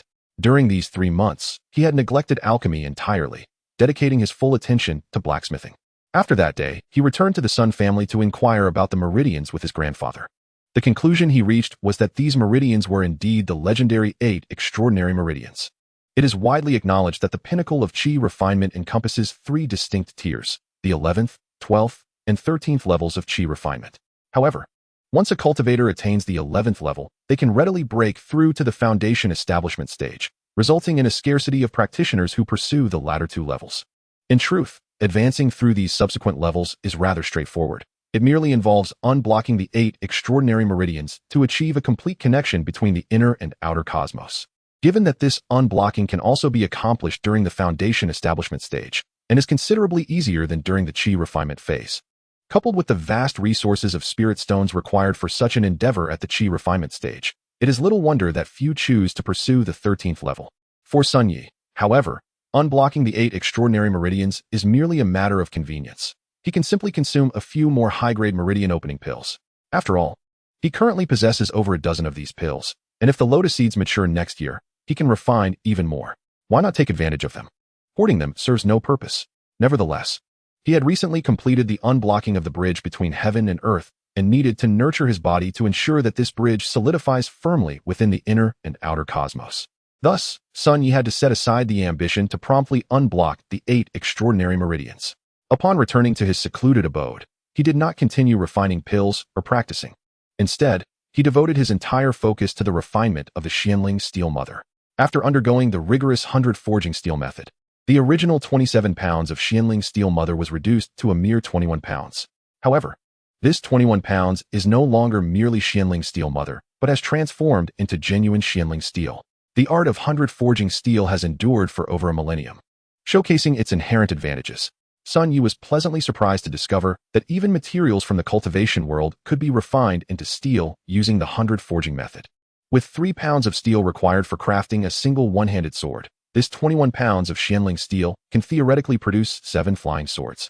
Although not all can be made solely from Xianling steel, some additional materials will be necessary. Despite having forged this Xianling steel, Sun Yi was not yet prepared to commence the crafting process. He aspired to forge these 7 flying swords into exquisite magical artifacts, a feat beyond his current capabilities. However, after 3 months, the bridge between heaven and earth had finally fully formed. With no concerns about the stability of the bridge, he could now confidently proceed to unblock the 8 extraordinary meridians. In fact, he could have done so a week prior. He merely delayed for 7 days to complete the forging of the Xianling steel. As Sun Yi emerged from the earth fire chamber, he strolled leisurely towards his cave dwelling. Just as he reached the edge of the water pool, Song Ling's head emerged from the depths. Over the past 3 months, the Fulong Cauldron had indeed accumulated a significant amount of moonflow essence. However, due to Sun Ye's desire to stabilize the bridge between heaven and earth, he had refrained from feeding Song Ling. He was somewhat apprehensive that if Song Ling made further breakthroughs, the resulting backlash might impose pressure on his bridge. Now, however, it mattered little. The Fulong Cauldron had condensed 14 drops of moonflow essence. Sun Yi estimated that 2 drops would suffice to satiate Song Ling, as their blood contract ensured that Song Ling's power could not surpass his own realm. In simple terms, as long as he remained unable to break through to the foundation establishment stage, Song Ling would remain tethered to the Qi refinement realm. This was a necessary safeguard to prevent spiritual beasts from rebelling against their masters. Chapter 69, The Sect Envoy. Sun Yi extracted 2 drops of moonflow essence from the Fulong Cauldron and poured them directly into Song Ling's mouth. He then hurried into his cave dwelling, seated himself upon the bed, and began to prepare for the unblocking of the 8 extraordinary meridians. Although referred to as the 8 meridians, only 6 need to be broken through, as the governor and conception vessels are also part of the 8 extraordinary meridians. Each time 3 meridians are successfully unblocked, it is considered a minor breakthrough. Upon completely unblocking the 8 extraordinary meridians, one can ascend to the 13th level of Qi refinement. While these efforts may seem like mere embellishments, Sun Yi, unable to break through to the foundation establishment stage, could only advance to the 13th level of Qi refinement to bolster his chances for future plans. After all, the individual from Nanyan Fengshi had yet to make a move, but it was only a matter of time before their patience wore thin as every moment slipped away. For Sun Yi, time was abundant. He could afford to wait several decades without issue. However, for that individual, waiting an additional 5 years could exhaust their chances for foundation establishment entirely. Sun Yi wagered that this person would not willingly relinquish their opportunity before reaching an advanced age, or else they might find it impossible to attain the foundation establishment realm in this lifetime. Thus, Sun Yi felt compelled to enhance his strength swiftly, for time was of the essence. If that person possessed formidable strength or had any hidden cards up their sleeve, Sun Yi would have to rely solely on himself. That individual likely also stood at the pinnacle of Qi refinement. Whether he and Song Ling could overcome them remained an uncertainty. It was essential to prepare in advance, and if he could break through to the 13th level of Qi refinement, his odds would undoubtedly improve. Seated cross-legged upon the bed in his cave dwelling, Sun Yi arranged several hundred low-grade spirit stones around himself. He swallowed a high-grade meridian opening pill, and the familiar sensation washed over him once more. Intent on accelerating the circulation of his internal spiritual energy, he directed it to flow vigorously within his body, clearing the meridians along either side. The 8 extraordinary meridians connect closely situated meridians with similar functions, facilitating the regulation of related meridian energies and the coordination of yin and yang. The governor vessel, linked to the 6 yang meridians, is known as the Sea of Yang Meridians, serving to regulate the energies of all yang meridians throughout the body. Conversely, the conception vessel, connected to the 6 yin meridians, is termed the Sea of Yin Meridians, responsible for regulating the energies of all yin meridians. The penetrating vessel is associated with the governor and conception vessels, as well as the foot Yangming and foot Shaoyin meridians, hence its designation as the Sea of 12 Meridians, encompassing the energies of all 12 meridians. The binding vessel connects and constrains the various foot meridians that traverse the torso. The yin-yang maintaining vessel harmonizes the yin and yang meridians, governing the outer and inner aspects of the body, while the yin-yang qio vessels oversee the dynamic movements of the lower limbs during wakefulness and sleep. Aside from the governor and conception vessels, which he had already unblocked, the other meridians connect seamlessly with the 12 primary meridians. Moreover, the 8 extraordinary meridians are not as short as the bridge between heaven and earth. The unblocking process is exceedingly time-consuming. This is particularly true for the yin-yang maintaining and qio vessels, which run throughout the body, making their unblocking a laborious task requiring considerable time and resources. This explains why few practitioners endeavor to unlock these meridians at the Qi refinement stage. After a stick of incense had burned down, the effects of the pill and the feedback from Song Ling's breakthrough had nearly dissipated. Yet Sun Yi's 8 extraordinary meridians remained incompletely unblocked. Reluctantly, he opted to consume another high-grade meridian opening pill. Approximately an hour later, Sun Yi gradually emerged from his meditative state. In total, he had utilized 5 high-grade meridian opening pills during this attempt to unblock the 8 extraordinary meridians, an expenditure greater than when he had unblocked the 12 primary meridians. Nonetheless, the outcome was gratifying. Following the unblocking of the 8 extraordinary meridians, the connection between his inner and outer cosmos became markedly clearer. With every circulation of spiritual energy, he could distinctly feel its abundance within his body. Compared to when he first ascended to the pinnacle of the Qi refining stage, his strength had indeed experienced a substantial enhancement. He felt that now, in a confrontation with his former self at the moment of his breakthrough, he would hold the upper hand. While it couldn't be said that victory would come effortlessly, defeat was certainly out of the question. Thus, his determination to secure that individual in Nanyan Fengshi intensified.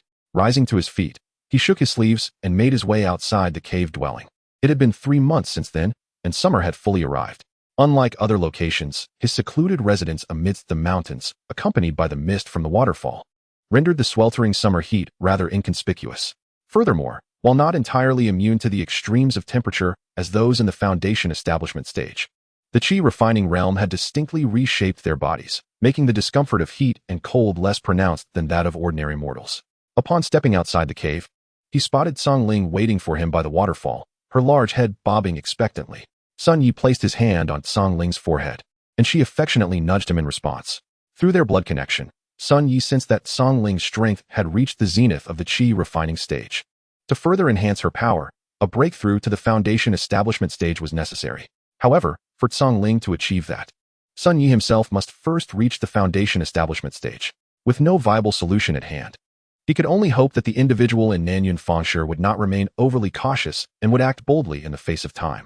Just as Sun Yi and Song Ling shared their affectionate moment, preparing to inspect the growth of the body pulse lotus, Duan Wu hurriedly approached the water pool, her expression anxious.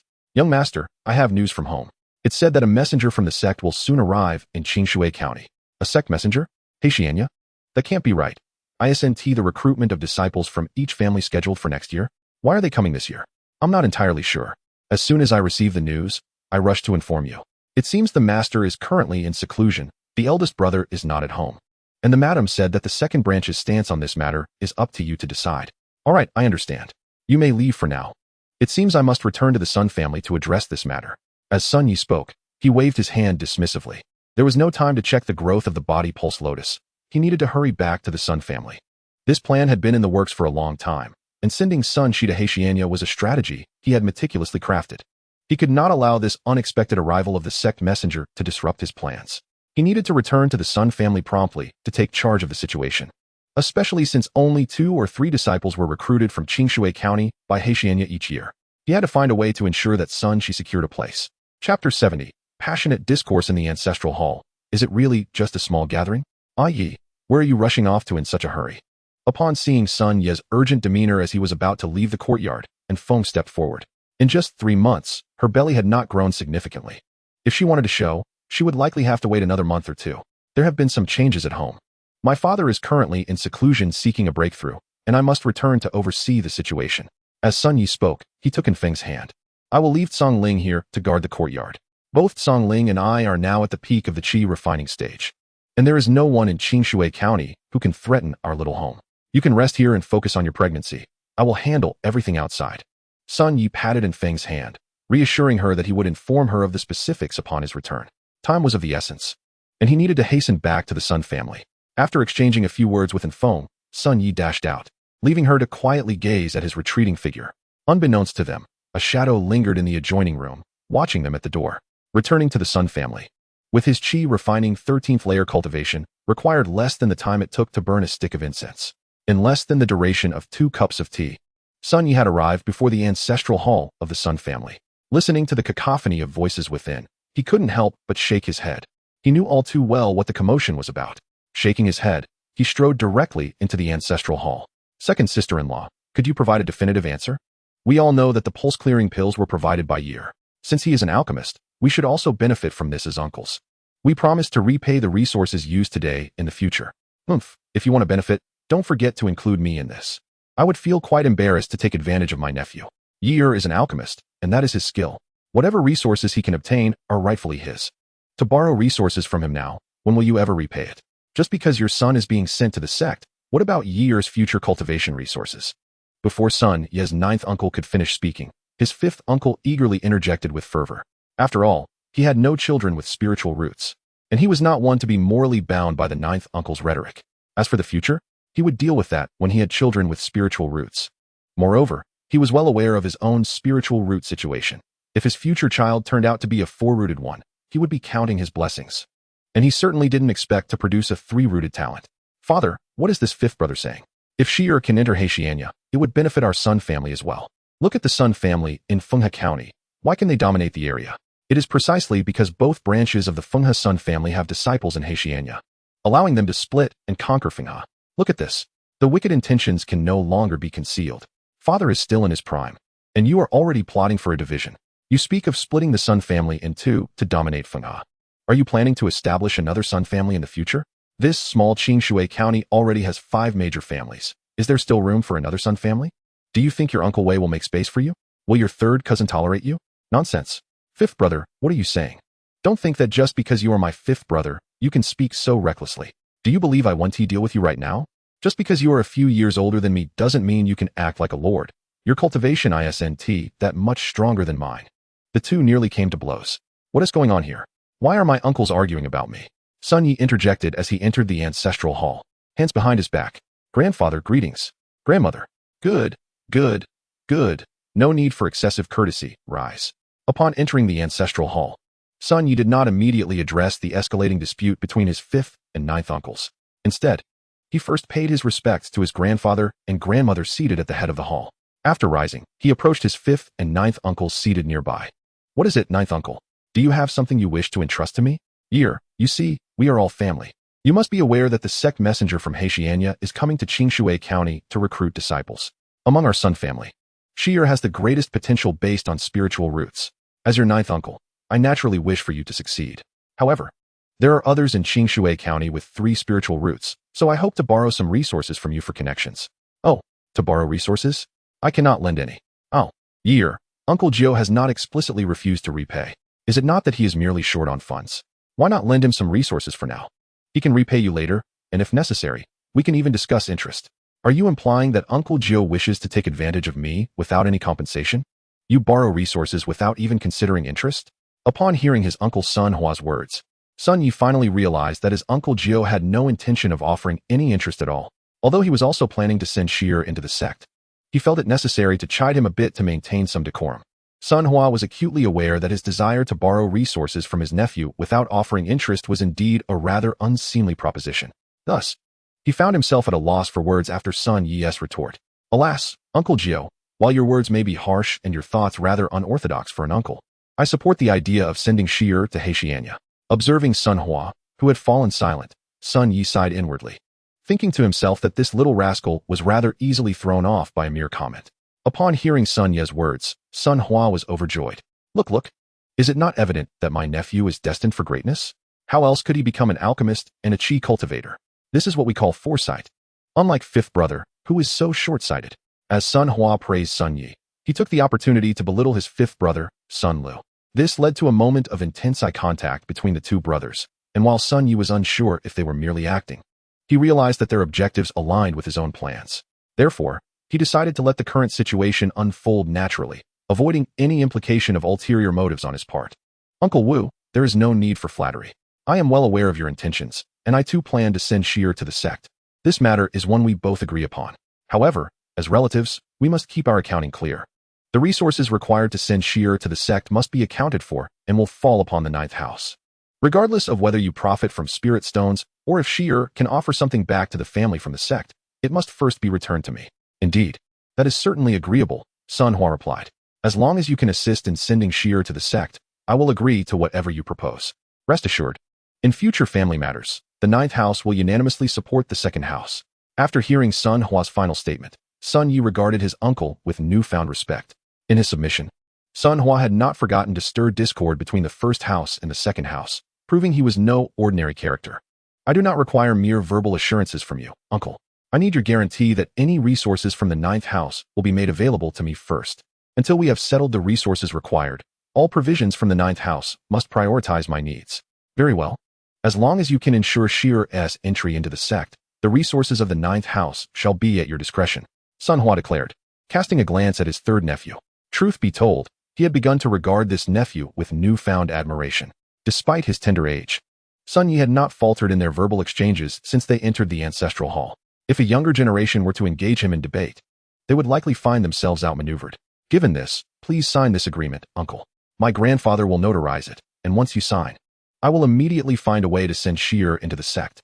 As he spoke, Sun Yi placed a piece of animal hide on the ancestral hall's table, upon which were inscribed the conditions he had just proposed, evidently prepared in advance. Upon seeing the animal hide, both Sun Hua and Sun Lu were momentarily taken aback. It appeared their little performance had been in vain, as this third nephew had already harbored intentions of sending Shi'er to the sect. Do not linger, uncle. Please sign this contract swiftly. Once you do, I can start arranging the necessary resources. Otherwise, I will have difficulty explaining to my wife, correct, uncle? Sun Yi's casual mention of his wife momentarily unsettled Sun Hua. Yes, indeed, the only three-spirit-rooted member of the Sun family was Shi'er. However, they must not forget that Sun Yi's wife was also a three-spirit-rooted cultivator. While Sun Yi's wife was an outsider, they had never considered that he might send her into the sect. Yet now, with the child she carried, the situation had shifted, although the likelihood remained slim. If Sun Yi were to act in desperation, it was clearly an outcome they wished to avoid. All right, I will sign. Speaking of which, your wife must be over 3 months along by now. I shall instruct your aunt to prepare some nourishing herbs for you to take back for her health. Without hesitation, Sun Hua signed his name on the animal hide, fearing that Sun Yi might change his mind and complicate matters. Excellent. Since uncle is so agreeable, I too am not one to delay. I trust you have gathered all the information regarding this sect envoy by now. Please present it, without specific details about the envoy. How can I arrange for resources? Of course. Here, take a look. This is all the information regarding the sect envoy sent to Hexianya. A number of disciples were dispatched, and the one coming to Qingshui County is named Feng Tua. He is currently at the late stage of Qi cultivation and possesses dual elemental roots of water and earth. I was thinking, dear nephew, do you have any pulse-opening pills? If we could offer him some, perhaps Shi'er could find a place among the 3 disciples. Indeed. That sounds quite promising. If he is at the late stage of Qi cultivation, he would certainly require pulse-opening pills. However, how many should we allocate? The landlord's family has no surplus, and a single pulse-opening pill typically sells for at least 700 low-grade spirit stones. How much does the 9th house earn in a year? Can you afford that? While it was true that the 9th house's annual income was limited, Sun Yi reminded him of his brother Shi'er. In the future, once he joins the sect, he will undoubtedly undertake tasks to earn rewards. If you see anything of interest, you can have your brother exchange it for you from the sect. That is also a viable path. At that point, you could simply offer a small service fee or negotiate a reduction in interest, and it would work out beautifully. That is indeed a method. Sun Yi appeared composed on the surface, contemplating whether this approach would be beneficial for him. However, internally, he was elated. After all, he had no intention of entering the sect, and given his spirit root qualifications, they would not accept him. Yet, rare herbs and ores would be seized by the Zhao court within the borders of Zhao country and offered to Hexianya. To acquire such precious materials, one would need to find a means within the sect. Had he proposed this idea, the 9th house would likely have reacted differently, but with his uncle suggesting it, Sun Yi could smoothly navigate the situation. That works perfectly. As I engage in alchemy and artifact crafting, I often encounter situations where rare materials are unavailable. In such cases, I will need Shi'er to keep an eye out within the sect. Certainly, Shi'er has always admired you, 3rd brother. It is said that among the brothers at home, the 3rd brother possesses the most remarkable abilities. When the time comes, feel free to inform Shi'er of any deficiencies you may have, and he will keep an eye out for you within the sect. Witnessing the prospect of success, Sun Hua was utterly elated. If he could amass some spirit stones through this method, it would be nothing short of splendid. Even merely having Sun Yi alleviate their debt interest would be a boon. After all, aside from him, his wife is also a cultivator, and both require spirit stones. Furthermore, as Sun Shi enters the sect in the future, he will also need to engage in various dealings, all of which necessitate spirit stones. Chapter 72. Do not place all your eggs in one basket. With that settled, it was decided. 3 days hence, when the sect envoy arrives, I shall be the one to engage with them. I will exert every effort to ensure Sierra's entry into the sect, hoping that Uncle Gio will not forget his promise in the future. After Sun Yi concluded his statement, he bowed respectfully to his grandparents before assisting his mother, Cui Wan, as they made their way out of the ancestral hall. Are you truly intent on sending Sun Shi into the sect? Once they returned to the courtyard of the second house, Cui Wan eagerly inquired of her youngest son. Though he may not be a master strategist, her youngest son possessed a fair bit of cleverness. His actions were always purposeful, and he would never engage in self-destructive behavior for the benefit of others. I indeed plan to elevate Sun Shi into the sect. Firstly, this will extinguish the 9th branch's aspirations for the position of clan leader. Secondly, our Sun family genuinely needs a disciple within the sect. After all, the state of Zhao must pay tribute to the distant Haoyan, and having a descendant within the sect would provide us with considerable convenience in our dealings. But have you not considered that should Sun Shi gain recognition within the sect, or perhaps experience some fortuitous encounter leading to a significant increase in power, what will you do then? Oh dear mother, do you truly believe I am the sort to engage in such folly? While I may possess a pseudo-spiritual root with 5 attributes, I assure you that even if Sun Shi enters the sect, he is unlikely to surpass my cultivation speed. Would you care to feel my current cultivation level? As Sun Yi spoke, he extended his wrist towards his mother. Without hesitation, Cui Wan placed her fingers upon his wrist, and as a surge of spiritual energy flowed into Sun Yi, she realized that her youngest son had surpassed her expectations considerably. Is this the pinnacle of Qi refinement? My dear mother, this matter must remain confidential. Yes, I am at the pinnacle of Qi refinement, but I have plans to execute. This level of my cultivation must not be disclosed to anyone, at least not until I permit it. That cannot be. Your grandparents will inevitably discover it. Given that they are both at the pinnacle of Qi refinement themselves, it matters not if they know. What is paramount is that Wusong and Juicy remain oblivious, as well as that blabbermouth Sun Shan. That fellow seems to have learned nothing of substance from Grandpa and Uncle. If he had even a fraction of Uncle-esque demeanor, I would not hold disdain for him. Even if he possessed any semblance of Winner-esque grace, it is no wonder Auntie now favors Winner more. She perceives Winner as the promising junior overshadowed by the wasteful elder. As soon as Sun Yi uttered these words, he received a sharp blow to the back of his head. How dare you speak in such a manner? What do you mean by the elder overshadowed the younger? Are you implying you are also one of them? How might your elder brother feel about such remarks? Ah, mother, I did not intend any offense towards my elder brother. How could that chatterbox compare to him? My elder brother is a man of action. While that chatterbox is 3 years my elder, yet shares the same cultivation level as my brother. It is evident that he falls far short of my brother. Moreover, with my assistance, my brother shall soon surpass him. All right, I understand. Now, should we not contemplate how to prepare for the sect envoy? What other preparations can be made? For that fellow at the late stage of chi refinement, I shall present him with 1 high-grade spirit meridian pill and 2 mid-grade spirit meridian pills. With these 3 in hand, I cannot fathom he would choose anyone else. The only threat to our success comes from the Wang family's water vein peaches. For Feng Tuo is a practitioner of both water and earth spiritual roots, making him particularly reliant on such spiritual treasures. Sun Yi had already plotted his course. Armed with the spirit meridian pills, the only entity capable of jeopardizing his claim to this opportunity was the Wang family's water vein peaches. However, this time, Qingshui County had 3 quotas. With the spirit meridian pills in hand, the Sun family should secure at least one of them. Speaking of which, since Feng Tuo possesses dual spiritual roots of water and earth, it is feasible he may attain foundation establishment in the future. Mother, do you think we ought to avoid placing all our eggs in one basket? It is not uncommon for families supporting disciples in the sect to reap benefits upon their advancement to foundation establishment. Are you suggesting?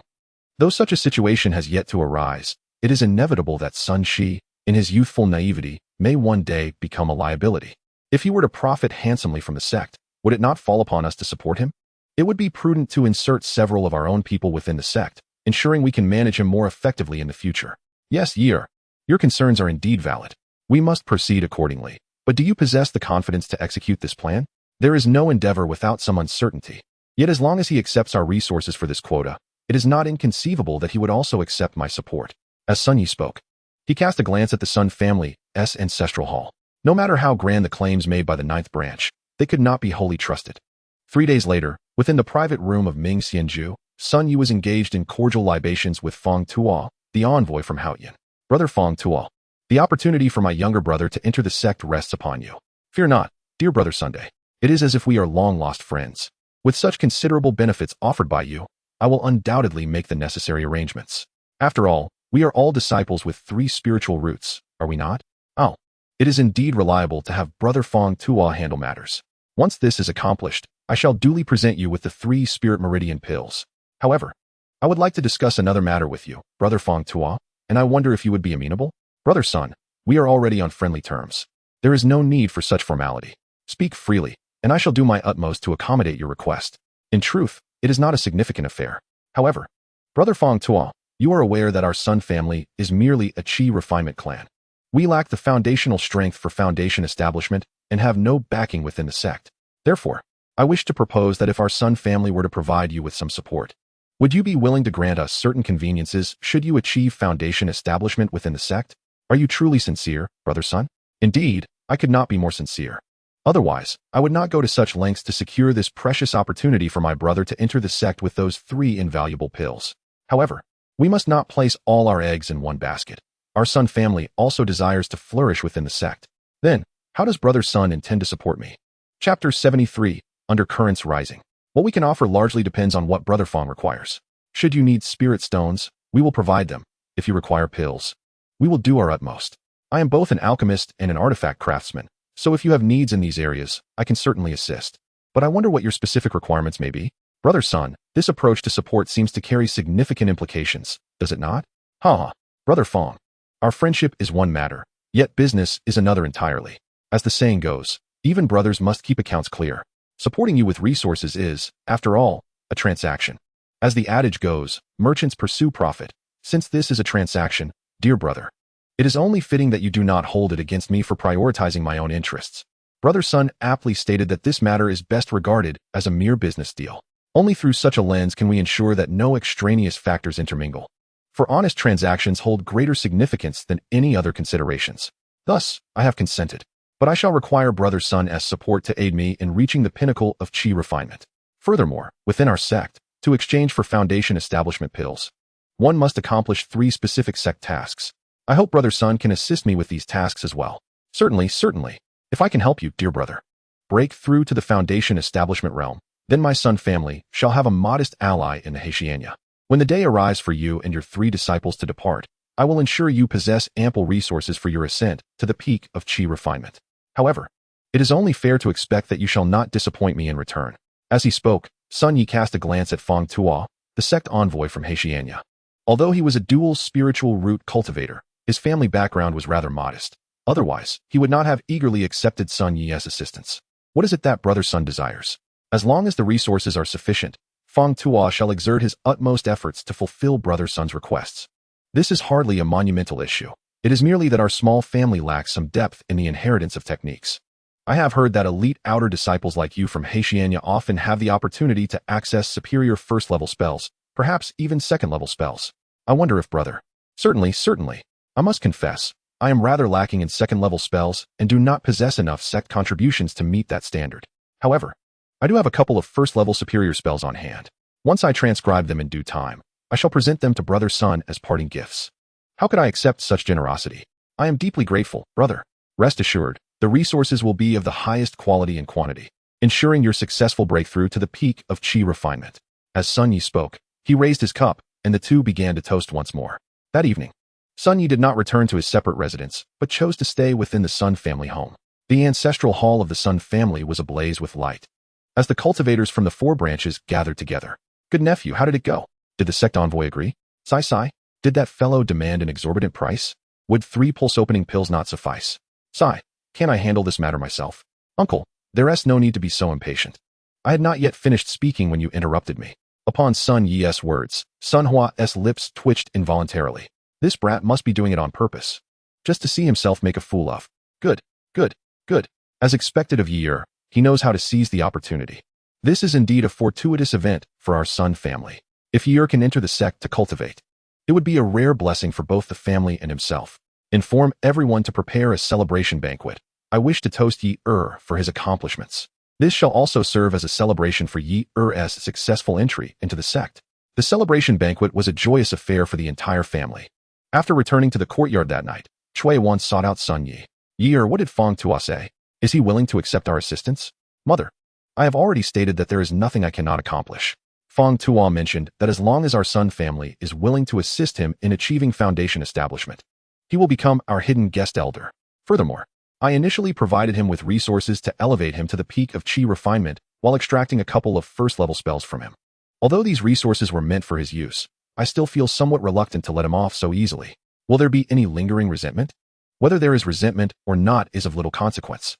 As long as my elder brother's endeavors proceed smoothly, I shall surpass him in reaching the foundation establishment realm before he does. As long as my cultivation level is above his, I doubt he would dare to truly abandon our Sun family. Are you saying? Indeed, Mother, I have already broken through to the peak of chi refinement. Specifically the 13th level. Not only within the Sun family, but throughout the entirety of Qingshui County, no one shall be my match. Then why would you? An innocent man may suffer from being in possession of a precious treasure. Setting aside whether my 5 spiritual roots will allow me entry into Haitiania. Even if I do gain entry, do you think it normal for someone with 5 spiritual roots to reach the peak of chi refinement before the age of 20? Chui appeared to contemplate this point, momentarily at a loss for words. If anyone were to discover my secret and attempt to extract it from me, it might not only be I but the entire Sun family that would face annihilation. One must always plan for the future. We must calculate these matters in advance. Indeed, you are correct. However, do you think Fong Tuo would deceive us? There are other families in Qingshui County capable of offering such prices. Rest assured, the arrival of the sect envoy has stirred hidden currents within Qingshui County. It is not only us. That newly appointed county magistrate likely has his own schemes. Having been in office for several months without being dealt with, he must either possess formidable skills or have sufficient backing. The waters of Qingshui County are far from clear. The final outcome remains to be seen. As Sun Yi spoke, he waved his hand dismissively at his mother and retreated into his room. It had been over 4 months since he had last stayed here, and he felt a sense of nostalgia for this home he had occupied for over a decade. Meanwhile, after finishing a meal at the tavern with Sun Yi, Fong Tuo encountered an envoy from the Wang family, who had come to extend an invitation. Perhaps to make Fong Tuo feel valued, the Wang family had sent Wang Jiahong, the eldest son of their main branch, to personally invite him. With the direct descendant of the Wang family coming to extend the invitation, the Wang family was indeed granting Fong Tuo, the sect envoy, a significant degree of respect. Chapter 74. The transaction is concluded. Early that day, all the cultivation families in Qingshui County gathered at the training grounds in the city, where the sect would select disciples. The 5 families of Qingshui County, along with the county magistrate, had managed to assemble 6 factions. This seemingly small Qingshui County was certainly teeming with intrigue. Let us welcome the esteemed envoy Fong Tuo from Hexianya. The upcoming selection ceremony for disciples will be personally conducted by envoy Fong. The newly appointed county magistrate, Lin Xian, stepped forward and introduced Fong Tuo's identity, thus seizing the initiative before the 5 families could speak. However, he was ultimately a bit too young and somewhat hasty. He did not realize that the final authority would rest with the strongest party. Thank you, County Magistrate, for the introduction. I have developed a good rapport with Brother Fong. Just yesterday, we shared drinks together at the Mingshan residence. It could be said that we met too late. Sun Yi's remark directly countered the County Magistrate, boldly indicating that he had privately gifted and established connections. What could they do about it? If they had the ability, they should present pulse-opening pills and corresponding resources. If not, they could not fault him for taking a shortcut. Ha ha ha, Brother Sun speaks true. Indeed, it feels like we have met too late. Brother Sun, let us take our seats. Everyone must have been waiting for some time. As Fong Tuo spoke, he placed his arm around Sun Yi's shoulder. The two exchanged knowing glances, their intentions understood. In a flash, they discreetly swapped storage bags. What was merely an innocuous gesture of camaraderie allowed the two to complete the exchange undetected by the onlookers present. Recently, I have developed a close rapport with Brother Sunday. How about we both sit together at the chairman's position? No need for that. Brother Fong is a representative of our sect and naturally deserves to occupy the chair, where no one can question his authority. I, on the other hand, am a member of the Sun family, with my grandfather seated there. It would be quite inappropriate for me to join Brother Fong at the chairman's table. I sincerely appreciate Brother Fong's kindness and would like to invite him to a private room at the highest level of Mingxian Pavilion after the selection process concludes, where I shall humbly prepare some refreshments in anticipation of his esteemed presence. Certainly, certainly. Once the selection is over, I shall drink to my heart's content with you, Brother Sunday. The two of them shared laughter and parted ways towards their respective seats, while the other families present were entirely oblivious to the transaction that had just taken place between Sun Yi and Fong Tuo. Upon returning to his seat, Cui Wan immediately approached him. Son, how is it? Rest assured, I've secured it, he replied. However, this place is crowded with prying eyes, making it difficult for me to examine it closely. You should hold the fort here while I sneak away to check on the 2 spells. After saying this, Sun Yi walked directly to his grandfather's side, leaned in to inform him of his intention to visit the restroom, and then left the training grounds. Once outside, Sun Yi quickly sought out a secluded corner and eagerly opened the storage bag that Fong Tuo had traded him. This storage bag was not large, considerably smaller than the one he had prepared for Fong Tuo, perhaps barely 1/10 the size. Nevertheless, Sun Yi did not place much significance on this, for with the spiritual stones he currently possessed, he could easily acquire a larger storage bag. The real treasure lay in the spells. As it is said that spells must not be passed lightly, the techniques available to the chi-refining families outside the sect are exceedingly scarce, and some smaller families still rely on martial means. Sun Yi opened the storage bag and retrieved 3 jade slips. Among them, 2 contained first-tier superior spells, while 1 was a first-tier intermediate spell. It seemed this fellow was not entirely stingy, opting not to merely dismiss him with 2 first-tier superior spells, but also generously including a middle-tier spell. Sun Yi, unable to contain his eagerness, pressed the jade slips to his forehead and began to learn the spells contained within. The 2 first-tier superior spells were the Sword Control Technique and the Ice Formation Technique. As the name implies, the Sword Control Technique is a spell used in conjunction with flying swords. However, this technique is also graded. The first-tier Sword Control Technique allows for merely flying the sword and creating sword shadows. Flying the sword is self-explanatory, while creating sword shadows refers to the ability to manipulate the flying sword to generate sword-like projections to attack enemies. In truth, the sword shadows produced by the flying sword are formed from condensed spiritual energy. This is the capability of the first-tier Sword Control Technique. The Ice Formation Technique, on the other hand, is a first-tier superior water spell.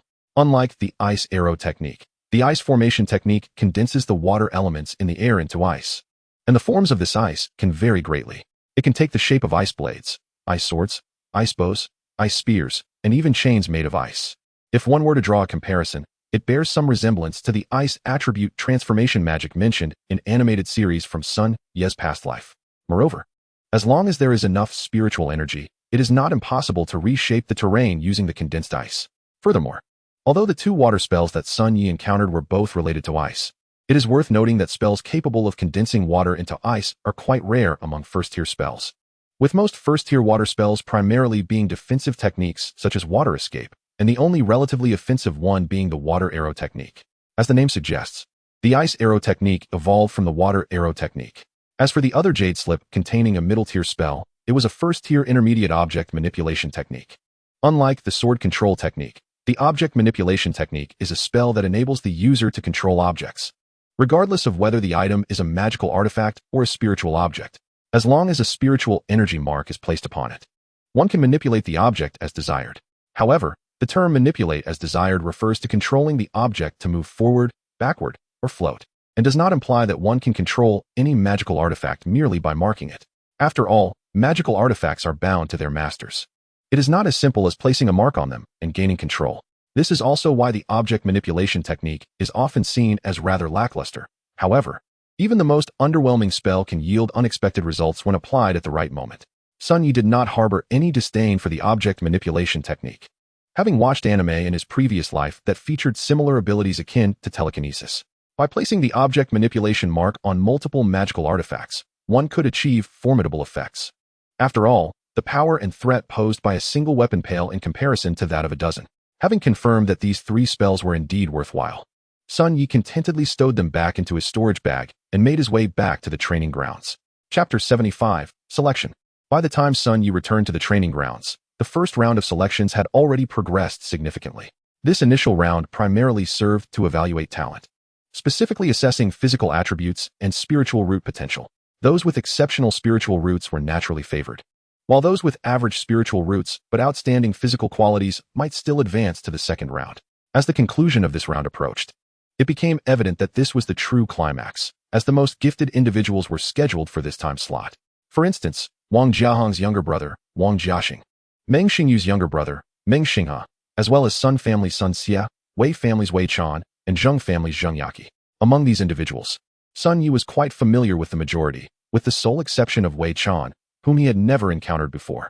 The character Chan is seldom used in names, typically reserved for geographical references or to form nouns for interpretation.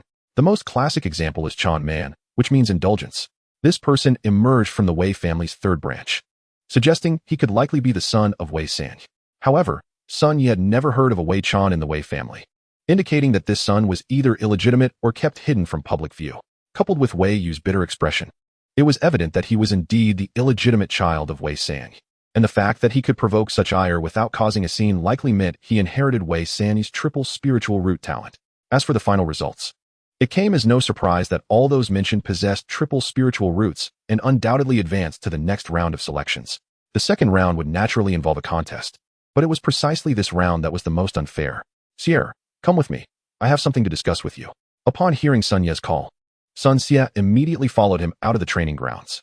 What is it, third brother? Is there some sort of change? Once outside, Sun Xia promptly inquired about the situation, as Sun Yi had specifically called him out, indicating the matter was of importance. Take these items with you. If you find yourself at a disadvantage during the competition later, feel free to use them. After all, the battles in the second round do not prohibit the use of magical artifacts, pills, or talismans. Anything that can enhance one's strength is permitted. I do not have many second-tier thunder talismans, but I will give you 5 for self-defense. The thick earth talismans are even rarer than the thunder talismans. I only have 3, and I will share 2 with you for critical moments. As he spoke, Sun Yi handed 7 talismans to Sun Xia. Third brother, are you perhaps making too much of this? A cautious approach is the key to longevity. We must not falter in the face of adversity. This time, there are only 3 slots for the Qing County to enter the High Tianya. Yet this cohort boasts 5 individuals possessing 3 spiritual roots. Originally, there was to be just 1 round of selection, but an additional round has been introduced. I will seek out Feng Tuo shortly to see if he can stagger the matches for you, and the other 3 with 3 spiritual roots.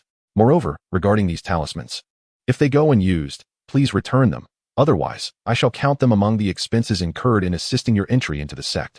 As Sun Yi spoke, he patted Sun Xian's shoulder and encouraged, Go on, I shall take care of everything for you, so you can focus on preparing for the second round of selection. Alright, I understand. I have complete faith in your abilities, third brother. If there is anything you need me to do in the future, I will certainly do my utmost. After saying this, Sun Xin placed the 7 talismans into his storage bag and dashed towards the training grounds without looking back. Meanwhile, Sun Yi approached Fong Tua, who was sipping tea in the main seat. Brother Fong, since the second round of selection is still some time away, why don't we discuss the evening's menu? Do share your preferences or any aversions with me, so I can make suitable arrangements. As Sun Yi spoke, he gave Fong Tua a friendly pat on the shoulder. Fong Tua immediately understood and replied, "Indeed, I do have a few minor dietary restrictions that I neglected to mention to Brother Sunday. Given that we still have some time left, let us step outside for a more detailed discussion." As the two exchanged pleasantries and exited the training grounds, the heads of various families wore expressions of uncertainty, particularly those from the Zheng and Wang families. Meanwhile, outside the training grounds, Fong Tua remarked, "Brother Sun, this transaction has been quite fair. However, I have a small matter I hope you can assist me with." "Not a problem. What you've provided exceeds my expectations. I will certainly help with whatever you require, as long as it is within my ability," Sun Yi assured him. "I would not impose on you, Brother Fong. But my younger brother, being still quite young in comparison to others from various families, is somewhat lacking in cultivation. I merely wish to request that you consider him when arranging opponents for the matches. If any of the other families express discontent, his age could serve to silence their complaints." "Ah, I see Brother Sun has already thought of an excuse for me. Rest assured, the path has been paved, and I won't falter.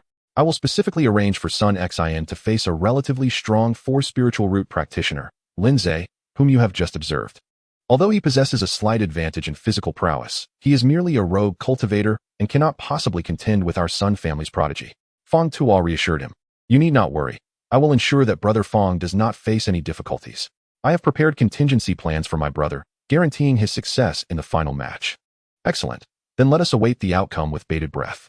"Indeed, let us." After their conversation, the two strolled back to the training grounds, neglecting any further discussion of the evening meal. Soon after their return, the second round of selection commenced. This round, having eliminated many contestants, opted for a pairing system for the elimination matches. Naturally, it was Fong Tua, the sect representative, who would decide the matchups through a drawing of lots from a container, with the names of the two contenders being drawn to face each other. This method ostensibly ensured fairness, while discreetly allowing for manipulation behind the scenes. In fact, Sun Xion's name had already been secured by Fong Tua, merely waiting to be revealed at the appropriate moment to assign his final opponent. Furthermore, the names of the families that had approached him were already tucked away in his sleeve, ready to be arranged as needed. While the fates of the registered rogue cultivators were of no concern to anyone, as anticipated, under Fong Tuo's subtle machinations, only 6 individuals remained on the arena. These 6 would now engage in combat to determine the final 3 victors. As for how the opponents would be selected, that too would be left to Fong Tua. The matches concluded with Wei Chan facing Zheng Yaqi, Meng Xinghe against Wang Jiaxing, and Sun Xian fortuitously matched against the lone 4 spiritual root rogue cultivator, Lin Zhe. Wei Chan's bout with Zheng Yaqi ended swiftly, within less than 20 exchanges. He delivered a decisive blow to Zheng Yaqi using a combination of Fireball technique and Azure Edge technique, which, while not fatal, disqualified Zheng as he fell from the platform. This prompted Sun Yi to regard Wei Chan with newfound respect. At their age, he had already achieved dual spellcasting, indicating that his cultivation had reached the later stages of Qi refinement, with a remarkably mature command of spellcraft. Such a talent was undoubtedly a gem hidden within the Wei family, perfectly embodying the legacy of their third master. Had the sect selection not arrived early, one could only wonder what level of cultivation Wei Chan would have attained by the following year. Moreover, Zheng Yaqi was not to be underestimated. During his battle with Wei Chan, he showcased an impressive talent for fire manipulation, suggesting a potential aptitude for alchemy, coupled with the Zheng family's support of an alchemist. Should Zheng Yaqi choose to apprentice under that alchemist, the Zheng family could indeed secure a lineage of alchemical mastery. Next came the clash between Meng Xinghe and Wang Jiaxing. Sun Yi was well aware of Meng Xinghe's abilities, but this was his first time witnessing Wang Jiaxing in action. The Wang family's techniques predominantly revolved around water attributes, and Wang Jiaxing initiated combat with Ice Arrow technique and Water Whip technique, employing the Ice Arrow for ranged attacks. He quickly closed the distance to engage in close combat with the Water Whip. However, Meng Xinghe was no easy opponent. After forming several hand seals, he stomped his right foot forcefully, sending numerous spikes erupting from the ground toward Wang Jiaxing. Realizing the imminent threat, Wang Jiaxing swiftly altered his trajectory. But with the arena's limited space, his options were severely restricted. In a moment of desperation, Meng Xinghe consumed a medicinal pill, subsequently unleashing a series of earth spike techniques. Before long, the entire arena was inundated with spikes. Faced with such a vast array of earth spikes, Wang Jiaxing found himself with no avenue for escape. Attempting to dismantle the spikes with his water whip, he vastly overestimated its potency. The water whip, formed from spiritual energy at the Qi refinement stage, was insufficient against the earth spikes. Though it managed to shatter some, the relentless tide of spikes continued to surge forth. With no alternative, Wang Jiaxing resolved to make a desperate leap. Utilizing the earth spikes to propel himself upward, he executed an ice arrow technique mid-air, targeting Meng Xinghe. For Wang Jiaxing, the success of this arrow was paramount. Should he eliminate Meng Xinghe, victory would be his. Conversely, should he fail, he could only anticipate being either cast from the platform or forced out by the earth spikes. As the icy arrow coalesced in the air, Wang Jiaxing directed it toward Meng Xinghe, believing he glimpsed the dawn of victory. Yet, in a twist of fate, Meng Xinghe flashed a sly smile and invoked the rock shield technique. 3 colossal boulders suddenly erupted from the arena, effectively enveloping Meng Xinghe within their formidable embrace. Although he, too, was oblivious to the unfolding circumstances outside, the application of such a spell in a contest was utterly unscrupulous. After all, the arena was confined to such limited dimensions. Should he alter the battleground, his opponent would be rendered powerless, leading only to inevitable defeat. Upon witnessing this earth shield technique, Wang Jiaxing's expression soured considerably. He understood all too well that with the shield in place, his ice arrow technique would struggle to inflict any substantive damage upon Meng Xinghe, sealing his fate in this round.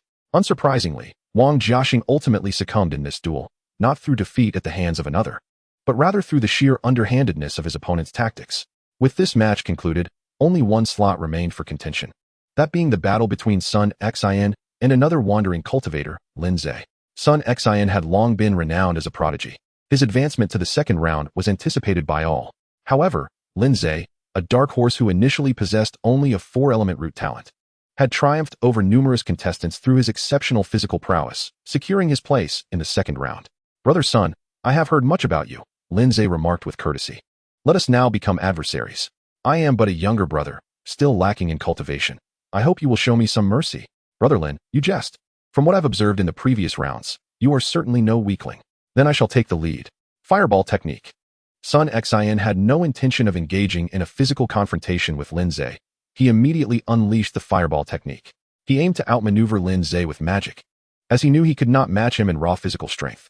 Being still underage, Sun Xion's bodily development was incomplete, and given Lin Zhe's impressive physique, a direct clash would surely lead to his downfall. The disparities between family cultivators and wandering ones were numerous, including the invaluable combat experience imparted by their elders. Different opponents necessitated distinct strategies. Sun Xian had thoroughly assessed Lin Zhe. After his brother Sun Yi had promised to arrange favorable matchups for him. He had closely observed several of Lin Zhe's battles, gaining a solid understanding of his fighting style. However, just as Sun Xian believed victory was assured, a figure surged forth from the dust, launching a punch towards him. Earth Pressure Talisman, go! With remarkable swiftness, Sun Xian utilized an Earth Pressure Talisman. As he infused it with spiritual energy, it immediately cast a heavy weight upon Lin Zhe. Before Lin Zhe could cover half the distance towards Sun Xian, he was forcefully pinned to the arena floor by the talisman's gravity. "I shan't bully you. It's best you step down." Sun Xian approached Lin Zhe, and without further ado, kicked him off the arena. He had learned from a young age that verbosity could lead to trouble, a lesson instilled by Sun Yi. In past clan competitions, Sun Yi would often engage his brothers in conversation while secretly preparing his own tricks. The Sun family comprised 5 brothers across 3 generations, and all but one had been outmaneuvered by Sun Yi, including his own elder brother. Chapter 77, Stirring Restlessness. Now that the third match has concluded, I hereby announce that the 3 slots for entry into the sect from Qingshui County are awarded to Wei Chan, Meng Xinghe, and Sun Xian. As soon as Sun Xian achieved victory, Fang Tuo promptly stood to solidify the results. Provided the arrangements were expedited, no underhanded dealings would come to light. By the time the audience realized the outcome, it was already determined, and the 3 had embarked on their journey to the sect. Now that the selection has concluded, you may all disperse. Do not be disheartened if you were unsuccessful. In recent years, the sect has increasingly emphasized maritime development, and the pace of disciple recruitment is accelerating. Prepare diligently, for the next selection may very well bring you success. Furthermore, Wei Chan, Meng Xinghe, and Sun Xian, those selected today, upon your return home, prepare your belongings. Tomorrow, gather at the city gates, and I shall escort you to Hexianya. After delivering his words, Fong Tuo descended from the elevated platform and strolled towards the exit of the arena. Within the arena, the heads of the Wang and Zheng families wore expressions of discontent. After all, among the 5 prominent families present, only the Wang and Zheng families had been excluded. In truth, the leaders of the Wang and Zheng families had anticipated this outcome, as Fong Tuo's demeanor during their earlier meeting had hinted at their fate. Their allocations had been minimal, and his assurances of exerting effort conveyed the general sentiment. Sun Yi, upon seeing Fong Tuo depart the arena, immediately followed suit. Although the evening's banquet was ostensibly a pretense, it was essential to at least maintain appearances. The following morning, the Sun, Ming, and Wei families convened at the city gates to bid farewell. All 3 prominent families present to see them off. However, conspicuously absent was Sun Yi, who had already set off towards Nanyun Fengshe. Have you confirmed the news? Is that person restless? Sun Yi inquired, while hastening forward, frequently glancing back to his father, who lagged behind. Rest easy. I have confirmed with your brother multiple times. That individual has sent out several waves of people, each cloaked and masked, and it is highly likely he is among them. Your brother has dispatched someone to track them. And once located, a paper crane will be sent with updates. As Sun Tzu spoke, he pursued his youngest son, reflecting on how extraordinary the boy was. Remarkably, he had witnessed his son ascend multiple levels within the Qi refinement realm, swiftly rising from the 4th level to the current pinnacle. Were he not his own son, Sun Tzu might have sought ways to counter him. Even though Sun Yi possessed only a 5-element root, his rate of advancement was astonishingly swift. How can one allow such a rapidly progressing individual to remain close? Are you saying that this individual has dispatched multiple waves of cloaked figures? Indeed. Your brother has sent out several groups to track them, yet their departure directions are scattered and lack precise locations. Even if we manage to trace them, it will require considerable time. Then there is no need to pursue. He has dispatched so many individuals, indicating he is certain someone will follow. Since your brother has already sent people to track, it fulfills his expectations. This person is likely still in Nanyun Fengshe, awaiting the cessation of pursuit before revealing himself. As Sun Yi spoke, he slowed his pace, considering the sufficiency of his father's spiritual energy for their continued exertion. What do you mean by that? Are you suggesting this is all part of that person's scheme? That individual is exceedingly cautious. He has meticulously planned this for many years. Yet, at the critical moment, he orchestrates such a performance, indicating he is far from ordinary. Father, immediately send a paper crane to your brother. Ensure he secures himself in Nanyun Fengshe and keeps a close watch on that person. From now on, do not dispatch anyone to pursue the teams he has sent out. He will undoubtedly reveal himself soon. Very well, I shall send him a message via paper crane. After Sun Tzu finished speaking, he took out a piece of spiritual paper and inscribed the message intended for Sun Ji upon it. With a flourish of spiritual energy, he transformed the paper into a paper crane. Astonishingly, the crane flapped its wings and soared from Sun Tzu's palm, gliding gracefully towards the direction of Nanyun Fengshe. Sun Yi observed this method of delivering messages with a sense of wonder, marveling at the ingenuity of its creator. By merely casting a spell upon the spiritual paper beforehand, one could command it to morph into a paper crane that would autonomously deliver messages. Of course, the paper crane required pre-established markers. Otherwise, it would be unable to discern its intended recipient. Surely, the invention of this paper crane messaging technique must have earned its creator a handsome fortune, as each piece of spiritual paper cost 10 low-grade spirit stones. Were it not for the urgency of the message, Sun Tzu would have hesitated to use it. Typically, when conveying messages to Sun Yi, he preferred to walk to the other courtyard rather than expend a piece of spiritual paper. Approximately an hour later, Sun Yi and Sun Tzu arrived at the outskirts of Nanyun Fengshe. The sun was now at its zenith, signaling midday. Following Sun Tzu's winding path, they reached the hideout of Sun Yi's elder brother, Sun Ji. Elder brother, how goes it? Has that person made any further moves? Younger brother, your foresight is truly remarkable. That individual sought out several groups of cloaked figures who swiftly departed from the market. However, I did not send anyone to follow them this time. Roughly half an hour ago, he ceased sending others away. Excellent. He is creating the illusion that he has already left for those lying in wait. Now it is a test of patience. We have ample time, while he has little left. I refuse to believe that in such a pressing moment, he will remain as still as a tortoise. As Sun Yi spoke, he approached the window from which Sun Ji was monitoring the individual. It must be said, the location chosen by his elder brother was indeed commendable, as it provided a clear view of the individual's movements while being concealed amidst the towering structures of the market. Even if that person were to step outside and survey the surroundings, he would remain oblivious to their watchful gaze. After another hour passed, the sun began to tilt slightly westward, and a figure resembling a beggar stealthily climbed out of the window of the person's residence. The window was cleverly concealed, appearing as if it had been bricked up, with stones affixed to its frame. Without careful observation, one would never guess it was a window rather than a wall. Next to the window was a dead-end alley that once appeared to house beggars, yet now lay deserted. Elder brother, did there used to be beggars in that dead-end alley? Indeed, a month ago, 3 or 4 small beggars resided there, but none have returned in the past 2 weeks. 2 weeks, you say? None have returned at all? Correct. Not a single one has come back. It seems these small beggars have met a grim fate. This fellow is indeed cunning. He has long targeted that dead-end alley as a beggar's den, or perhaps he intentionally transformed it into one. Look at that window. The stones have likely been in place for many years, all in preparation for this very day. As Sun Yi spoke, he pointed to the window from which the beggar had emerged. The window's bricked-up appearance suggested that the individual had constructed a wall outside, leaving only an opening for the window to function. He had clearly devised a plan. If the day came when he needed to escape, he would disguise himself as a beggar, emerging from the alley as if he were merely seeking alms. In doing so, all attention would be directed towards the house, leaving the old beggar's emergence from the alley unnoticed. Astounding. Such intricate scheming is truly chilling upon reflection. Father, if we manage to seize the Foundation establishment herb from him, we must ensure that this old rat is eradicated entirely. Otherwise, I fear I shall never sleep soundly again. As Sun Yi spoke, a glint of ferocity shone in his eyes. For someone of this ilk, failing to eradicate them would be akin to having a predatory wolf lurking in the shadows, making it impossible for Sun Yi to find peace in slumber. Indeed, a person as deeply scheming as this must be thoroughly eliminated. Our family, the Sun clan, stands behind us, and prudence is the key to enduring prosperity. Father, elder brother, prepare yourselves. That person intends to leave the market. We must follow closely. If he vanishes without a trace, we shall be in trouble. Once Sun Yi finished speaking, he promptly leaped out of the window, with Sun Su and Sun Ji hastily following suit. The 3 of them proceeded with utmost caution, wary of being detected by the individual. Within the market, the person seemed to aimlessly wander through 3 circles before finally scaling the cliff at the edge of the market half an hour later. The cliff was not steep, featuring several protrusions that could aid in ascent. Even cultivators at the mid-chi refinement stage could utilize these footholds to climb.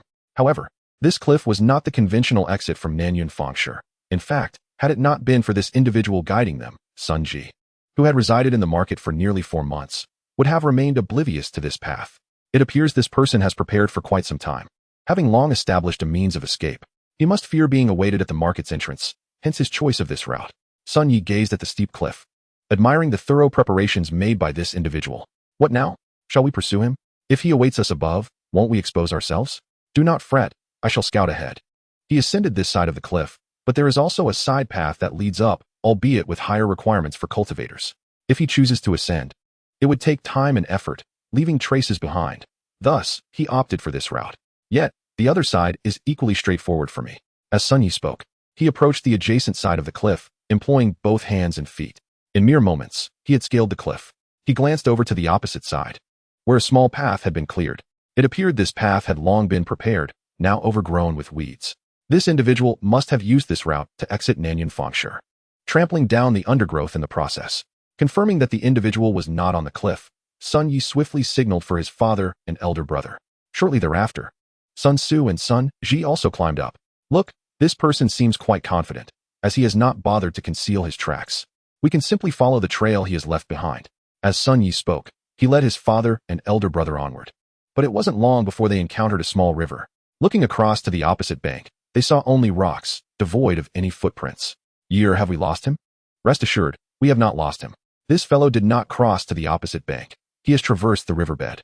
As Sun Yi spoke, he reached into the small river before him. His hand descended, and indeed, he felt the impressions of stones pressed into the mud.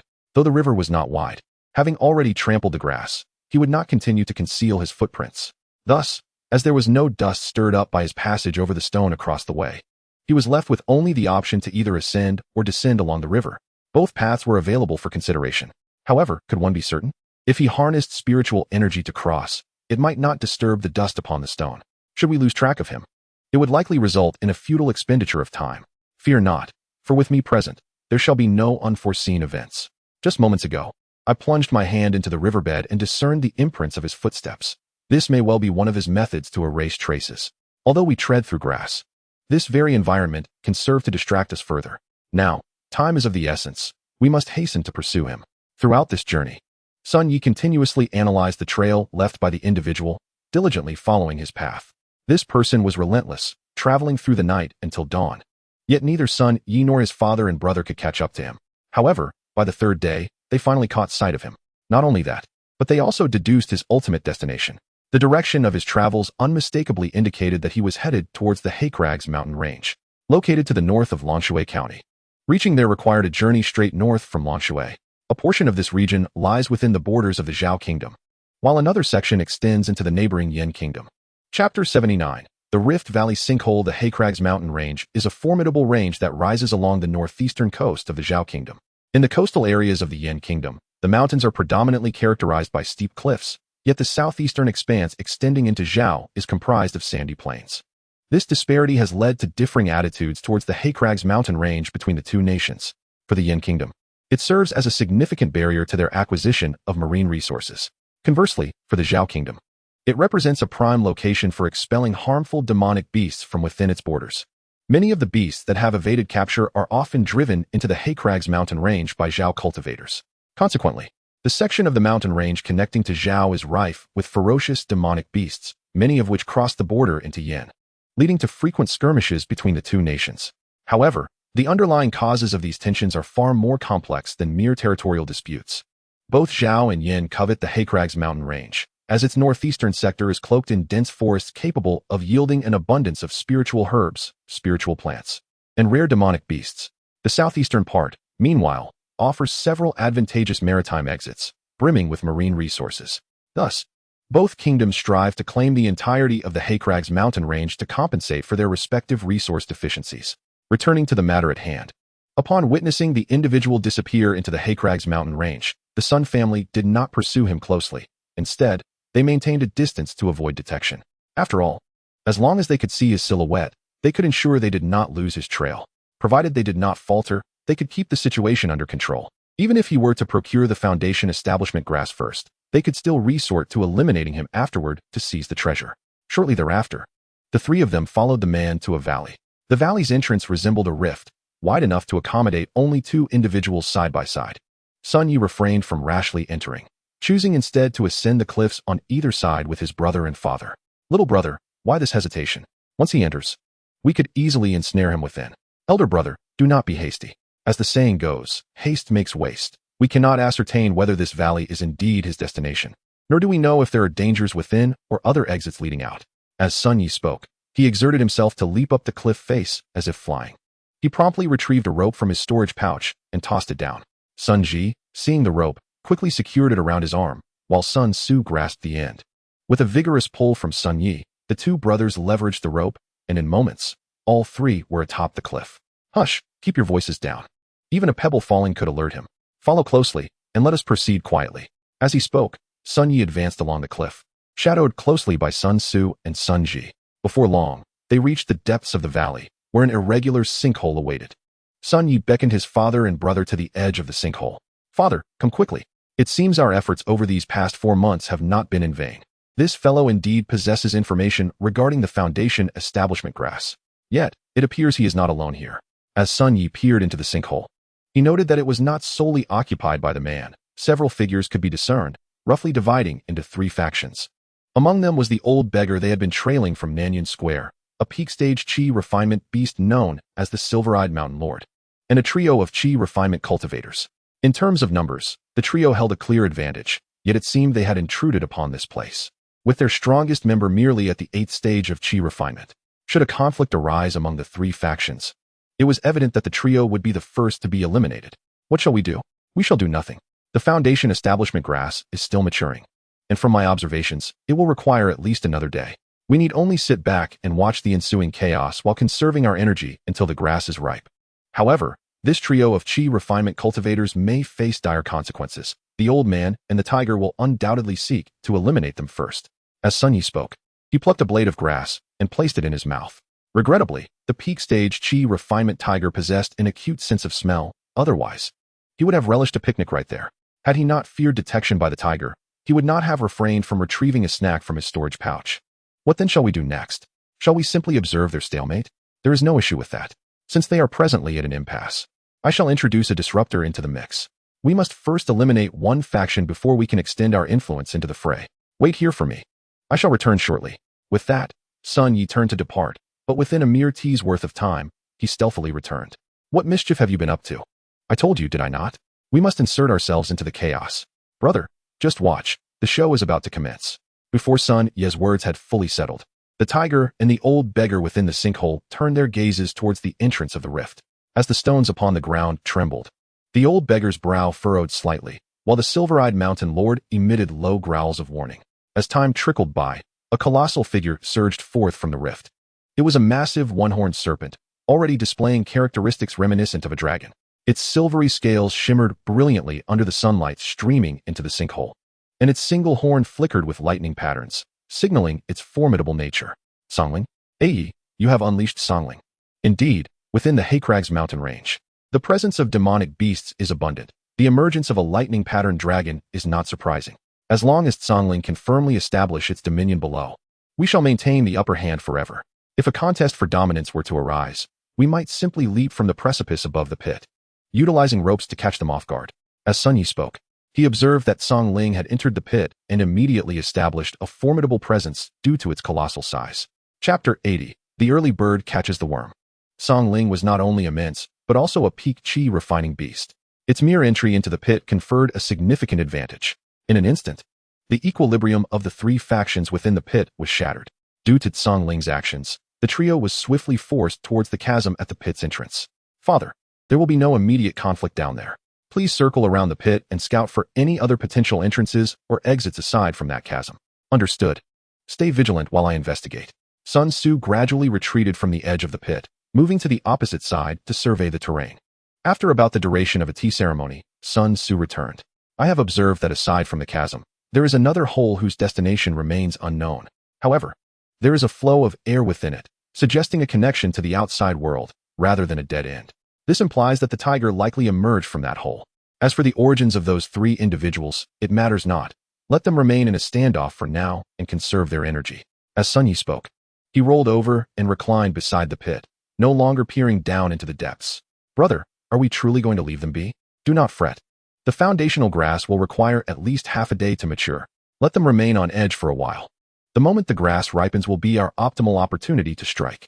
Sun Yi relaxed, placing his hands beneath his head as he squinted at the clouds drifting in the distance. It was then that he suddenly spotted a small black dot approaching them. He promptly sat up, his expression darkening as he gazed towards the horizon. As the dot drew nearer, he discerned its form, an origami crane. Unmistakably one utilized for the paper crane messaging technique, identical to those of the Sun family. Shortly thereafter, the crane landed atop the head of his elder brother, Sun Ji.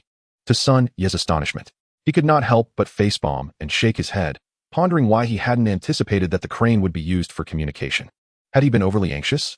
Sun Yi reached out, plucking the crane from Sun Ji's head. As he held it in his palm and infused it with a trace of spiritual energy, the crane unfurled, transforming back into a piece of spiritual paper. Upon opening the message, Sun Ye's countenance darkened. He had not anticipated such arrangements from this individual. What troubles you, younger brother? Your expression has been grim since earlier. I fear we may not be able to wait for the foundational grass to mature before we act. According to intelligence, 3 out of the several groups he sent out are moving towards the Haikong mountain range. Clearly, these individuals are his reinforcements. What? Reinforcements? Does he not fear that these groups might lead the pursuers to him? It is not that he is unafraid. Rather, he requires them to come. It remains uncertain if this individual also possesses spiritual paper for crane messaging. He seems aware that more than one faction is tracking him. Our dispatch team likely encountered another group. Although there was no confrontation, the pursuing team must have noticed them. Is he attempting to benefit from the conflict between the clam and the heron? In my view, it resembles more of a cunning ploy to use wolves to eliminate tigers. Regardless, he certainly has not disclosed the precise location of this pit. Thus, even if those individuals arrive here, they will need him to signal them. What are our next steps? We must take the initiative and strive to eliminate them all in one fell swoop. We possess 2 peak chi refining individuals, which gives us a distinct advantage. You and Father will handle the trio, while Song Ling will contend with the tiger. As for me, I shall deal with that old beggar. By the way, Father, you have yet to reveal that individual's name. He has never revealed his true name. Those who have traded with him only know him by the moniker Zhuokun. This name, upon hearing it, is clearly just a pseudonym. His true identity remains unknown. Zhuokun, truly exceptional. This old fellow has chosen a fitting alias for himself. Yet what does it matter? Today, he shall be brought to justice. Shall we act now? Not in haste. The sun has already begun its descent. Let us wait a while longer. Nightfall will be the ideal time to strike. Father and elder brother. When you confront that group, do not linger in battle. Simply drive them away. Song Ling will not engage the tiger recklessly. Our sole objective is Zhuokun. Sun Yi had already devised a battle plan upon receiving the intelligence. The tiger sought only rare treasures, and in truth, it was the easiest to deal with. Compared to the foundational grass before him, the Moonstream essence in Sun Ye's possession would be far more valuable to the tiger. Sun Yi was now capable of re-establishing a contract with the beast. However, with so many matters pressing upon him, he had yet to procure the remaining 2 serpentine eggs from the elder. Indeed, Sun Yi had long coveted those 2 remaining serpentine eggs. After all, they would serve little purpose within the family, and it would be better to claim them all. Perhaps in the future, he would have 3 dragons at his command. Yet the immediate challenge lay before him. The simplest solution to subdue the tiger was to contract it. Although a forced contract would be mentally taxing, having the assistance of an additional peak chi refining beast would be far more advantageous than merely acquiring a peak chi refining beast's corpse. As time passed, the sun gradually dipped below the horizon. At this moment, the Sun family stood atop the pit, still able to catch glimpses of the slanted sunlight, while the depths of the pit remained shrouded in impenetrable darkness. Both the tiger and Song Ling, being beasts, would find it easy to navigate in the night. However, Zhuokun and the invading cultivators, as members of the human race, were inherently at a disadvantage in the dark. They were left with no choice but to light torches to barely illuminate their surroundings. Shall we act, younger brother? Not yet. It is still early night, and they are on guard. We should wait a moment longer and take a rest. Once the hour of the rat passes, they will be at their most vulnerable. At that time, with Song Ling's cooperation, we can ensnare them all and completely seal off the news from this place. Initially, Sun Yi had contemplated showing mercy and allowing that small group to escape. However, their failure to devise an escape plan during this time revealed their ambitions regarding the foundational grass. Thus, it was imperative to eliminate them entirely, lest they pose a future threat. Chapter 81. Strike first, eliminate the thieves. As the sun set in the west and the moon rose in the east, time swiftly passed, and 2 hours had elapsed. At this moment, the hour of the boar was passing, and the hour of the rat had yet to arrive, which coincided with the time when the beasts would draw upon the moonlight. The moonlight dimly illuminated the pit, providing Zhuokun and the invading cultivators with a semblance of brightness. The mountain lord with the distinctive eyes and Song Ling, however, were immersed in absorbing the power of the moonlight under its glow. This was a method of cultivation for beasts. Before they could condense their demon cores and possess the ability to autonomously absorb the spiritual energy of heaven and earth, they relied on inhaling the moonlight for their training. Or else they engaged in combat and consumed the flesh and blood of other beasts. Certainly, the direct absorption of spiritual stones or rare materials can also be accomplished. However, such treasures are exceedingly rare. Where can ordinary beasts procure them? Thus, prior to achieving the golden core stage, the conventional cultivation methods are limited to the aforementioned 2. Naturally, many beasts resort to consuming humans for their cultivation, but these creatures promptly become targets for the pursuit of the cultivation nations. Despite the fact that the Mountain Lord and Song Ling are engrossed in their cultivation, Zhuokun and his companions do not act rashly, fearing that any movement on their part might incite the 2 beasts to unite and expel them first. As the moon begins its descent towards the western horizon, the pure light gradually withdraws from the celestial pit. The serene darkness once again slowly envelopes the entire chasm, with only the flickering glow of torches illuminating the deepening shadows. As darkness claims the pit entirely, Sun Yi suddenly turns over. He retrieves 3 intricately crafted iron Qilin masks from his storage bag. Come on, father, brother. Let us don these masks to conceal our identities. Observing the iron masks in his brother's hands, Sun Ji cannot help but smirk. Little brother, is this really necessary? We have no intention of letting anyone leave. Do we still need masks to hide our faces? Wearing them might hinder our movements in a fight. Rest assured, I have already accounted for any potential inconvenience during combat. These masks are secured with beast tendons, not mere straps. Simply wear them. They possess elasticity and will remain firmly affixed to our faces, Sun Yi explains, tugging at the beast tendons on the mask, demonstrating its secure fit to his father and brother. Enough of the delays. Heed your younger brother's words and put them on quickly. We shall soon make our move. As Sun Tzu speaks, he takes one of the iron masks from Sun Yi and affixes it to his face. Upon hearing his father's words, Sun Ji promptly takes his own and secures it in place. Little brother, this mask is exquisitely crafted. It must have been prepared long ago. It seems it was not intended for this purpose, Sun Ji remarks. Let us discuss that later. The priority now is the foundation establishment grass before us. Prepare yourselves. In a short while, it will be the witching hour, our optimal moment to strike. As time slips away, the moment to act draws near. Sun Yi casually grasps 4 or 5 small stones from the side. Let us secure the ropes. We are ready to proceed. While observing the situation within the pit, he urges his elder brother to hasten the tying of the ropes. Have you heard? Once the ropes are secured, we shall descend. Sun Ji, as he tosses a rope to Sun Yi, watches as Sun Yi catches it deftly, gazing into the depths of the pit. With a swift motion and bolstered by spiritual energy, he flings the stones outward. One by one, the 5 stones soar, extinguishing the torches at the bottom of the pit. On a dark and windy night, when the time for violence is ripe, attack! Sun Yi commands, gripping the rope as he leaps into the chasm. At his call to action, Sun Su and Sun Ji also leap down, clutching the rope. As the 5 stones extinguish the torches below, chaos erupts in the depths of the pit. Yet neither Zhuo Kun nor his companions are prepared for battle. Instead, they seek refuge behind various cover. Execute swiftly to eliminate the adversary. Hesitation breeds change. Sun Yi declares as he brandishes his Qing Ming sword, charging towards Zhuo Kun.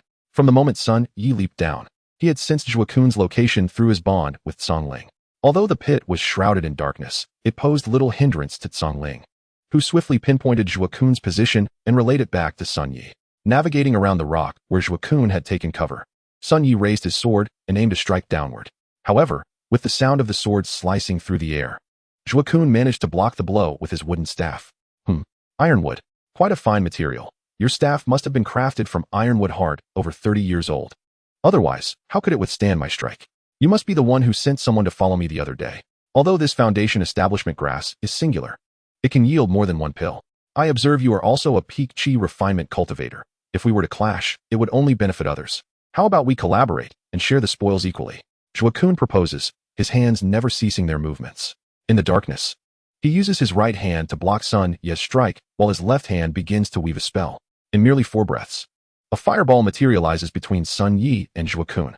Sun Yi swiftly cleaves through the fireball with his sword, rendering it harmless. Yet it grants Zhuo Kun a moment to escape by rolling away. After unleashing the fireball, Zhuo Kun's eyes widen in disbelief. He had not expected Sun Yi to be so cunning. Even after extinguishing the torches, he still donned a mask to descend.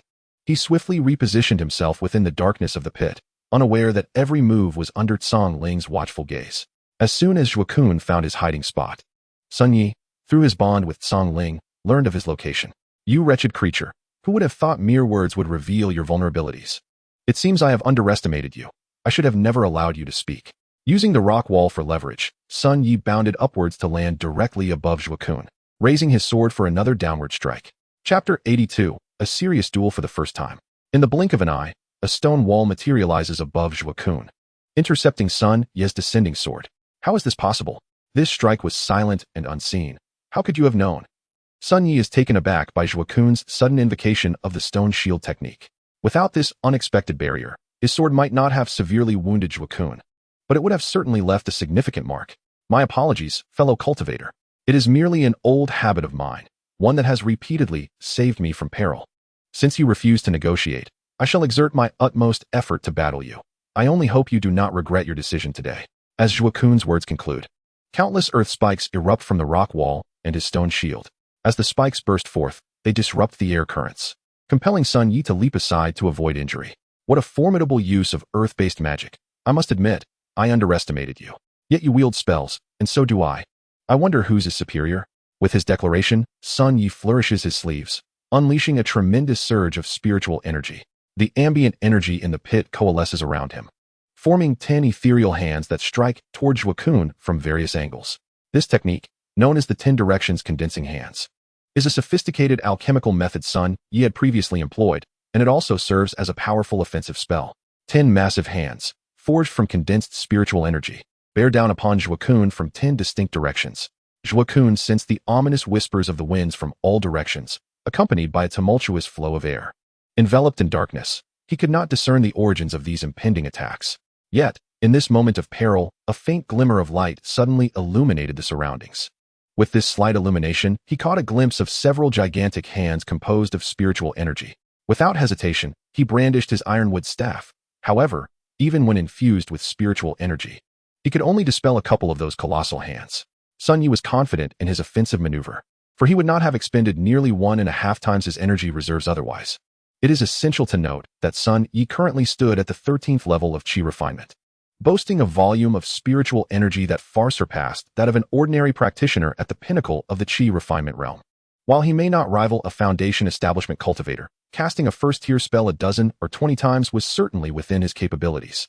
Yet, the Shifang Ning Yuan hand consumed nearly 2/10 of his energy, illustrating the immense cost of this technique in combat. The outcome, however, was gratifying. Although Zhui Kun managed to disperse 3 of the spiritual giants, the Shifang Ning Yuan hand could conjure 10 such hands, leaving 7 to strike true. Almost simultaneously, all 7 hands descended upon Zhui Kun. Having dispelled the 3 hands before him, he was propelled backward upon being struck.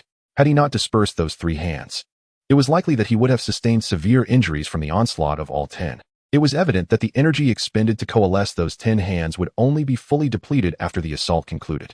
At that moment, Sun Yi realized just how outrageous the Shifang Ning Yuan hand was in battle, for this spell bore no rank. It was merely the most rudimentary application of energy.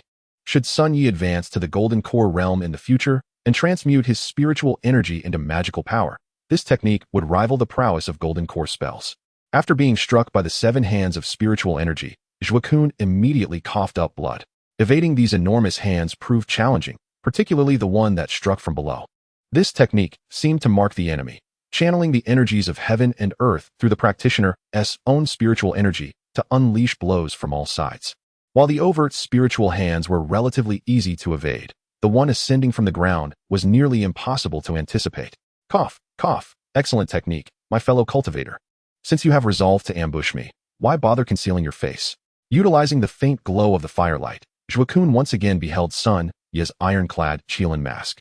Quickly extinguish that torch. Your companion has spoken, Sun Yi remarked, glancing toward the source of the light.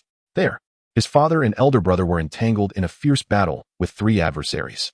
The skirmishes among Qi refinement practitioners were indeed difficult to resolve, especially in the absence of numerous spells.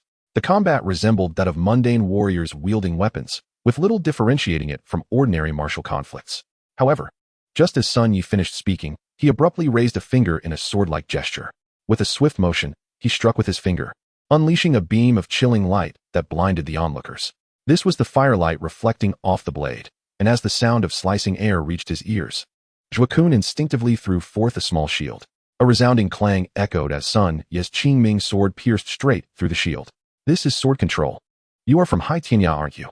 Upon recognizing the spell employed by Sun Yi, Zhui Kun immediately concluded that he was indeed a practitioner from Haitianya. The reason was straightforward. Spells like sword control were typically passed down within sects, rarely found among lesser clans.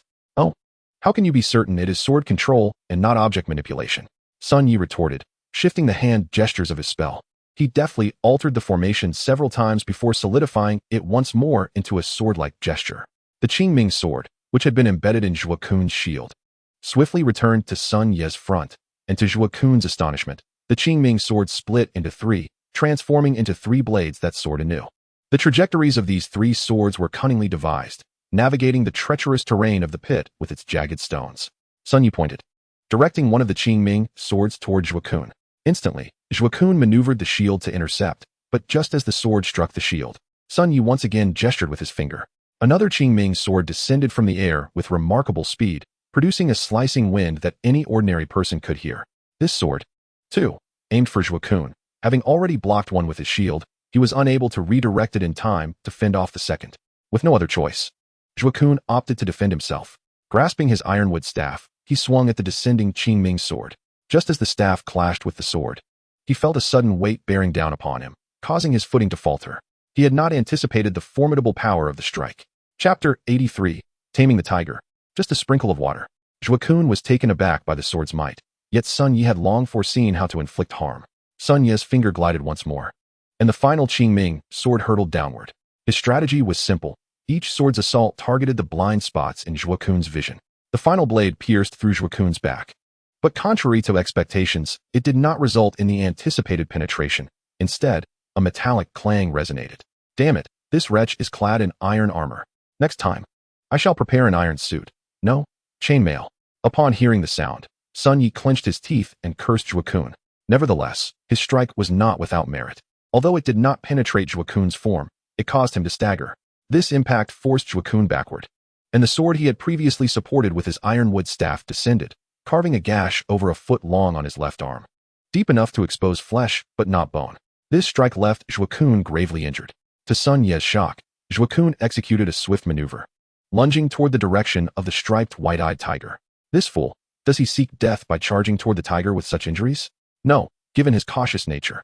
He would not recklessly court death. There must be a scheme at play. Sun Yi, having missed his strike, found it too late to follow up. Zhuokun leapt several times, closing the distance to the tiger to less than 3 zhang. Mountain Lord, they are numerous. Should I perish, you shall be the next target. There is a saying among our human race, when the lips are gone, the teeth are cold. You may not fully grasp its meaning, but it implies that if I were to die, they would concentrate their efforts against you. Consider this. If I fall, can you alone withstand their onslaught? Upon hearing Zhuokun's words, the tiger's eyes flickered with contemplation. It was clear that this beast, having reached the pinnacle of the Qi refinement realm, possessed intelligence comparable to that of a human. Roar. After a moment of reflection, the tiger let out a roar toward Songling, evidently calling for an alliance. Among those present, aside from itself and Songling, all were of the human race. The optimal strategy was for the two beasts to join forces to eliminate these human adversaries. Unfortunately, Zhuokun could not comprehend the tiger's utterances. He mistakenly believed that the tiger perceived Songling as a threat, and immediately spoke up. Rest assured, Mountain Lord, I shall handle this great serpent first. Although I have sustained some injuries, restraining it for a short while will pose no difficulty. Once you have dealt with that human, we can join forces to eliminate it. I am willing to share the foundation-building grass equally with you, Mountain Lord, or even allow you to take the larger share. To demonstrate his sincerity, Zhuokun consumed a healing elixir and, without a moment's hesitation, charged towards Songling's son. Yi found himself perplexed, uncertain whether to regard Zhuokun as clever or foolish. Nevertheless, he had certainly provided Sun Yi with significant assistance. This old fellow possessed a plethora of defensive artifacts, and his shield alone, not to mention the inner armor he wore, could very well be a top-tier defensive tool. Even now, as Sun Yi unleashed his swordsmanship, he had yet to breach Zhuokun's defenses. To inflict any harm upon him, it would likely require multiple strikes against his protective gear. Creating opportunities with 1 or 2 strikes was feasible, but to deliver successive blows to the same spot would demand an excessive amount of time. At this juncture, the only viable approach to breaking through his defenses was through Songling's innate divine ability, the Heavenly Thunder Curse. Sun Yi had privately named it the Heavenly Thunder Curse, as simply referring to it as thunder felt rather frivolous. After all, the concept of thunder was rather grand. It was better to bestow it a distinct title. If the Heavenly Thunder Curse could hit Zhuokun directly, it would achieve the aim of a decisive strike. However, he was protected by 2 layers of defensive artifacts, necessitating a bypass of the shield to strike at his true form. Boss, leave it to me, a sudden voice echoed in Sun Ye's mind. Though the voice bore a hint of childishness, Sun Yi recognized it as Songling. What? You little rascal, after all these years, you're a female serpent? It was only upon hearing Songling's voice that Sun Yi realized his longtime companion was a female serpent. Naturally, he couldn't be blamed. Who would take the time to ascertain the gender of a snake? With mammals such as felines or canines, one could easily determine their sex. But with reptiles like this scaled creature, distinguishing between male and female was far more challenging. Oh dear, why are you still shocked by this revelation? Boss, rest assured, I will handle this old fellow. However, that tiger is no trifling opponent. I sensed a dangerous aura emanating from it just moments ago. You must tread carefully and not let that foul tiger outmaneuver you. Fear not. Taming a tiger is merely a matter of sprinkling some water, Sun Yi replied, casting his gaze towards the imposing striped beast. The tiger was exceedingly large, appearing as if a northeast tiger had been disproportionately enlarged, though its belly was not as pronounced. What breed this tiger belonged to remained a mystery, but it was likely to possess some rare lineage, making it a worthy catch. Mountain Lord, we are here for heavenly materials and treasures. Why not negotiate a deal with me? As he spoke, Sun Yi retrieved a torch from his storage pouch, ignited it, and firmly embedded it into the cliff face. The flames illuminated the area, allowing both the tiger and Sun Yi to clearly discern each other's forms. Roar?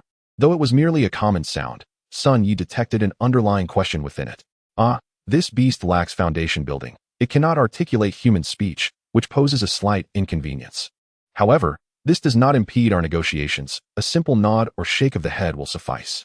As he spoke, Sun Yi produced a jade vial from his storage pouch, containing a single drop of liquid that emitted a radiant glow, the moonflow essence from the Fulong Cauldron. Mountain Lord, the contents of this vial hold an irresistible allure for demon beasts.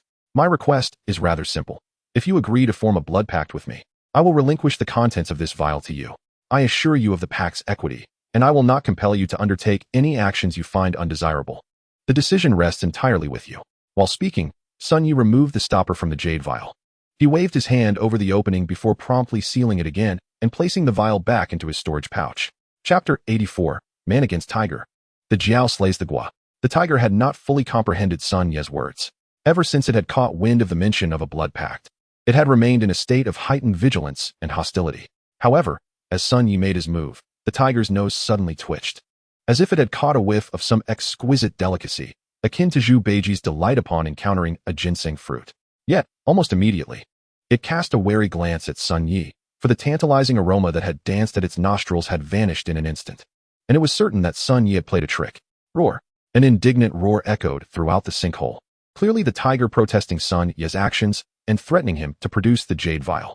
Mountain Lord, do not get greedy. You have yet to agree to my terms. Yet you wish to take something from me? Is that not a bit too avaricious? Sun Yi responded with a smile, seemingly unperturbed by the tiger's threat. His demeanor as calm as a gentle breeze. Roar! Upon hearing Sun Yi's words, the tiger lunged at him without hesitation. The intent behind its roar was simple, to slay him and claim his possessions. However, this time the tiger had miscalculated. As it leapt towards Sun Yi, countless ice spikes materialized from thin air, hurtling towards the beast. These were the ice spikes conjured through Sun Yi's ice condensation technique. Though he typically favored fire and lightning spells, Sun Yi possessed a balanced development of all 5 elemental roots, allowing him to wield spells of any attribute with equal proficiency. Before the tiger could reach Sun Yi, the multitude of ice spikes sent it crashing backward. Yet, while the impact had knocked the tiger away, it failed to inflict any substantial damage. Indeed, the demon beast at the peak of chi refinement was remarkably resilient. The ice spikes conjured by the ice condensation technique were insufficient to cause effective harm. However, this next move would be different. Sword control technique, swift. The shadow of the Qingming sword, previously formed through the sword control technique, had long since dissipated, yet Sun Yi invoked the technique once more. Conjuring 3 sword shadows with the Qingming sword, this was the utmost limit of his control at present.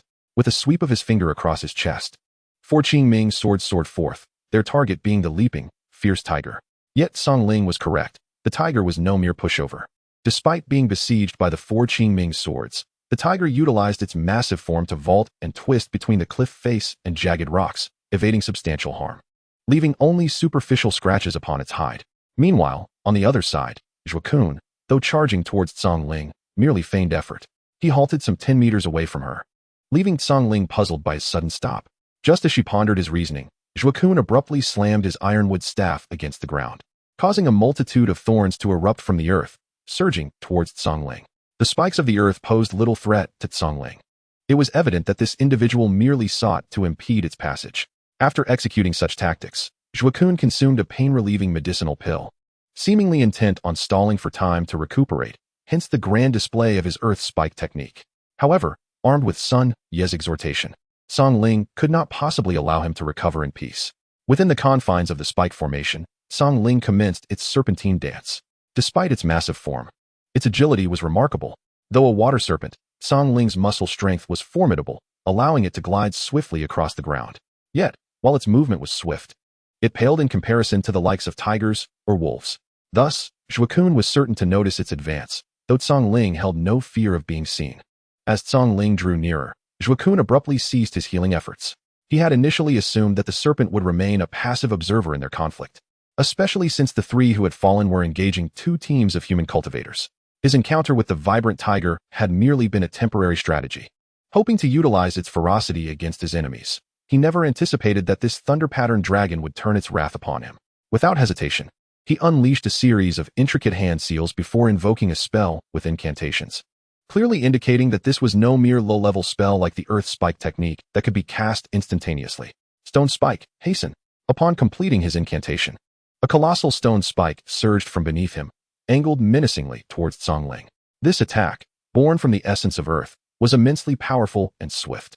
Should Song Ling continue its rapid approach, it risked sustaining grievous injuries. Yet, Zhuokun seemed inexperienced in battling serpentine beasts. The stone spike, though rapid and direct, was easily evaded by Song Ling's sinuous movements. In mere moments, it found itself within 5 meters of Zhuokun, well within striking distance. Song Ling suddenly halted, coiling its foreboding in preparation. The sight of Song Ling's poised form startled Zhuo Kun.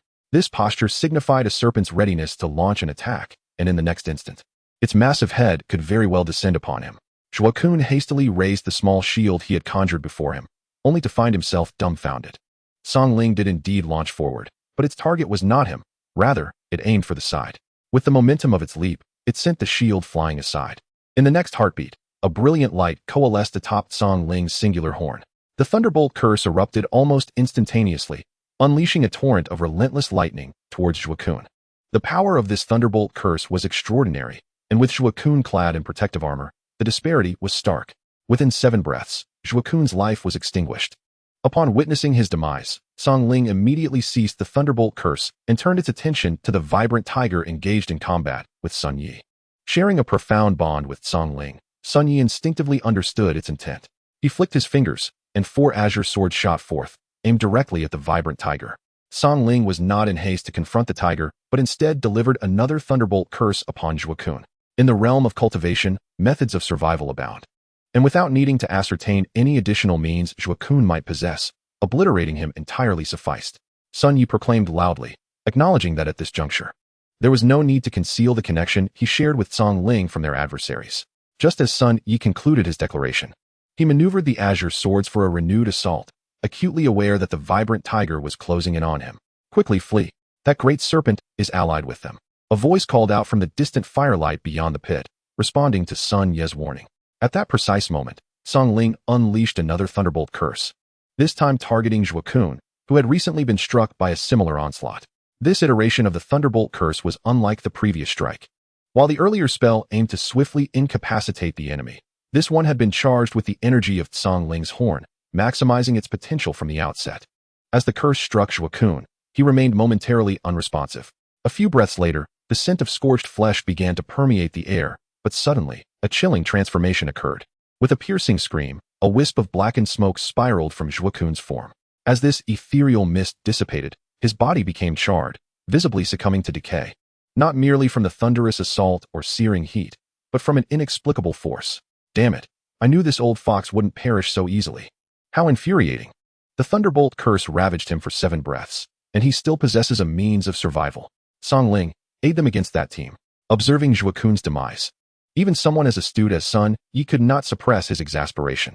He had prided himself on his own survival instincts, only to realize that others could outmaneuver him in this regard. Once assured of Zhuo Kun's complete defeat, Sun Yi commanded Song Ling to assist his father and elder brother in overcoming the opposing team, confident that he could manage the vibrant tiger on his own. His intent remained to subdue the tiger. Otherwise, he could utilize the 4 azure swords to orchestrate a surprise attack with the thunderbolt curse to eliminate it without difficulty.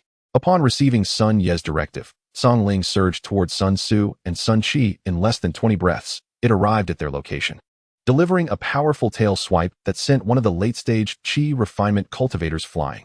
At the pinnacle of the Qi refinement realm, and as a formidable beast with tough skin and muscle, Song Ling's tail strike equated to a collision at a speed exceeding 80 miles per hour, if not more. While Sun Yi had never experienced a collision at such velocity, it was evident that the force was immense. Nevertheless, the impact of Song Ling's tail undoubtedly shattered at least 2 of the man's ribs, sending him crashing against the cliff wall, rendering him incapable of further combat. Song Ling glanced at Sun Tzu, who had been grappling with the fallen cultivator, before darting towards the 2 engaged with Sun Qi, though it was but a fleeting glance. Sun Tzu understood Song Ling's intention, promptly wielding his mid-grade artifact sword as he approached the cliff wall, where the previously struck individual was now sliding downwards. In your next life, do not covet what you cannot protect. Farewell, Sun Tzu declared, swiftly severing the man's throat and claiming his head in one decisive motion. Having completed this grim task, he immediately hastened to join his eldest son in battle. Sun Qi found himself in a rather precarious situation. Although he possessed the cultivation level of the 6th stage of Qi refinement, facing 2 adversaries, one at the 6th stage and the other at the 5th stage, was undeniably taxing. Just as he was parrying an attack from the 6th stage cultivator with his sword, the 5th stage cultivator lunged at him with his own blade. In that critical moment, Song Ling fortuitously arrived, delivering a decisive bite to the side of the 5th stage cultivator's waist. The sword slipped from the latter's grasp, sent flying by Song Ling's intervention. This bite had severed half of the cultivator's torso, leaving him gasping for breath on the ground, his life waning with each passing moment. It was evident that he would not last long, likely succumbing within a few dozen breaths. Witnessing his companion's dire state at the hands of Songling, the sixth-stage cultivator was momentarily stunned. Seizing the opportunity, Sun Qi deftly manipulated his sword, redirecting the assailant's weapon towards his own side, and with a powerful kick, sent him hurtling away. The cultivator found himself suspended in midair, unable to regain control of his body. Just as he attempted to stabilize himself with a swing of his sword, a blade pierced through his back, emerging from his chest. Well done, my leader. As they say, it's not about arriving early, but rather about seizing the perfect moment. That kick was impeccably timed. Indeed, after dispatching the fifth-stage cultivator, Sun Tzu had arrived just in time to deliver that fatal blow. This sixth-stage cultivator was far from the formidable blood demon they had encountered in the Zhangyi Mountains. Lacking the powerful means of survival that the demon possessed, with his heart pierced and chest opened, survival was no longer an option for him. He would likely perish even sooner than his fifth-stage companion. Sun Tzu discarded the lifeless body, then swiftly turned to observe his youngest son engaged in combat with a ferocious striped tiger. It wasn't that he wished to refrain from assisting his son, but rather that he deemed it unwise to interfere in a battle at the peak of the Qi refinement stage, lest he inadvertently become a burden. Chapter 86. The Fierce Tiger Ensnared, the Great Cat Monarch. However, while Sun Tzu feared becoming a hindrance to his son, Songling harbored no such concerns. Having dealt with the immediate threat, Songling charged towards the battleground between Sun Yu and the tiger. At that moment, Sun Yu pointed his sword, summoning the Qingming sword to strike at the striped tiger from all directions. The tiger leapt diagonally upward, narrowly evading the onslaught of 4 swords. This tiger, having survived battles in the mountains, immediately counterattacked, using the rocky wall it had just leapt from to launch itself at Sun Yu. Just as the tiger was about to pounce upon him, a thick tail swooped down from above, striking the tiger's waist with tremendous force, sending it crashing to the ground. Well executed, Songling. Your timing was impeccable. It was indeed Songling, who had arrived in support, that had brought the tiger down with a powerful tail swipe. Logically, Songling's reflexes might not have been sufficient to contend with the tiger's agility. After all, felines are renowned for their remarkable reflexes. However, the tiger, in mid-leap, had been unable to mount an effective defense, as its paws were already committed to the attack on Sun Yu. Songling, bind it. If it refuses willingly, I shall force a contract upon it, commanded Sun Yu. Without hesitation, Songling coiled around the striped tiger, employing a technique reminiscent of constrictor snakes, which suffocate their prey before consumption. Although Songling was not a snake, it executed this maneuver with ease. In mere moments, the tiger found itself ensnared and rendered immobile. Sun Yu approached, biting his finger to inscribe runes upon the tiger's forehead. Upon completion, a surge of spiritual energy coursed through him as he struck the location of the runes with his palm. The markings glowed with a crimson light. But the moment was fleeting. Within a few breaths, Sun Yu was violently thrown back by a surge of energy. Roar! The tiger let out a fierce roar, revealing that it was resisting the contract that had been imposed upon it. You insolent beast! I shall ensure you are bound to me today. Sun Yu had initially sought to contract the tiger merely to secure a powerful ally for the Sun family, but now, the tiger's defiance ignited his determination. Songling, tighten your hold. Do not allow this great cat any chance of resistance. After issuing another command, Sun Yu brushed off the dust from his clothes and leapt onto the tiger's back. The tiger was indeed large enough to serve as a formidable mount if it stood upright. Sun Yu pressed his palm against the tiger's head, channeling his spiritual energy once more. Since the contract formation had already been inscribed, he merely needed to activate it this time. Listen well, great cat. You have 2 choices today. Submit to the contract peacefully, and this vial of moonflow essence shall be yours. Resist, and I shall break your 4 legs, rendering you unconscious. And you will have no choice but to submit. As he spoke, Sun Yu retrieved the previously mentioned jade vial from his storage bag. Upon seeing the vial, the tiger's eyes widened with interest. Noticing the tiger's sudden change in demeanor, Sun Yu promptly uncorked the vial, releasing the alluring fragrance of moonflow essence into the air. The tiger, bound by Songling, instinctively drew in the scent, its nostrils flaring as it attempted to absorb the essence. Sun Yu sensed the tiger's resistance waning and seized the opportunity to intensify the contract's formation. Just as the tiger seemed poised to struggle, Sun Yu waved the vial enticingly before its eyes. Instantly, the tiger was captivated by the bottle, particularly by the essence within. Excellent. As long as you have something you cherish, we can forge this spirit contract. Sun Yu channeled all his spiritual energy into the contract. And with a brilliant flash of red light, a spirit contract formed on the tiger's forehead, then embedded itself into its heart. Sun Yu immediately realized he could now sense the tiger's presence. All right, Songling, release the great cat. Indeed, driven by a desire for revenge and personal gain, Sun Yu decided to name the tiger Great Cat. Upon hearing this name, the tiger turned its head defiantly, refusing to acknowledge Sun Yu. Through the contract, Sun Yu quickly understood the tiger's displeasure. However, he had no intention of altering the name. Instead, he approached and affectionately patted the tiger's head. Let us come to an agreement, my dear companion. From this day forth, you shall be called Big Cat within the confines of our home, a suitable endearment for you. However, when we venture outside, you shall be known as Mountain Lord, a name befitting your grandeur. After a moment's contemplation, Big Cat turned its head away, refusing to cast a glance at Sun Yi. Oh, do not be like that. If you obediently heed my words, the Moonflow essence shall rightfully belong to you. As Sun Yi spoke, he waved the jade vial enticingly before Big Cat's eyes, which instantly captivated its attention. After pondering for a moment, Big Cat chose to nudge its forehead against Sun Ye's palm. Ah, precisely. That is the behavior of a well-behaved child. Now, open your mouth wide, and I shall reward you. Upon hearing Sun Ye's words, Big Cat immediately opened its gaping maw, capable of swallowing a suckling pig whole, with enough space to fit 2 or 3 human heads. Sun Yi poured the drop of Moonflow essence into Big Cat's mouth, which smacked its lips contentedly, even licking its nose with its tongue. Chapter 87. Accelerating the Maturation of Foundation Establishment Grass. After consuming the drop of Moonflow essence, Big Cat's aura surged dramatically. Regrettably, despite its sudden enhancement in cultivation, it did not succeed in breaking through to the Foundation Establishment realm. Big Cat was filled with confusion. Given the allure of the Moonflow essence, it should have been enough to elevate its power to new heights. Fear not, dear Big Cat, do not be overly anxious. Once my own strength ascends to the Foundation Establishment realm, both you and Song Ling shall experience growth in your powers. As Sun Yi spoke, he affectionately ruffled Big Cat's head. Everything was in place, save for the final piece. Once he acquired the Foundation Establishment Grass, he could seek the Earth Spirit Mushroom to concoct the Foundation Establishment Pill. The Foundation Establishment Pill required 2 primary ingredients, the most vital being the Foundation Establishment Grass, while the other was the Earth Spirit Mushroom. The Foundation Establishment Grass was rich in Earth Vein energy, while the Earth Spirit Mushroom served to consolidate and catalyze the Earth Vein energy from the Foundation Establishment Grass into a pill. Although the Earth Spirit Mushroom was also precious, it paled in comparison to the rare Foundation Establishment Grass. After gently patting Big Cat's head, Sun Ye's gaze returned to the Foundation Establishment Grass. It would take approximately 3 to 4 hours for the Foundation Establishment Grass to mature, during which time it would surely produce corresponding phenomena. If these phenomena occurred during the night, they might go unnoticed. However, should they manifest in daylight, they could potentially attract unwanted attention. Sun Yi approached the Foundation Establishment Grass, scrutinizing it closely. The growth of the Foundation Establishment Grass was progressing more swiftly than he had anticipated. Perhaps due to his earlier observation from above, he had miscalculated.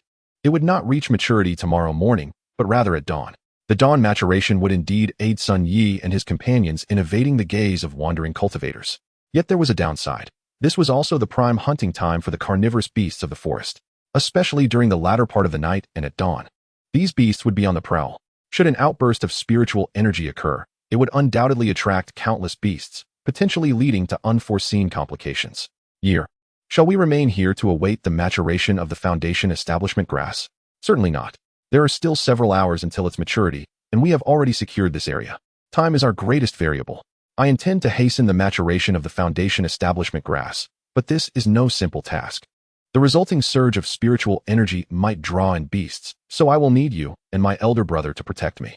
Song Ling and Big Cat will assist you.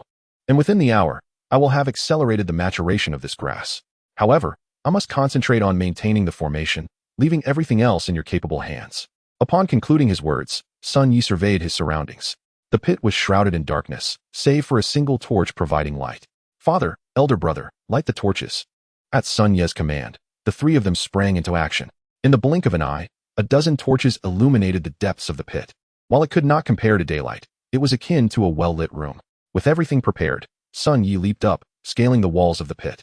He hung from the cliff face, gazing down at the pit's floor, contemplating how to construct the formation. After about the time it takes to brew a cup of tea, he descended from the cliff. Upon landing, he immediately began clearing the jagged stones at the bottom of the pit. Some he toppled, others he repositioned, and some he polished and sculpted. It took him the duration of an incense stick to manage these rugged stones. Once this was completed, he began placing spirit stones into the ground in a specific arrangement. After about the time it takes to burn an incense stick, Sun Yi paused his work.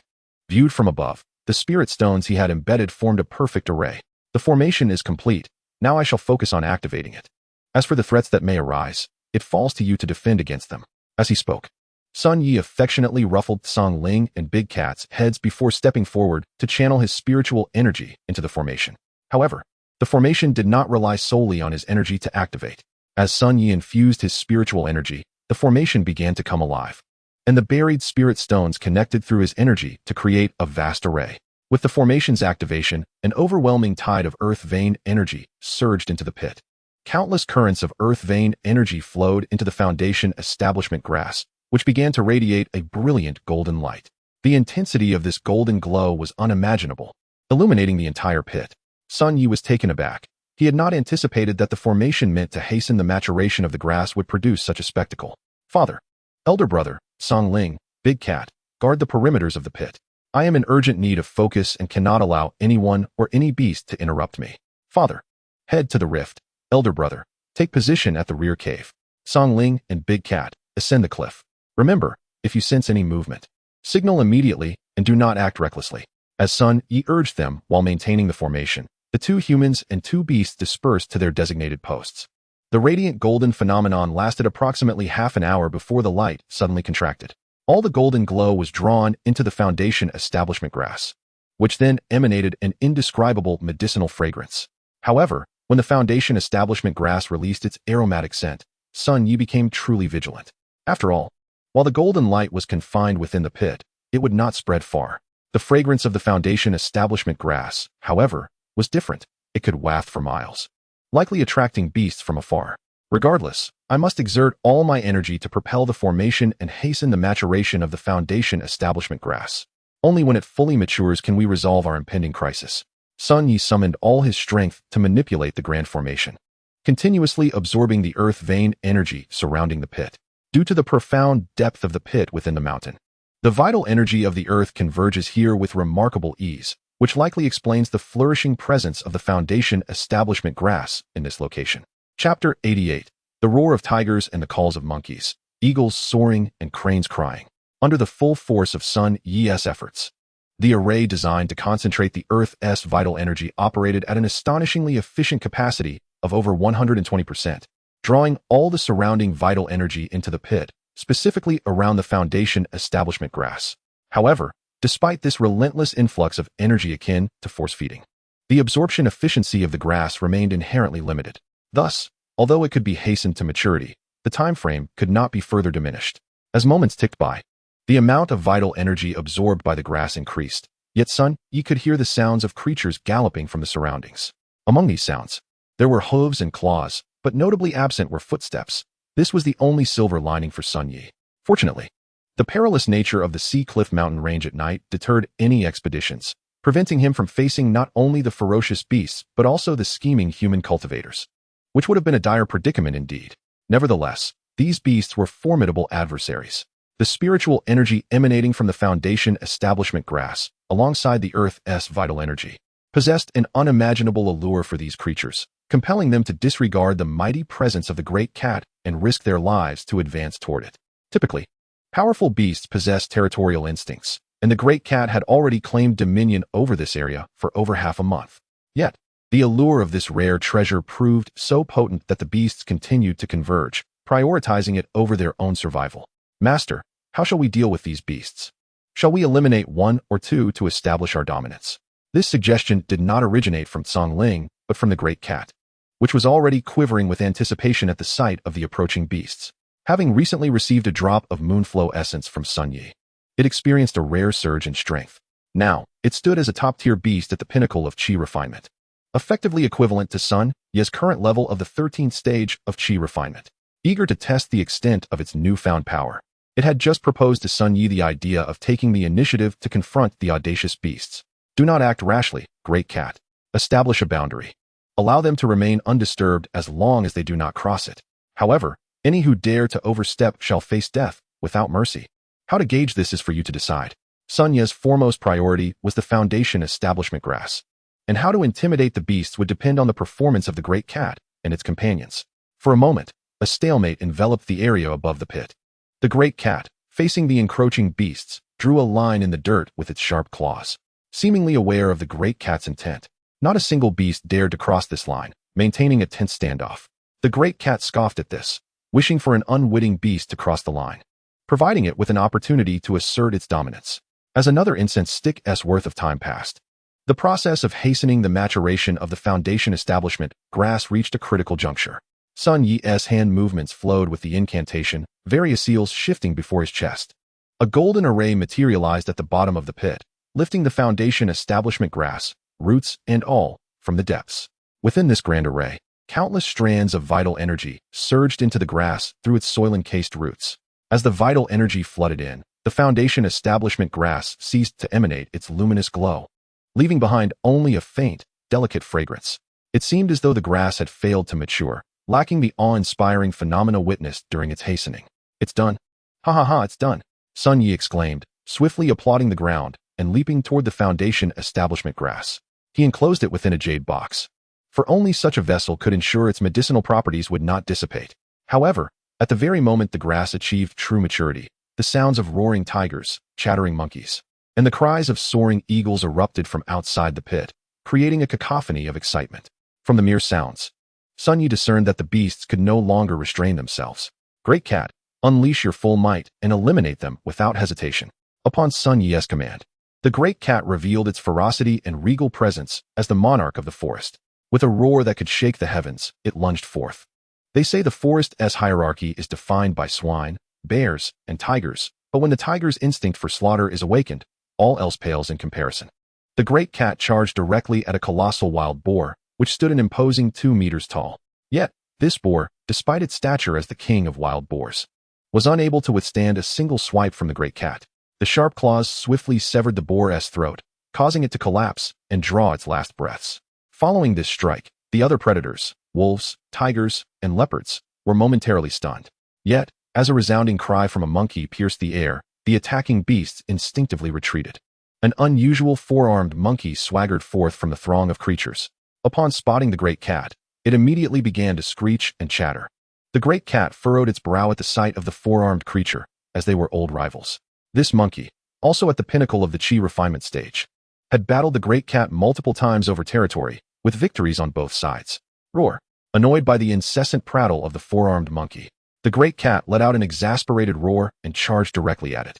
"Before my strength surged, we were evenly matched, and I tolerated your incessant chattering. Now that I have advanced, must I still endure your incessant noise?" With this determination, the great cat lunged at the 4-armed monkey, but to its surprise, the monkey braced itself with its 4 arms and, after retreating 5 or 6 steps, managed to withstand the great cat's attack. This outcome was unexpected. The great cat had anticipated that such a strike would send the monkey sprawling. However, the great cat's combat experience was not in vain. When one attack failed, it swiftly adapted, using its momentum to deliver a powerful kick that sent the monkey flying. Chapter 89: The 4-Armed Water Ape. After sending the 4-armed monkey tumbling, the great cat swiftly followed up with a sweeping tail strike. Although this tail swipe lacked the devastating power of Tsongling's, it still carried considerable force. Unfortunately, while the tail struck the monkey's chest, it failed to inflict severe damage. However, it did leave the 4-armed monkey momentarily winded and unable to retaliate. Just as the 4-armed monkey prepared to charge at the great cat, for beams of sword light surged from the depths of the pit, slicing toward the 4-armed monkey one after another. Recognizing the imminent danger, the monkey instinctively leaped backward, yet it barely managed to escape as the sword lights closed in. As the crisis loomed, the 4-armed gibbon was enveloped in a surge of ethereal energy, with countless streams of water swirling around its form. Subsequently, these water currents transformed into serpents of liquid, darting towards the 4 azure swords. Under the onslaught of these water serpents, the strikes of the 4 azure swords failed to inflict any damage, as one by one, they were thwarted mid-flight by the serpents. I pondered what entity could rival the great feline in such a manner, only to realize it was the extraordinary 4-armed water gibbon. This indicates that the great feline, relying solely on its ordinary lineage, could contend evenly with you, suggesting that a reservoir of latent energy resides within its being. As the word settled, Sun Yi had already appeared at the precipice of the sky. This was largely thanks to the ropes they had used to descend earlier, which had not frayed. Do you doubt me? It is not a matter of disbelief, but rather that this place is ill-suited for prolonged stay. We ought to act swiftly to avoid further complications. Let us unite to vanquish this monkey. The other beasts pose no significant threat. In response to the great feline's inquiries, Sun Yi articulated a line he had long prepared. A creature of the great feline-esque stature, a sovereign of the forest, undoubtedly harbors a certain pride. Thus, one must tread carefully to avoid inciting its rebellious spirit. Very well, I shall trust you. However, you have interrupted my battle, and upon our return, fear not, for upon my return, I shall grant you a drop of moon essence.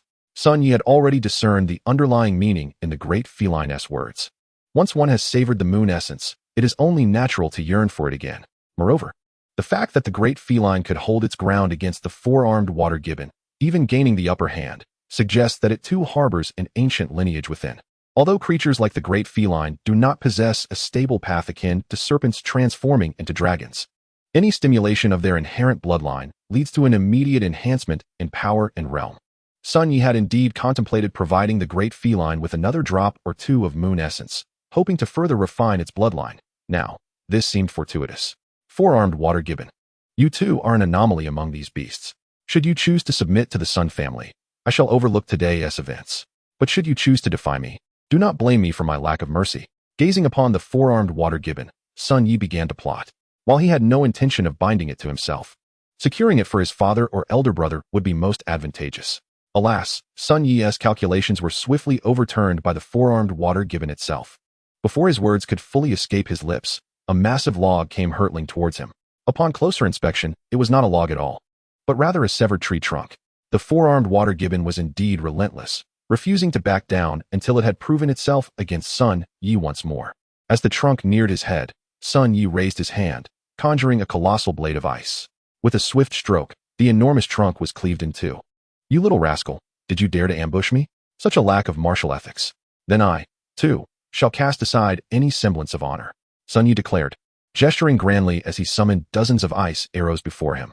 This was not the same as the ice arrow technique. Rather, it was a technique of ice condensation. If he were to conjure arrows one by one using the ice arrow technique, it would take an eternity. Yet, with the condensation technique, he could summon multiple arrows, even dozens, in an instant. These ice arrows were not to be compared with the ice spikes he had previously unleashed upon the great feline. Their potency was on an entirely different scale. Should these arrows strike their target, they would not merely pierce the flesh but would surely carve open a wound.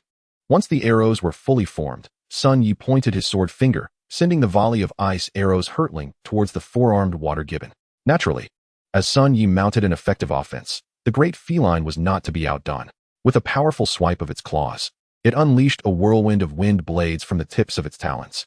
As the saying goes, the dragon rides the clouds, the tiger commands the winds. And in this instance, the adage proved remarkably apparent. I did not expect such an ace up your sleeve, great feline. Why did you not employ this when I attacked you earlier? Was it that my assault was so fierce you found no opportunity to retaliate? Ahem. Had I not been concerned about shattering the precious jade bottle, which would have resulted in the treasures within being destroyed, I would have struck you long ago, without hesitation. Listening to the great feline's feeble defense, Sun Yi merely smiled, refraining from further comment. However, amidst their banter, the volley of ice arrows and the wind blades had already reached the four-armed water gibbon. The sheer magnitude of the assault left the gibbon with no means of evasion. It could only brace itself to endure the onslaught. The four-armed gibbon's arms moved rhythmically before its chest, and then, as if igniting a great fire, it thrust them forward. Water surged from its limbs, coalescing into a colossal water mass that sheltered it like a shield. Both the ice arrows and wind blades struck this formidable water barrier. The four-armed gibbon's innate mastery over water was indeed impressive, a rare and versatile technique among water-based spells. Yet, it remained to be seen whose technique was superior, yours or mine. Sun Yi swiftly closed the distance, arriving before the four-armed water gibbon in mere breaths. With a flick of his hand, he summoned ice, transforming the water mass conjured by the gibbon into an asset for his own power.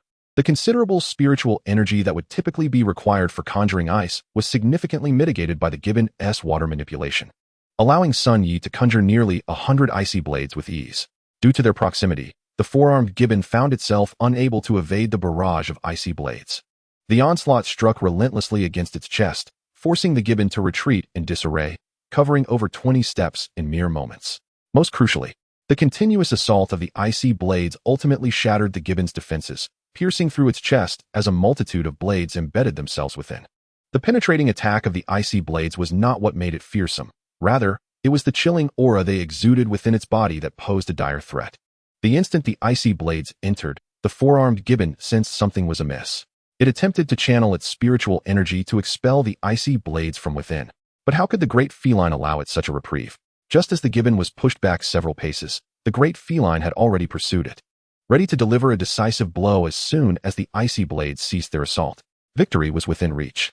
Whether through the great feline's razor-sharp claws or its formidable jaws clamping down on the gibboness throat, the outcome of the battle was all but sealed.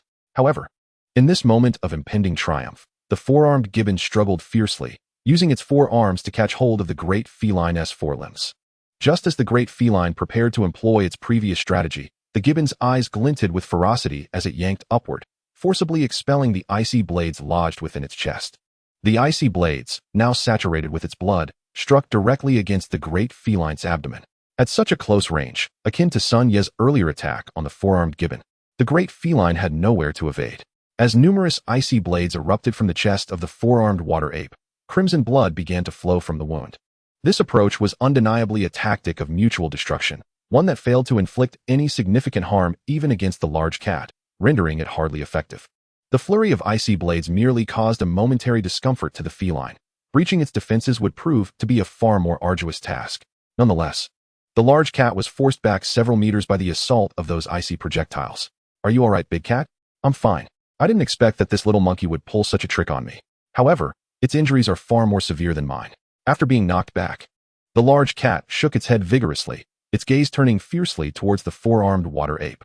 The thought of preparing to impress its future benefactor, only to suffer such a covert defeat at the hands of this monkey, ignited a fury within the feline.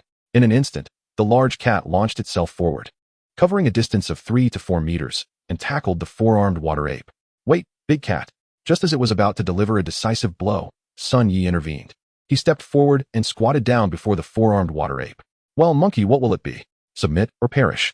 You can only choose one." Upon hearing Sun Ye's words, the ape bared its teeth in defiance. "Very well, if you wish for your own demise, I shall oblige. Big cat, it shall be your prey. Remember to extract the true bone of inheritance after you slay it. Its water manipulation technique is rather impressive and should not be wasted." After issuing his command, Sun Yi turned his attention away from the four-armed water ape. Although it was a peculiar beast among the demon creatures, such untamable beings were ultimately a threat. It was better to eliminate it swiftly to avoid wasting time. After giving the order, Sun Yi glanced around at the surrounding demon beasts, which had been too intimidated to intervene during the skirmish between the large cat and the water ape, and were now rooted in place, too afraid to take a step forward. "What are you all still doing here? Why haven't you fled? Are you waiting for me to collect you?" As Sun Yi spoke, his robe billowed as if stirred by an unseen wind, and the Qing Ming swords behind him split into 4, circling around him. Seeing the demon beasts cower in place, Sun Yi decided to spur them into action. He pointed his sword, and the 4 Qing Ming swords shot forth, with streaks of azure light slicing through the air. Within moments, a dozen demon beasts fell to Sun Ye's blades. Witnessing this, the remaining demon beasts immediately scattered in panic. Naturally, those in the front fled even more swiftly, leading to several trampling incidents amidst their chaotic retreat. At that moment, Sun Su and Sun Ji, father and son, climbed up along the rope. "Year, what is going on? I was about to ask you both the same thing. Why are you climbing so slowly? This is unlike you." "It's nothing. We merely found a spirit mushroom on the cliffside." "A spirit mushroom? What are you thinking, you little rascal? There's no such thing as a free lunch. It's not like fortune just falls into your lap. It's merely an ordinary spirit mushroom. Though it's quite old, at least 100 years. Jier and I thought you would be able to handle the situation, so we didn't rush to join you. We took the time to harvest the 100-year spirit mushroom from the cliff." "Oh, I see." Sun Yi felt a tinge of disappointment upon learning it was not a ground spirit mushroom. However, even if it weren't a ground spirit mushroom, a 100-year spirit mushroom was still a rare, medicinal ingredient. "Let us clean up the scene quickly. We must leave no trace of our presence. According to my estimates, it will take at least 2 hours for Zhuo Kun and his group to arrive, giving us ample time to clear the battlefield and depart." As he spoke, Sun Yi retrieved several explosive packages from his storage bag. He had concocted them in a precise ratio: 1 part sulfur, 2 parts nitrate, 3 parts charcoal, with a touch of sugar for good measure. Although he had never made explosives in his previous life, he successfully created a simple explosive through repeated attempts at this ratio. Originally intended for blasting mountains, it was fortuitously repurposed for eradicating evidence. Sun Yi affixed the explosives along the cliff of the sinkhole, intending to detonate them using his fireball technique. With a series of fireballs unleashed, a cacophony of explosions erupted, shaking the very earth. As stones began to crumble within the sinkhole, in no time, the sinkhole was reduced to rubble. Chapter 90, News of the Ground Spirit Mushroom. After obliterating the sinkhole, Sun Yi, along with his father and brother, returned to Shui County. The journey there had meandered over 3 days, yet the return trip was accomplished in less time. With the assistance of the large cat, they made the return journey in just a day and a half. True to its reputation as a peak chi refinement beast, the large cat galloped effortlessly, even while carrying the 3 of them. If it were to reach the foundation establishment stage, its power might undergo a remarkable transformation. Sun Tzu patted the large cat on the shoulder, praising it. Unlike the similarly peak chi refinement beast, Song Ling, the large cat was a truly exceptional steed.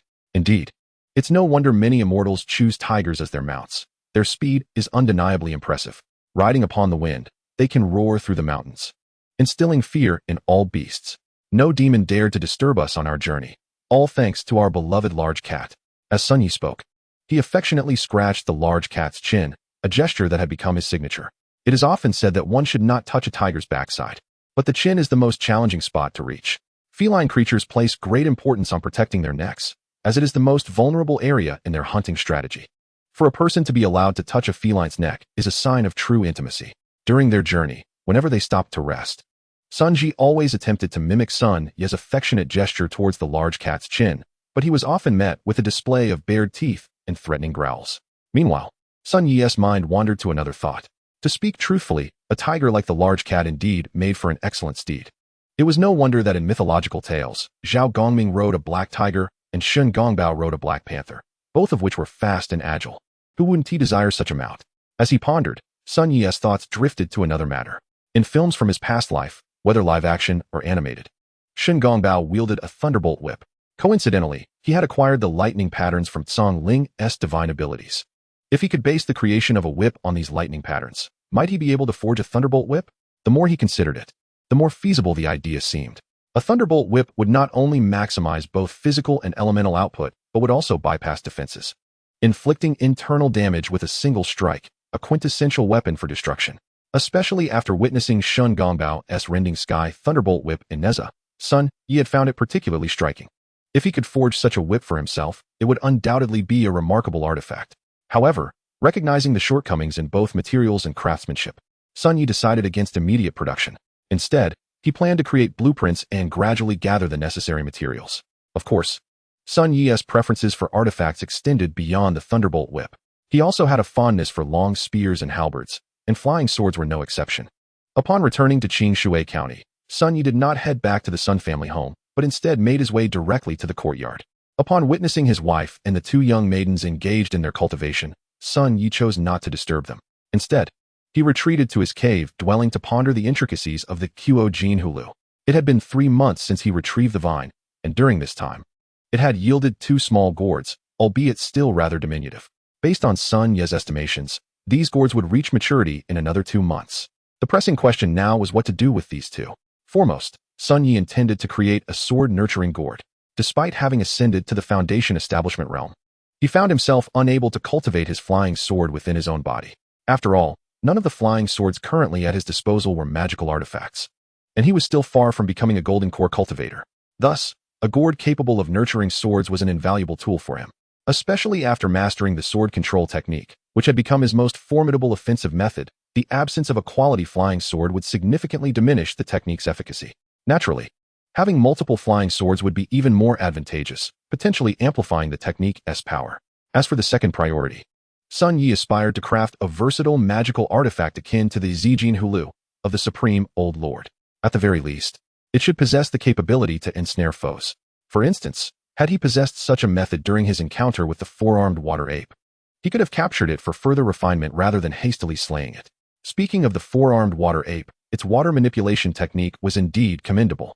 Unfortunately, the runes inscribed on the beast's ancestral bones bore little resemblance to the script of humanity, making the acquisition of the water manipulation technique a daunting task. Sun Yi gazed at the ancestral bones, which resembled the innate thunder patterns on Song Ling's horn, both being born of the cosmos itself. These patterns contained the laws of heaven and earth. While the knowledge presently available remained rudimentary, it was still beyond Sun Yi's grasp. However, employing the technique was relatively straightforward.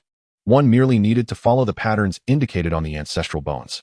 By activating the runes sequentially, he could replicate the water manipulation technique. Akin to emulating a cat drawing a tiger, To comprehend this technique, Sun Yi sequestered himself in his cave for a full fortnight. After this period, with a resounding boom, the door to the cave burst open. A cloud of mist erupted forth as Sun Yi's figure gradually emerged from the entrance. With a gentle wave of his hand, the waterfall outside parted dramatically. Not only that, but the waters of the pond began to form archways beneath his feet. Shortly thereafter, a colossal shadow surged from the pond, its massive head diving into the cave behind the waterfall. Enough, Songling, do not be a nuisance. I understand you missed me during my absence, but now is not the time for distractions. I must first check on your sister-in-law and see how my unborn child is faring, Sun Yi remarked as he stepped forward, his foot creating a stepping stone of water beneath him. He walked effortlessly across the pond, traversing its entirety. Meanwhile, Feng and her companions, who were practicing in the pavilion, were naturally drawn to the commotion and turned their gazes towards Sun Yi, who approached them with measured steps. Upon seeing Sun Yi emerge from his seclusion, Feng promptly hurried toward him. My lord, you have finally emerged. How was your experience? What did you gain? She inquired eagerly. Fear not, my dear. Since I have emerged, it is only natural that some gains were achieved. Did you not witness my progress? How do you find my water manipulation technique? Sun Yi replied with a smile. My lord's water manipulation technique is exemplary. I dare say it surpasses the ability demonstrated by the four-armed water ape. Feng exclaimed, her admiration evident. All right, my dear. Must you flatter me so? Why? Upon emerging from seclusion, do you no longer call me a Yi, but instead refer to me as my lord? And what of my disciple? Speak not of such sweet nothings. Sun Yi chided playfully. What of it? A young girl must learn some endearing phrases for when she marries, to please her husband, she retorted with a grin. Glancing knowingly at Zhao Baiyuan, it was evident that this remark was directed at her, since his little disciple possessed an ice spirit root. Sun Yi had no intention of letting her slip away to another. In time, he might even have a child with an ice spirit root of his own. As for his eldest disciple, he considered introducing her to his elder brother. After all, Sun Yi was destined to become the head of the second house, and expanding his elder brother's family would undoubtedly enhance the fortunes of the second house, thereby augmenting the might of the Fu Longding. Unbeknownst to Sun Yi, the young maiden had already harbored thoughts of challenging her teacher. His gaze had only intensified her internal trepidation. Oh no, my master must be hinting at my future. My sister is still quite young, marriage is not yet in her cards, but I am of an age where marriage is imminent. Surely my master wishes to see me wed. I must act swiftly. With his decisive nature, he might soon arrange for me to meet suitable suitors from noble families. After catching Sun Yi's glance, Zhao Baiyuan's mind raced with these thoughts. She had already resolved to choose Sun Yi. The idea of becoming a consort to another disciple of the Sun family was utterly unthinkable. These past few months had not been spent idly in the other courtyard. She had cleverly gleaned much about the Sun family as circumstances through subtle inquiries with Duan Wu. Of course, Duan Wu's hints were also a reflection of Sun Yi's intentions, as he sought to introduce her to the young men of the Sun family, particularly his elder brother. However, the young maiden had not considered those intentions during these months. She had meticulously gathered information regarding Sun Yi and his standing within the family. Rest assured, master, I will make you proud, she silently vowed after receiving Sun Yi's glance. Enough with the nonsensical chatter. The other day, my father sent word that there is news regarding the Earth Spirit Herb. A Yi, what do you seek it for? Feng interjected. Ah, the Earth Spirit Herb. I intend to use it to concoct a medicinal pill. My grandparents are aging, and the pill derived from the Earth Spirit Herb could restore their vitality to that of their youth. With such a remedy, their chances of breaking through to the Foundation establishment realm would improve, and perhaps in the future, our Sun family could ascend to the ranks of Foundation establishment families, benefiting us all. It was not that Sun Yi lacked trust in Feng. Rather, the matter of the Foundation establishment pill was too sensitive to share openly. Not even his elder brother was privy to this information, as he needed to investigate the whereabouts of the Foundation establishment herb. In this world, familial bonds could easily be severed for the sake of opportunity, and brotherhood could devolve into enmity. Human nature was the most unpredictable of gambles, and Sun Yi had no desire to stake his faith on it. Ultimately, if he succeeded in concocting the Foundation establishment pill, he could always gift one to Feng. Surely she would not have grounds for complaint, for the importance of discretion was paramount, and he believed she would understand the necessity of his actions. Oh, my father mentioned that the Earth Spirit Herb will be available at an auction in 3 years. This auction has been in preparation for a full 12 years, and is held once every 15 years in the Zhao Kingdom. All the prominent families will attend, so it may prove challenging for us to secure the Earth Spirit Herb from them. Fear not, the mere fact that we have received news is sufficient. 3 years is ample time for me to amass enough spirit stones. After all, in that span, the Pulse Lotus could mature 2 or 3 times. enabling me to acquire sufficient pulse pills to bid on the Earth Spirit Herb. Upon learning of the 3-year time frame, Sun Yi had already devised a plan. The Tongmai Dan may well be his sole trump card. After all, this elixir is indispensable for the prominent qi refining families and even the foundational establishment clans.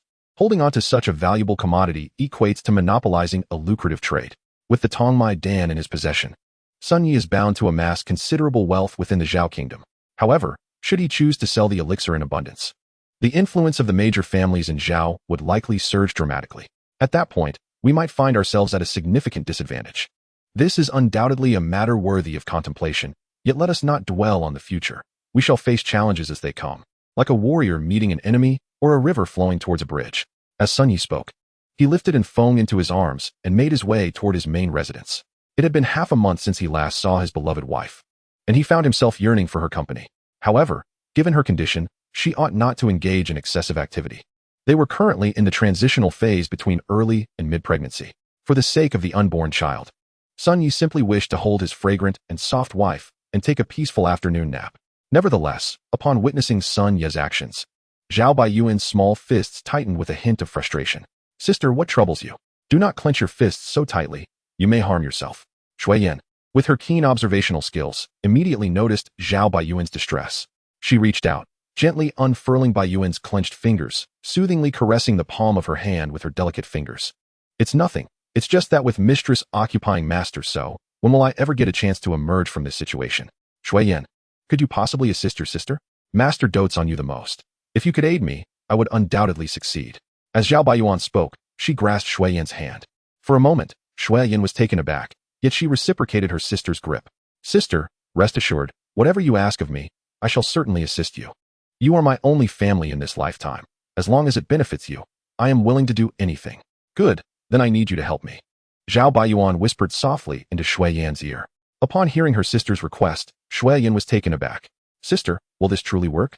If master discovers it, will he punish us both? And even if he doesn't find out, how shall we explain it to mistress afterward?" "Mistress? If we succeed, there will be no mistress to speak of. Trust me, Shui Yan." "Sister, Shui Yan, do you refuse to help me? You are all I have left. If you do not lend me your support, what shall I do?" "But sister, do you wish to witness me being casually assigned to a scion of the Sun family by master? The present is what we see. The future holds no certainties. Shui Yan, I beseech you, help me." As Zhao Baiyuan continued to plead, she clasped her hands together, bowing repeatedly to Shui Yan. "All right, I will assist you." Observing her sister's fervent bows, Shui Yan's emotions were tumultuous. The words her sister spoke struck a chord deep within her. This was her only sister, her sole remaining kin in this world. If she did not help her, who else would? Having secured Shui Yan's promise, Zhao Baiyuan's face lit up with joy. That evening, after dinner, Sun Yi routinely ventured outside the manor to patrol. This was a nightly ritual for him. Though the estate was protected by formidable mountain-defending formations, he still preferred to set traps and hang bells outside, ensuring he would be forewarned of any potential intruders. However, he had neglected this for the past half-month due to his seclusion. Yet, it seemed that the arrival of the large cat had instilled fear in the nearby mountain beasts, preventing them from daring to roam within 100 miles of the manor. This demonstrated that the old tiger truly held dominion over the land. Otherwise, the large cat would not possess such formidable deterrence. "Master, I have some questions I wish to ask. May I seek your guidance?" Just as Sun Yi was about to leave the manor, Shui Yan hurriedly approached and blocked his path. "Questions? Very well, feel free to ask whatever you wish. It is also a good opportunity for me to teach you the fundamentals of water manipulation technique." Sun Yi affectionately ruffled Shui Yan's hair, his eyes brimming with warmth. "Please, master, follow me. I have prepared tea for you, and my inquiries may take a while." "All right, large cat, I shall rely on you again tonight. Rest assured, ever since my arrival here, no beast has dared to encroach upon my territory. Indeed, since the large cat had come, it had claimed the area surrounding the manor as its own, truly asserting itself as the king of the mountain." After giving instructions to the large cat, Sun Yi followed Shui Yan to her and Baiyuan's room. It was not that there were no other accommodations available within the estate. Rather, the sisters simply preferred not to be apart. Master, please enjoy this cup of tea while I explain," Shui Yan said respectfully, offering Sun Yi a cup of tea. Trusting her implicitly, Sun Yi drank the tea without hesitation. After all, this was his little disciple, whom he had saved and was now nurturing. Surely she would not wish him harm. "What is it that you do not understand? Speak freely, and I shall clarify." In response to master, "These are all the things I struggle with. As Shui Yin spoke, she produced a stack of small booklets and laid them before Sun Yi, each one detailing the questions she had. Sun Yi picked up the booklets and examined them closely, contemplating how best to respond. However, as time passed, he began to notice a haze clouding his vision, with objects appearing doubled. Furthermore, an unexpected heat surged from his chest, igniting a feverish warmth throughout his body. Something is amiss. What is happening? Sun Yi rubbed his temples. This was a sensation he had never encountered before. He shook his head vigorously, his gaze falling upon the wash basin in the room. He slammed the booklets onto the table and rose to head towards the basin. Master, are you all right? Before he could take more than a couple of steps, Zhao Baiyuan appeared before him, embracing him warmly. I. No, this is wrong. You. Shui Yin? No, Shui Yin would never dare. Baiyuan, you. Did you dare to drug me? This is impossible. Ordinary aphrodisiacs would have no effect on my peak chi refining cultivation. What kind of potion is this? Master, there is no need to struggle. Come morning, I shall naturally apologize to you. For now, allow me to serve you well. No, what is this potion? The fragrance in the room is also suspicious. Why? My spiritual energy is in disarray. Just as Sun Yi attempted to utilize his ice condensation technique to calm himself, he discovered that the flow of spiritual energy within him had stagnated, making it impossible to conjure any spells. Master, please do not resist. To be candid, this potion and fragrance were procured from the Ecstasy Pavilion, utilizing all the spirit stones my sister and I have accumulated over these 3 months of training. It is said that this scent and potion can enhance the experience even for foundational cultivators. Do not hold back, Master. I shall attend to your needs for the night. As Zhao Baiyuan spoke, she began to disrobe, revealing her undergarments. Observing this turn of events, Zhao Shuiyin hurriedly fled the room, shutting the door behind her. As time passed, the effects of the potion began to take hold. Thus, Sun Yi found himself unable to exert control in the moment. The instant Zhao Baiyin shed her robes, he could no longer contain himself and succumbed to the allure of the delicate figure before him. Zhao Baiyin embraced Sun Yi, feeling her master bury his face in the nape of her neck, a smile gracing her lips. Entwined in each other's embrace, they found themselves upon Zhao Baiyin's bed. The curtains swayed gently, the sheets turned into crimson waves, and in the depths of the night, they were akin to a pair of mandarin ducks. One night of sporadic rain and gusty winds, deep slumber failing to dispel the remnants of wine. Oh, no, it should be one night of sporadic rain and gusty winds. Deep slumber failing to dispel the remnants of medicine. As dawn broke, another surge of crimson waves rolled over, and the embroidered quilt on Baiyin's bed was ultimately tossed beneath the bed. A cool breeze swept through, causing Sun Yi to shiver slightly as he gradually awakened from his slumber. Upon waking, Sun Yi glanced at the marks on his skin and then at the peacefully sleeping Zhao Baiyin beside him. Alas, why must it be so? If I do not share your bed today, whom will you assign me to tomorrow? Which disciple of the Sun family? Master, I cannot believe you are unaware of my feelings. As fellow disciples of the Sun family, both striving to expand its lineage, why can I not be the one for you? Yet I am already betrothed, and your wife, she is with child. How can I tell her that I wish to take my disciple as a concubine? Why not? Even among the noble families of the mortal realm, this is common. How much more so among families of cultivators? If you cannot voice it, then I shall. You shall say it. Indeed, it is I who shall say it. For it was I who stirred these feelings in you. The incense was lit by me, the medicine was administered by me. Whatever punishment your wife deems fit, I shall accept. I only wish to remain by your side, Master, and implore you to keep me close. I had intended to raise you as my primary wife. My elder sister-in-law has yet to bear a child, and she is merely a pseudo-spiritual root with 4 spiritual roots. If you were to conceive, my grandfather would surely appoint you as the primary wife in my elder brother's household. Sun Yi had envisioned a harmonious arrangement, the elder sister marrying the elder brother while the younger sister remained. Moreover, with ample time until Shuiyin reaches maturity, Sun Yi could gradually help Onfeng accept this reality. After all, the earth spirit herb would not appear for another 3 years, and by then, it is likely no conflict could not be resolved with a foundational pill. Besides, by that time, Onfeng would have successfully given birth, and the child would be around 2 years old, thus not likely to be troubled by such matters. However, the situation now was different. Onfeng was barely 4 months pregnant. A precarious time. Should she learn of this news, it could adversely affect her mood. Master, I do not care. I shall remain devoted to you for life. Both I and your wife are of 3 spiritual roots. Though I may lack in beauty compared to her, I have Yenner. I have already spoken to Yenner.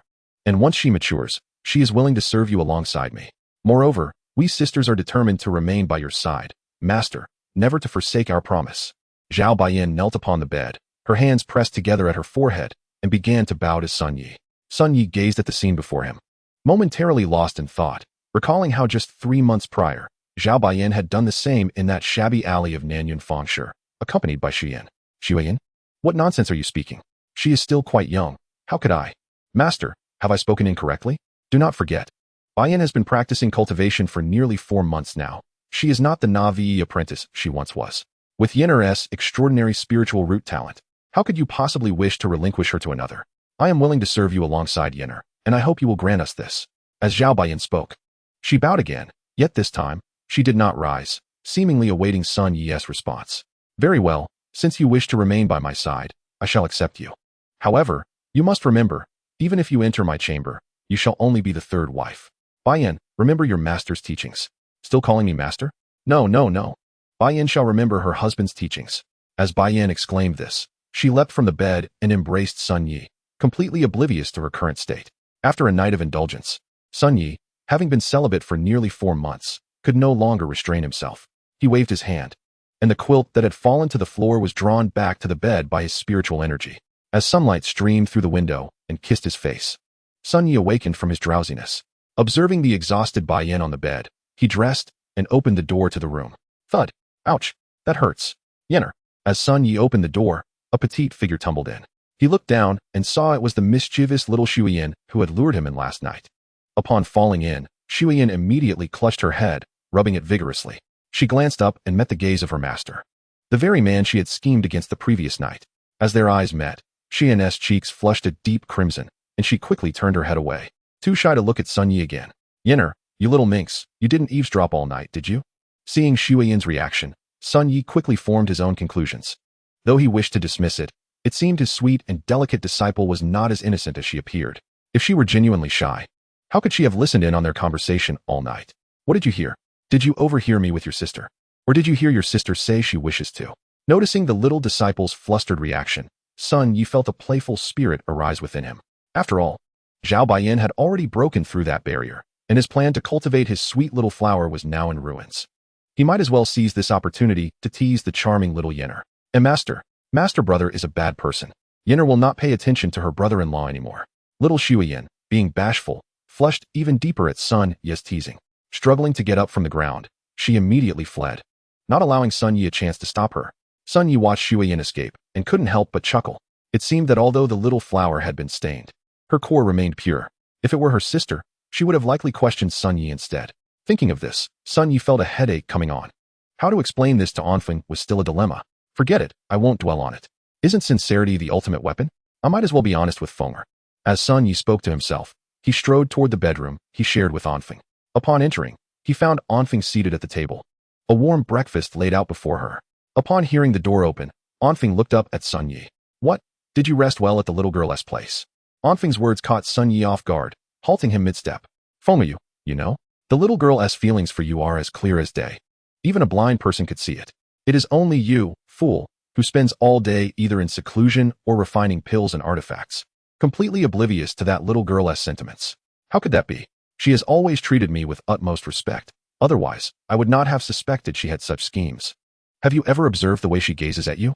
The thoughts of a woman cannot be discerned merely through her demeanor. One must perceive the nature of her gaze. When she first entered the manor, you may have believed that her look towards you was one born of a yearning for cultivation.